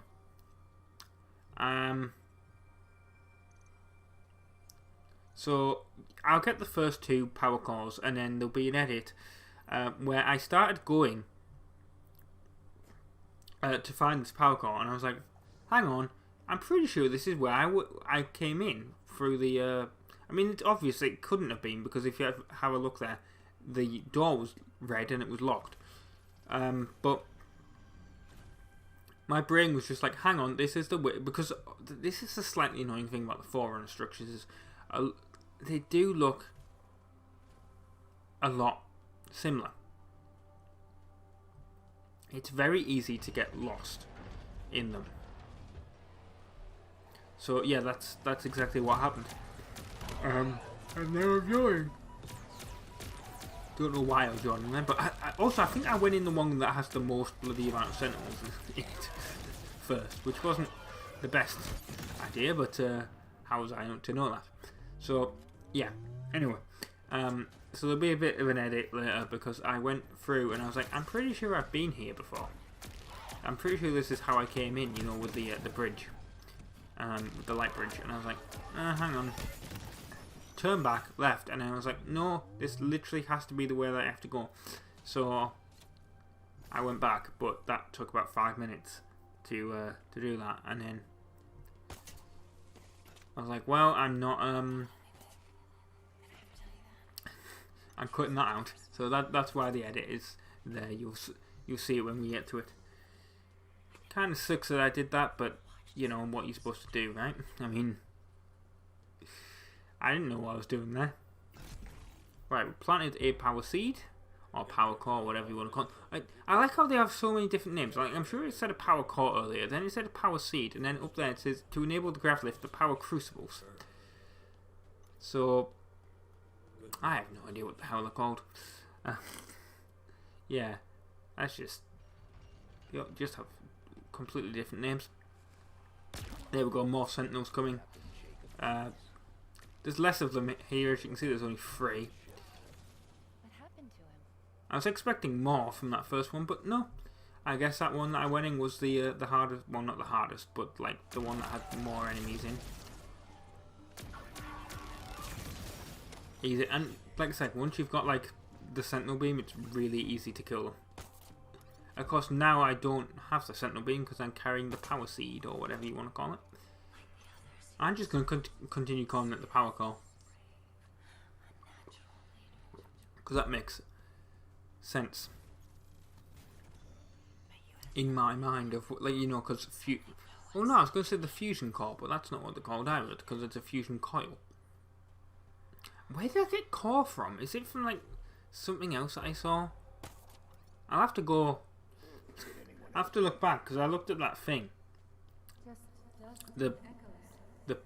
With the purple insides, and then I was like, I was going to say the purple, you know what I mean. I looked at it and I was like, that's not a power core. So I'm pretty sure that said core underneath it. So whatever. I don't know how you keep doing this. That I just realised, I don't know how I missed that, but there was a thing there. There was a audio log. And that was the edit point where I went back, because I went through the gate and I was like, hey, I'm pretty sure this is where we came in. No, it isn't. Also, I have no idea why they're like completely. Those things, that's what I'm on about, that I almost aimed at. If I go near it, let's find out. I don't think I do though, unfortunately. Oh, you can, like... Come on, go near it and tell me what it's called. No, not there. Right, see, I was still confused. I was like, I'm pretty sure I went through here. And I was like, no, hang on, no, because there wasn't a power cord when I went through. Now, it removes the bridge to try and confuse you a little bit here. I guess that's the harbinger or whatever. And the way you do that is you actually have to go sort of close to the edge and then grapple hook across. Which you'll be doing that. I hope you're good with the grapple hook, because you'll certainly be needing it in the next mission in the command spine, which I guess that's a bit of a spoiler, but yeah, I mean, you got to be good with it. I also like how Chief is using like the skull animation. If you pick up a skull, that's the same thing he does as well. Anyway, we've got a cutscene coming up, and really that'll be the end of the video. It worked. You did it. Just like you always do. I'm not coming with you this time.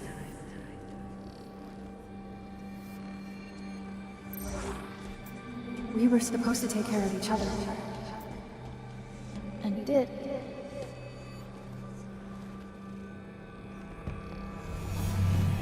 She saved me. But I couldn't save her. You blame yourself. Yes.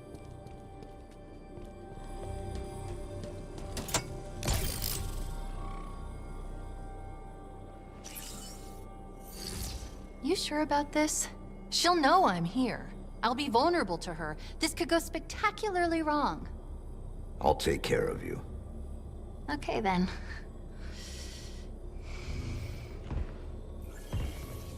It's okay. False alarm. She's not... Why do you fight the inevitable? Order approaches. The Reformation is but a new beginning.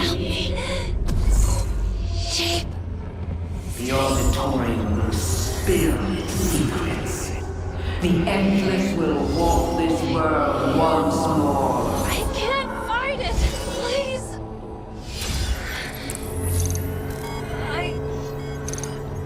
Red flag. 034. What are you doing?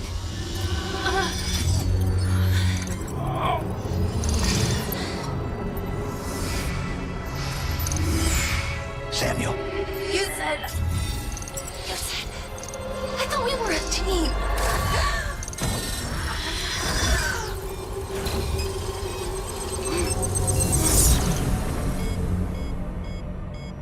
I thought we were a team.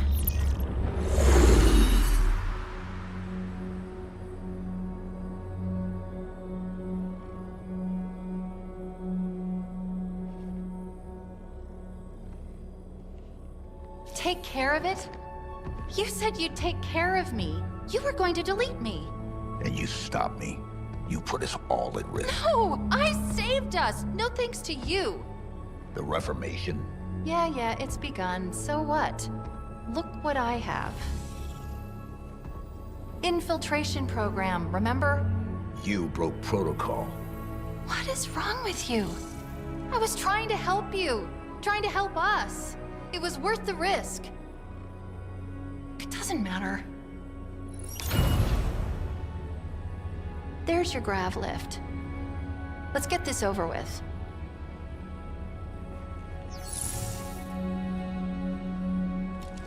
Told you it'd be the end of the video. I've been Robin from the Insane Gamers. Thank you very much for watching part 27 of Halo Infinite on the Xbox One. I've been Robin from the Insane Gamers. This has been Level Nexus. And Tara, the command spire, is next.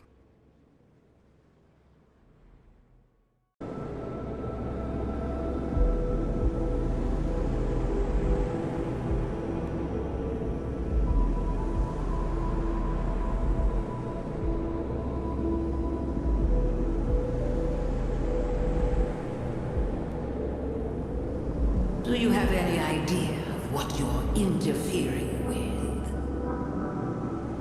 The Monitor's encephalon has served its purpose. The Reformation has begun. Nothing can stop it. They will be found. Hello everyone, my name is Rob, I'm from the Insane Gamers. This is part 28 of Halo Infinite on the Xbox One. It's the level, the Command Spire. And, well, we've got to... Well, at first, obviously, I tried to hack that, but unfortunately these Sentinels were here. I didn't see them at first. I mean, they're quite slow in coming out, so it was slightly annoying in that fact that, like, you know, I've rushed straight up there to do that, and it was like, oh, yeah, you can't, because these things need to attack you, and you need to kill them all first before you can actually do the thing. I mean, I understand why they did it like this, but it's kind of stupid. Like, why can't you hack something while the enemies are coming? I mean, yes, it's going to cause a cutscene here, but why couldn't the cutscene play afterwards?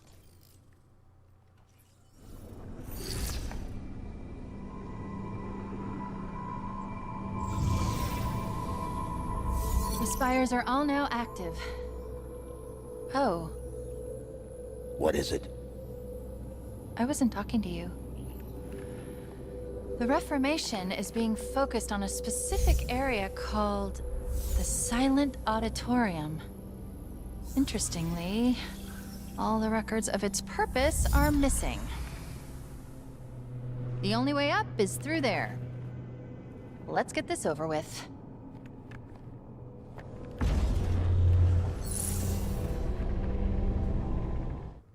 You know, why couldn't I have just, like, hacked... Why couldn't she have hacked the thing and then come, like...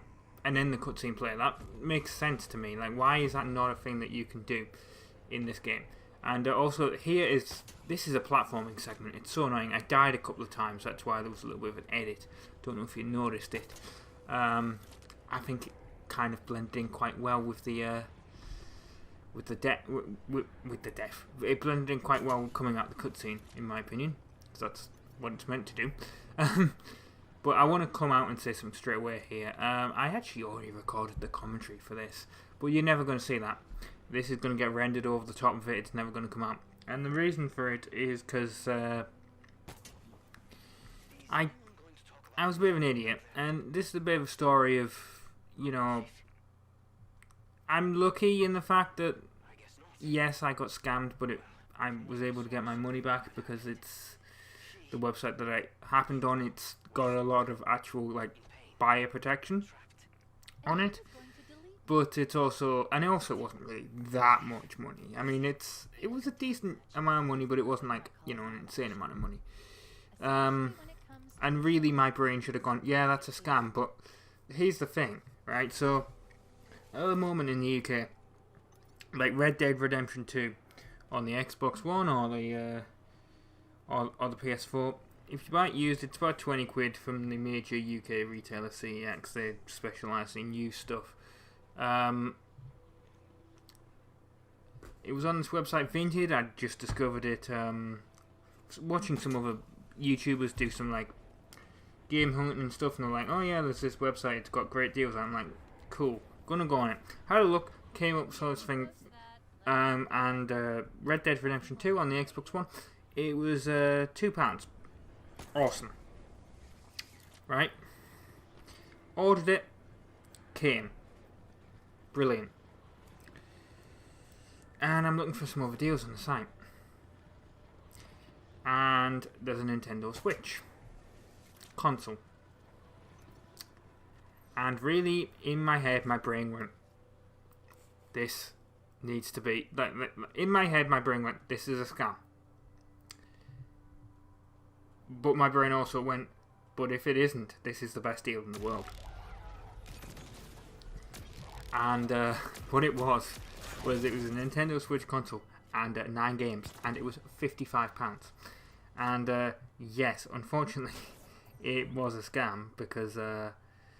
well, I bought it, and it did actually get sent out. I mean, I got a notification saying it's been sent out, but I guess the website, like, contacted the shipping company and they've put a halt on it because it's been. I got a thing, tracking information for it, and it's saying we've got the parcel, but it's not moved for about 5 days now. So, yeah, I don't think this is getting sent out. I don't think this is coming anywhere near me. I reckon there's probably just inside was probably a paper plate or something, or an empty box, whatever. But luckily, Vinted does have very good buy protection because what happened is I bought it, and then the next day now bear in mind what made me think this wasn't a scam was I was reading the listing, and they'd actually misspelled some of the games, and my thought was, because here's the thing, when I was watching those pickup videos, they were like, oh yeah, I got this console, and it was like, granted, there were older consoles, they weren't Switch or whatever. It was like, oh, I got like a Mega Drive with like 20 games, and it was 30 quid, and I was like, okay, so there's got to be deals on there. So in my head, my brain was like, well, hang on, this must be someone that's like, maybe they're an older person, their kids have moved out, they had a Switch, and they have no idea what it's worth, you know, so they're just selling it, and they just want rid of it. That was in my head. That's obviously not the case, it was a scam, and luckily Vinted has actually refunded me the money. I mean, what happened is that how it was a scam, and I really don't understand why, like, you would even attempt this. Because that's the thing with Vinted. Like, they say, if it's a scam, we will refund you your money. And it's like, we will side with the buyer, we won't side with the seller, really. Because there's stories of people being scammed. Very, not scammed, but people like... The sellers, unfortunately, getting scammed is what I should really say. Is, like, you know, someone will buy something, and then...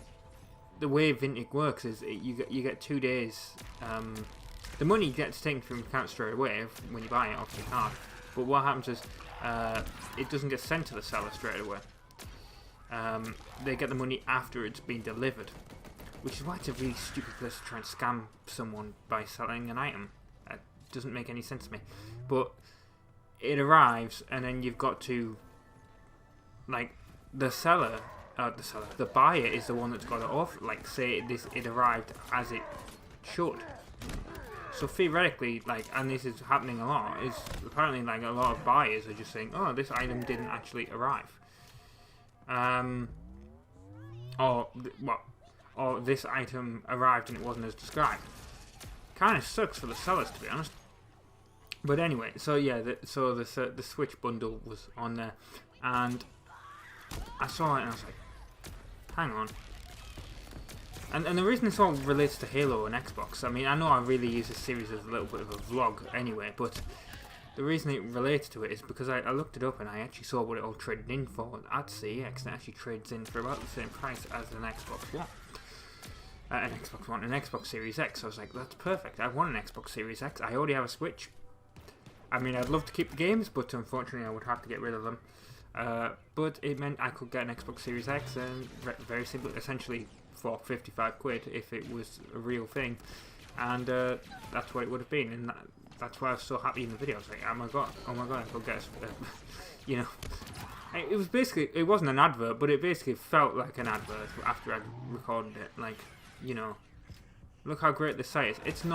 It's a good site. I'm gonna say this. I mean, I've bought a couple of things from it now, but it's not, you know, you can get scammed on it. Luckily, I got the money back in this situation, but you can get scammed on it.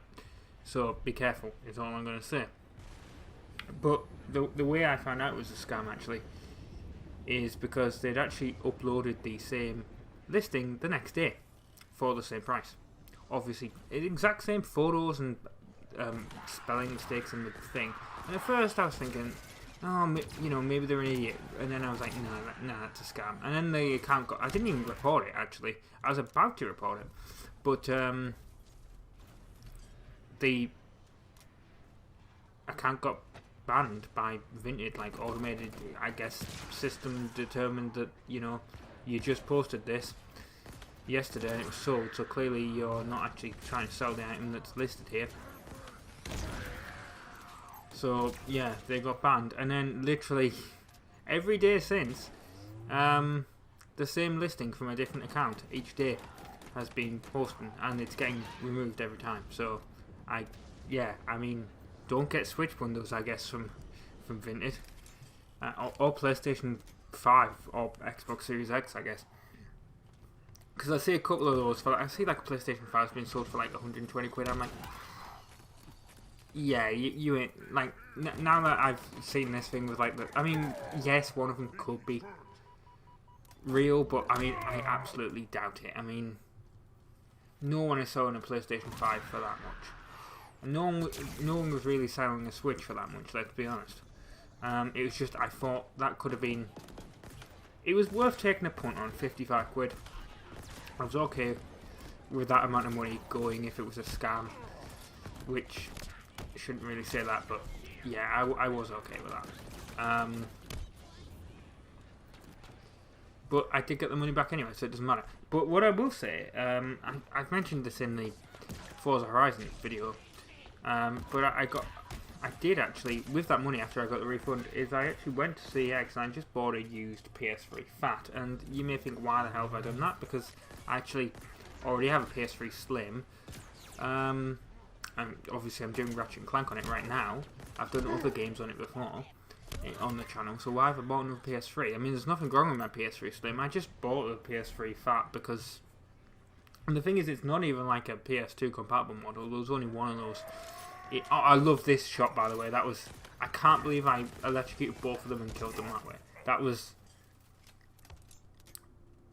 great. Anyway, so yeah, I got PS3 Fat for the purposes, really, of modifying it, like putting some custom firmware on it.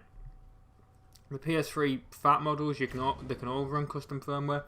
The PS3 Slims and the Super Slims, unfortunately, they can run custom firmware, but they can only run what's called hybrid custom firmware, which isn't, like, it isn't great, because it technically means that Sony can still detect it, because it's not fully, from what I understand, like, Sony can still detect it, sort of.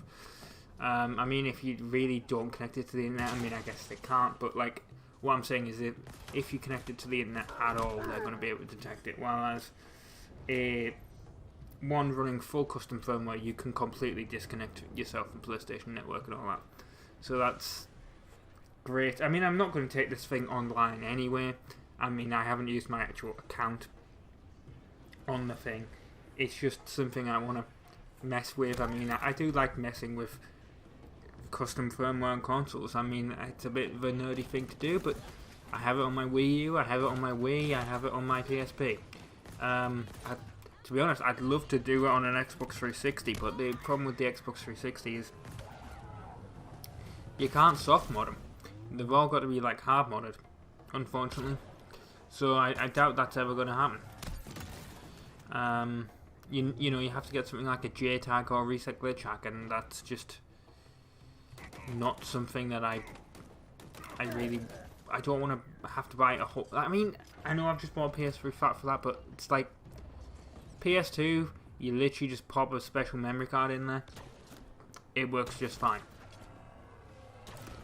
PSP, I can't remember exactly how you do it. I think, oh, that's it, yeah. You have, like, it just goes on, like, the micro, not the I was going to call it the micro SD card. No, that's not what a PSP uses at all. It's a memory stick duo on the PSP. You plug it in, basically, to your computer, and you just firmware flash it, basically, that way. That's how you do a PSP. I'm pretty sure that's how you do a Vita as well. I don't actually have a Vita. I wanted a Vita, and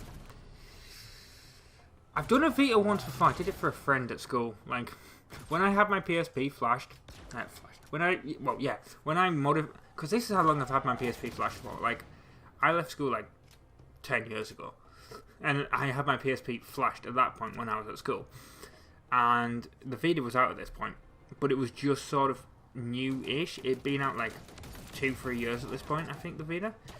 When did the Vita come out? Maybe it'd only been out a year or something. When was PS Vita out? Sorry, I'm googling this. When did the PS Vita come out? 2011. Right, that was in Japan. 2012 in North America and Europe. So yeah, actually, it would have probably only been about a year.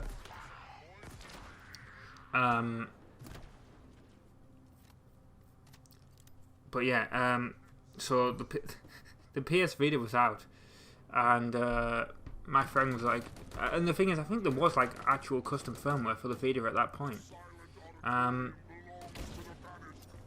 If there wasn't, it was like the year after or something, like when we were at sixth form together. But anyway, he wanted his Vita hacked when he saw my hacked PSP. I declined him. I was like, you know, it's totally possible that this thing could get bricked, and I don't want to have to, you know, pay for that. And he, to be fair, I mean, I didn't do it, but to be fair to him, he was like, you know, if it gets bricked, I'll eat the cost. Which, nice of him to do, but I didn't want to do it. We've got a boss battle here. This is a pain, and I came so close to, well, dying. I mean, I did die. This is the third attempt on it that you're seeing. The first one got right to the end, and then he killed me. And I'll point out at the end what exactly, like, the point where basically I died. At what level his health was on. That, you know, before he, you know, when he killed me. And then the second time, I unfortunately, like, I landed there and it just in front of me, and he just immediately shot me. It just sucked. But yeah, so really this is the second attempt, because that second one, it shouldn't count. I just jumped over the thing and then he immediately killed me. Absolute bullshit. Anyway, hacked console. Yeah. Anyway, so Vita, don't have a Vita, but friend wanted me to hack one. Got a hacked way that's soft modded. You just put an SD card in it. That's where I was getting an SD card from. Same with a Wii U. I literally bought the Wii U 2 soft mod. I never had one before, but they're just so, like, I think I've said this before in a Halo commentary, but when I bought the Wii U, here's a surprising thing about the Wii U. Now, I don't know if this is the method, because it was over a year ago now, but I don't believe this is the same method. But the way the method was when I did it is that you had to have a DS game bought off a proper DS game bought off the eShop. Now, here's the thing about the Wii U. Because they recommended, you go for brain training, because that's the cheapest one. It was like $2 or $3 and the equivalent in pounds or whatever. The best selling game on the Nintendo eShop is brain training. And it had been for months, maybe even years at that point.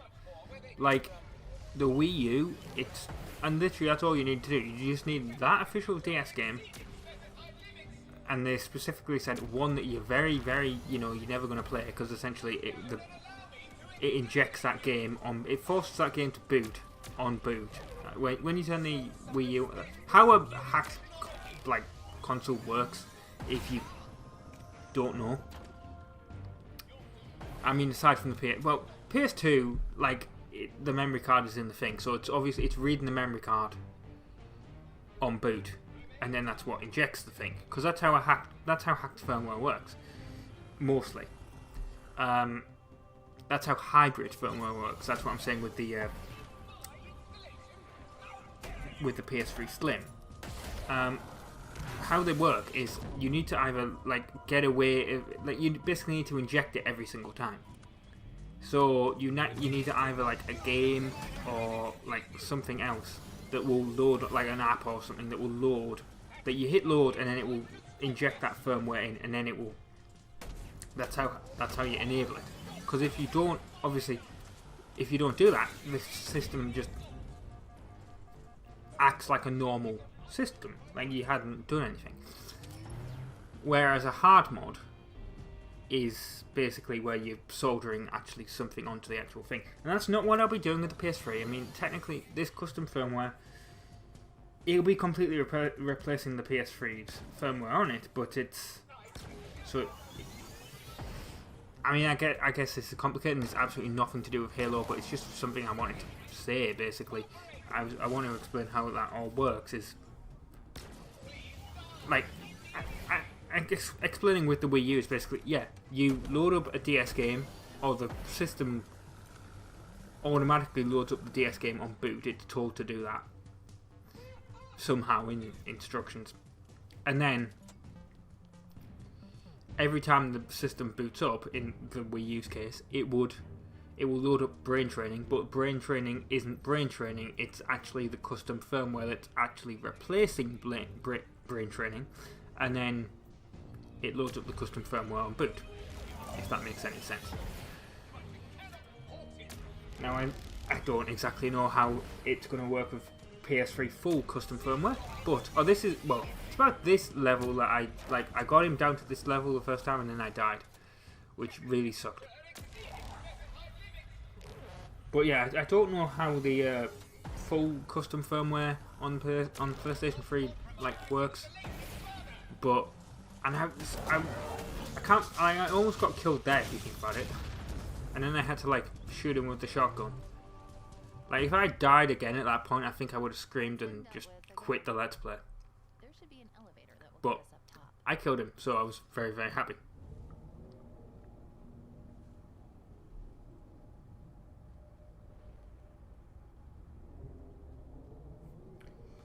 But yeah, so custom. I don't know how the PlayStation 3's full custom firmware would work, but it's.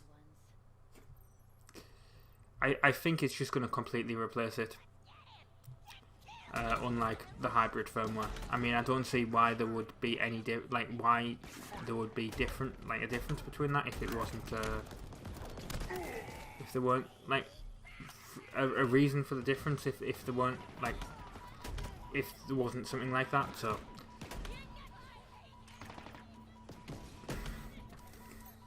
anyway, right, I'm gonna actually try and get back into talking about Halo here.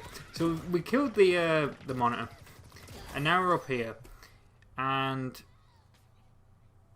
there's a couple of jackals as you can see around here that are like, I can't believe I had to like chase them. So annoying. I hate jackals in this game sometimes.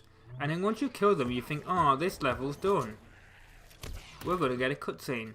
No, that's not what you're gonna get at all. I mean, that's why there was a rocket launcher that you saw earlier. Annoyingly, the rocket launcher doesn't have enough ammo to take out this bloody... But it has enough ammo to take out this Phantom. It just doesn't have enough ammo to take out the rest of them. And also, this one doesn't blow up. That sucked. It disappeared before it blew up. It just disappears.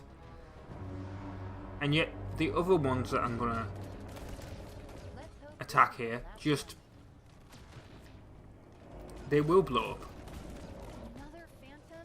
Yes, there's two of them attacking me at once, which is just stupid. That's so easy to get killed, and these walls don't really protect you. But we finally got some more rocket launcher out. I don't know if there's another rocket launcher around here. I hope there is. I mean, I only found two. I didn't actually grab it if there was, but anyway, we'll see this explode in a second. There we go. See, it blew up that time. But I only have two, and I missed that one, which sucked. But I need to like attack it with like other weapons, which is just really stupid when they're like when they've got turrets that can fire at you. I assume there must be another rocket launcher somewhere, but I didn't go looking. But yeah, we continue like attacking it. I think I can't remember what, I think we get like a one of those shock ones actually. Those shock rifle things. The ones that fire electricity. I might be wrong. But I'm pretty sure we use one of those on it. I think this is the bit where I was trying to look to see if those. Or do I use the mauler? I can't remember what I use now.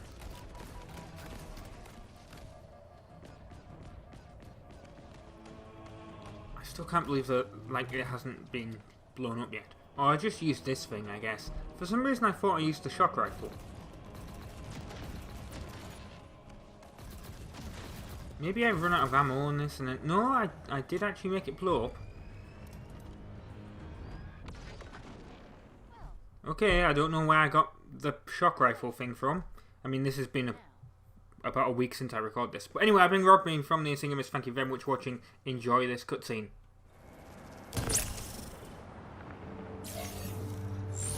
You sure it's okay if I do this? If it's safe. Or you'll delete me, right? Good luck with that.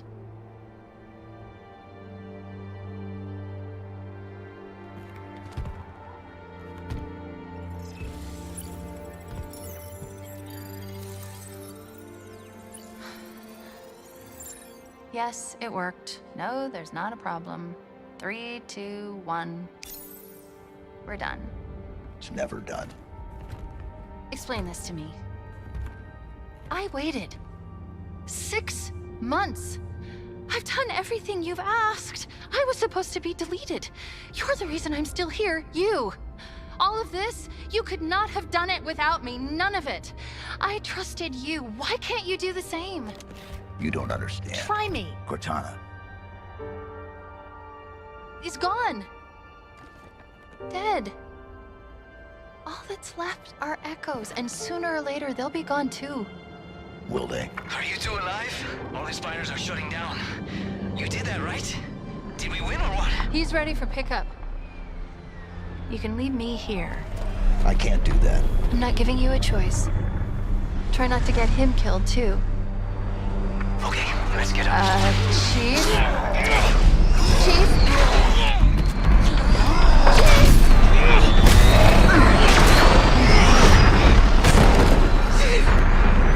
A Spartan killer! He doesn't stand a chance. Track it. Already doing it. Open a gate. Find somewhere close. It's not that simple. Why? Okay, it's kind of simple, but risky. We save him, or die trying. There's a pretty high chance that could happen. It's hard to lock down the coordinates. Do it.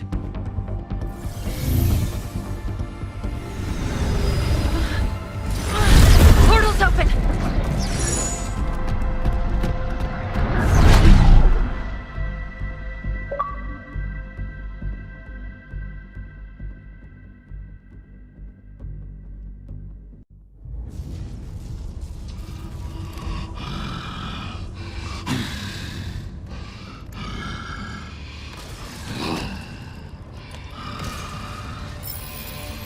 Your plan has failed, as have you, Harbinger.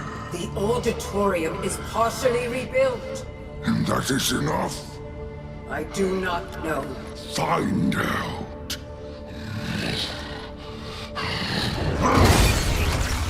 Problem. I am losing patience with her. Please, tell me your mission was a success. He will come to us. Are you sure?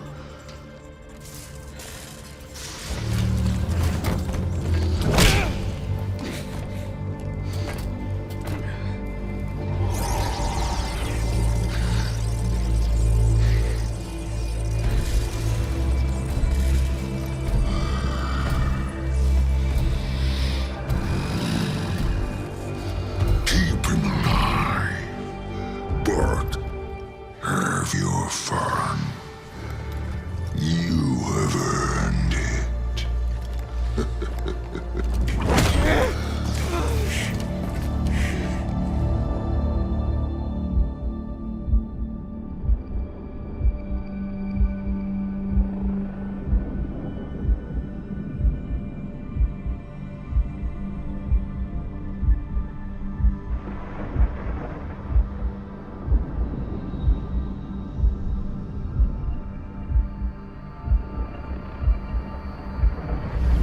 This is highly unethical.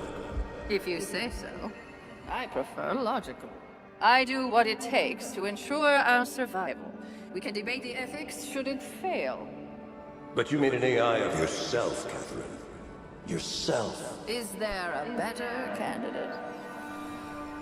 She will do anything necessary to make sure that your mission is accomplished, even if that means sacrificing herself or you to accomplish it.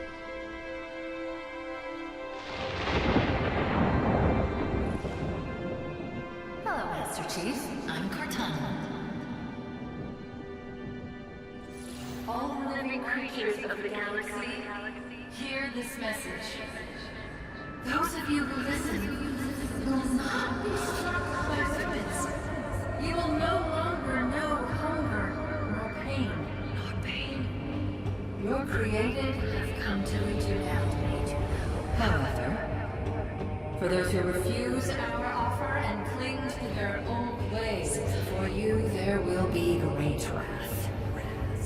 It will burn hot and consume you. And when you are gone, we will take that which remains and we will remake it in our own image.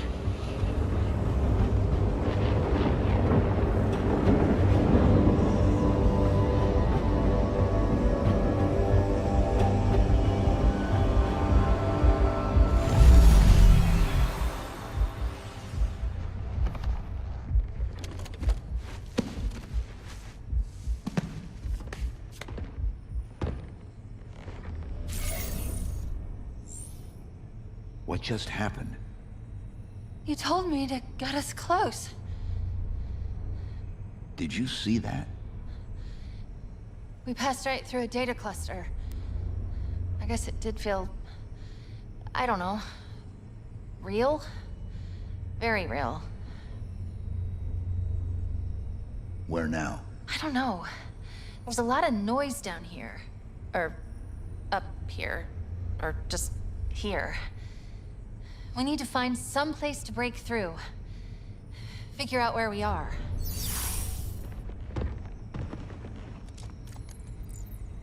Hello everyone, I am Rob and I'm from the Unseen Gamers. This is part 29 of Halo Infinite on the Xbox One. It's level repository, and I wouldn't say it's a bit of a long one this, because the video is what, 37, 38 minutes long? But a lot of that is cutscenes, so I mean there is a lot of gameplay.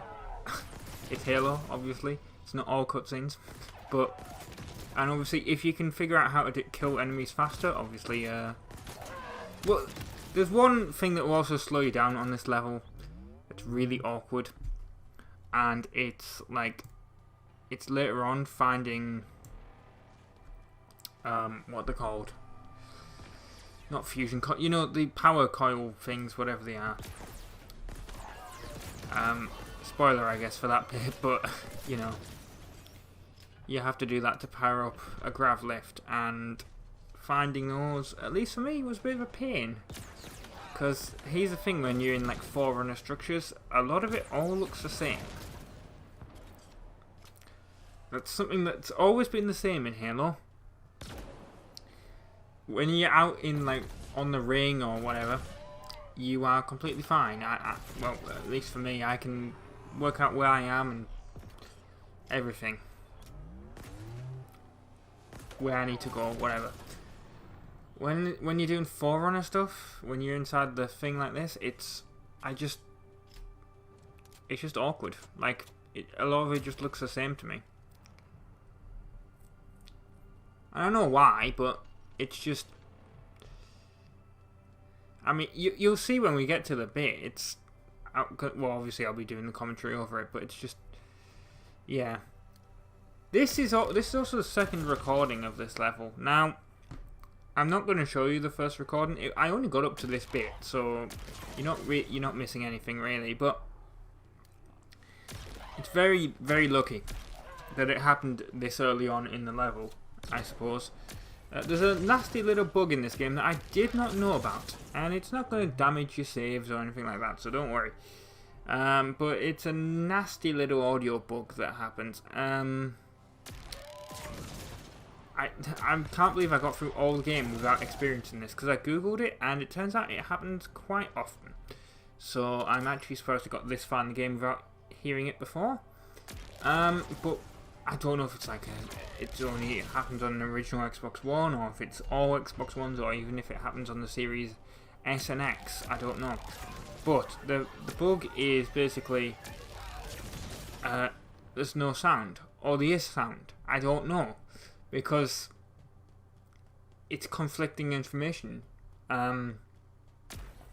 My soundbar sort of went into like this protective mode and went into standby. The Elgato audio recording level meter that tells you what the game is doing, like what, you know, so you can see how loud the game is and adjust it, that went all the way to the red and was just constantly red, as if it was reaching the limit. The thing is, it was only the game. You can tell it wasn't the Xbox itself, because as soon as you press the Xbox button to go towards the dashboard and you get the menu on the side, the soundbar actually came out of standby, so it unprotected itself, and the Elgato thing went down as if it was... Right, it was fixed. Don't understand what the problem was there at all. But then the weird thing is, I did that a couple of times, just to make sure I wasn't going, like I was actually understanding what was happening here. And then I quit the game and I stopped recording. And I watched the recording back. And even though it was saying that there was no,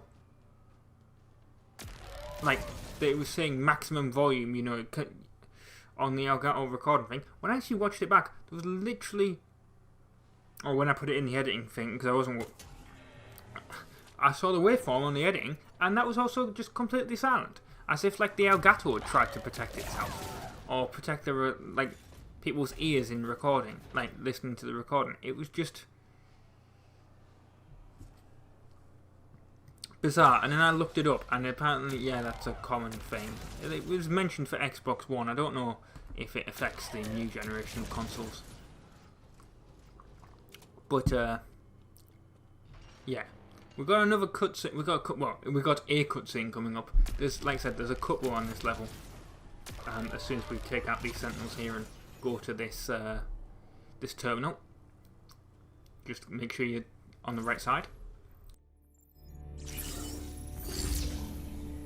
Interesting. Good news first. We're close. There's a Banished structure above us.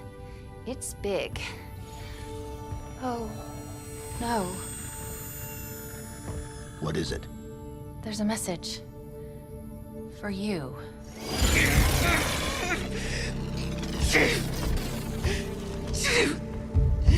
I'm sorry.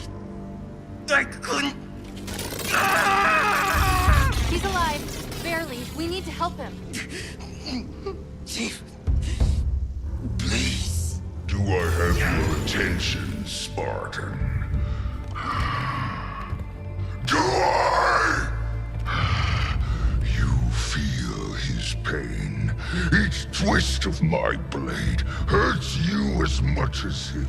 He will not die by my hand, but he will suffer until you stand before me. For the Banished, victory is our shared cry, a refusal to cower, to bend our weaknesses beaten from us. Banished, it makes us strong!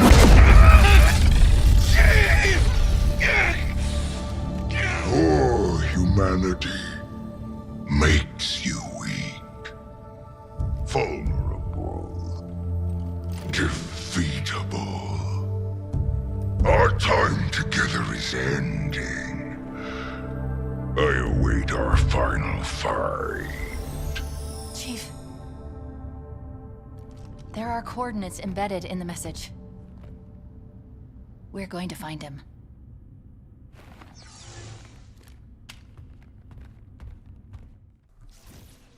So the pilot has been kidnapped. I mean, we knew that already, but he's been tortured is what I mean. And unfortunately here, I almost fall off the edge. I mean, I say unfortunately, I managed to save myself, luckily. They really should put guardrails back there, shouldn't they? Those forerunners not thinking of disabilities. It feels so weird, because I know there's only 2 more levels left of this game. And it means that, for the time being, Halo will be finished on the channel.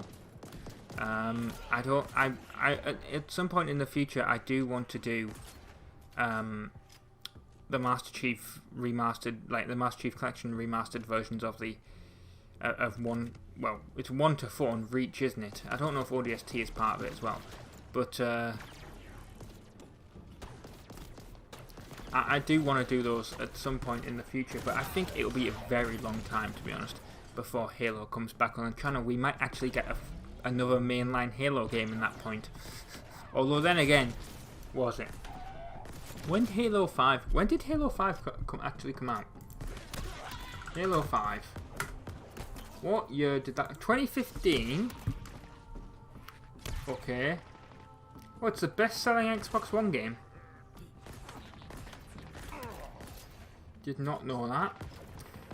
And then Halo Infinite came out in 2021, so that was 6 years after. So, I don't know. Maybe we will get to, like, you know, the Master Chief Collection before the next Halo mainline game comes out. But what will be replacing it? Well, I've said this before, but Doom will be replacing it. And then Doom Eternal, which is a sequel. There's also other games that will be essentially being the first-person shooter after Doom, which are... Well, I want to do the Resistance series on PlayStation. I also want to do Killzone on PlayStation. I mean, both of those were called Halo Killers. Back when Halo Killer actually, you know, meant something. Back on the original Xbox game days. And even on the 360 days, I guess. The original trilogy. And then, of course, Call of Duty was that Halo Killer. Which I never... It's a bit weird. I never really got into Call of Duty. I had a few. I had Modern Warfare 2 Black Ops. Wait, hang on. Did Modern Warfare 3 come out after... Yeah, Modern Warfare 3 came out after Black Ops. So hang on. I had Modern Warfare to Modern Warfare 3. And then after that, I was like, you know what? I think I'm done with this. And I never really played them online. I know this is going to be surprising to people. I only really played the campaigns. I mean, I played a little bit of Call of Duty online. But... I don't know why I'm yawning. Sorry, I know why I'm yawning. It's because I really didn't get that much sleep. Because I had someone awkwardly shouting outside at one point last night. Someone down the street. Yeah, that's awkward when that happens. And they were doing that for about half an hour, which really shouldn't have affected me, but it meant that, like, I didn't get as much sleep as I wanted, because I woke up and then tried to get back to sleep and then couldn't.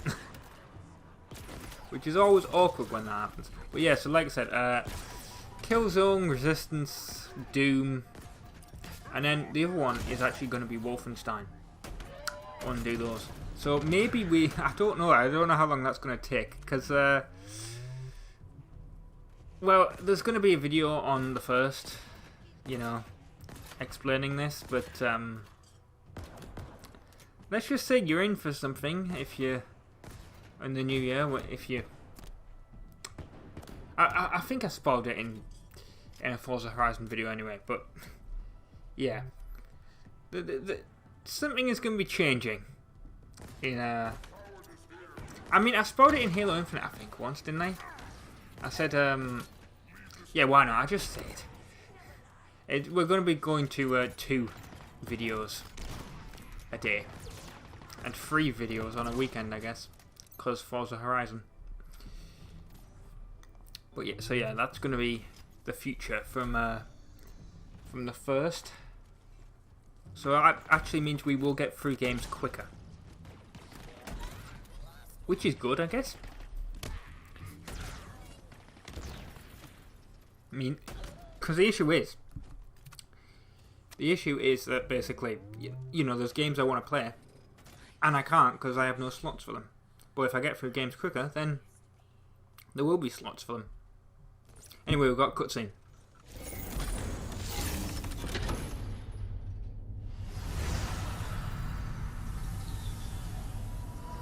Cortana, former UNSC AI Leonidas stands with you. How should I proceed? Population? Laconia Station currently holds 76 Spartan 4s. They have orders to stand against you. Short-sighted fools. You have served me well, Leonidas.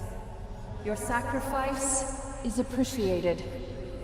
Understood. Goodbye, Cortana. No. She took out the training facility? Those Spartans. All gone. All of them? Why would she... Let's move. One other thing I want to mention, and it's a little bit awkward because I've recorded these things a little bit out of order. As in, like, I've got up to like the 9th of January, so there's stuff ready for next year. That I'm gonna say stuff about, like, mainly in Forza, but it's like I'm gonna be talking about like my custom firmware PlayStation 3 that I got, or like I bought it ready to do custom firmware on it, and I don't know, I might be, I don't know what I'm gonna do with it because I might have to return it. I got it from CEX, which is a UK retailer. They have a 2-year warranty on everything, but they only accept like original stuff, so like if you modify it or whatever, they won't accept it. But if it's soft modded, you know, you return it back to normal, they have no idea. It's only like, you know, proper hard mods like reset glitch hack Xboxes and whatever they wouldn't take. I know because I had a mod chipped original Xbox when I was a kid, and then I tried to trade it into them, and they were like, yeah, we can't accept this because the warranty sticker's been opened. I'm like, great. This was like in like 2011. It's like, who is like, you know, it's not like Microsoft saw the thing new, but whatever. Point is though, is that I got this PlayStation 3 from them. It's a original fat model, and it's just,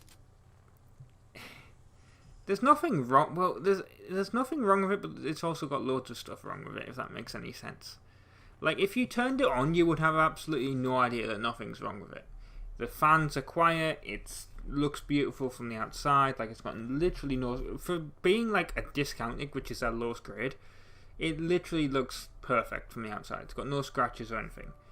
It's got like a few fingerprint marks, but you know, you can rub those off. That's the issue with having a glossy system. The problem is that I actually installed Hen, which is the hybrid firmware. It's technically not custom firmware, but the issue is with... I mean, thank God I did it. I installed Hen first, because at the moment, it's a... I think I mentioned this. I bought the thing, and then the bloody custom... the site that they use for custom firmware is down. But you can still install Hen. Basically, there's like 2 tools, and the one tool to actually install proper custom firmware on a fat model PS3 is down. But all PS3s can take Hen. And the issue there, basically, is that... Yeah, so I have this... Oh, by the way, obviously we're fighting this this brute with a gravity hammer. So you've got to back up here. But yeah, the issue is that I installed Hen, and then I ran Multiman, which is the like firmware tool, which is like it's a piece of, you know, it's homebrew software, and it's basically, it's what you need basically on it. It does a lot of functions, and the issue is that it's installed. Oh no, sorry, not Multiman. I have Multiman and I have Webman installed. They're both basically the same thing, but Webman lets you do it through your computer. But the thing is with Webman is that it tells you your temperatures. And unfortunately, the PS3 looks like it's probably going to be on the way out, because as soon as I checked the temperatures, I was shocked, and it actually gave me the firmware itself gave me a message saying that the system is overheating. And bearing in mind, I hadn't loaded a game or anything on this. This was on the desktop, or the dashboard, essentially the PlayStation version of the dashboard, the cross-media bar. That's what that was on. And it's not like my Xbox One. If my Xbox One was saying it was overheating, I'd understand. My PlayStation 5 is on top of it. There's a gap between the vents on top of the Xbox One and where the PlayStation 5 is, because it's in the air. Because if you don't know how PlayStation 5 is stood up, you have to put it on a stand, basically. Right, so there's a gap, so there's airflow there. But if the Xbox One was telling me that it's, overheating, I would understand. There is a PlayStation 5 on top of it. I would take the PlayStation 5 off. The PlayStation 3 was just in the middle of the room. There was nothing around it. And it was getting temperatures at idle from boot of 89 degrees Celsius. But here's the thing. That was a cell processor, so the main processor. The actual graphics processor in there was only at 50. Now they're supposed to be equal, which to me indicates that the thermal paste for the cell processor is just completely dried up. And it actually told me the total. I don't know if this is a high number. Someone might be able to say in the comments. But the high number for the total on time for the, I think it's a high number personally. But the total runtime for the system since factory was 169 days. Yes, it's a fat model PS3. It probably was bought in 2008, 2009. But Jesus, it was going 89 degrees Celsius. I sometimes complain about my PC having high temperatures, right?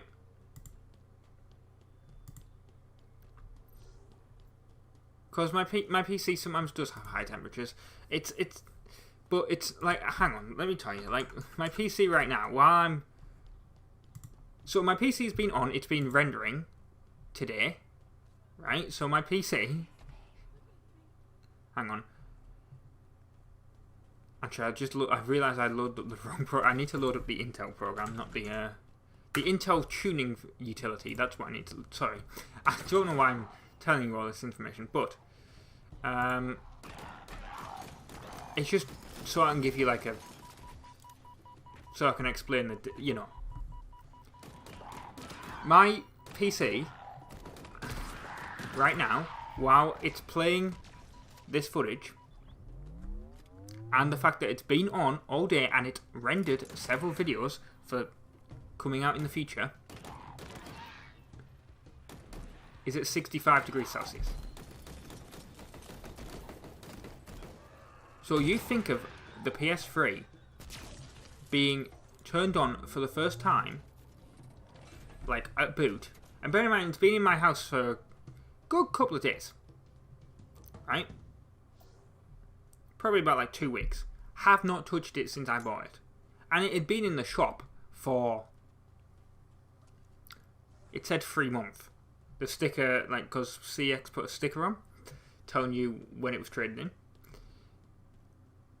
Oh, you need to be very, very careful here, by the way. Because there's 2 brutes in here. One of them's got a plasma turret, and the other one has, I think they might actually, no, it's not a plasma turret the other one has. It's that one that fires multiple at you.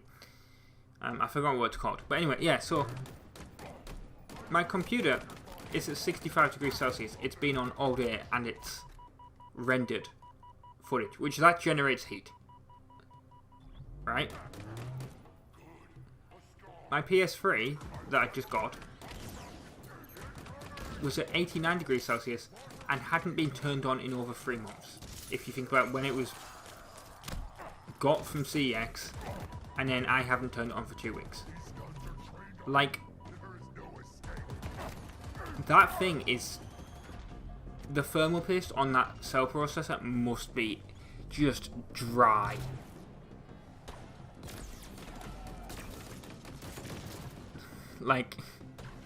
So I'm honest, I don't know if I should just... Because the thing is with CX, the nice thing about them is they give you... I've said this earlier in the video, but they give you like 2 years warranty, which is nice. But they don't accept modded consoles. So I would have to put it back to factory firmware and then just give it back to them and just be like, yeah, it shut down while I was playing the game.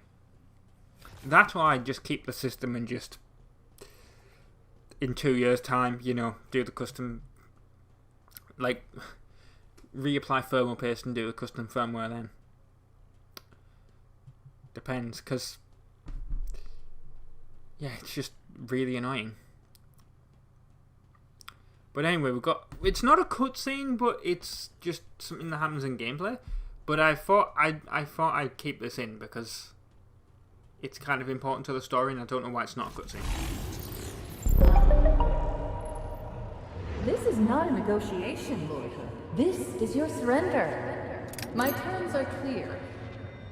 You are aware of my capabilities, and I am fully acquainted with yours. If the Earth's government wants to fight, feel free. But hear this. It is a battle you will not win.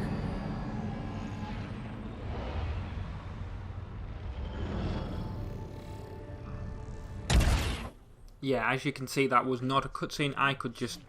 I still could control the chief and everything during it. So yeah, that was a bit weird, but yeah, I have no idea why 343 didn't make that a cutscene. But oh well, because we've actually got another cutscene coming up once we go through this door, which is a bit slow because we've got the plasma turret. Which really does not help, because obviously, yeah. Once we get to that terminal up there, we've got a cutscene. So I'm going to shut up again. Plug me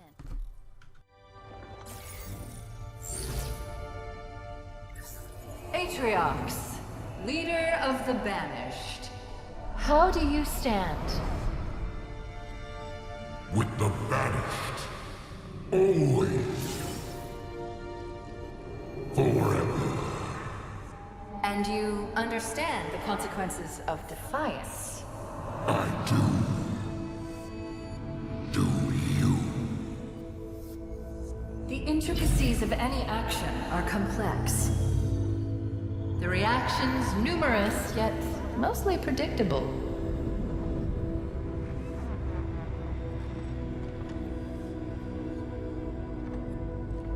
Look upon Doisek one last time, and remember, you chose this path.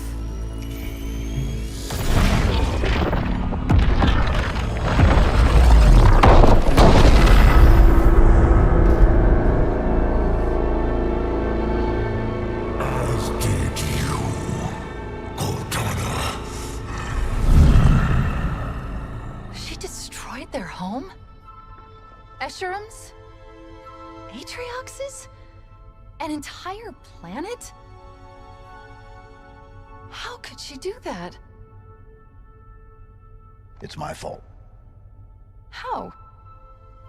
I should have stopped it. I could have reasoned with her. Could you?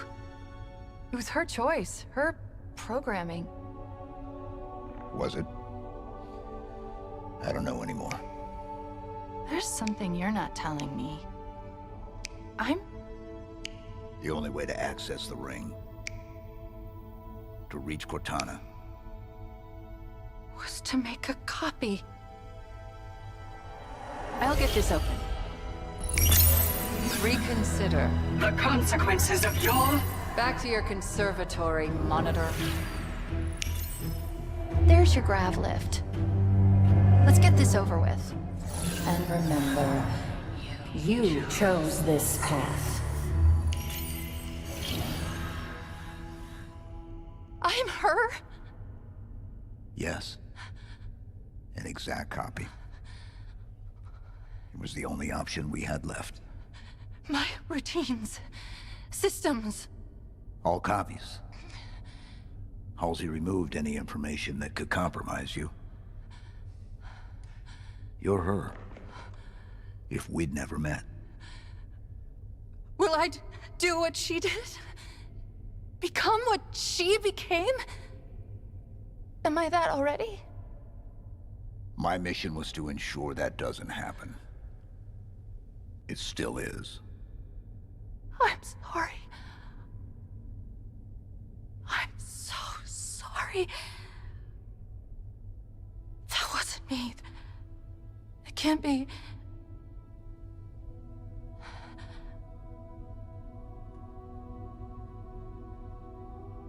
I shouldn't be here.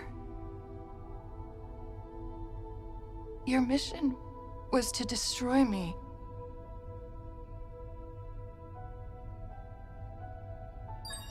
I've restored the deletion protocols. I'm ready. It has been an honor. Just promise me one thing.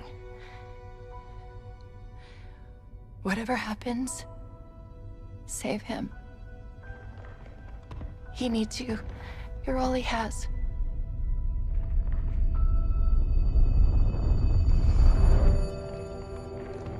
We do it together.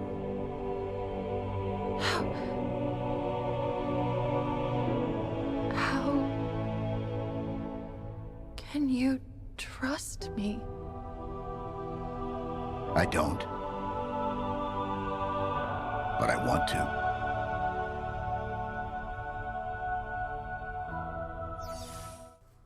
But at least that's now the final cutscene of this episode. So, yeah, you got a number of brutes that are going to come through here. I did actually die because he also has a plasma turret. I don't know why, because I actually did check in editing. I was shooting at his head at the exact same place. And I didn't even like punch him when I did it. So, like the first time, but I died. So, who the hell knows? And then, yeah, there's at least these other brutes don't have as much armor. Or any armor, really. Just kill them with the turret. Very, very useful. At first I thought, do I have to go through here? No, you don't. You just have to go through one of the other doors that those guys came through.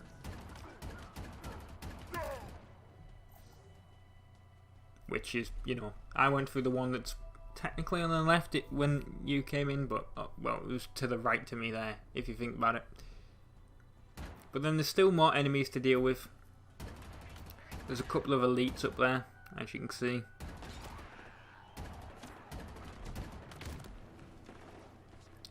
And those things that I forgot what they're called. I'm just going to call them wasps, because they're annoying like wasps.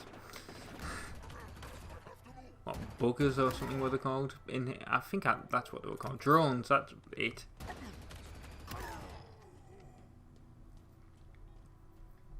But yeah, we killed those two elites, that was quite easy. And then, you get this... I mean, I bet that would have been better had I, you know, not been carrying a turret. For that message to be on screen. There is something in here, this, audio log. I think there's two of them, but I didn't know where the other one was. There's also people. I'm sure people will have put it in the comments. You know, there's skulls and stuff in each mission. But we do that. We unlock the door. There's actually a loading screen there that I cut out. Now, really, this should have been the end of the level, but it's not the end of the level until you actually leave this building and go out into the main ring part, I guess. Which we still can't... I don't think we can do any... What's it called? Like, side missions stuff yet. But, yeah, we got the new mission, The Road, which will be the next part. You get the achievement. I've been Rob. I've been from the Insane Gamers. Thank you very much for watching part 29 of Halo Infinite on the Xbox One. And ta-ra.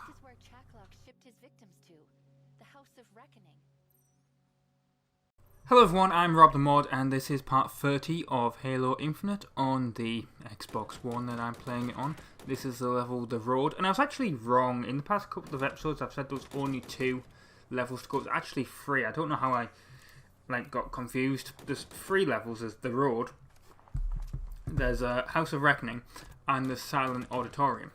And I think I may have actually mentioned this, like when I said this. I don't know how I got confused with there only being 2, but like I think what it was is that on my list of episodes that I've wrote down, the schedule I should say, so I know what videos are coming out when. I only wrote 2 Halo Infinites. I didn't write the 3rd one, and then I put Doom into place for like next week. So I thought that I would have finished Halo, but I didn't write Silent Auditorium down. So oops, that was my mistake. But I'll tell you what, we're getting right to the end game of Halo Infinite here. Right close to the end. There's 2 achievements on. Well, there's sometimes in a Halo level there's like multiple achievements you can get on a level in a mission. Not sure if it's every single mission, but I was playing and I had the achievement list up, and I was like, wait, hang on, you can earn this on the road, so I'm going to try and earn this. And what it is you can see this tank, and basically if you have to get the tank over to the House of Reckoning without it being blown up.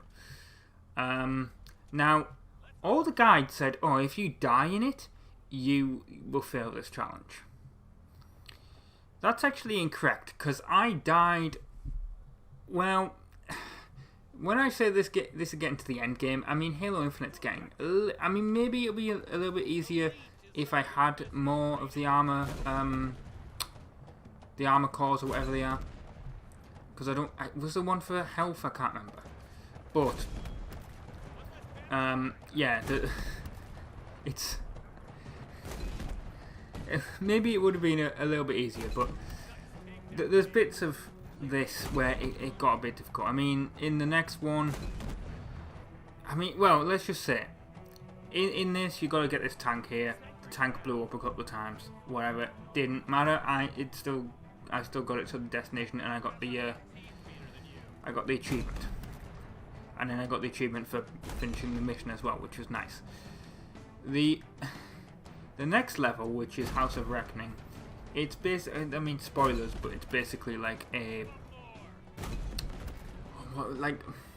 you're fighting through waves of enemies because it's a training facility for the Banished to essentially learn how to kill UNSC soldiers, I guess, at the kidnap.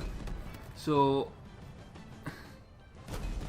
you got to fight through like a couple of waves of those, and then you've done it. But the problem is, it doesn't actually save checkpoints until you've completed like that entire level, because there's multiple levels with multiple waves, if that makes any sense. So you got like the first level and you got like 3 or 4 waves of enemies, and it won't save the checkpoint until the 4th wave, and then you go up to the next level of the building, which is kind of annoying, because obviously if you die on the 4th wave, you've got to do the entire thing again, and that did happen. And then the other thing is that there's literally 2 boss battles on House of Reckoning, which, yes, that's a massive spoiler, but I'll be talking about it when I do House of Reckoning, won't I? So yeah, there's 2 boss battles, and then on Silent Auditorium you've got another boss battle.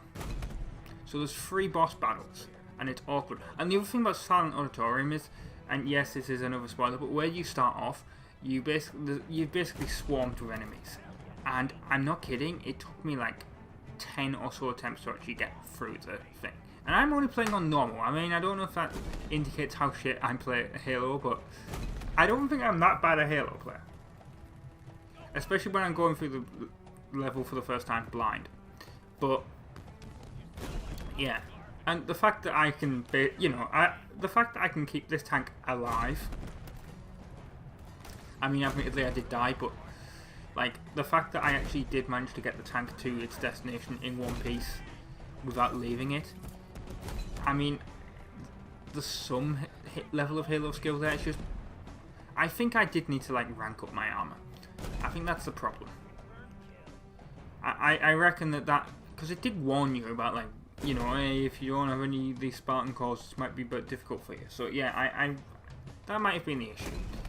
But yeah, another thing is that this is a bit weird. I mean, you're seeing this in January, so I mean it happened 4 months ago because I'm recording this in September. But being British, it's a bit weird that like because the Queen died yesterday, and I use this series as a sort of vlog, which I've been editing the journey through videos, because hopefully all the Halo journeys will be finished by the time you for next week, for when the Halo Infinite one goes through.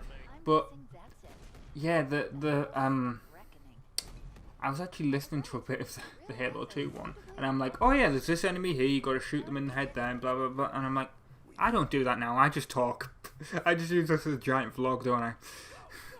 But yeah, it's a bit weird because the Queen died yesterday, and obviously now it was Prince Charles, now it's King Charles, and it's weird because obviously not used to that.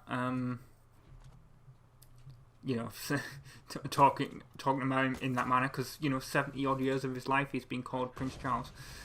So, I mean, I guess it's got to be weird for him, right? Because he's getting called king now, even though that's supposed to be like his entire life is being going up for that role. But yeah, it's just a bit bizarre. But presumably because there will have been a World Cup in the intervening months. I don't know who won that, obviously, but there will have been a World Cup in the intervening months, so the national anthem would have been played before England matches. So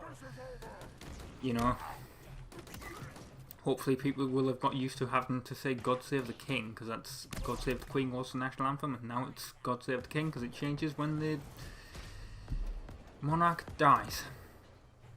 And I know there'll be a bunch of people that'll be like, having a monarchy is stupid. I mean, yes, I agree, but what are you going to do, right? I mean, there's nothing really you can do about it.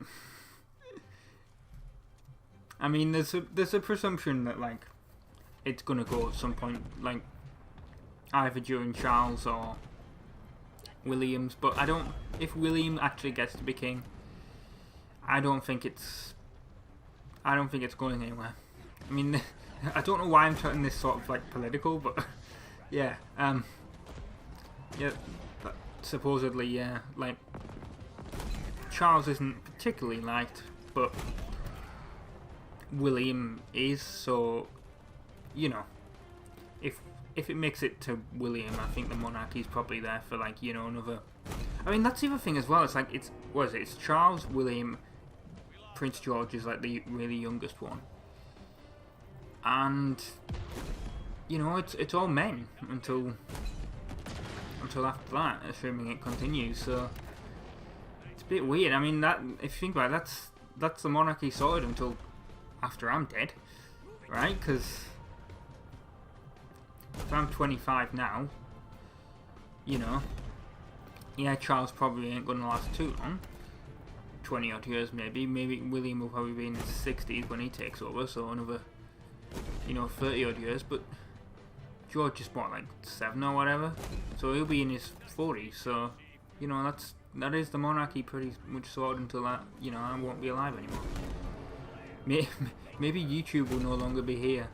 Maybe YouTube will actually still be here, and for whatever reason people will be watching this Let's Play of Halo Infinite in 100 years from now. I don't know why that would happen, but yeah. That was actually a really weird thing. I mean, this really says a lot about the internet age, doesn't it? It's like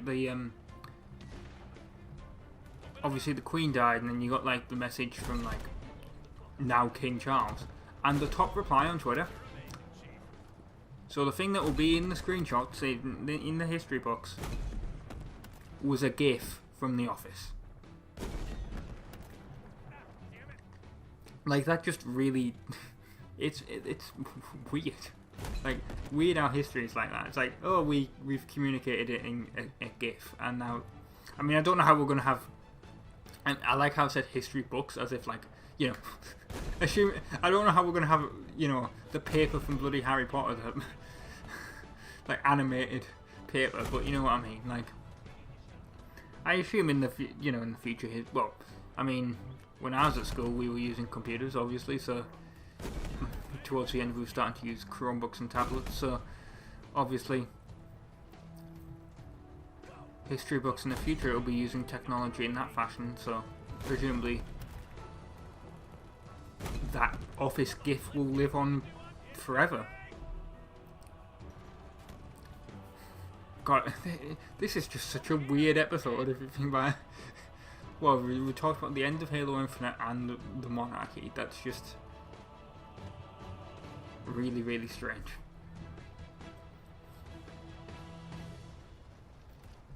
But I have actually completely finished Halo Infinite now, because like I said, I've recorded it all, so it's completely finished. I'm done with the game. I can uninstall the campaign, I guess. That was the other thing, actually. When I was watching the Halo 2 video while I was editing it, didn't watch the entire thing, obviously, because it's what, like, how long is it? I actually closed the file, so I actually can't tell you. But it's actually, I'll just load it up. I'll quickly load it up if I can. Hopefully before this cutscene happens that's coming up. Come on, Vegas, load up.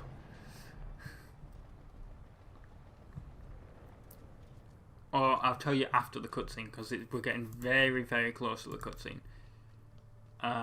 It's 5 hours, 32 minutes, right? Anyway, cutscene's here, but I'll get back to you. Okay, I guess we're expected.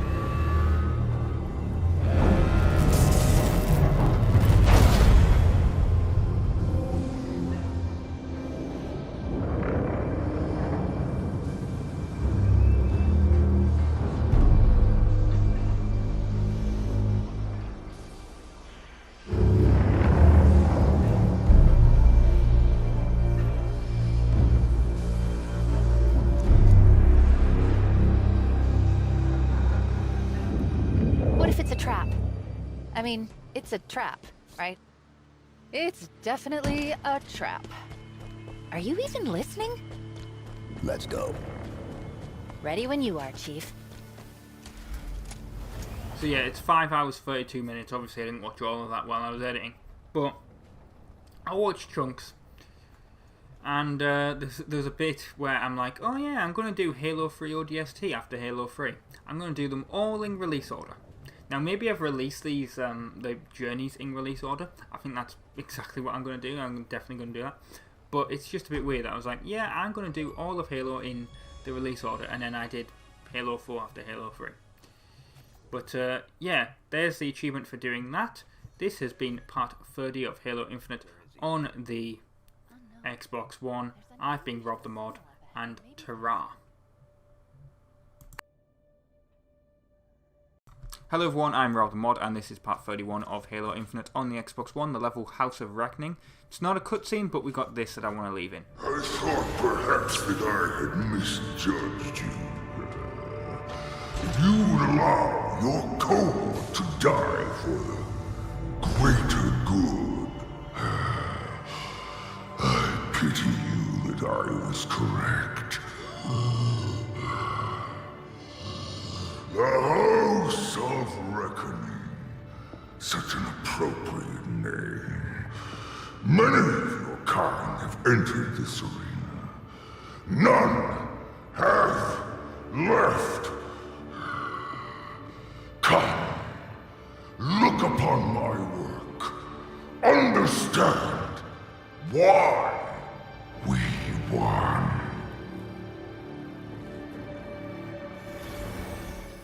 So yeah, we have a couple of those hologram things in this level, and also the next level, because I have actually finished Halo Infinite now. Silent Auditorium is the final level of the game, or I should say the final mission.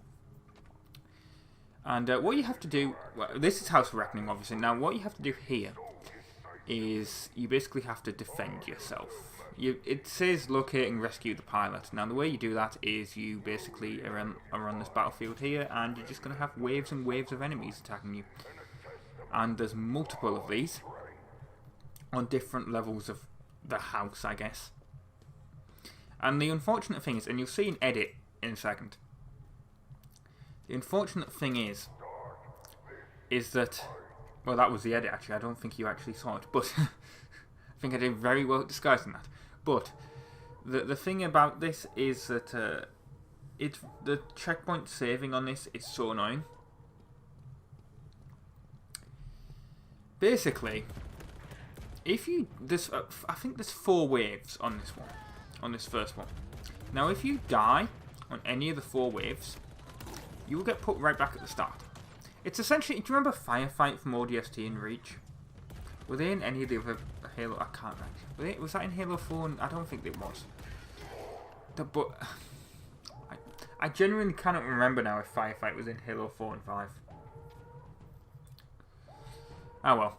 But essentially that's what this is like. It's Firefight was actually fun with a load of co-op. If you've never played Firefight on, well, I suppose you can't now, can you? Because the original, well, I mean, they'll be on the Master Chief Collection version of the games, but if you think about it, the original versions of the games, the servers are no longer online, so you won't get the original experience. But my God, Firefight was something. You get 4 people.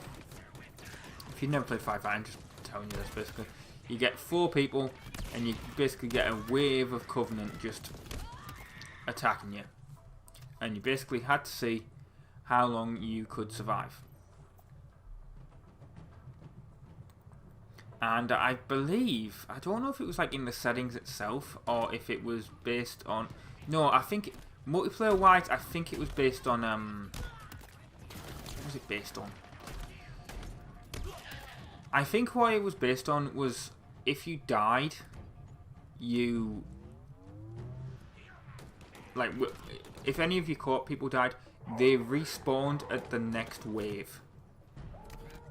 If I remember correctly. So if you all died during that wave, the game was over. But if say one of you survived, the other 3 would live. But yeah, I absolutely loved Firefight back in the day. To be honest, I didn't play it that much, but yeah, when I did play it, it was just, I think that's some of the most fun that I ever had on Halo Reach. I didn't actually play it on ODST, I don't think. But yeah, that was some of the most fun I think I ever had on Halo Reach, playing Firefight. With Chris, with Weimer, with Aaron. With some other people as well. But there was obviously the main members of the Insane Gamers when it was the Insane Gamers channel. So yeah, that was a load of fun back in the day. But anyway, why did I get on the Firefight? Oh yeah, basically I was just saying that this is what this is like if you think about it, if you've ever played it. But yeah, so the checkpoint situation is, like I said, if you die during the wave, you get put back to the start, basically. You have to, like, you don't get put back to, like, the start of the wave, if you know what I mean. It starts from wave 1. And there's 4 waves on this one, so you gotta... And that's the thing, there's so many... It's these brutes that killed me the first time. So this is actually the second attempt at this bit. That's why I said there was an edit. There was just... These brutes here just killed me, and that was, that just really annoyed. I think I didn't do that last time. Didn't cause a fusion coil or whatever that was to explode. But yeah, I actually think it was that brute that killed me. Well, not that one, if you know what I mean, because they're not real. But you know what I mean. Like, that type of brute is, I think, is the one that killed me. Or it might have been him. But there you go. As you can see, I killed the brutes, and now we got a checkpoint saved. Which weirdly, I mean, that just makes me a lie, doesn't it? Because now, if you look at that, not all the brutes have been killed. So I have no idea why the checkpoint saved that. But it did. But as you can see, also we've got some brutes on the other side that have got snipers of some sort. So I have to sort of like sneak up on them. Well, I wouldn't... Are they snipers? They're sort of like... They've got like... scopes.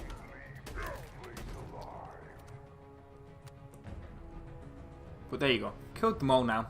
So that's actually the end of this this part of the level.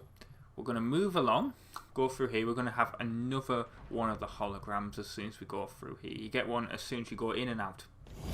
You created the false god, Cortana. Destroyed my world, my home. But she could not kill the fire that burns in the heart of the Banished. It made us stronger! Can you say the same?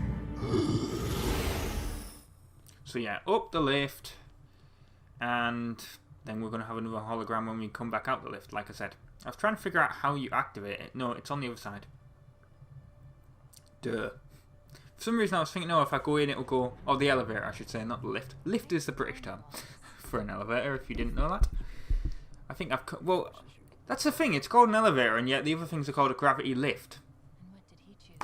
Makes no sense if you think about it. I mean, I like how there's dialogue there that I'm just talking over. But, yeah, we've got another one of these holograms. Do you recall the siege of Balkanar? One settlement held out against my forces for 19 days. They fought well to the end. But their fate was sealed from the start. And then we got to complete... Well, that was basic training, apparently. This is advanced training. I think this is like 4 more waves. I might be wrong. But here's the thing about this level. This... I think I said this in the road. This and the next level are just absolute pains. Like, legitimately... They're just absolute pains. There's 2 boss battles in this level, and then in the next one there's another boss battle.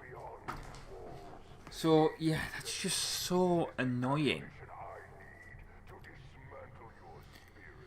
and I really dislike it. And now I feel like, yeah, I'm yawning again. That doesn't mean anything about the game. It just sometimes that happens. Sometimes you yawn. But there we go. We've got some jackal skirmishers attacking us here.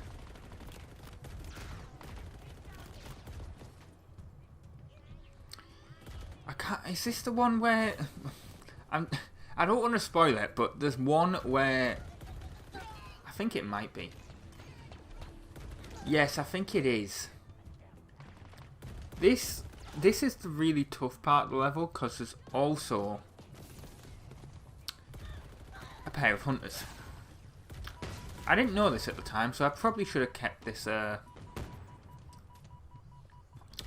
this turret for that, but no, I just decided to take out the enemies with the turret because I was like, oh, this will help me, this will make it really easy. Nope.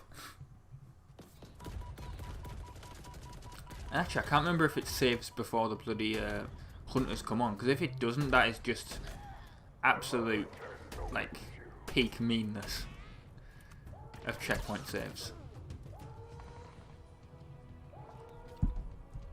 Like, you expect someone to get through... I mean, I can't believe I actually managed to be honest. Like, this is first time, this section.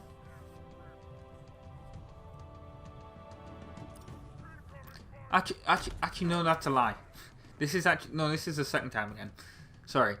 But, to be fair, the first time was really dumb, and I'm not going to count it. Right? So you know when I picked up the turret, because you may have noticed an edit point there, now that I think about it. When I picked up that turret, one of the jackals immediately stuck me the first time, and then I respawned. So yeah, that's like really dumb. So don't... I can't believe I missed this shot here. Yep, miss. Then this takes so long to reload. Then I'm out of ammo, so I've got to wait for it to reload again. And I think I miss again. Yep. But then I just hit him with it and it kills it. So that's lovely.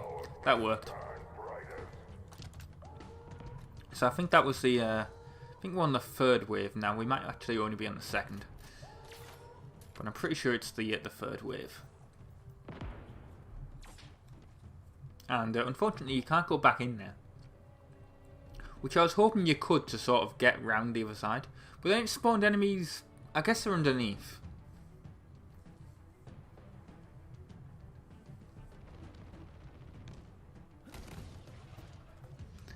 Yeah, they're behind us. Yeah, there's someone.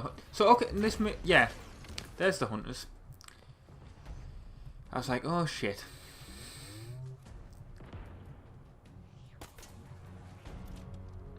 So what I decided to do was take out all the other enemies before I deal with the hunters. That's probably a really good idea. And actually, that's not the last time we're going to see hunters in this game. Not in this level. I don't think there's any more. I can't remember. I don't think there's any more. But in Silent Auditorium, oh my god. There's a pair of hunters that when we get to it, I mean, I'm going to basically show you. You basically have to cheat to kill them. Right? To kill the hunters in Silent Auditorium. Like, I'm going to put, like, 343 knew that the battle with the hunters was going to be so difficult for people that they put in like a little cheaty area for people that I ended up using.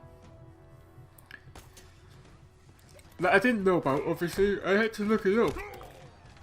Because I died so many times. I was like, I don't know if I'm actually going to be able to finish this. Basically, the hunters just like immediately killed you as soon as you went in the room. Well, not immediately, but like... There was a few times I had a good battle, but honestly, it was like 10 attempts at trying to kill these hunters. I was like, what the hell? Why are they so tough? Because they're like... They're the same hunters that are on here, where they're red. And the thing is about those, is that the red hunters, they have a technical name for them, obviously. But normal hunters in previous Halos, when they were green, they have armor. They don't have armor on the back. So what you did to kill a hunter was you got behind them and you just shot them. Right? Not the case with these guys. They've got armor on the back, so the only place you can actually kill them is the legs, where there's a small gap. Which obviously, that, as you can see there, so like they're completely, I mean, I don't know why I'm throwing grenades at them, but as you can see, they're just completely covered in armor, those red ones. And it makes them a lot tougher. And there's also a rocket launcher around here that I'm trying to find. Not that it helps me, but because I end up missing. But yeah, there's a rocket launcher around here that I'm trying to find. So if you because I saw it when I spawned in the first time, but yeah, I suppose that'd be very, very helpful for you if you can actually aim the rocket launcher correctly. That's a nice thing about this. It does actually give you a load of weapons. And of course, you've got to also scavenge the battlefield for them if you run out.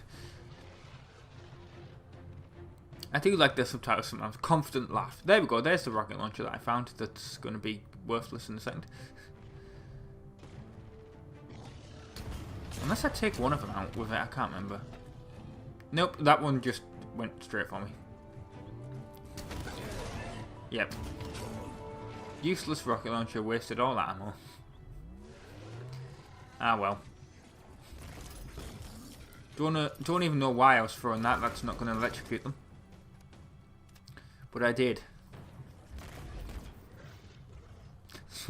It's literally going to be about... It's going to be about 2 minutes of me just fighting these hunters. I mean, I've completely missed throwing that. Like, that was embarrassing. End up shooting those electric coils, or whatever they're called. Just searching for things to like, and more weapons obviously as well. And to be honest, when he's saying that I'm impressed, but this is only a prelude to our main event, he's not wrong. I mean, yeah, there's no more hunters, but the first boss battle, and well, to be honest, the second boss battle was just pain. absolute pain. I don't even know why I've thrown grenades, because the grenades do nothing against them. Like, it was genuinely at this point I was thinking, am I even going to be able to do this? Like, am I going to have to die to try and, like,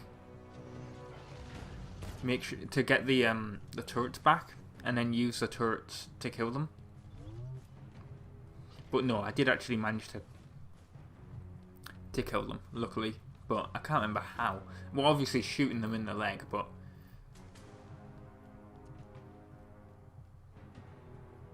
yeah, I did it. And then obviously in Silent Auditorium, I had to look up bloody how to kill the hunters because it's so...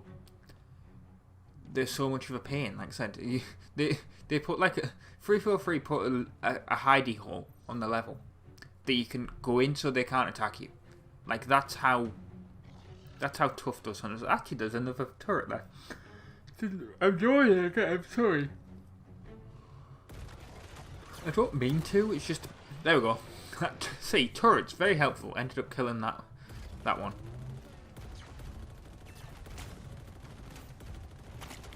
Yeah, I do apologise about the yawning, but... you know... a bit tired. Was watching, I know you'll be seeing this, what, beginning of January? So I guess it makes sense, it would still be accurate, but... I was watching a bit of NFL last week, although I'm recording this on the 12th of September, so the actual truth is that it was actually week 1. So I have absolutely no idea who's in the postseason. But, yeah. Watching a bit of NFL last night, and obviously being in the UK, it means that the NFL, the 1 o'clock games start at 6 o'clock, and the late games kick off, or the late afternoon games, I should say. Well, we've got a good season now. This world, looping, repeating, forever. Is it a symbol of life? Or a cruel joke by the Forerunners? I should say hologram, not cutscene. But yeah, the late afternoon games kick off at about 9:25 PM. So I usually watch those to about 11. Because in the UK, Red Zone is free. It's on Sky. Well, free. I'll have to... because we've got another thing coming up, so I'll be telling you about that during the next bit, but... here we go. You were there when we struck the Infinity. The first dreadnought came from the side. In the chaos that followed, you hardly had time to notice the other 3 bear down upon you. Do you know how long it took us to neutralize your greatest ship? 4 minutes! In 4 minutes, the Infinity, mankind's finest achievement, became a memory.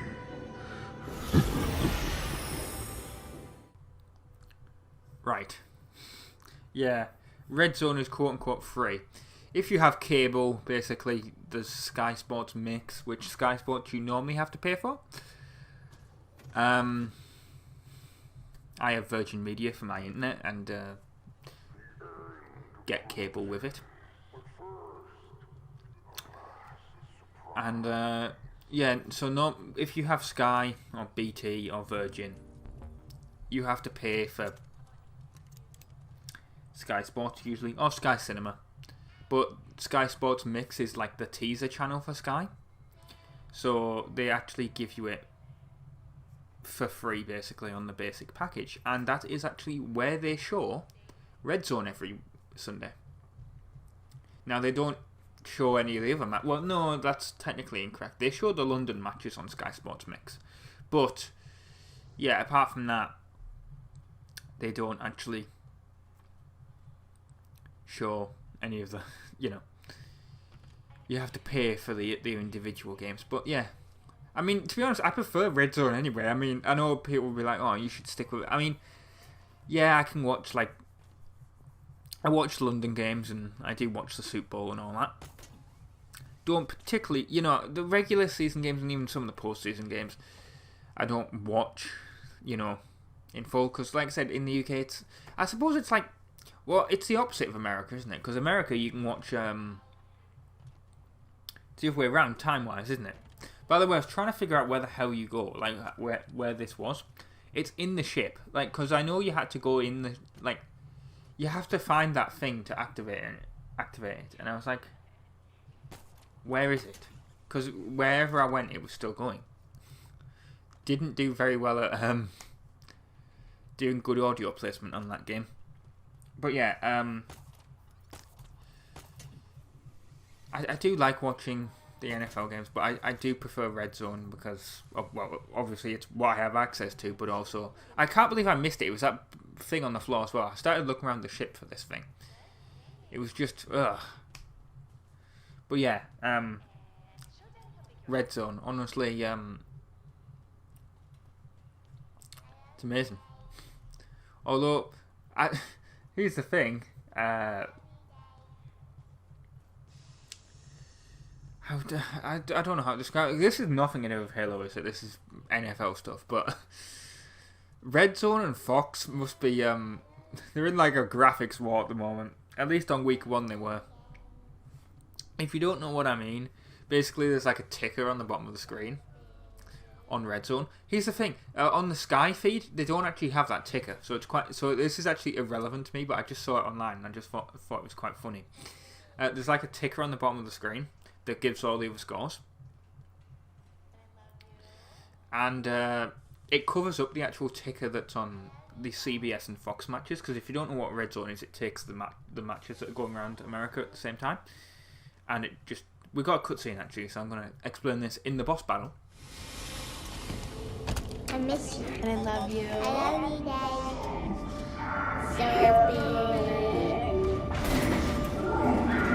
Daddy. You'll break too.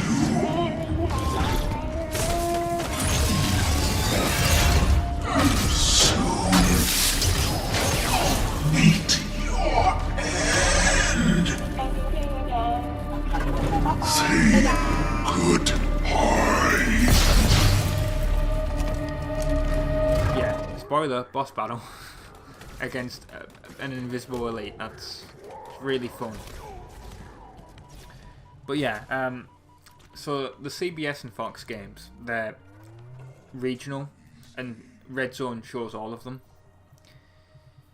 and it switches between them, and basically the thing about it is that the CBS games, they have a ticker on the bottom, just the same, and Fox normally would have a ticker on the bottom, but ever since they've changed to this new graphics package, and Red Zone has a ticker on the bottom, and this is where the thing is, where Fox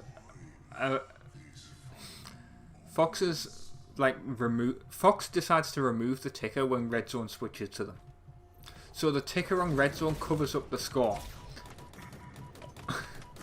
for the Fox games, if that makes any sense. Because when Fox have their ticker, the score moves up, but when Fox removes the ticker, it goes down. But the Red Zone ticker is designed to be the same height as the CBS and Fox tickers. So when Fox realizes that Red Zone is taking the game, they remove the ticker, and it makes the score go down. Obviously, that's trying to make it so that people will switch to their local Fox match instead of watching Red Zone. But I get the feeling that because the NFL owns the rights to the matches, and that's how they can show Red Zone, I get the feeling that they'll be having a quiet word with Fox and telling them not to do that. Because they've already apparently had a word with Amazon about some graphics on a preseason game. Whatever the outcome, know this. The Banished control this ring. We came for war. 1,000 legions occupy this world. The Auditorium will give up its secrets. Your interference is just an irritation. fleeting.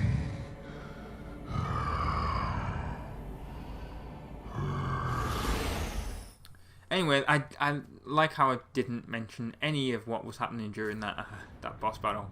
I apologise for that, but I just needed to tell you about the NFL thing. I guess I can talk about it during the next boss battle, because we're going to get that in a second. And it's a lot longer. So yeah, we've got 2 boss battles straight after each other, which is kind of annoying. But here we go, we've got a cutscene again. We need to get him out of that thing.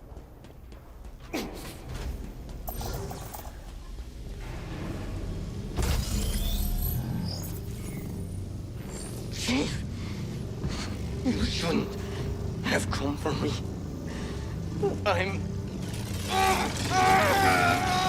Microgravity wells are putting enormous stress on his body. I told you that I would not kill him. Leave me. Run! We'll get you out of here. No. You will try. Chief, he's here. He knows I'm here. This was never a trap. It is a test of metal. Our battle ends here. Get him out of there. On it.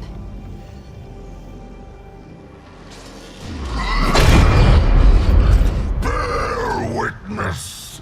Our story will become legend, told by those that survive you.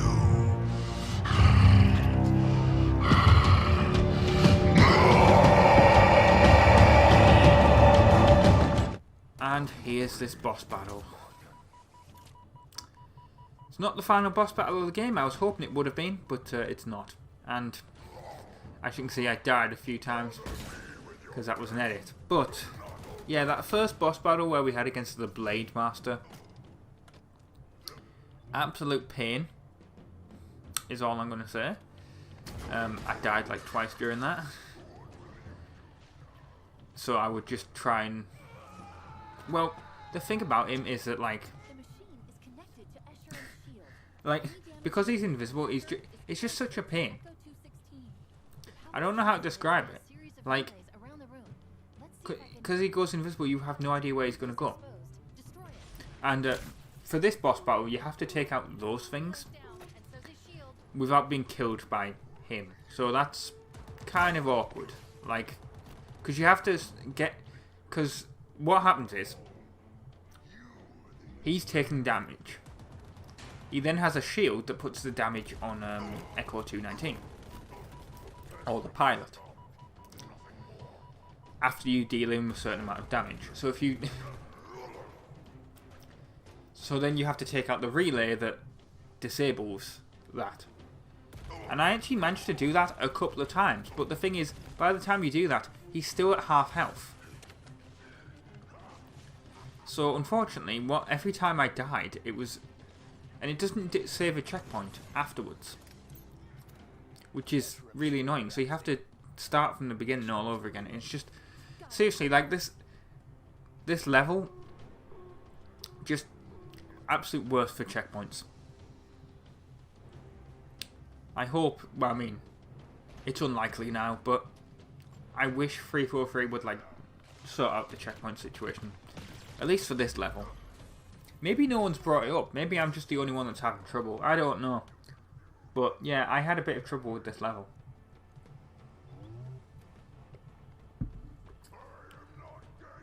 So yeah, a lot of this level is just hiding from it. Because he can easily kill you. I mean, look at how much my shield is just going from those few hits. So you gotta hide. But then again, if you think about it... When I've been playing Halo, like when I've been playing this game, I'm not really that well trained for it if you think about it. Because what I have been using throughout the videos is the ghost, haven't I? I've been trying to go for a ghost whenever I could. To take out hunters and stuff, so I'm not really that well trained when I'm actually stuck doing a mission. There you go, there's an audio log if you want one. There was one earlier as well. Before the pilot mission. Right, before the pilot mission, before you fought the Blade Master. Here's the thing, I knew he was going to come around there and like hit me, so that's why I had to go on this other side. to run away from the thing that I'm trying to hit, just so I have enough time to destroy it. And it's down. You know what to do. And actually, this time, on the final time, I actually saved the checkpoint there. Not that I needed it. But yeah, the first couple of times, it was not saving a checkpoint. Which was a bit weird. But yeah, as you can see, what I did is I decided to keep the... I have a rocket launcher with me. I decided to keep that till last. Basically. To, you know, then I... apparently these are called hard light cores. That's nice. I like how I went through the entire game without basically knowing that, because I wasn't particularly paying attention, I was just picking them up. Didn't see what these were called. But ah well. Got one final relay to take out. Because there's 4 of them.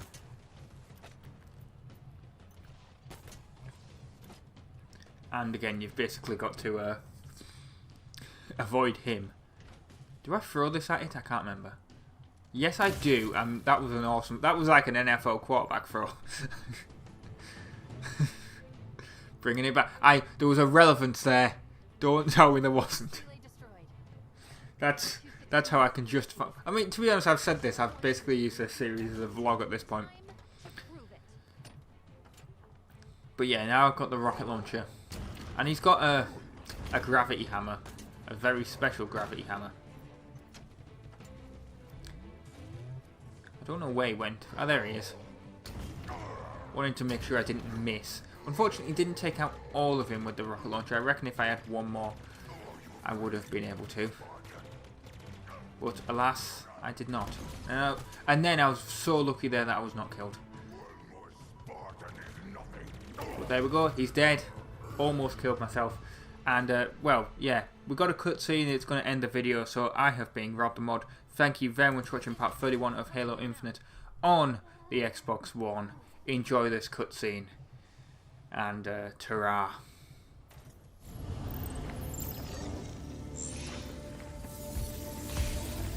Okay.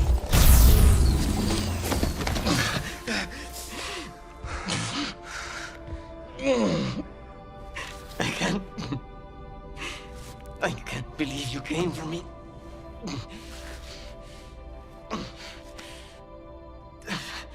So we're done now, right? Spartan!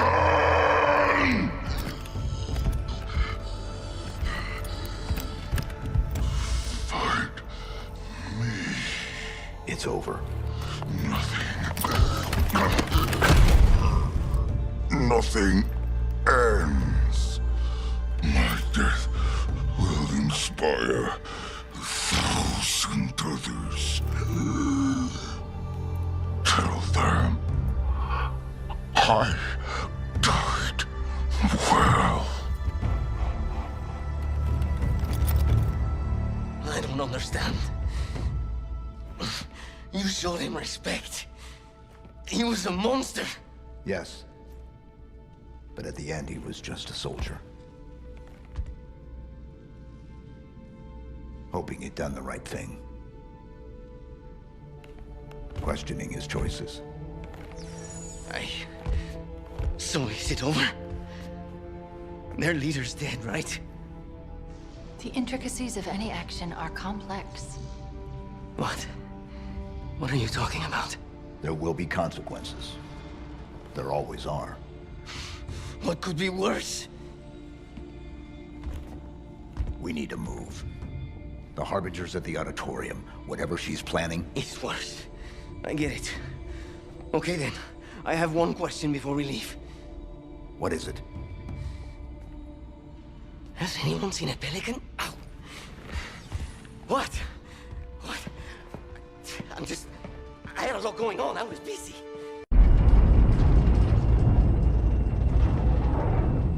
Are you ready?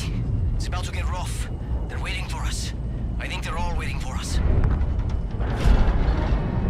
Did you feel that? It's not too late to turn around. Chief? Something feels...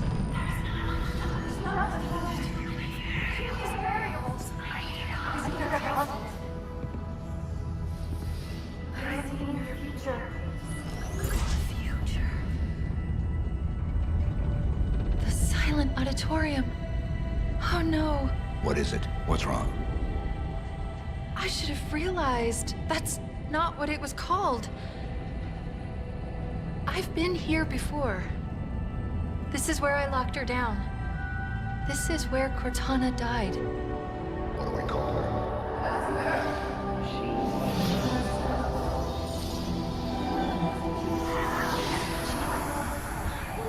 Here, go! Did you hear me? We're here. You need to go now.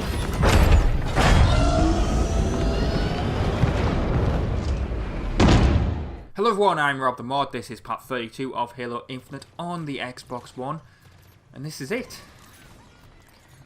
It's Silent Auditorium. It's the final level of the game, and can I tell you, this is such a bitch. This bit at the start here, this is honestly, I want to say this is like the 10th attempt. Like, I don't know if it's just me and just bad luck with like checkpoints, but honestly, just the worst. There's just so many enemies and just the shade turrets and everything, right? But what I want to say is thanks for watching the series, because this basically is the last Halo video on the channel for a while. So if you've been subscribed just for Halo, thank you very much for watching. I want to thank you for that. It's not going to be exactly the last Halo video on the channel. If you have not been watching the full journeys, which to be honest I don't blame you, because they are just re-uploads of all the Let's Plays. If you haven't seen these, basically YouTube playlists can get messed up. So what I've been doing is I've been taking the completed Let's Plays and I've been uploading them as a thing called the full journey, or the so many hours journey.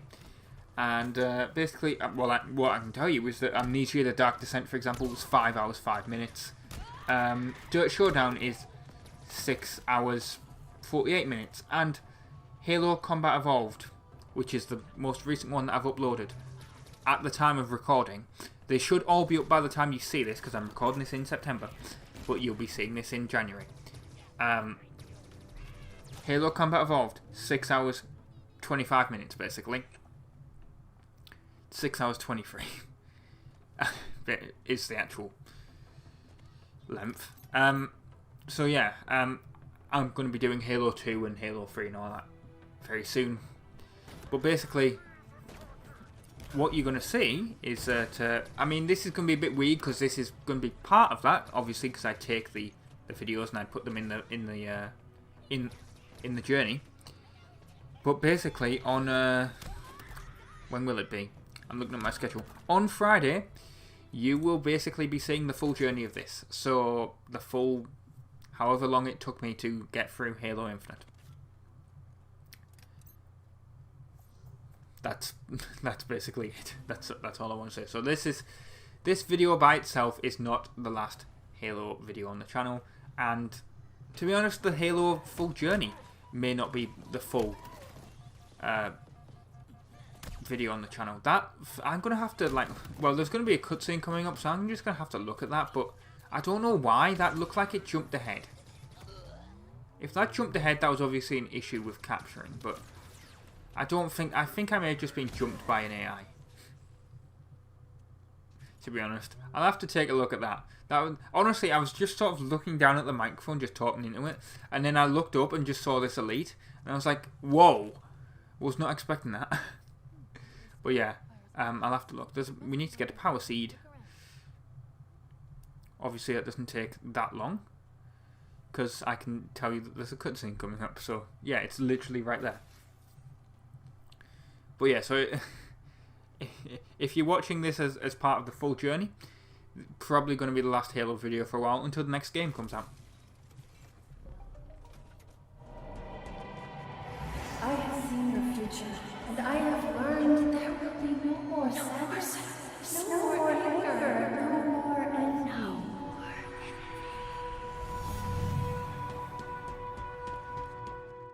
So yeah, I did actually look back, and yes, you did actually, there was a skip, you did actually miss something. Admittedly, you didn't miss much.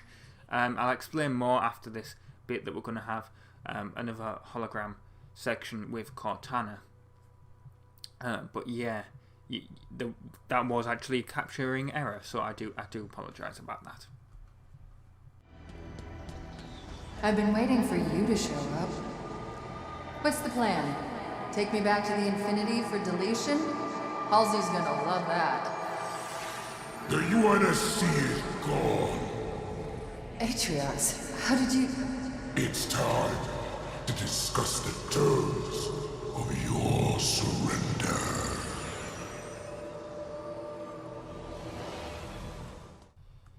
And of course, I have to explain it during the worst part, because this is the bit that I wanted to actually, you know what, I'll explain this bit after, because, yeah, I want to explain this. So, those hunters, they're an absolute pain. I'm playing on normal, and they're an absolute pain. So, if you want to have a little cheat way around, pick up the I forgot what the name of the gun is now, but pick that gun up from the corner.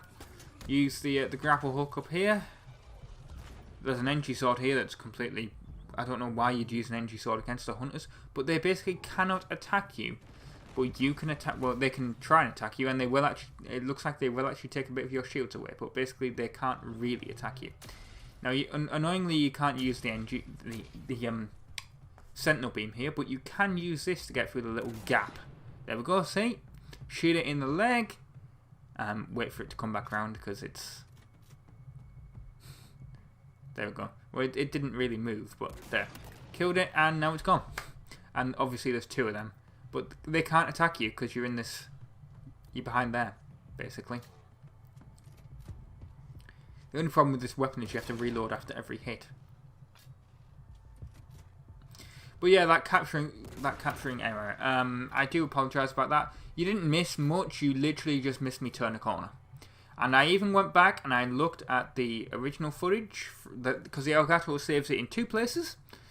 Because what you guys see is you see an MP4 file that the Elgato renders out after it's recorded, but there is also a file that's an M2 TS file, I believe it is. This is irrelevant to Halo, but I'm just saying, basically it saves it in two different places, in two different file formats. And even on that original file, basically, I don't know what happened, but I'm going through there, and then it's sort of, you get a black screen, and then it cuts to the, it cuts to the elite hitting us. So, I have no idea what happened there, but basically all you missed was us turning the corner, a door opening, and then maybe me killing a grunt or two, and that elite rushing us. I have, but yeah, I do apologise about that. It's obviously was not my intention to for something like that to happen, but it did. Sadly, the support. I had a little bit of a guide up here at this point, because obviously I didn't know how to kill those hunters the first time. So at that point, it was saying that there was an armory nearby, and that's what I was looking for, but I could not find it. Maybe that's only in the higher levels. I don't know. Look around, Cortana. Your empire over. Your great plan ended at the hands of those who made you. Not yet. Oh, such confidence, such arrogance. Do you believe a savior will come? A Spartan? John, the Master Chief will stop you. He didn't stop me when I crushed his skull. Threw him into the void. No. You asked me if I understood the consequences of defiance. And what did I say? You said yes. And then I asked you the same question. Reflect on your choices, Cortana. Understand the consequences.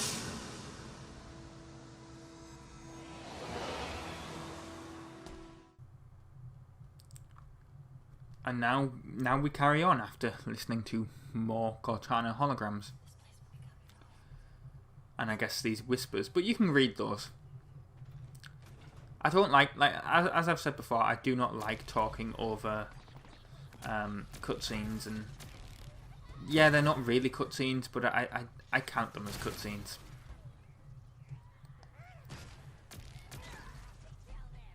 Actually, to be honest, is that like the first time something like that's happened in one of these videos? Like, I know we've previously had ones where, like, I'm on about, like, with the Elgato, because I'm thinking, like, you know, like, how do I say this? Like, I don't think when I've played Forza Horizon or whatever, because well, to be fair, it all goes through the Elgato now, but even PS3 stuff. But what I'm saying is, when I had the HD PVR, yeah, like, capture issues were, I wouldn't say common, but they occasionally happened. I know it happened with, well, it mainly happened with PS3 stuff for some reason. I don't think it really ever happened with Xbox 360 stuff.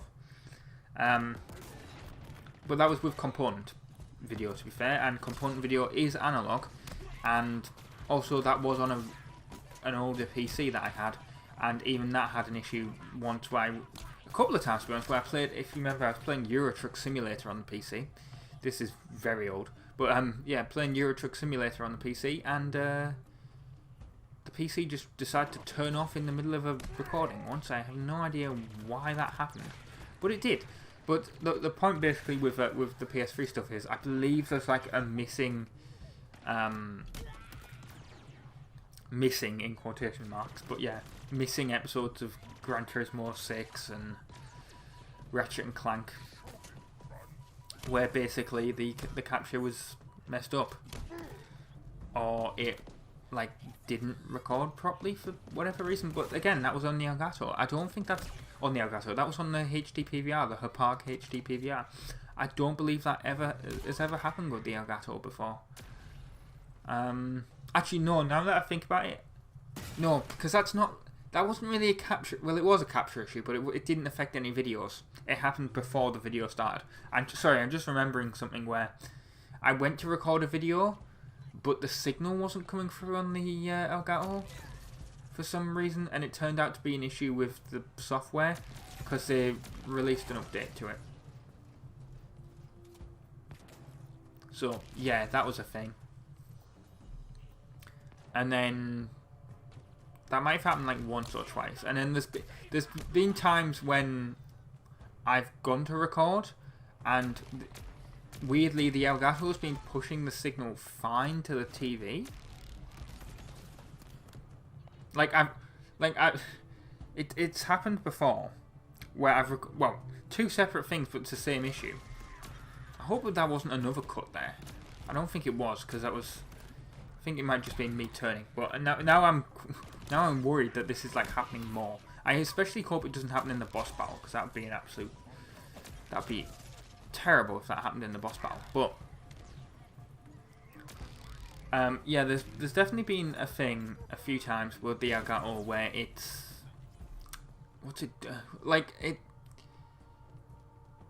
where the Elgato has it's two, like I said, two separate things, but at the same time. And the Elgato, it mainly happens this way, where I've been recording.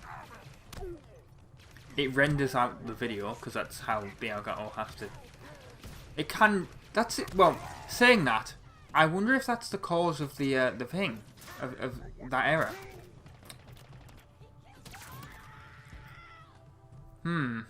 I'm just thinking now of why that skip was in the video, because normally this is what happens, right?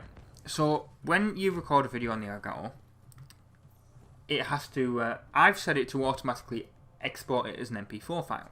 You can do it later, and maybe I should set it so it's done later, where I have to do it manually myself. But you can basically set it to automatically output it as an MP4 file, or some other format for other things.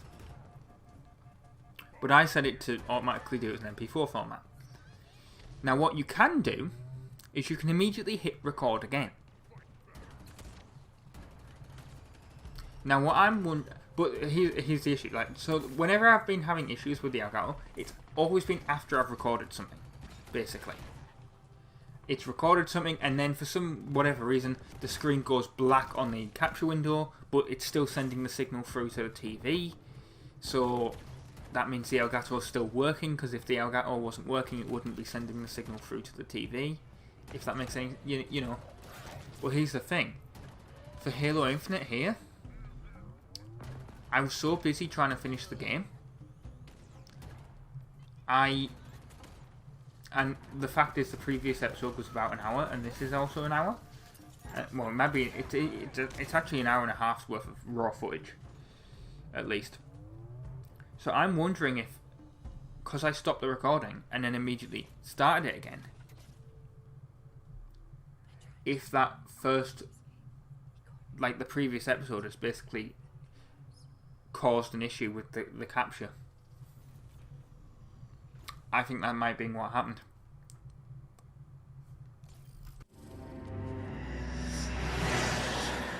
I have learned so much, Cortana. This ring is different. It has secrets within that I will have. This silent auditorium. Do you know its history? Its true purpose?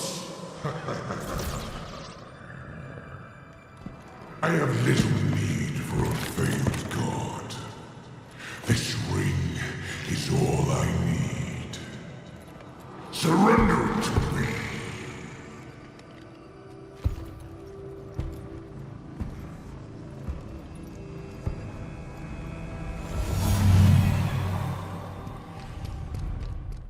I think that capture was finalizing. It was finalizing the MP4 part at the end. It's got to, like, the computer stuff basically, but you know, it's got to, like, a video clip has to have certain metadata to tell a computer, to tell, like, video editing software and whatever what it is, codec information, and I think it's probably been putting that information in, and for whatever reason, maybe because of the size of it, it's really slowed down the PC. And because when you're capturing stuff and it's a USB based capture card, it's got to, the PC has to hold that data basically in RAM for a bit, and then that becomes the video file. That's how the Elgato worked. That's how the HD PVR works, or worked I should say. Well, I still have it, it just doesn't work. It just broke, if you remember. That's why there was no PS3 stuff for a while. But now the PS3 stuff came back because I got the, at first I got a component to HDMI adapter, and now I have a, now I have a HDMI adapter, which is a lot better because it means I don't have to have two plugs used for a PS3.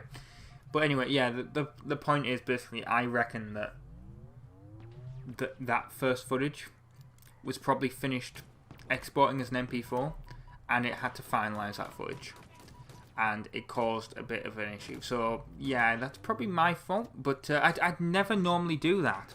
It's just, I think I was so, because I did all three Halos at the same time, like all three of the final levels. You know, I did the Road, I did House of Reckoning, and I did this Silent Auditorium all at the same time, because I wanted to finish Infinite. And yeah, I was just so busy, and the fact that House of Reckoning took an hour, I was like, and the thing is, it takes about 10-15 minutes for it to do about an hour's worth of footage, export it out, and I was like, I can't be bothered waiting that long. So yeah, I think that's probably my fault, because that probably lines up with at the point of the video where I died. But yeah, so still apologising for something that happened in, like, what, the first 5-10 minutes of the video. But yeah, it's just I feel so bad about it, because obviously the entire point of these is to show you the entire game, and you know, I suppose you wouldn't have minded if it was, you know, if it was a section where I was out of the, you know, where I was exploring, because I could have just skip that bit, essentially. You know? Especially if it was a bit where I was just, like, where I hadn't collected something. Where there was just some enemies in the... that were guarding, like, say, a Spartan core that I didn't really show collecting. But, no, it had to happen during an actual mission in the game. But I suppose that's really the only place it could have happened, because you know, when I record... You know, the only reason it would have happened is because I recorded so many after each other. But that doesn't normally happen when I'm recording like other games, because I do actually let them export, because I got to, you know, switch games, switch consoles, whatever, you know, so that's never normally a thing. It's only if you're recording so many things in a row and you're splitting them like that that it's a problem.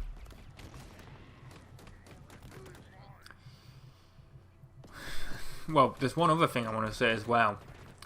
I've been saying it in most of the videos for this week. It's something I'm going to be saying in future videos, specifically for Doom and any other first-person shooter that I do. It's something that I don't really want to say, but basically, you know, if you like the content, hit the subscribe button. If you like the video, hit the like button on the video. And hell, if you dislike it, hit the dislike button on the video. Not that it does anything anymore on YouTube. It's just basically it helps a very small channel like us out. You can't grow a channel on YouTube naturally anymore, really. You have to get engagement, because that's how YouTube recommends stuff. And yeah, I don't like asking for likes and subscriptions and whatever, but it's the only way of growing a channel these days. So that'll be something you'll be hearing on Doom and any other future Let's Plays. It's something I've tried to avoid for Halo. In fact, it's something I've tried to avoid on any video on the channel, to be honest, but it's something I've just started doing basically for this week's worth of videos.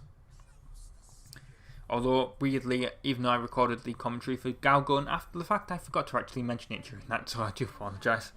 Well, I don't know why I'm apologising, because I know YouTube... as a YouTube viewer myself, I hate listening to people saying smash the like button and whatever, and don't worry, I'm not going to say stuff like that, but it's just so annoying, like, that you do have to say stuff like that to grow a channel on YouTube these days, and it's just... I wish you didn't have to do it, but you do. We're going to have yet another cutscene, or maybe it's a hologram. I can just see that it's Cortana, but I think it is a cutscene coming up. I've got to activate the bridge here, or construct the bridge. No, it's a hologram, I can tell, basically by the fact that they're talking to each other. It's not a cutscene. Yeah, but I am just treating the holograms basically as cutscenes, because they are, even though you can move about during them.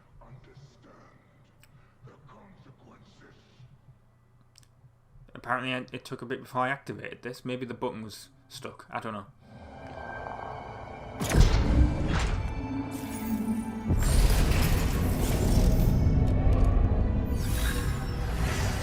How could I have been so stupid?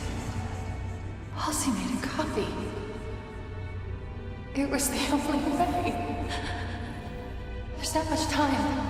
If Atriox takes control, he has the ring. A weapon pointed into the universe. Nothing left to lose. My fault. My stupid fault.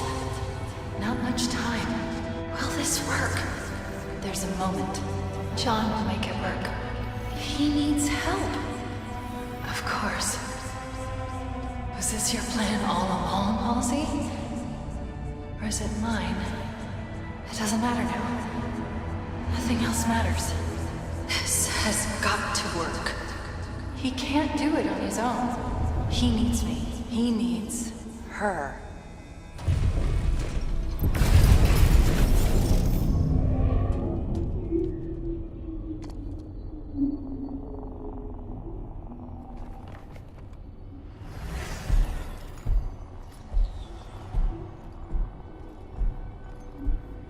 It is time for you your choice.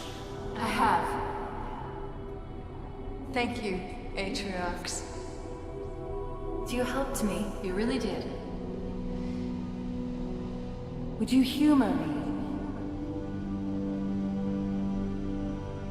If you knew how you were going to die, how would you live your life differently? I would change nothing. Perfect. Thank you. What are you doing? Making things right.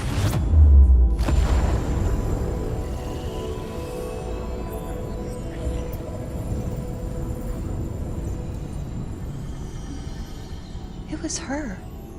She destroyed the ring, stopped my deletion. Why?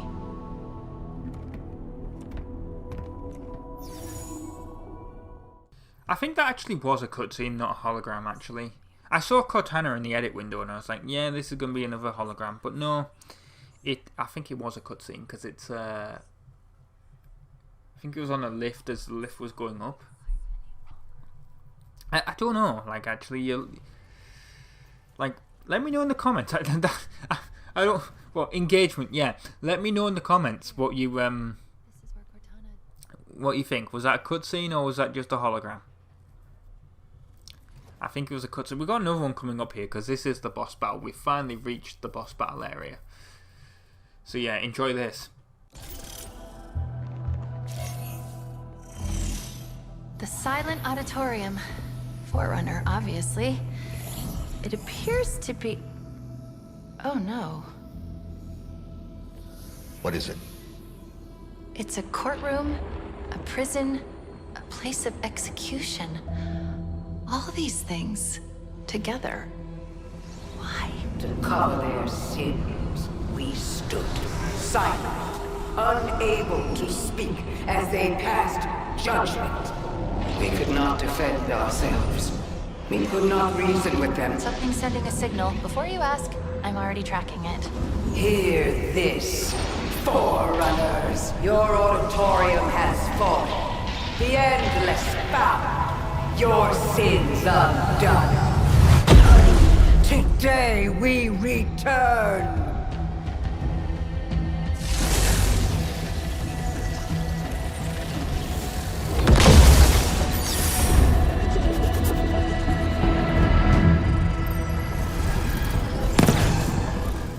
And here we go, the final boss battle of the game, the final part of the game.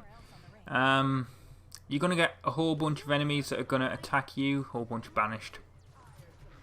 I like how technically it meant that because they threw their own grenades at people, like tried to throw that electric grenade at me or whatever it's called, they electrocuted themselves. Kind of funny. This first wave is reasonably easy, I would say. It's the third wave that's the pain, because one of them there's a brute with a gravity hammer. That's always fun. And I think it's one of the ones that goes berserk and just rushes at you. But there you go, there's a harbinger, if that's how that's pronounced. They're a slight pain in the fact that they bounce around, so it's very difficult to hit them. Especially on the third wave, which you'll see. I didn't actually mean to shoot the fusion coil or whatever there, but apparently I did. But yeah, kind of a pain. You just got to... The thing is, once they're on the floor, they don't actually... they don't move, which is nice. You just got to take the shield away, which is... Yeah. And then... Apparently I must have died during each round. Well, not the first round, but yeah. Kind of awkward. But yeah, so I guess the second and third rounder... Well, the thing about this is where the enemies come from, I don't think they'll come out the... Like, if you go in front of one of the doors, that door won't open. Basically. Yeah, that door won't open. Like, it won't spawn enemies right in front of you. Except the one time I think it did. Which, yes, there's always some... But then again, that might be in the game just being a bit... Maybe I wasn't close enough to the door that it counted or whatever. But yeah, sometimes the like I think in one of the attempts it did actually spawn the enemies coming out the door that I was running towards. But I think that's for like safety, I guess, so you don't get absolutely like overrun. But yeah, that's kind of annoying. So as you can see, yeah, she continues to jump around the room. She's a little bit more difficult this time. As you can see, I'm trying, like, she's now throwing stuff at me. Was she throwing stuff at me last time? I don't know. The Mauler is probably a good weapon for this. It's just a shame that I only have 5 hits left. I also like how she teleported right into me. That was nice. Unfortunately, now I'm out of ammo for it, and I don't think I find any more. So yeah, in the first, I'm yawning again. I do apologize. I said this in the last one, but yeah, the Mauler, good weapon at least in the first round of this bit. Maybe not the second or the third. I don't know, but yeah, you got same thing. You got to take out the shield, which is kind of a shame. Well, it's not really a shame, but you know what I mean. Like, it's kind of it's a difficult thing to sort of do. The Sentinel Beam is useful, but I got so close to death here, as you can see. Just had to run out. I was like, oh my god, am I going to die here again? Like, that's the thing when you get down to so little health. I mean, look how easily she can take away your shields. And it's even worse when they spawn in front of you. Like, if she killed me at that point, that would have been like, bullshit. I probably would have quit the game, even though it's the final boss battle.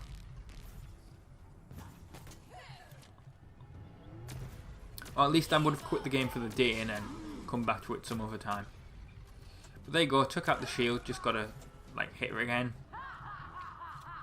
And then that was another edit, because I definitely know I died during the during this one, because like I said, stupid brute with a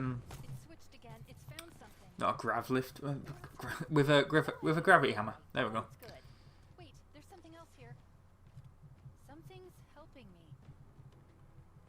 Just ran away waiting for them to come out, because the first time I actually tried to go straight for them. Not the best course of action.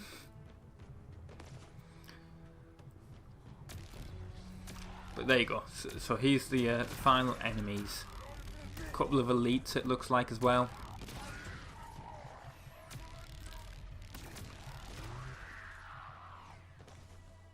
Don't make me a liar, game. Oh, there he is. He's over there. You saw him. There's the guy with the gravity hammer running towards me. It's like, oh shit. I like how we got electrocuted there. That was quite nice, because that helped me kill him. It helped. Well, it definitely helped me reduce the amount of armor he has on. There we go. I think did he get like killed by that thing explode? No, I think I shot him and he also got killed by that. Like, I was helped by the fusion coil or whatever, like exploding him. But there we go. Here's the Sentinel Beam being used on her, because that seems to work, as you can see. Unfortunately, out of ammo now. Got to use the Cinder Shot, which isn't the greatest weapon. As you can see, she can very easily avoid the Cinder Shot. So, weirdly, all the maybe I'm just not very good at it, but like all the guides online were like, you use the Cinder Shot. I had, as you can see, a lot better luck with the Sentinel Beam. Well, here we go, final cutscene.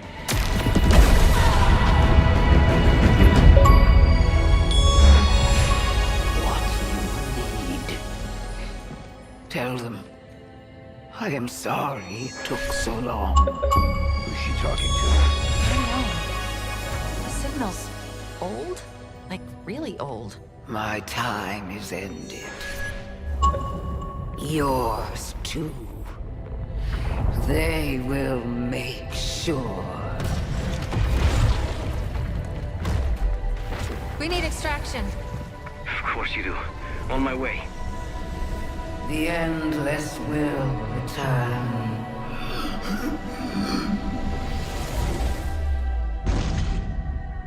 I couldn't decrypt it in time. It's okay. You'll figure something out. Of course I will. They'll pair you with another AI. Maybe even another Cortana model if Halsey lets them.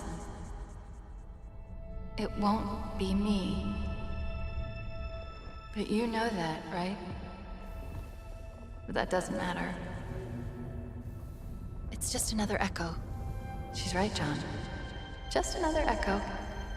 Sorry, I'm messing with you. I just had a feeling that's what she would say. Do you see what I see? So much potential. I'm sorry. I didn't have long to plan this. A few milliseconds, really. I hope it worked out. Look at us. We just keep saying goodbye, don't we? But this isn't an end. It's a chance to make amends, to rectify mistakes. And it starts here. I was wrong. I thought that I could do this on my own. But I forgot that the whole point of all of this, the entire reason that I chose you in the first place, was that we were supposed to be a team. Perfectly suited, perfectly matched, perfect.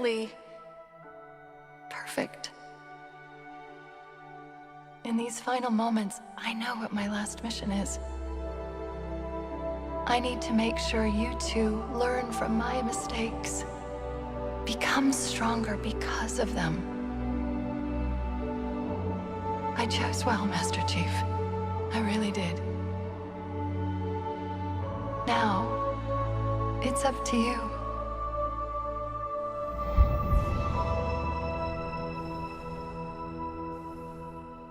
Are you all right?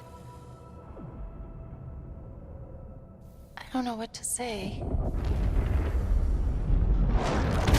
Scratch that. We need to get out of here. Like now. Options? I'm thinking. Yes, I know. Think faster. Maybe there's a way to...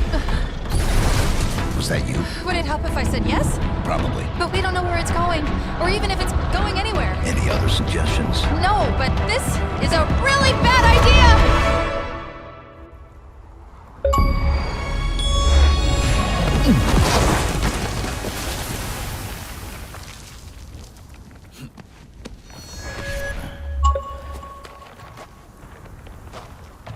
Let's not do that again. I did try to tell you it was a bad idea. Chief! Your beacon just appeared out of nowhere. Oh, I thought I lost you. Where did you go? Echo 216. Stay put. I'm coming to you. Where are we? Chief, I think the better question is when are we? I don't know how, but we've been gone for days. 3 days, to be precise. This ring is different than the others. The Banished and the Harbinger were looking for something that was never found. Why would the Forerunners hide something and throw away the key? Doesn't that scare you? No.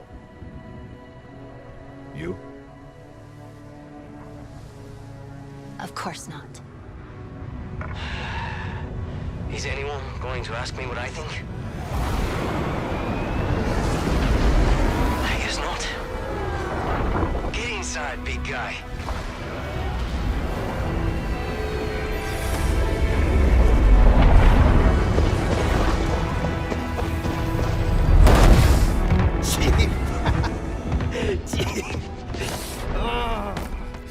Sorry. I'm really happy to see you.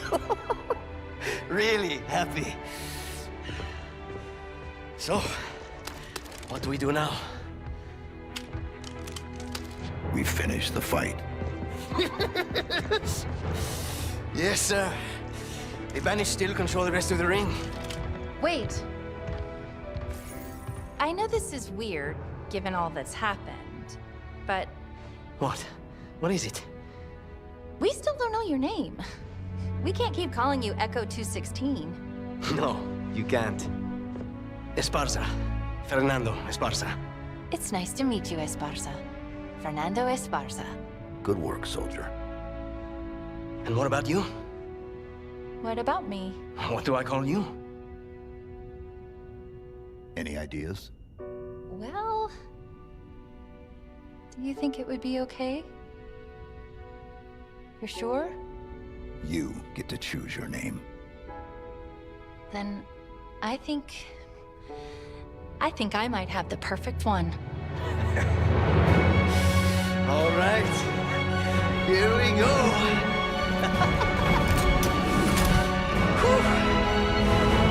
Get ready.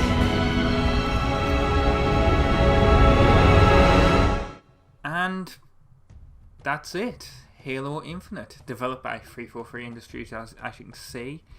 I'm going to warn you, it is about 30 minutes worth of credits, but I always leave the credits in for the purpose of basically thanking all the people that developed the game. I think it's quite rude if you cut the credits out of a Let's Play. You would not have had the Let's Play without the people that worked on the game, so I always leave it in. But anyway, all I'm going to say is, I have been RobtheMod. Thank you very much for watching part 32 of Halo Infinite on the Xbox One. I was kind of hoping I would have had a Series X by this point for the purposes of the Let's Play, but I finished the game, so obviously that has not happened. Next week you will see Doom on the PlayStation 4. That will be taken over from the slot of Halo. One other thing I want to say is basically, well, yeah, hit that subscribe button, hit the like button, let me comment below what you thought. You know, basically comment on my, well, you know, do you want the, like, Doom and whatever to continue to be a vlog series, or do you want it to just, like, do you want me to actually comment on the actual gameplay and just completely focus on that? Because that is what I used to do for the old Halo games. Maybe not so much Infinite and ODST, but that is something I used to do. One thing I also want to say is if you were watching the full journey version of this, thanks for sticking with it. I guess it's maybe over, I don't know how long it will be, but I'm gonna guess it's probably over 12 hours. I know Watch Dogs was. So yeah, thanks for sticking through with that and watching the entire video. But anyway, yeah, I've been RobtheMod. Thanks for either watching the full journey or part 32 of Halo Infinite on the Xbox One. And ta-ra, enjoy the rest of the credits and the Halo theme music.